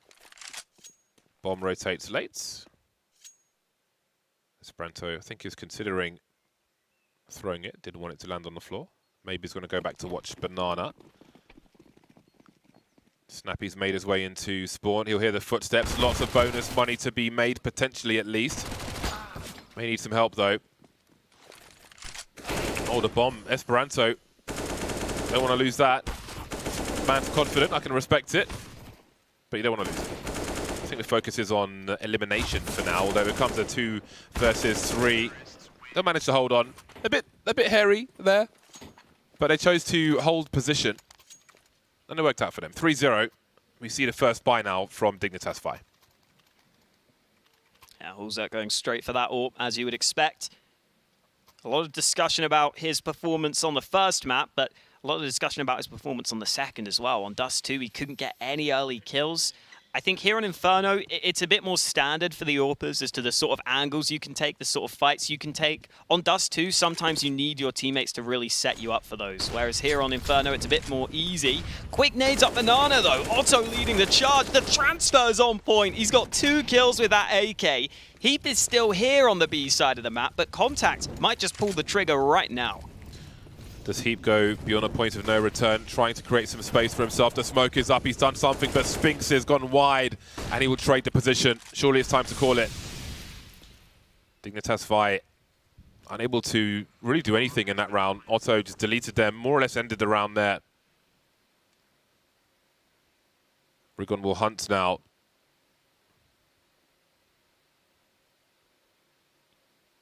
And that slope just becomes steeper for Dignitas. 0 on their CT side thus far. A free kill for Rigon. Again, even just with an AWP, there's so much potential in an eco round. But that's been taken away. So we move to round 5. And we haven't really seen anything just yet from Dignitas. But of course, half of those rounds will likely be ecos and such. But Contact are putting these rounds on the board pretty damn quickly. Just the early aggression up Banana in this one. Normally on this Contact team, I'm always interested in how they play their T side. So on Mirage, they seem to like to play for picks and then go for those explosive pushes. But here on Inferno, to begin with, they've just gone for a straight-up rush play. It can be much more difficult to play for picks on a map like Inferno as well, so maybe we will see more of those faster pushes from this Contact lineup. They definitely have a lot of players who are willing to play aggressively. So it would make sense for them to throw in some of those faster-paced rounds. They can kind of thrive in the chaos. And now into this next one. A Mach 10 for Esperanto, who will be looking to make some more money. That nade bounces off the Banana position, but the sandbags keep Freiburg safe. He doesn't take too much damage from that one. This angle's always annoying to deal with. That's why Hulzerk's playing there. But there are other players waiting in the wings at top mid.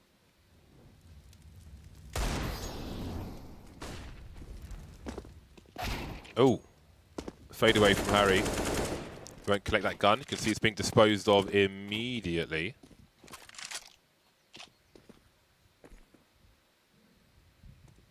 Spinks in the apartments. A gamble towards B. Forest holding long. Oh, not too shabby. Still no answer yet, but Snappy's got some position. Risks had to be taken. He's got a bomb as well. Forest with a nice fake there. Snappy loses the spray. Look at the experience of the man. 5 versus 2 with a rifle. And a bunch of deagles. And again, it seems like it might be another unlikely round, which is how one of these teams starts their proceedings. Forest now with an off angle. Can play off of Hulzerk to some degree regarding the short player. There's another deagle shot. Instant trade from Forest. Now, they won't get many weapons from this because the rest of them are too far away, but they're on the board. I think a bit indecisive from Contact in that round, in all honesty. I think once Snappy commits to that position at long, it's probably time to just use your smokes and try and give yourself cover. Instead, Forest is allowed to get aggressive. Obviously, it helped that he was able to get that fight while Snappy was dealing with the issue of the flashbang. But at least Contact have plenty of money to keep the buys going strong. This is that 4B stack that Potter was talking about previously. Very, very focused on the early Banana presence, but still, Esperanto gets the early kill. Through the flames he goes. He finally is traded by Heat. Oh, God. This is where the fast A play could come in, though. Yeah, how much did they see on the death cam? Instant reaction. That's a lovely shot. Skeet shooting from Hulzerk. He's got Spinks to find as well. Lovely flick from him. Footsteps heard towards a short position. Cavalry is on the way. Forest is here now. Hulzerk elevates up over the smoke, but Otto's ready for it. That gives them a chance. Forest not showing just yet. Will he play off of his teammate? 2 versus 3. It's not secured just yet by Dignitas. Otto starting to creep. Spots both of them, does Forest, and cleans them both out. Second round on the board for Dignitas. But there's still money for Contacts. For some of them, at least. It looked like such a good call from Contact as well, just going for the fast A play. 2 players pushing out through the apartments, but the timing on the trade's not quite right. Spinks unable to get it, and then even though Otto finally trades onto Hulzerk, it's just way too late. Forest has arrived on the rotate, and he is clinical with both those kills. The upside is, at least that looked like Contact had a good idea as to how to counter that hefty B stack that Dignitas Vi like to run. At least it looks like they've done their homework. Even if it doesn't lead to a round win, that's something that could come into play as the rounds go on. The money's starting to run dry for Contact now as they get this buy.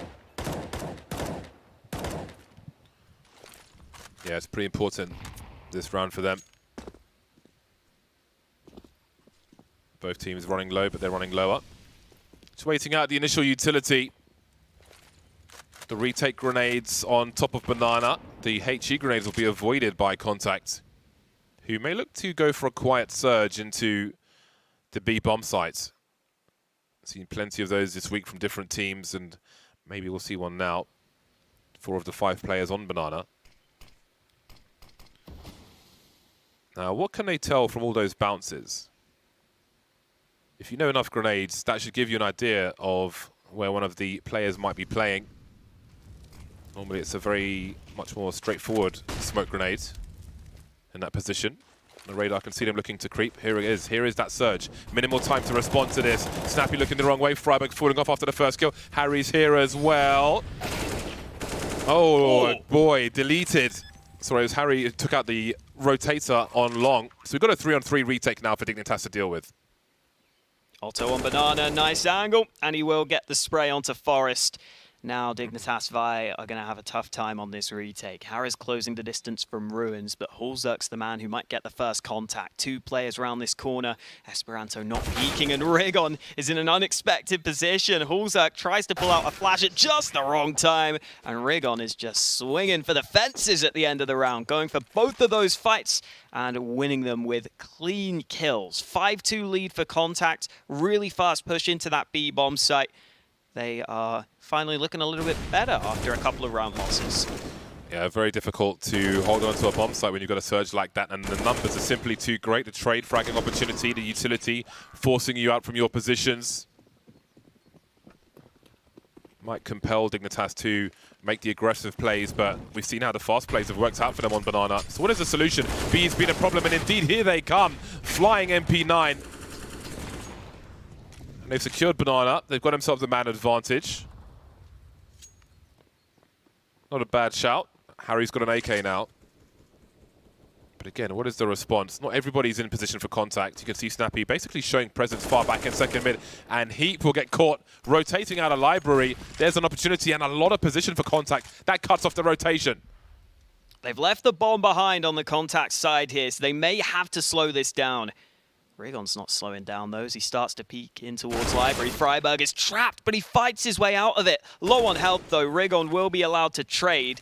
Again, that bomb just now being recovered. Contact really need to make sure they can group up here, but Rigon's position is a really nice one to have. Now he is fully cutting off that rotation between the sites. So if Hara starts to spot players towards B, that's where Rigon might be able to get some kills onto the A players, and he's starting to flank onto the B site. You can see on the minimap, though, Rigon's not trying to flank B. He's actually trying to see if he can catch some rotators from A, but Dignitas Vi aren't biting. They're just pushing onto the short position. They're going to have 2 CTs stacked on the right bomb site. Oh my god, this is crazy. Dignitas spotted the bomb, bottom Banana. Seems Dignitas have assumed that there is a compromised area of long. Oh my god, the timing is absolutely ridiculous. 17 seconds. Forrest has the bomb on the floor. And he slips away. Rigon now's lost control of the bomb site to get the bomb, and back he goes. He's lost the high ground to Forrest, who's making noise, showing plenty of presence. Puts a smoke up to try and commit to the bomb plant. Will there be a swing from Harry? Forrest straight in through the smoke. He knows what he needs to do. The experience of the man coming in clutch again. A really wild round. A lot of decisions to make for both teams. The patience from Dignitas not to rotate into the lurker there. They know they leave the B player at risk.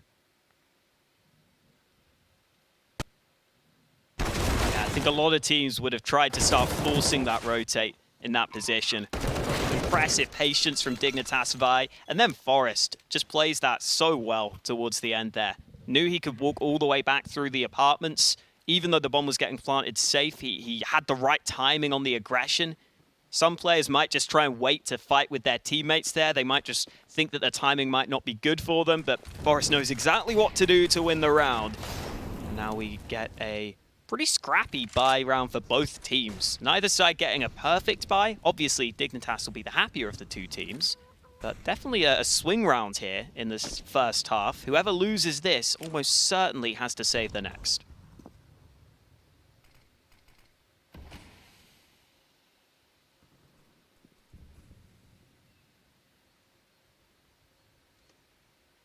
You can see Freiburg making his way towards long. Dignitas smells something in the water.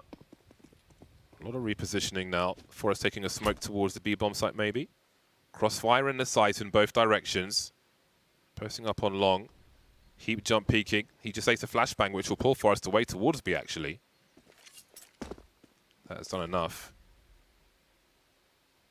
There's a smoke up on Banana. And again, another surge from Contact, but this one is going to be into some kind of crossfire. Harry trying to avoid the flashbangs. There's a trade. Again, the numbers game being abused. The bomb spotted. Freiburg has to survive. He's got Hulzerk for help as well. Can't really see over the smoke. There's one on the site. It's Otto. Last man standing, 1 versus 3. 30 seconds to catch that bomb and make a plant. Last 2 players rotating from that B bomb site. See if he leaves the site now or holds his position. It's a tight angle on Library. He's still exposed just around the corner. I don't know if he was spotted. He might have been by Forrest there. That utility would suggest yes. That bomb is not planted for Otto anymore. Smoke is up as well. Hasn't got the angle. Getting tagged for the smoke, down to 30. And there's the defuse for Dignitas. 2 in a row now. Forrest up top to make it even more expensive. Contact trying to make plays with minimal information for Dignitas. I feel like it's to some degree guesswork for them. They made the right play on that time, being the A-bomb site. Yeah, Dignitas were also able to realize that long wasn't going to be a problem for them as smoke came down behind Hulzerk. And it was important that these early kills come in because it allows Hulzerk to get into a better position on the bomb site, help out on the hold, keep his team in with a good advantage. Otherwise, if he was just stuck behind that long smoke, then you'd have some real issues. But he was already pretty close to the site. He could arrive in time. Now we've got Dignitas Vi taking banana control early. This should give them a good amount of information. They should be ready on this A side of the map. They've got the banana control. Contact's looking to flash over the top, but Dignitas Vi are playing it passively. Well, good luck to Heap. Sees a lot of players coming his way. Tries to stop the rotation into CT spawn, maybe, but he gets deleted immediately. Rigon jumps past the angle to get the information, and look at Spinks come in there. He's running hot, but so is Hulzerk. They're lining up for him, trying to jiggle. They're all over the A-bomb site. Esperanto with the high ground. Harry with so much to do. The trades continue. Absolute carnage. Fast forward from Contact. Freiburg in a 1v3. Made it 2. Esperanto's gone. And the bomb's not planted just yet. Otto with AWP as the bomb's planted. Snappy with the Tech 9, both very dangerous weapons. Otto has the right angle. It's going to be hard for Freiburg. Could elevate on the hay bales. That flash is going to be pretty far away. Tries to bait the shot. He'll bait it, but it will kill him. Contact make it to 6. Yeah, quite a few close rounds here now. Dignitas Vi winning a couple by defuse. In this one, Spink's able to get up long early. Heap is fighting alone on long there while his teammates are trying to play a crossfire on the site. Didn't feel fully thought through by Dignitas Vi, especially having the AWPer back on the site like that. If you are going to play that setup, you probably would want the AWPer on long to just try and get a kill and then maybe fade away. But having the AWPer on the site is a really hard position to play from. Dignitas Vi not able to offer up enough assistance. I didn't see their nades either, but I have to assume they had nades there. They just didn't get the chance to use them because of the positions they were playing. Yeah, Contact flying around corners with flashbangs. There was a molly on long somewhere, but there wasn't even time to decide where to throw it. Timeout came and went from Contact, and the money for Dignitas sucks. Some utility will be purchased. 2 HEs headed towards the B bomb site. Will they be thrown early, though? Otto posted up, inviting some presents. There goes the initial combo. Some pushes coming through in the apartment from Dignitas. All 5 with Desert Eagles. Seen a few of these rounds won already. Maybe this won't be one of them, however. Nice jump pick to spot Forrest falling back. I don't know how many plays they identified in the apartment. 1 at the very least.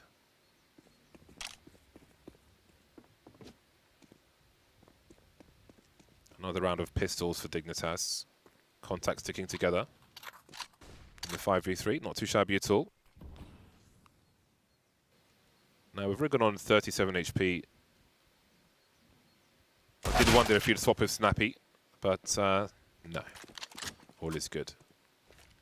Snappy will have a quick look, see where the last player is. Nobody on 8. Will there be a rotation? Last 2 players, rather. Indeed, he has given a green flag, and off they go. Yeah, that's all they need. Get over to that A-bomb site. If I were them right now, I wouldn't even leave Esperanto alone on Banana, because there is a potential for this gun to be lost, which is not really necessary, especially considering the circumstances where Dignitas Vi don't have that much money in the bank. Thankfully, Esperanto's going to land the shot, so all of that talk was for nothing. Esperanto proves that he is good enough to get the kill.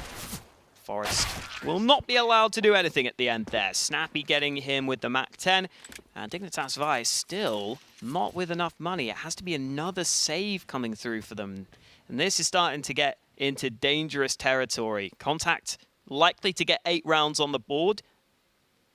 It's been talked about recently that in terms of the stats, Inferno has become a T-sided map now in the recent months of the pro scene. But still, you wouldn't expect it to be a very, very one-sided half. Maybe 8 or 9 rounds max, and Contact are already getting towards that position. Yeah, I see some concern on the face of Forest there. Just a little. So many rounds with pistols. I feel like half the rounds in this half are just free for Contact. Maybe even more than that. They've abused the advantages of the T side very well.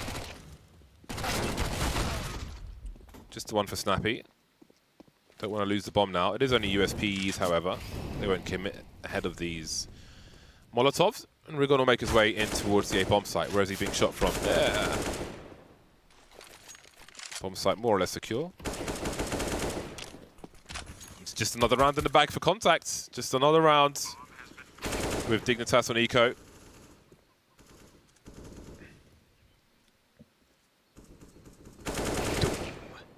Shot to the head from Spinks. Added my own sound effects there, because I was getting a bit bored of just hearing the headshots. I'm sure Spinks is not getting bored of delivering them, though. He's up to 12 kills, continuing to top frag for his team after that banger of a map over on Dust 2, the naughty 40 bomb. Finally, another buy for Dignitas Vi, and one they probably have to win, really. At this point, they've saved so heavily to get this buy together. They've got the AWP for Hulzerk. They've got the guns. They don't have a defuse kit, James. That's slightly concerning, but let's just hope they can kill everyone instead. Yeah, he opted for the helmet instead, as did Forest. 2 potential defuse kits there. So Contact will start this one slow, it seems. I say that, but they're looking to emerge top mid, it seems. They've got the Molotov in a short position, and then a numbers game towards long. Perfect timing. I'm just watching the radar swing around the corner just after the smoke goes down, and it looks like Rigon's going to go through the smoke as well, or play right close to it. This map control is absolutely outrageous. 1:10 on the clock. They've got 2 players more or less in CT spawn uncontested. Dignitas Vi just, it's like Gladiator, just forming shapes to defend from, prongs in every direction, but not much in the name of real estate, back to back. The issue for Dignitas Vi here, or for Contact here, might be, I doubt they'll flash this angle, and they don't. Hulzerk gets the first kill. Surprise. He can just hold this down. The B play's coming through. Esperanto trying to sneak in, but he goes alone.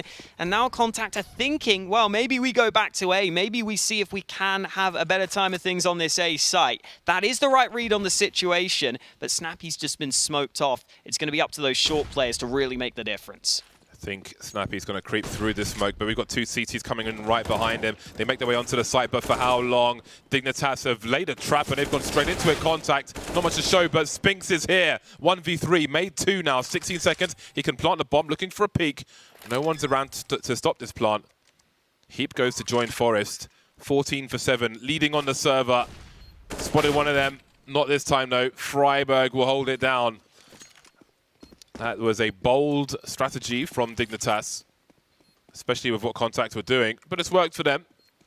They'll survive with 2, but there's so much money for Contact to keep up the pressure. If there's any gap in utility, defuse kits, as we said, anything that they can exploit, they certainly will, because they've got the money for it. Yeah, it might have been a bit of a breakdown in communication as well there for Contact, with Esperanto committing while his teammates don't follow him up.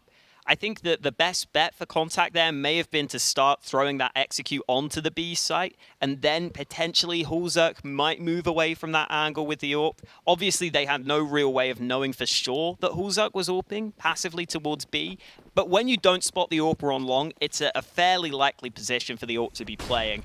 And into this one, we're just going back to the aggression. Esperanto fighting. The flash was good. The shot's not landing, but he gets it second time. That was Heat who goes down early. Dignitas Vi already shaken slightly on this B site.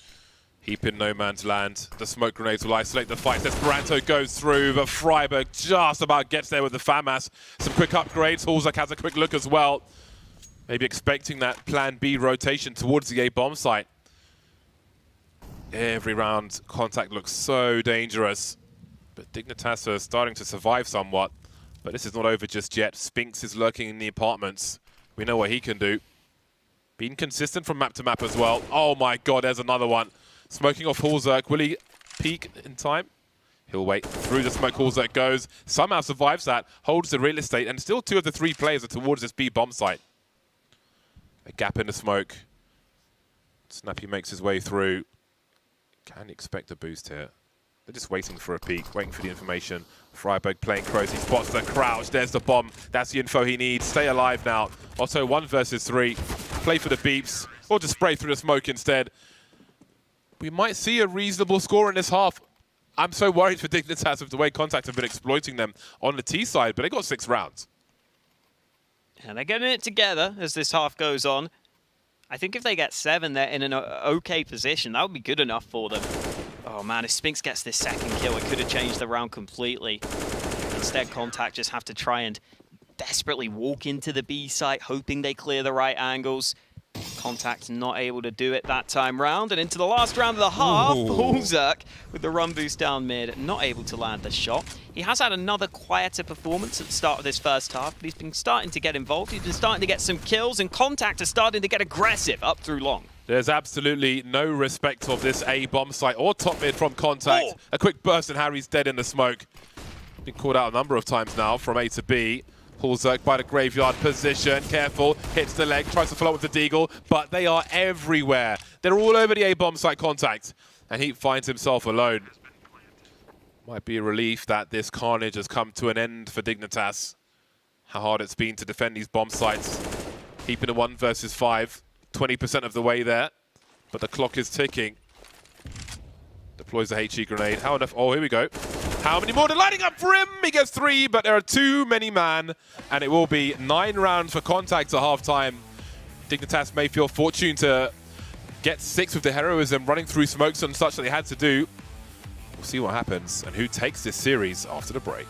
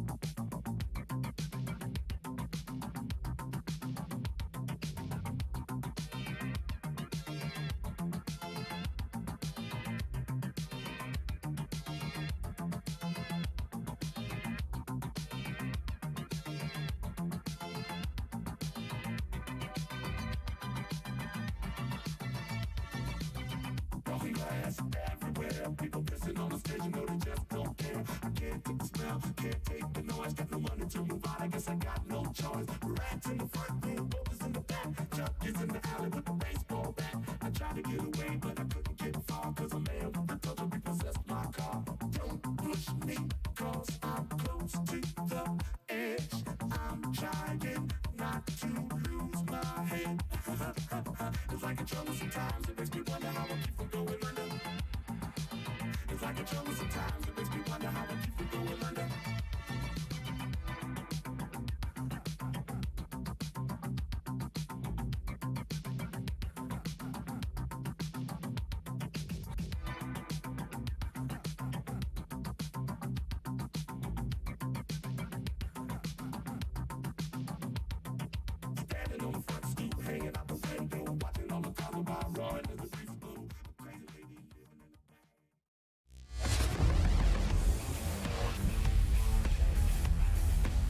Contact have the lead, but for how long? Dignitas Vi kept it close towards the end of the first half, and we've been seeing a lot of dualies this tournament, James. We've got some again. Esperanto getting the dualies with the Kevlar, which is always fun.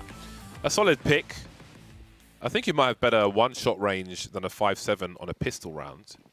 But the 5.7 probably has a faster reload, a much faster reload. But then how often are you going to reload dualies or a 5.7 in a pistol round? That's the question. You'd buy one of those weapons. Ooh, I like this mix-up. You'd buy one of these weapons if you're expecting a rush, basically. So if you're like apartments on CT side, you want something to do with the door, or spots a bit of booty, and there's the meat. Esperanto wants to fire the potatoes, but Dignitas haven't pulled the trigger just yet. And look at this reaction from Contact. Those footsteps will surely be heard, but is it a bait? Sometimes there's a T when you're near that car position where the barrels are now. You might make one step, like it was an accident or something, to kind of bait people over. But anyway, Spinks makes his way back. The ever dangerous Spinks. He's really made a name for himself in this series so far.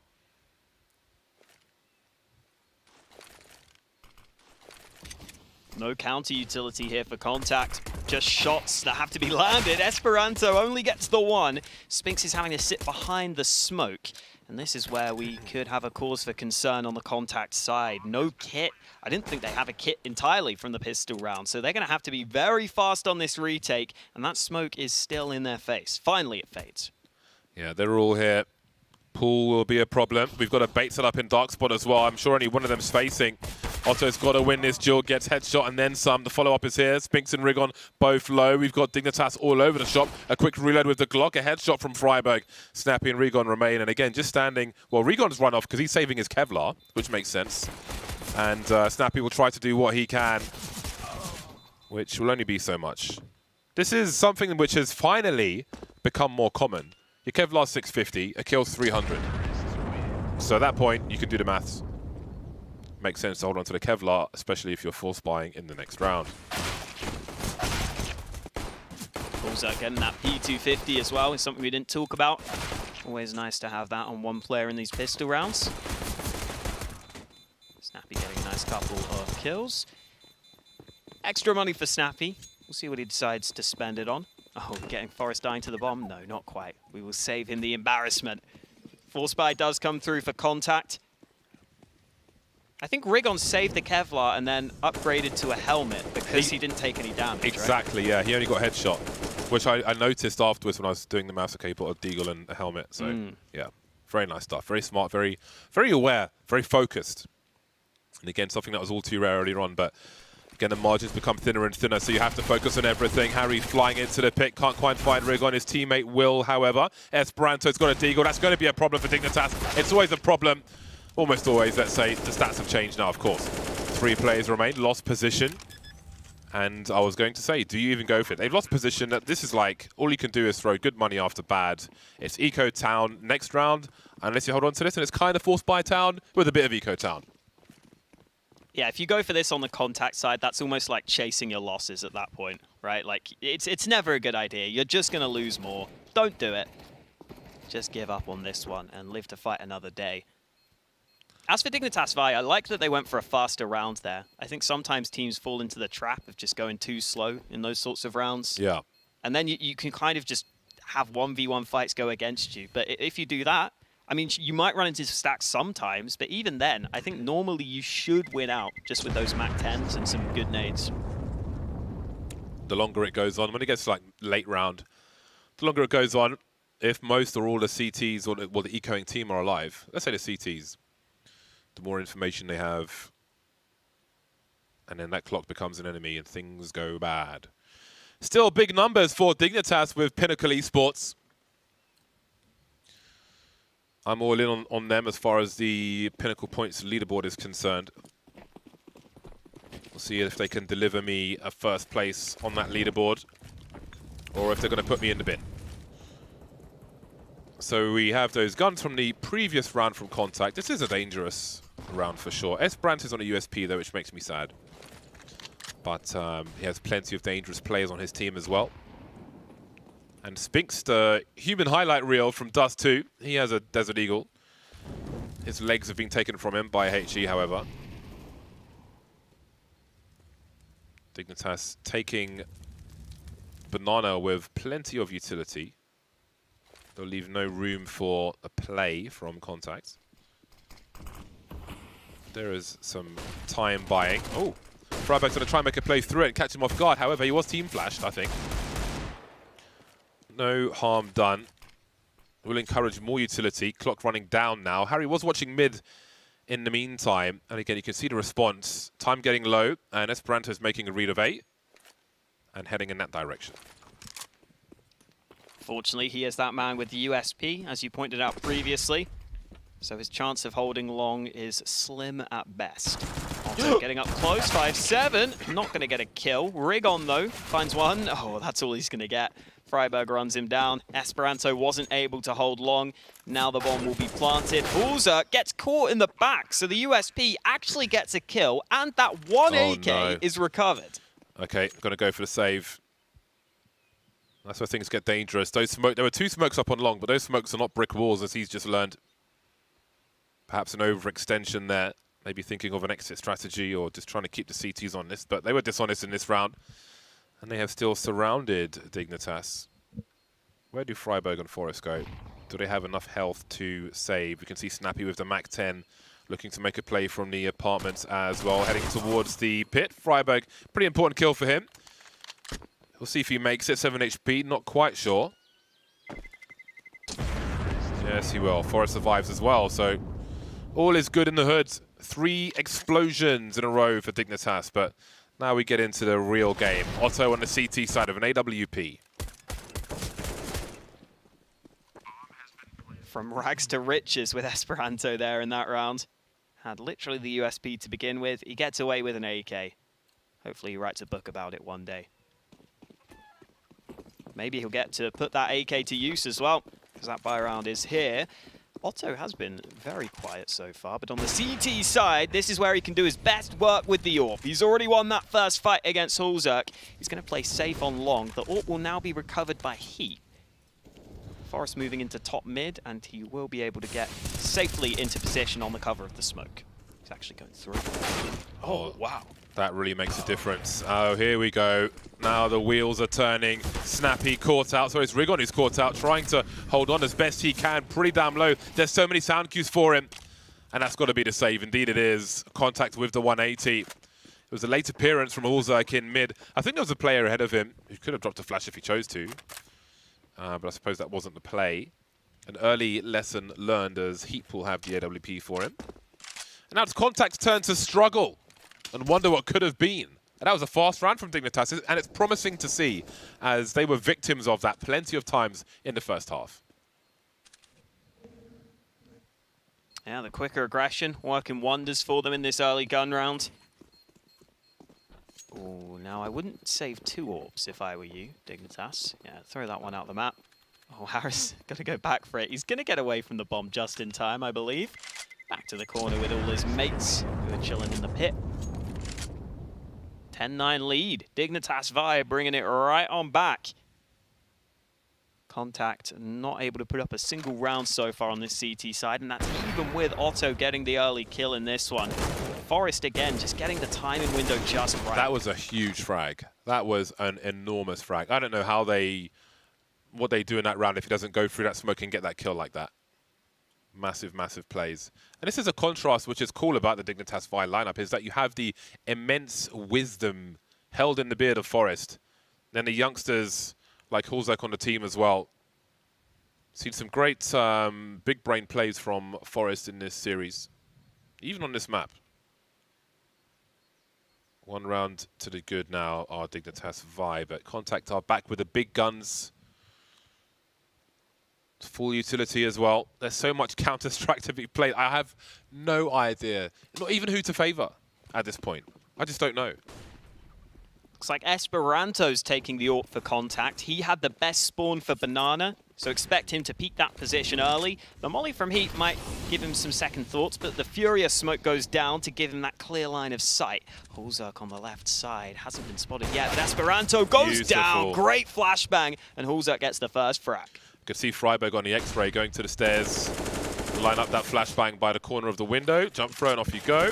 Somehow Spinks has brazenly rescued the AWP, which will be identified if Dignitas keep attention to detail as they make their way up Banana. Ooh, the pop flash. That's normally at pop flash you would have a CT swing on it. So Spinks, I presume, is trying to suggest that there are more players on the B bomb site, when in fact he is the last man standing. He gets one through the smoke as all 3 of his teammates are on the A bomb site. Spinks is doing so much. He's made it doable. He's made it competitive. The bomb has to be rescued deep in the smoke, and Contact are on the way. They are on the way. Harry's getting up close. Key fight, and he wins it. Days. Doesn't go for the second because he knows he's given his team a good enough advantage. There are still nades on the Contact side, though, and Dignitas Vi still committed to the bomb site. Harry's position could be key, though. It's so hard to clear this angle. It's so hard to get this kill instantly. The flashbang forces him away. Harry goes back for more. It's into the 1v1, but Hulzerk goes out wide, takes the fight, and wins another clutch for his team. 11-9 now. Dignitas Vi starting to run away with this on this T side. Yeah, they have put Contact in poverty status. That was a great combo. Hulzerk knew immediately when he heard the smoke on Banana, he knew that there was an AWP holding the angle. A great effort from Spinks. He tried to, it's like when an animal just puts his chest out to suggest he's larger than he is. The flashbang over towards Banana suggests some aggression maybe or something, just trying to slow him down. But the play of the AWP as well, despite his best efforts, however, it's Contact playing a classic style here in eco territory with plenty of smoke grenades and pistols to try and create problems for Dignitas if they play slowly. If they play too slowly. We see these vintage strats with the smokes up, forcing them into awkward decisions late on. And maybe we see a pistol round win. Would not be the first, second, maybe even third time in this series. Wouldn't surprise me. Freiberg, he is the investigation man. Operation Human Shield. He's expendable.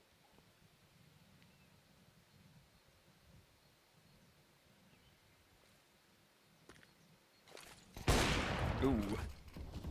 Shot missed early. Snappy gets blinded, though. Really good flashbang. Snappy's so blind, man. Freiberg can get the spray to the body. Detective Freiberg has already got 1 kill towards B. Now they're just going to go back, though. Smoke dropped by Otto. Nice patience from Dignitas Vi. The problem could be the time is starting to run down. There's only 35 seconds remaining, so they've got to make sure they are decisive with this play. This is a giant problem. Playing in the smoke, looking to creep. Now you'd expect the rotation. Oh my god, this could really go bad. Well, maybe not. Heap will clean out the rest of them. Harry's got the rotation as well. 15 seconds on the clock. There was a final smoke on the A bomb sites at some point.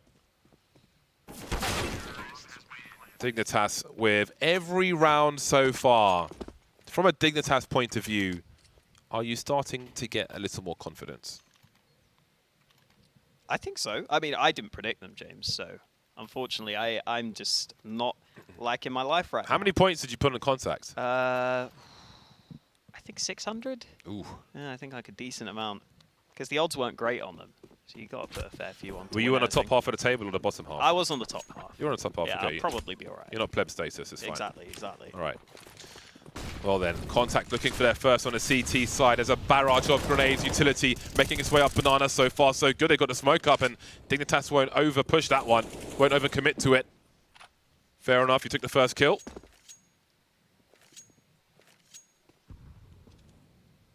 Hulzerk with $10,100 in the bank. It is aesthetically pleasing on the HUD. But the point is, if Contact are to win a round, there's a full buy coming straight around the corner Again, as I often say, they not only need to win, but win with the numbers alive. Forest took an apple on the head. It was a poisoned one, a poison chalice maybe, in the head. A poison chalice in the head. Yeah, why not? Who needs to drink it? Just throw it at his head instead.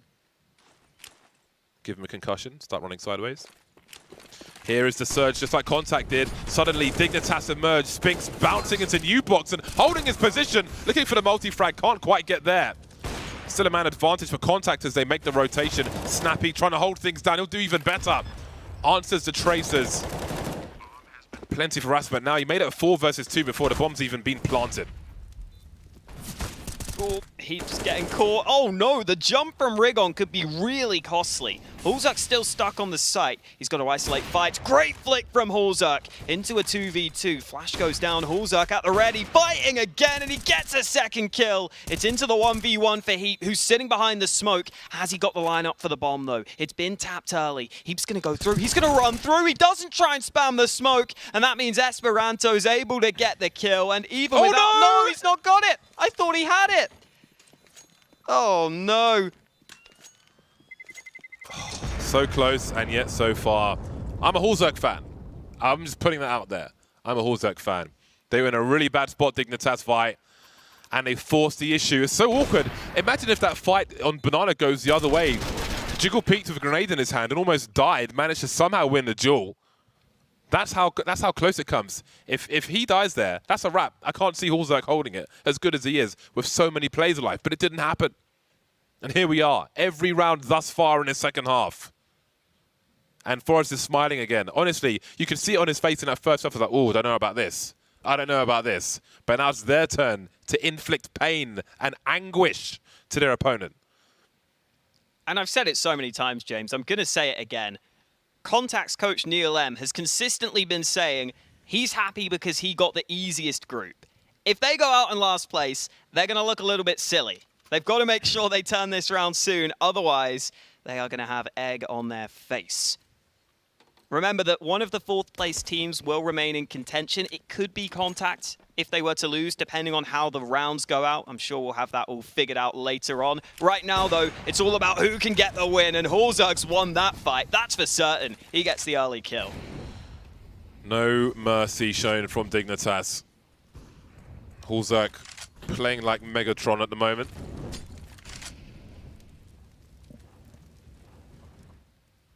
Nothing but cannon from him.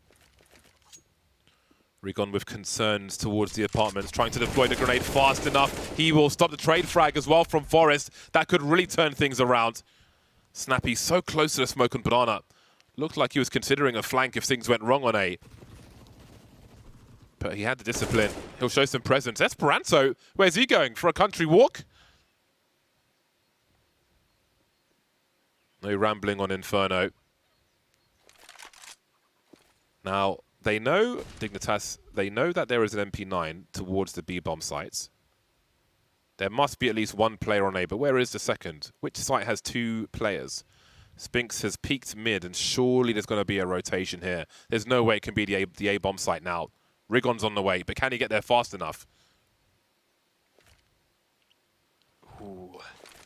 This could work on the flank. They're setting up more nades. Oh, the timing was so close. Just a couple of seconds more and Spinks would have been there, but it's Snappy who's blinded. Spinks arrives, 2 kills in the back, and that's got to be it. Freiburg unable to get the kill. Contact finally coming up with a round win, and the information play from Spinks turns into a double kill. Contact with a 10th round on the board.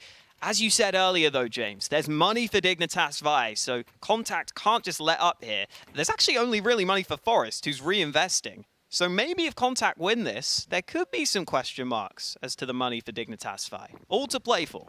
Man like Spinks, still leading on the scoreboard, not just for his team, but on the server. Now, can they do more? Does that flank change the pace in future rounds? Let's not forget that opening kill from Hulzak. Looking for more now. No fear at all. Supreme confidence we're seeing from the sniper. No one top mid for Contact. They're playing passive on the A-bomb site. A 3-2 setup at present.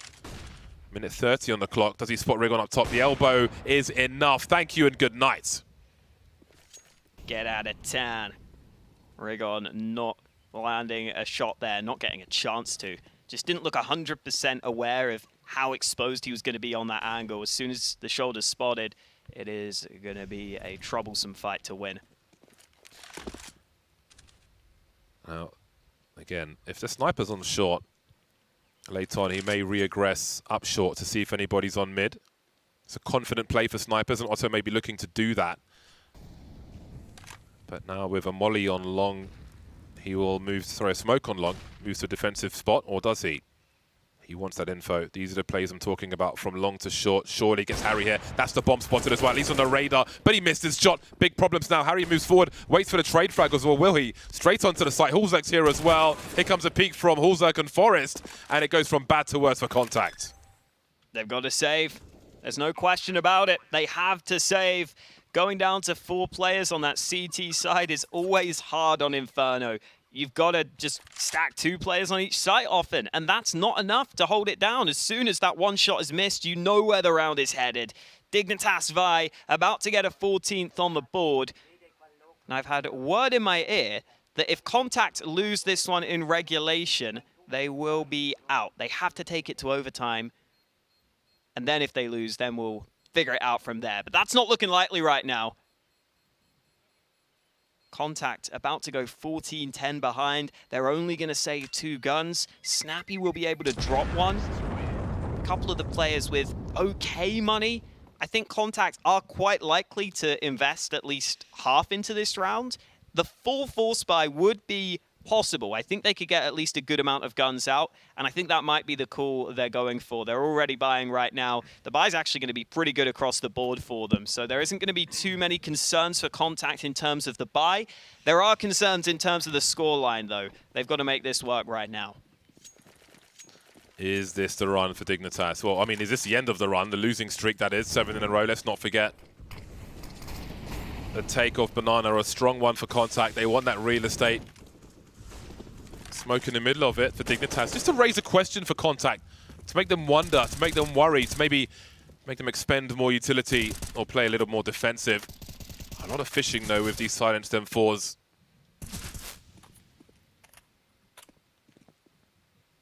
Some who've played with the silenced M4 do wonder with certain duels if they would have won it with the M4A4 because of the fire rate. That stops them playing the silenced one.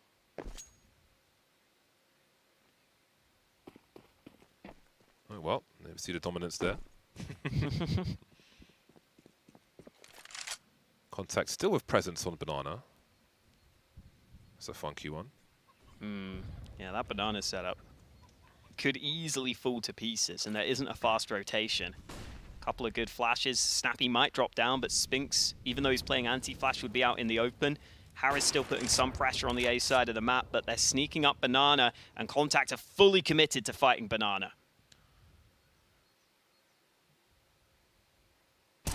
There's a peek from Heap. He takes them both out. Beautiful. God, I just want to watch the demos just to see how they peek these angles. Harry, his job to watch the rotation, but Contact, they can't lose everything here. They can't lose any more than they have, because it's going to be match point for Dignitas Vi. And Contact, they have to survive with their weapons. Dignitas Vi have stormed this. And again, this entire series has been a lot of just like noise cutting from map to map. And where the map allows it, just the surging, the abuse of the numbers and so on. But that wasn't even that. That was just Harry with some Heap with some nasty kills on Banana. Absolutely nasty. I'd love to see that from his POV. Yeah, because Snappy's playing on top of sandbags just as an off angle, right? That's why he's playing there, because it's a position you shouldn't be clearing. So I have to assume it was just a flick shot from Heap, but then he transferred it so fast. I think maybe from the first one, he understood the setup. You know, it's like on overpass around A, you've got the rifle support for the AWP, and you can figure out where one might be when you see the other. Visualize.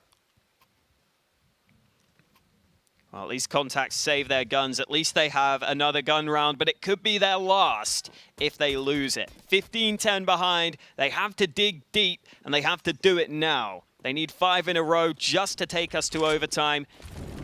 Already we're seeing a similar setup from Contact at the start of this round. The same 2 players playing on Banana. They're trying to see if they can fight for that control, but Dignitas Vi already searching for a pick towards top mid. Hulzerkzorp was thinking about going for that. Instead, he's going to jump into the apartments, and Contact just now going for the banana control, and they should be able to get it. I think Rigon may have learned his lesson. We shall see. Never know where Hulzerk's going to pop up. The spray. Oh, that's beautiful. Smart stuff. Heap will help him out there. But it's simple. If someone's in that position, you just spray at them while they would be moving out from there. And sometimes you'll get a kill. Otto now with a lot to do. Already in that short position, but that smoke won't help him. Oh, Rigon looking to make a desperate play, but looks like this might be death by paper cuts. Harry with a wild swing. Esperanto desperately holding on. Spinks alone on the B bomb site, and the rush is coming. Oh, good headshot, but he's so low on health here. Spinks, he's still fighting, he's still alive, but the nade is going to land, and Otto has to win a 1v3. He's got the AWP out.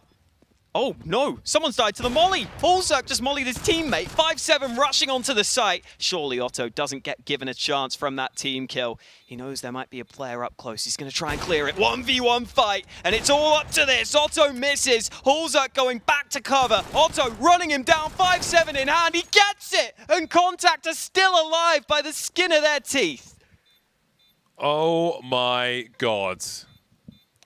Just when you thought it was safe to call a match, they're still alive. What just happened on the B bomb site? Oh no. Otto, look at the aggression. No fear, whatever. He's playing to win. Landing that headshot. Little correction from the left to the right. There is money for Dignitas for more than one buy. And because only one player survived, Contact have got some issues. They've got Snappy on the MP9. Well, it depends on how you implement the MP9. But again, for a team like VP, the MP9 is often by design. But for most other teams, it's because you don't have the money for anything else. Well then, it was over. But then it wasn't for Dignitas. Can they keep their minds in the game? Can they keep focused and get that huge victory they needed just to break the streak? For the psyche. For Flashpoint 2, of course. No AWP. And you can see the difference it makes. Otto with an easy frag. They could have bought one as well. I mean, I'm surprised they haven't gone for it. With the importance of Hulzerk in these rounds. Harry just creeping up now. Spinks gets picked up. There's still a crossfire here, though. Rigon, how on earth has he got that second kill? A lurk smoke in the apartments. That's one of the two remaining players. Is it falling to pieces for Dignitas? Oof. Oh no, Forrest's been spotted. Esperanto with the spray, and Freiburg has it all to do. He's not going to be able to do it. Esperanto from the pit gets the 2 kills. Contact still going in this one. Oh man, for Dignitas Vi now, they have to close this out. Otherwise, they are going to be so frustrated with that previous round they lost. Otto getting that early kill down Banana. I thought Harry's play might make the difference, but Rigon did a really good job at reacting fast. And even though Forrest lines him up through the smoke, Esperanto is able to reply. One more player on the A site is all that was needed. We still have guns for both teams, though. Dignitas Vi able to buy into this one. They are using the last of their money, though. If they were to lose this one, their money would probably not be in a good enough position, and then we could really get talking about a potential Contact comeback. You have to know that Contact were ready to disconnect from the server in that round. But that really has to spur them on and give them just an additional focus. Dignitas looking to burst. They're not really in position. Contact, Esperanto on the wrong side of a smoke. Down goes Rigon. And they're all over the bomb site now. Esperanto's still here, but how long can he hold on for? He's got Forrest to find a great burst from him. Heap upstairs. We've got one more in Graveyard as well. 3 versus 2. No more mistakes from Dignitas. And then it was Spinks. I will never say just. We know he's a beast. 21 kills so far. There's his 22nd. 2 more to find.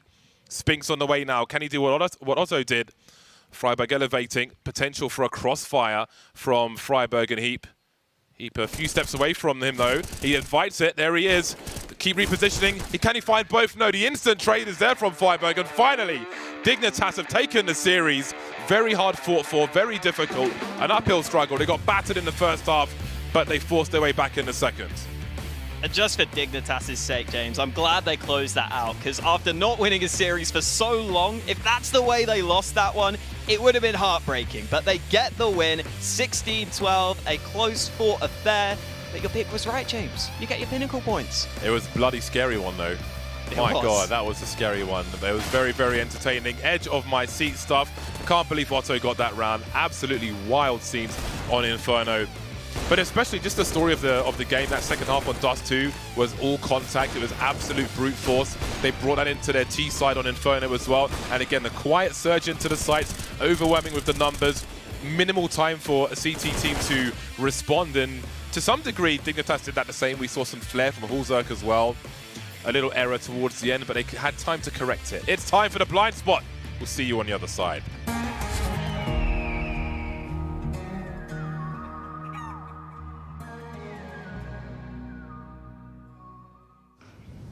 It's not get to the point. It's the blind spot, but Bottom that's of the okay. points with me. Sorry, you sure? I get all the predictions wrong. I know. I lost 1,000 points today, too. Oh, there we go. The blind spots. All right. So the first thing that we have to cover is that, unfortunately, due to Contact's loss, they have been eliminated from Flashpoint 2. So we won't actually pour one out, but cheers. Thanks for joining us, Contact, once again for Flashpoint 2. And the reason why is because our tiebreaker would be our third tiebreaker after maps won, because, of course, they would have tied with Envy with 2 maps won. And so we go to rounds 1. And as it stands right now, it is round percentage. And so Team Envy won 74 rounds and lost 80 for a 48.05% round win rate, while Contact won 72 rounds and lost 81 for a 47.06% round win rate. They were 1% away from Envy. The bloody 1%. Am I right? Political? Whatever. I guess that's actually a boomer joke now. It's like 2006, isn't it, Monty? What am I doing, aging myself? That's true. That's true. Well, so Contact after that result, 1% away from challenging Envy. And because OG and Cloud9 both lost 2-0, they actually can't even catch up to the first tiebreaker criteria of Envy. So against all odds, somehow, Envy is going to have a shot at playoffs. And Dignitas isn't out yet. Yes, and Dignitas Vi is not out yet. They are not out yet. They will be continuing to play in that Midsummer group. One might think they will have a difficult time against Fnatic moving forward, but technically still alive. And I have my points back. And most importantly. Not about Contact being eliminated and sad. The most important thing is that Christine was right. I appreciate that. Well, here's what I want to ask for real analysis purposes. Here's the thing. I don't blame the fact that she couldn't come up with a great reason why Dignitas 5 would win the third map. What I want to know is this, is essentially in that case, when you did the points, what did you not believe in about Contact? Because obviously you just didn't think they were going to do it, right? So why did you pit against Contact? Honestly, maybe I have a little bit of saltiness still with Contact, because where's Ships? What happened to Ships? Stop! He's their stand-in. He was their substitute player. Honestly, I want to feel bad for Contact right now, but I'm still just so happy that I have my points that that's all I'm focusing on. Let's go to a Neil M. quote from earlier. It has not aged well. We're here to stay, and we're going to smash these and send a message to everyone that we're here to do well at this tournament. So get ready, because it's going to be a quick one. Fortunately, last place, of course. Dead last. Well, technically, it'll be OG or C9 who's dead last. True. Okay. But they were also in a much harder group, so read into that what you will. No one, anticipated the deadly force that would be Gen.G in that group. Which, by the way, Gen.G is currently #1 overall because they 2-0'd and had a very strong performance in doing so. That's wild. Yeah. 2 new members, no more in-game leader. Right. I don't expect this to last very long, but they can enjoy it. They can enjoy it while they can. We do have an interview ready for us here at the Blind Spot with Mr. Hulzerk, fragging out on some maps, not fragging out on other maps. Welcome. We like it when you lord over us in the background. Maybe you can hear us, maybe you can't. Yeah, I hear you. Hey. Oh, okay, good. Just sitting there, not reacting. Makes it hard to tell. Makes it hard to tell. So, with that win, you guys keep yourself alive. And technically, you will also be alive for playoffs because you'll at least have a chance to play in that last chance qualifier. Tell us what you thought about Contact in that last match and how you guys prepared coming in. Yeah, we just practiced as usual and went into the game with a good mentality. We didn't do as well as Mad Lions as we wished, but yeah, we just reset our mind and went to the game with a good mentality and knew that we were gonna win because we were better than them as a team. Halzerk, I have to ask you about Dust 2. Now, it was your pick coming into this series, and that's not usually a pick that Dignitas has leaned onto. Is this just a special pocket pick that your squad has been working on, or what was the tell? What made Dignitas pick Dust 2 today in this series? Yeah, we have been doing good in practice on Dust 2. We felt comfortable on the map, and it didn't go as expected, but we have been doing great in practice, so we felt it was the best option. I want to ask about Freiberg as well, obviously new endgame leader for the squad. What's it been like, integrating him into that role now? How is he fitting in with it? He's great. One of the best endgame leaders I played under, or I would say actually the best. Is letting me do my own thing if I want to, and he has great calls, and he's just a good person, and Was he doing anything special during that last game? Because obviously we've seen you guys struggling with Inferno a little bit. Obviously you haven't really played with this full 5-man, but in the last 3 months you haven't managed to win it as a map. So was he kind of calling anything differently and going into that one? I just think that we as a team we had very good reads. As a team, everybody was shooting in IDs, but yeah, he had some good goals and calmed us down when we needed to. I like the inadvertent slam on exists there if you just think it through the process of elimination. He hasn't played with that many, I'm just saying. So, Here's my question for you, Halzerk. How do you like actually playing at Flashpoint this time, mate? I was watching it from home. It's great. It's annoying not being able to pick your team, especially when they use escaping and competing go far. Yes, I definitely heard all that. Sorry, there was a problem with the Skype or something, don't worry. That's it. See ya. Bye. No, I am curious. One last question. With you guys, what were you guys looking for in terms of new players and evaluating your roster coming into this event? Be alive, be Swedish, and be willing to play for Dignitas 5. Anything different? Was there more than that? People that can shoot hard. We were lacking some firepower, I would say, with the last lineup. We were meeting people that weren't that good, and we lost to them. So we just felt that we needed more firepower and people that are willing to improve and be good teammates. Not that the other guys were not good teammates or didn't shoot hard, but yeah, that's what I was looking for. See, I've taught him already. You got political at the end there. Tried to loop back in before I could trap him with it. Well, he's evolving. I do have one final question, which is, how has the coaching change been from Fiflaren to Vendetta? I haven't realized it, or I haven't felt it that much, because Vendetta was with us for a very long time before becoming the main coach, so he was there almost all the time anyway, so we only missed Fiflaren basically, but yeah, it's not been that big difference. Could just get a soundboard and just have someone laughing all the time in the background, feel the same. Yeah. All right, well, thank you very much, Halzerk. Congratulations. Good luck in your next match against Fnatic. You will have a couple more chances here to make the Flashpoint 2 playoffs, so not out of it just yet. You will have your opportunity for redemption. Yeah, thank you.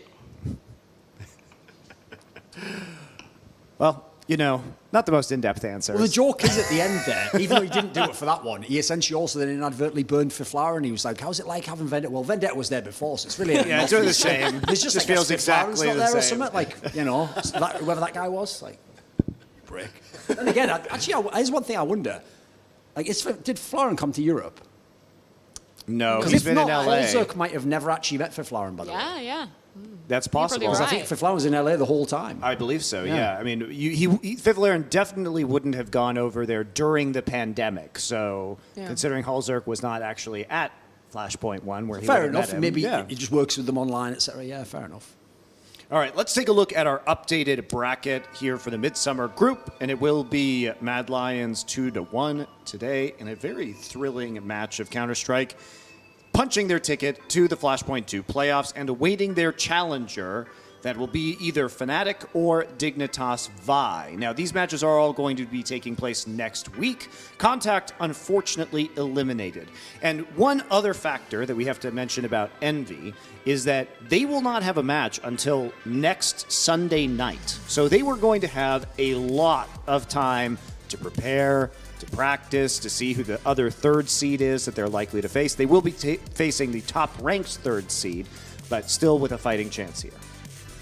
Also, look, Mad Lions, they're already in the playoffs. They just decided if they come first. Why was Christine saying all those slams about them being bad Lions? That's pretty rude, isn't it? Yeah, I got nothing on that one. I got nothing on video. That. The evidence is out there forever. All right, I think we are going to take a look at our updated Pinnacle leaderboard right now. Oh, no. I'm doing very badly now as well. I still think I'm between Thorin and Alan, would be my guess Bardolph. of where I am. Bardolph's in God Wow. mode. Wait, how He much did picks he all put? the underdogs or something. I think he did. I think he won both of them today, right? And he put a hell of a lot on Dig as well. I'm And pretty Anders sure. has done a pretty good job. Look at that, Potter. You're not in danger anymore. Maybe I will. Okay, so I am on 50 points between Alan and Thorin currently. I am in the danger zone, though, to go By to the the way, absolute though, bottom. I have to say, even though you were trying to be nice to her in case she came last, like if Semler's last, we have to just go hog wild. We have to do some ridiculous shit. It's all right. We'll discuss this. We'll discuss this, Thorin.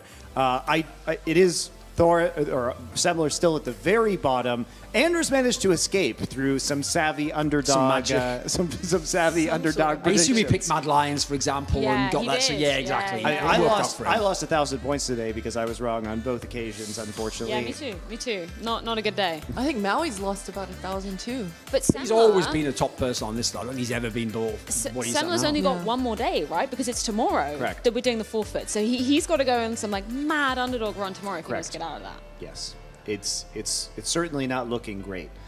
And, tomorrow, I'm not sure that we're going to have the biggest chance of an upset. I think the Cloud9 OG one is probably pretty hard to call, considering that both teams looked worse than we expected. Sure. But on the other side of things, I really struggle to believe that Gen G is going to be able to overcome Virtus Pro for an actual underdog Well, run. they did 2-0, the number 6 team in the world, in easy fashion. So Yeah. never say never. I Does that guess. mean that you're predicting Gen G, Christine? No, okay. no. Yeah. You that- can dare that's right. too strong. But that's what's going to happen now. Now, like Anders will just, or Semler will just bet on Gen G, and then if they win, they're fine, aren't they? He's got nothing to lose at this point in time. He may as well just go wild. Go big or go home. Yeah, I think if it was me and I'm very close to the bottom, I would rather take the safe prediction and then try and hedge against the OG C9 Yeah, but then he has one. to hope that we don't all just I don't. I don't think everybody's going to predict. What I might just do is find out what Semler picks, and I'll just pick the same as him and just ruin the whole game. How about that? This is what I do. You understand that? You have to be really ahead of it. You have to get real early in the morning to beat me. I'm just going to go, what are you doing, Semler? I'm not copying anything. Yeah, just change it a little bit. Same thing. I win. It's just dragging him down to hell with you. I mean, that's fair. That's a fair way, not to lose this competition, because really it's not about I winning. don't want to It's do a about forfeit. not losing. I was making it sound like, and we'll all do forfeits. Who even cares about the prediction contest? Fucking nuts, me and Semler. Right. What's he doing? You lose, Semler. Could still both win, though, technically, I guess. All right, that's enough Counter-Strike today, and there hasn't been enough talk about us. So we are going to go into a flashback. Is this the fucking LEC talent? What are we talking about? No. We save it for after the Oh, right. broadcast. There you go. We Okay, save it fair for enough, yeah. Sounds like one of their lines, doesn't it? So let's take a look at our flashback here for Flashpoint. Flashback, a dive into the past, where we look at each other's childhood or baby photos. How about this? So I'm not sure which one is going to be You revealed have to guess first who's here. who. Anders looked really different as a baby, didn't he? Who actually is that? Anders? No, that's not Anders. Whose That's face Alan. even is Is that? that Alan? Maybe I think it's Alan. Alan. I think it's Alan. Tell you what, Yeah. Alan, that glow up is fucking mental, mate. First of all, you look like a girl. I'm just saying. That's mental. And your hair's not ginger anymore. You could tell from the nose I that it's know. Alan. Oh, That's I the could sort defi- of, yeah. It's the nose that. I think that he's trolling. clued There's me no way up. that's him, mate. That's not him. That isn't him. That's some Baby Alive now. He should bring back the duck sweater. That's what I He just Googled and sent it in. I know. He's trolling. Well, technically, it is a Baby Alive now. But I didn't think that one through. Whatever. It's just not a baby anymore, is it? That's the point. Yeah. Oh, is that Freya? Yeah, exactly. Well, this one isn't very hard, is it? That would be me. Aww. Nice earring. Oh my god. Okay. What's going on in the other photo? Oh, what is that That's, hoodie though? What outfit? What brand is that hoodie? It looks fly. That's the that's Supreme or something. I don't know. It's You pretty look fly, like, isn't it? you look like you should be in like Sugar Babes or something. Yeah, On the one on the left hand with the eyebrows. Like yeah. you would have been my goals. I looking was, up to somebody like in the 2000s. Yes, I would have wanted to look like that. Those were the good old mall days when I was a mall rat and we just go out there and take little photo shoots and what have you. Well, the way you know it's from that era is that when we blow it up, it's just so like digitally destroyed as a photo. Because how bad the technology was back then. It's a real camera. Oh man. Come on then. This is going to be Anders or something, isn't it? That's got to be Anders Bloom. Look at his face. Yeah. Look at the face. That is Anders Bloom. Just put a little bit of hair on the top. I knew it. What's the dog got to do with it? Why is it like the dog's him now or something? So- And here he is now. How it started, how it's going. Look, are you familiar with the story of Romulus and Remus? True. Yeah. He's raised, suckling at the she-wolf. I'm just saying that photo looks awfully suspicious, and it wouldn't surprise me if Andrews was raised by It's the way he has the same demented smile, like, I just bet on all the underdogs. I win the game. It's mentally ill, isn't he? Oh, who's that? Is that secretly you, Freya? No, Yeah, that's what I was going to it's guess. not me, Who it's not me. could throw that us be? off. Let's see, who even is the left? That's a little too young. It's Hawker. Hawker. Problem is he doesn't have glasses Okay. as a baby, so he doesn't have his signature look, does he? Also, listen, mate, I'm not being offensive or anything, but the lighting on that fucking left pick is unbelievable. Just only ever sit like that for the rest of your whole life. It really defines his That cheekbones. puts like 2 points on me. That's straight fire, yeah. Looked like it was photoshopped as well, if I'm being honest. You know. Come on then. Is that? Wait. It's a kid with a pumpkin on his head or something. The bowl cut is magnificent. Yeah, he's got like a full like Lennon and McCartney or something. I don't know why I got similar Is it similar? I'm guessing similar. I think it's similar. That's Oh, like the face, Yeah. the angry little face. okay. Look at the one on the left Whoa. By the way, I had them include this one because Yes. this is from 2008. Semler's looking like he should be in the Matrix in 1999. He's like 10 years. He's like 10 years late for that fashion. That's the guy on the left who's like, "You are talking shit to me, punk. I do Aikido. I would fuck you up." I studied the blade. Yeah, exactly. Look how dark and edgy he is. Let's just say the glow up was real So on Semler, edgy. especially because Oh, again, yeah. 2008. That's Not bad. 12 years ago. It doesn't seem that long ago.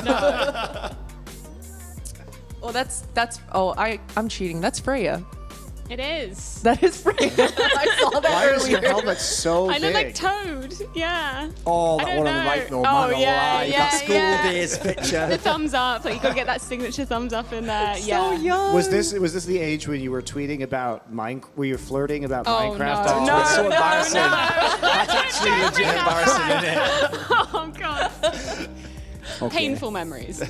This is going to be Apparently Monty's not. You're still dating the guy. Come on. Okay, that's 100% Maui snake. That's a slam straight on your boyfriend. Holy shit. That is 100% Maui snake. Yeah, He even has From some the foppish 1900s. affectation style Snake from the 1900s. fashion. That's absolute trash. And on the one on the right, by the way, is again like, why did he take a picture from 10 years ago? Is his image in the middle now? There's not a picture of him now, is Look, there? all I'm saying is I liked baby Maui Snake's fashion better than current Maui Snake's fashion. He's got a look going. All right, come on. Who's even left? Who the fuck is that? Yeah, I'm trying to think who we have. Who is left? You? Is that Is it Monty? Monty? Could be Monty, I guess. Is it? There we go. Wow, Monty! That picture on the right. Yeah, right? Whoa! Do you want to know something that's not even a joke? A lot of people don't know this. That was when Monty, like just before he was a DJ, and this is a mad story people don't know. His DJ name was Vainglory, Yep. and later, you know, they made a game called that. Yes, That yeah, game yeah. asked him to actually cast it in Korea. It was really funny. They didn't even know that aspect. Yeah, it was total. it was really That's funny. like how mad life is. The synchronicity in it. That's nuts. Wow. Oh, I mean, What's DDK doing here? I thought he wasn't even at the event. What the fuck? I just love the way he's got those like dungarees on. Like, all right, just been doing fixing boiler. he just Bloody hell. it just looks like Bloody it hell. just looks like Mini Bardolph. It Like does. there's It looks- actually it no looks the same. change. Part of those cheeks. That was about 10,000 keycaps ago. That's the calendar he uses. All right, here we go. Who's this? Ooh, what a sophisticated baby. By the way, I'm actually such a terrible sport, I wouldn't even give them any baby pictures. Because fuck that, Marshall, anyway. So the joke is, there we go. Oh, they've got me. That's the real picture of me, folks. That's really me. That is There we go. so terrifying. Oh, it is. It's disturbing. It's fun. If you had that baby, you'd be like, fucking hell. What was I doing? That is my baby, just not with your face. Just put that out there. Listen. Thanks, Thorin. Listen, Monty. At least that didn't happen in real life. That's true. You know, I'm just saying that could have got awkward. So. Yumi. Is that Yumi? Yeah, Must that's be the guy Yumi. that no one Yeah. actually knows. So they're going to go, oh, yeah, I know him as well. He hasn't been on camera yet, to be fair. Like, he's going to be casting tomorrow. Yeah, He will be yeah. casting tomorrow. There you go. Give him some context. Stats, So, man. so if you Yumi. see him tomorrow, just remember before and go, so that's who that guy was. Fair enough. Playing golf there. Mate, we didn't have golf when I was a little kid. Who the fuck's giving you golf clubs? Was he born in the lap of luxury or something? See? I bet his dad Oh is my so, god! I bet his dad is so disappointed he's just being a stats man for this event. That's straight fire. So there's a picture we took of That's me. my baby today. That's actually a picture of me when we didn't get the ESL teams. Wasn't a good day, I'm going to tell you. It wasn't a good day. You know, that was me when Astralis said no. It's like, fucking hell. Right, who is in though? Dig. Fucking hell. It's all right. You know, it looks like you're a Broncos fan. So we got the Broncos tier level of Counter-Strike teams. There you go. Tragic. You know, was really good a few years ago, but on the ropes now, for sure. Very similar to. Never mind. Don't go there. All right. Well, that was a fun little game. We are going to take a look at the next day's schedule right now as we conclude our initial part of our group stage. The rest of it will be coming next week. And that will be our winners match, a very unlikely one that literally none of us predicted. Absolutely zero people predicted either that Genji or Virtus Pro would be in that winners match, and instead they both are. Meanwhile, OG versus Cloud9 in a battle for elimination from Flashpoint 2. That is a shameful distinction for either of those squads. Especially because, listen, I know Cloud9 wasn't like the big favourite, but if you'd have told some people before the event that is the final, OG versus Cloud9, some people would believe that. It wouldn't be totally unreasonable. yeah. Instead, one will literally go out in last place. Yep. Damn. So, That's wild. man alive. 2020. I don't think 2020 has anything to do with it. It's wild, man. It's wild. The wild ride continues. All right. Thank you very much. It's been a long day here for us, for joining us for a drink at the Blind Spot. We will be back for more of our Tower of Babel group tomorrow, where someone will go home with the ultimate shame. Maybe we'll bust out the shame nun with the bell during the broadcast when they lose. And someone will be an unlikely finalist, at least, and playoff team in that group, whether it be a very, very unlikely Gen G or a Virtus Pro that might be the dark horse of the whole event.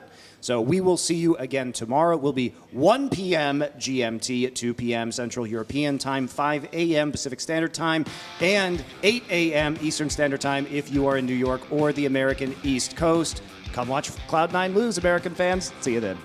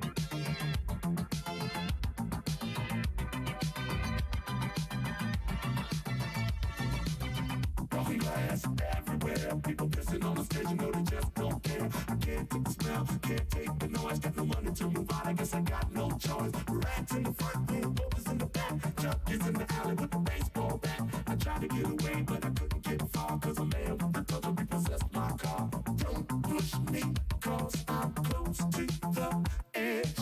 I'm trying not to lose my head. It's like a trouble sometimes, it makes me wonder how I keep from going under. It's like a trouble sometimes, it makes me wonder how I keep from going under.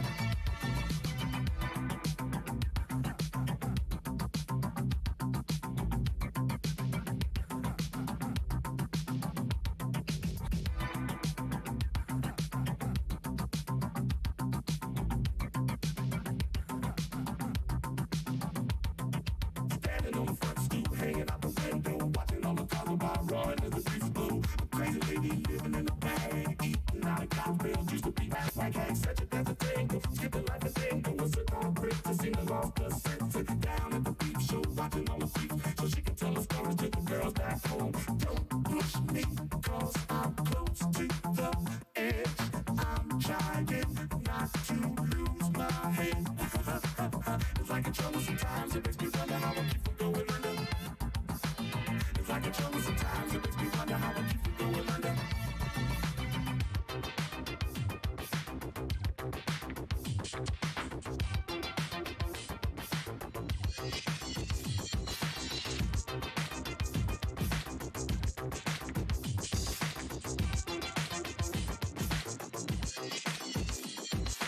Mother's going fast on my mother's TV. Says she watching too much, it's just not healthy. All my children in the daytime, hours at night.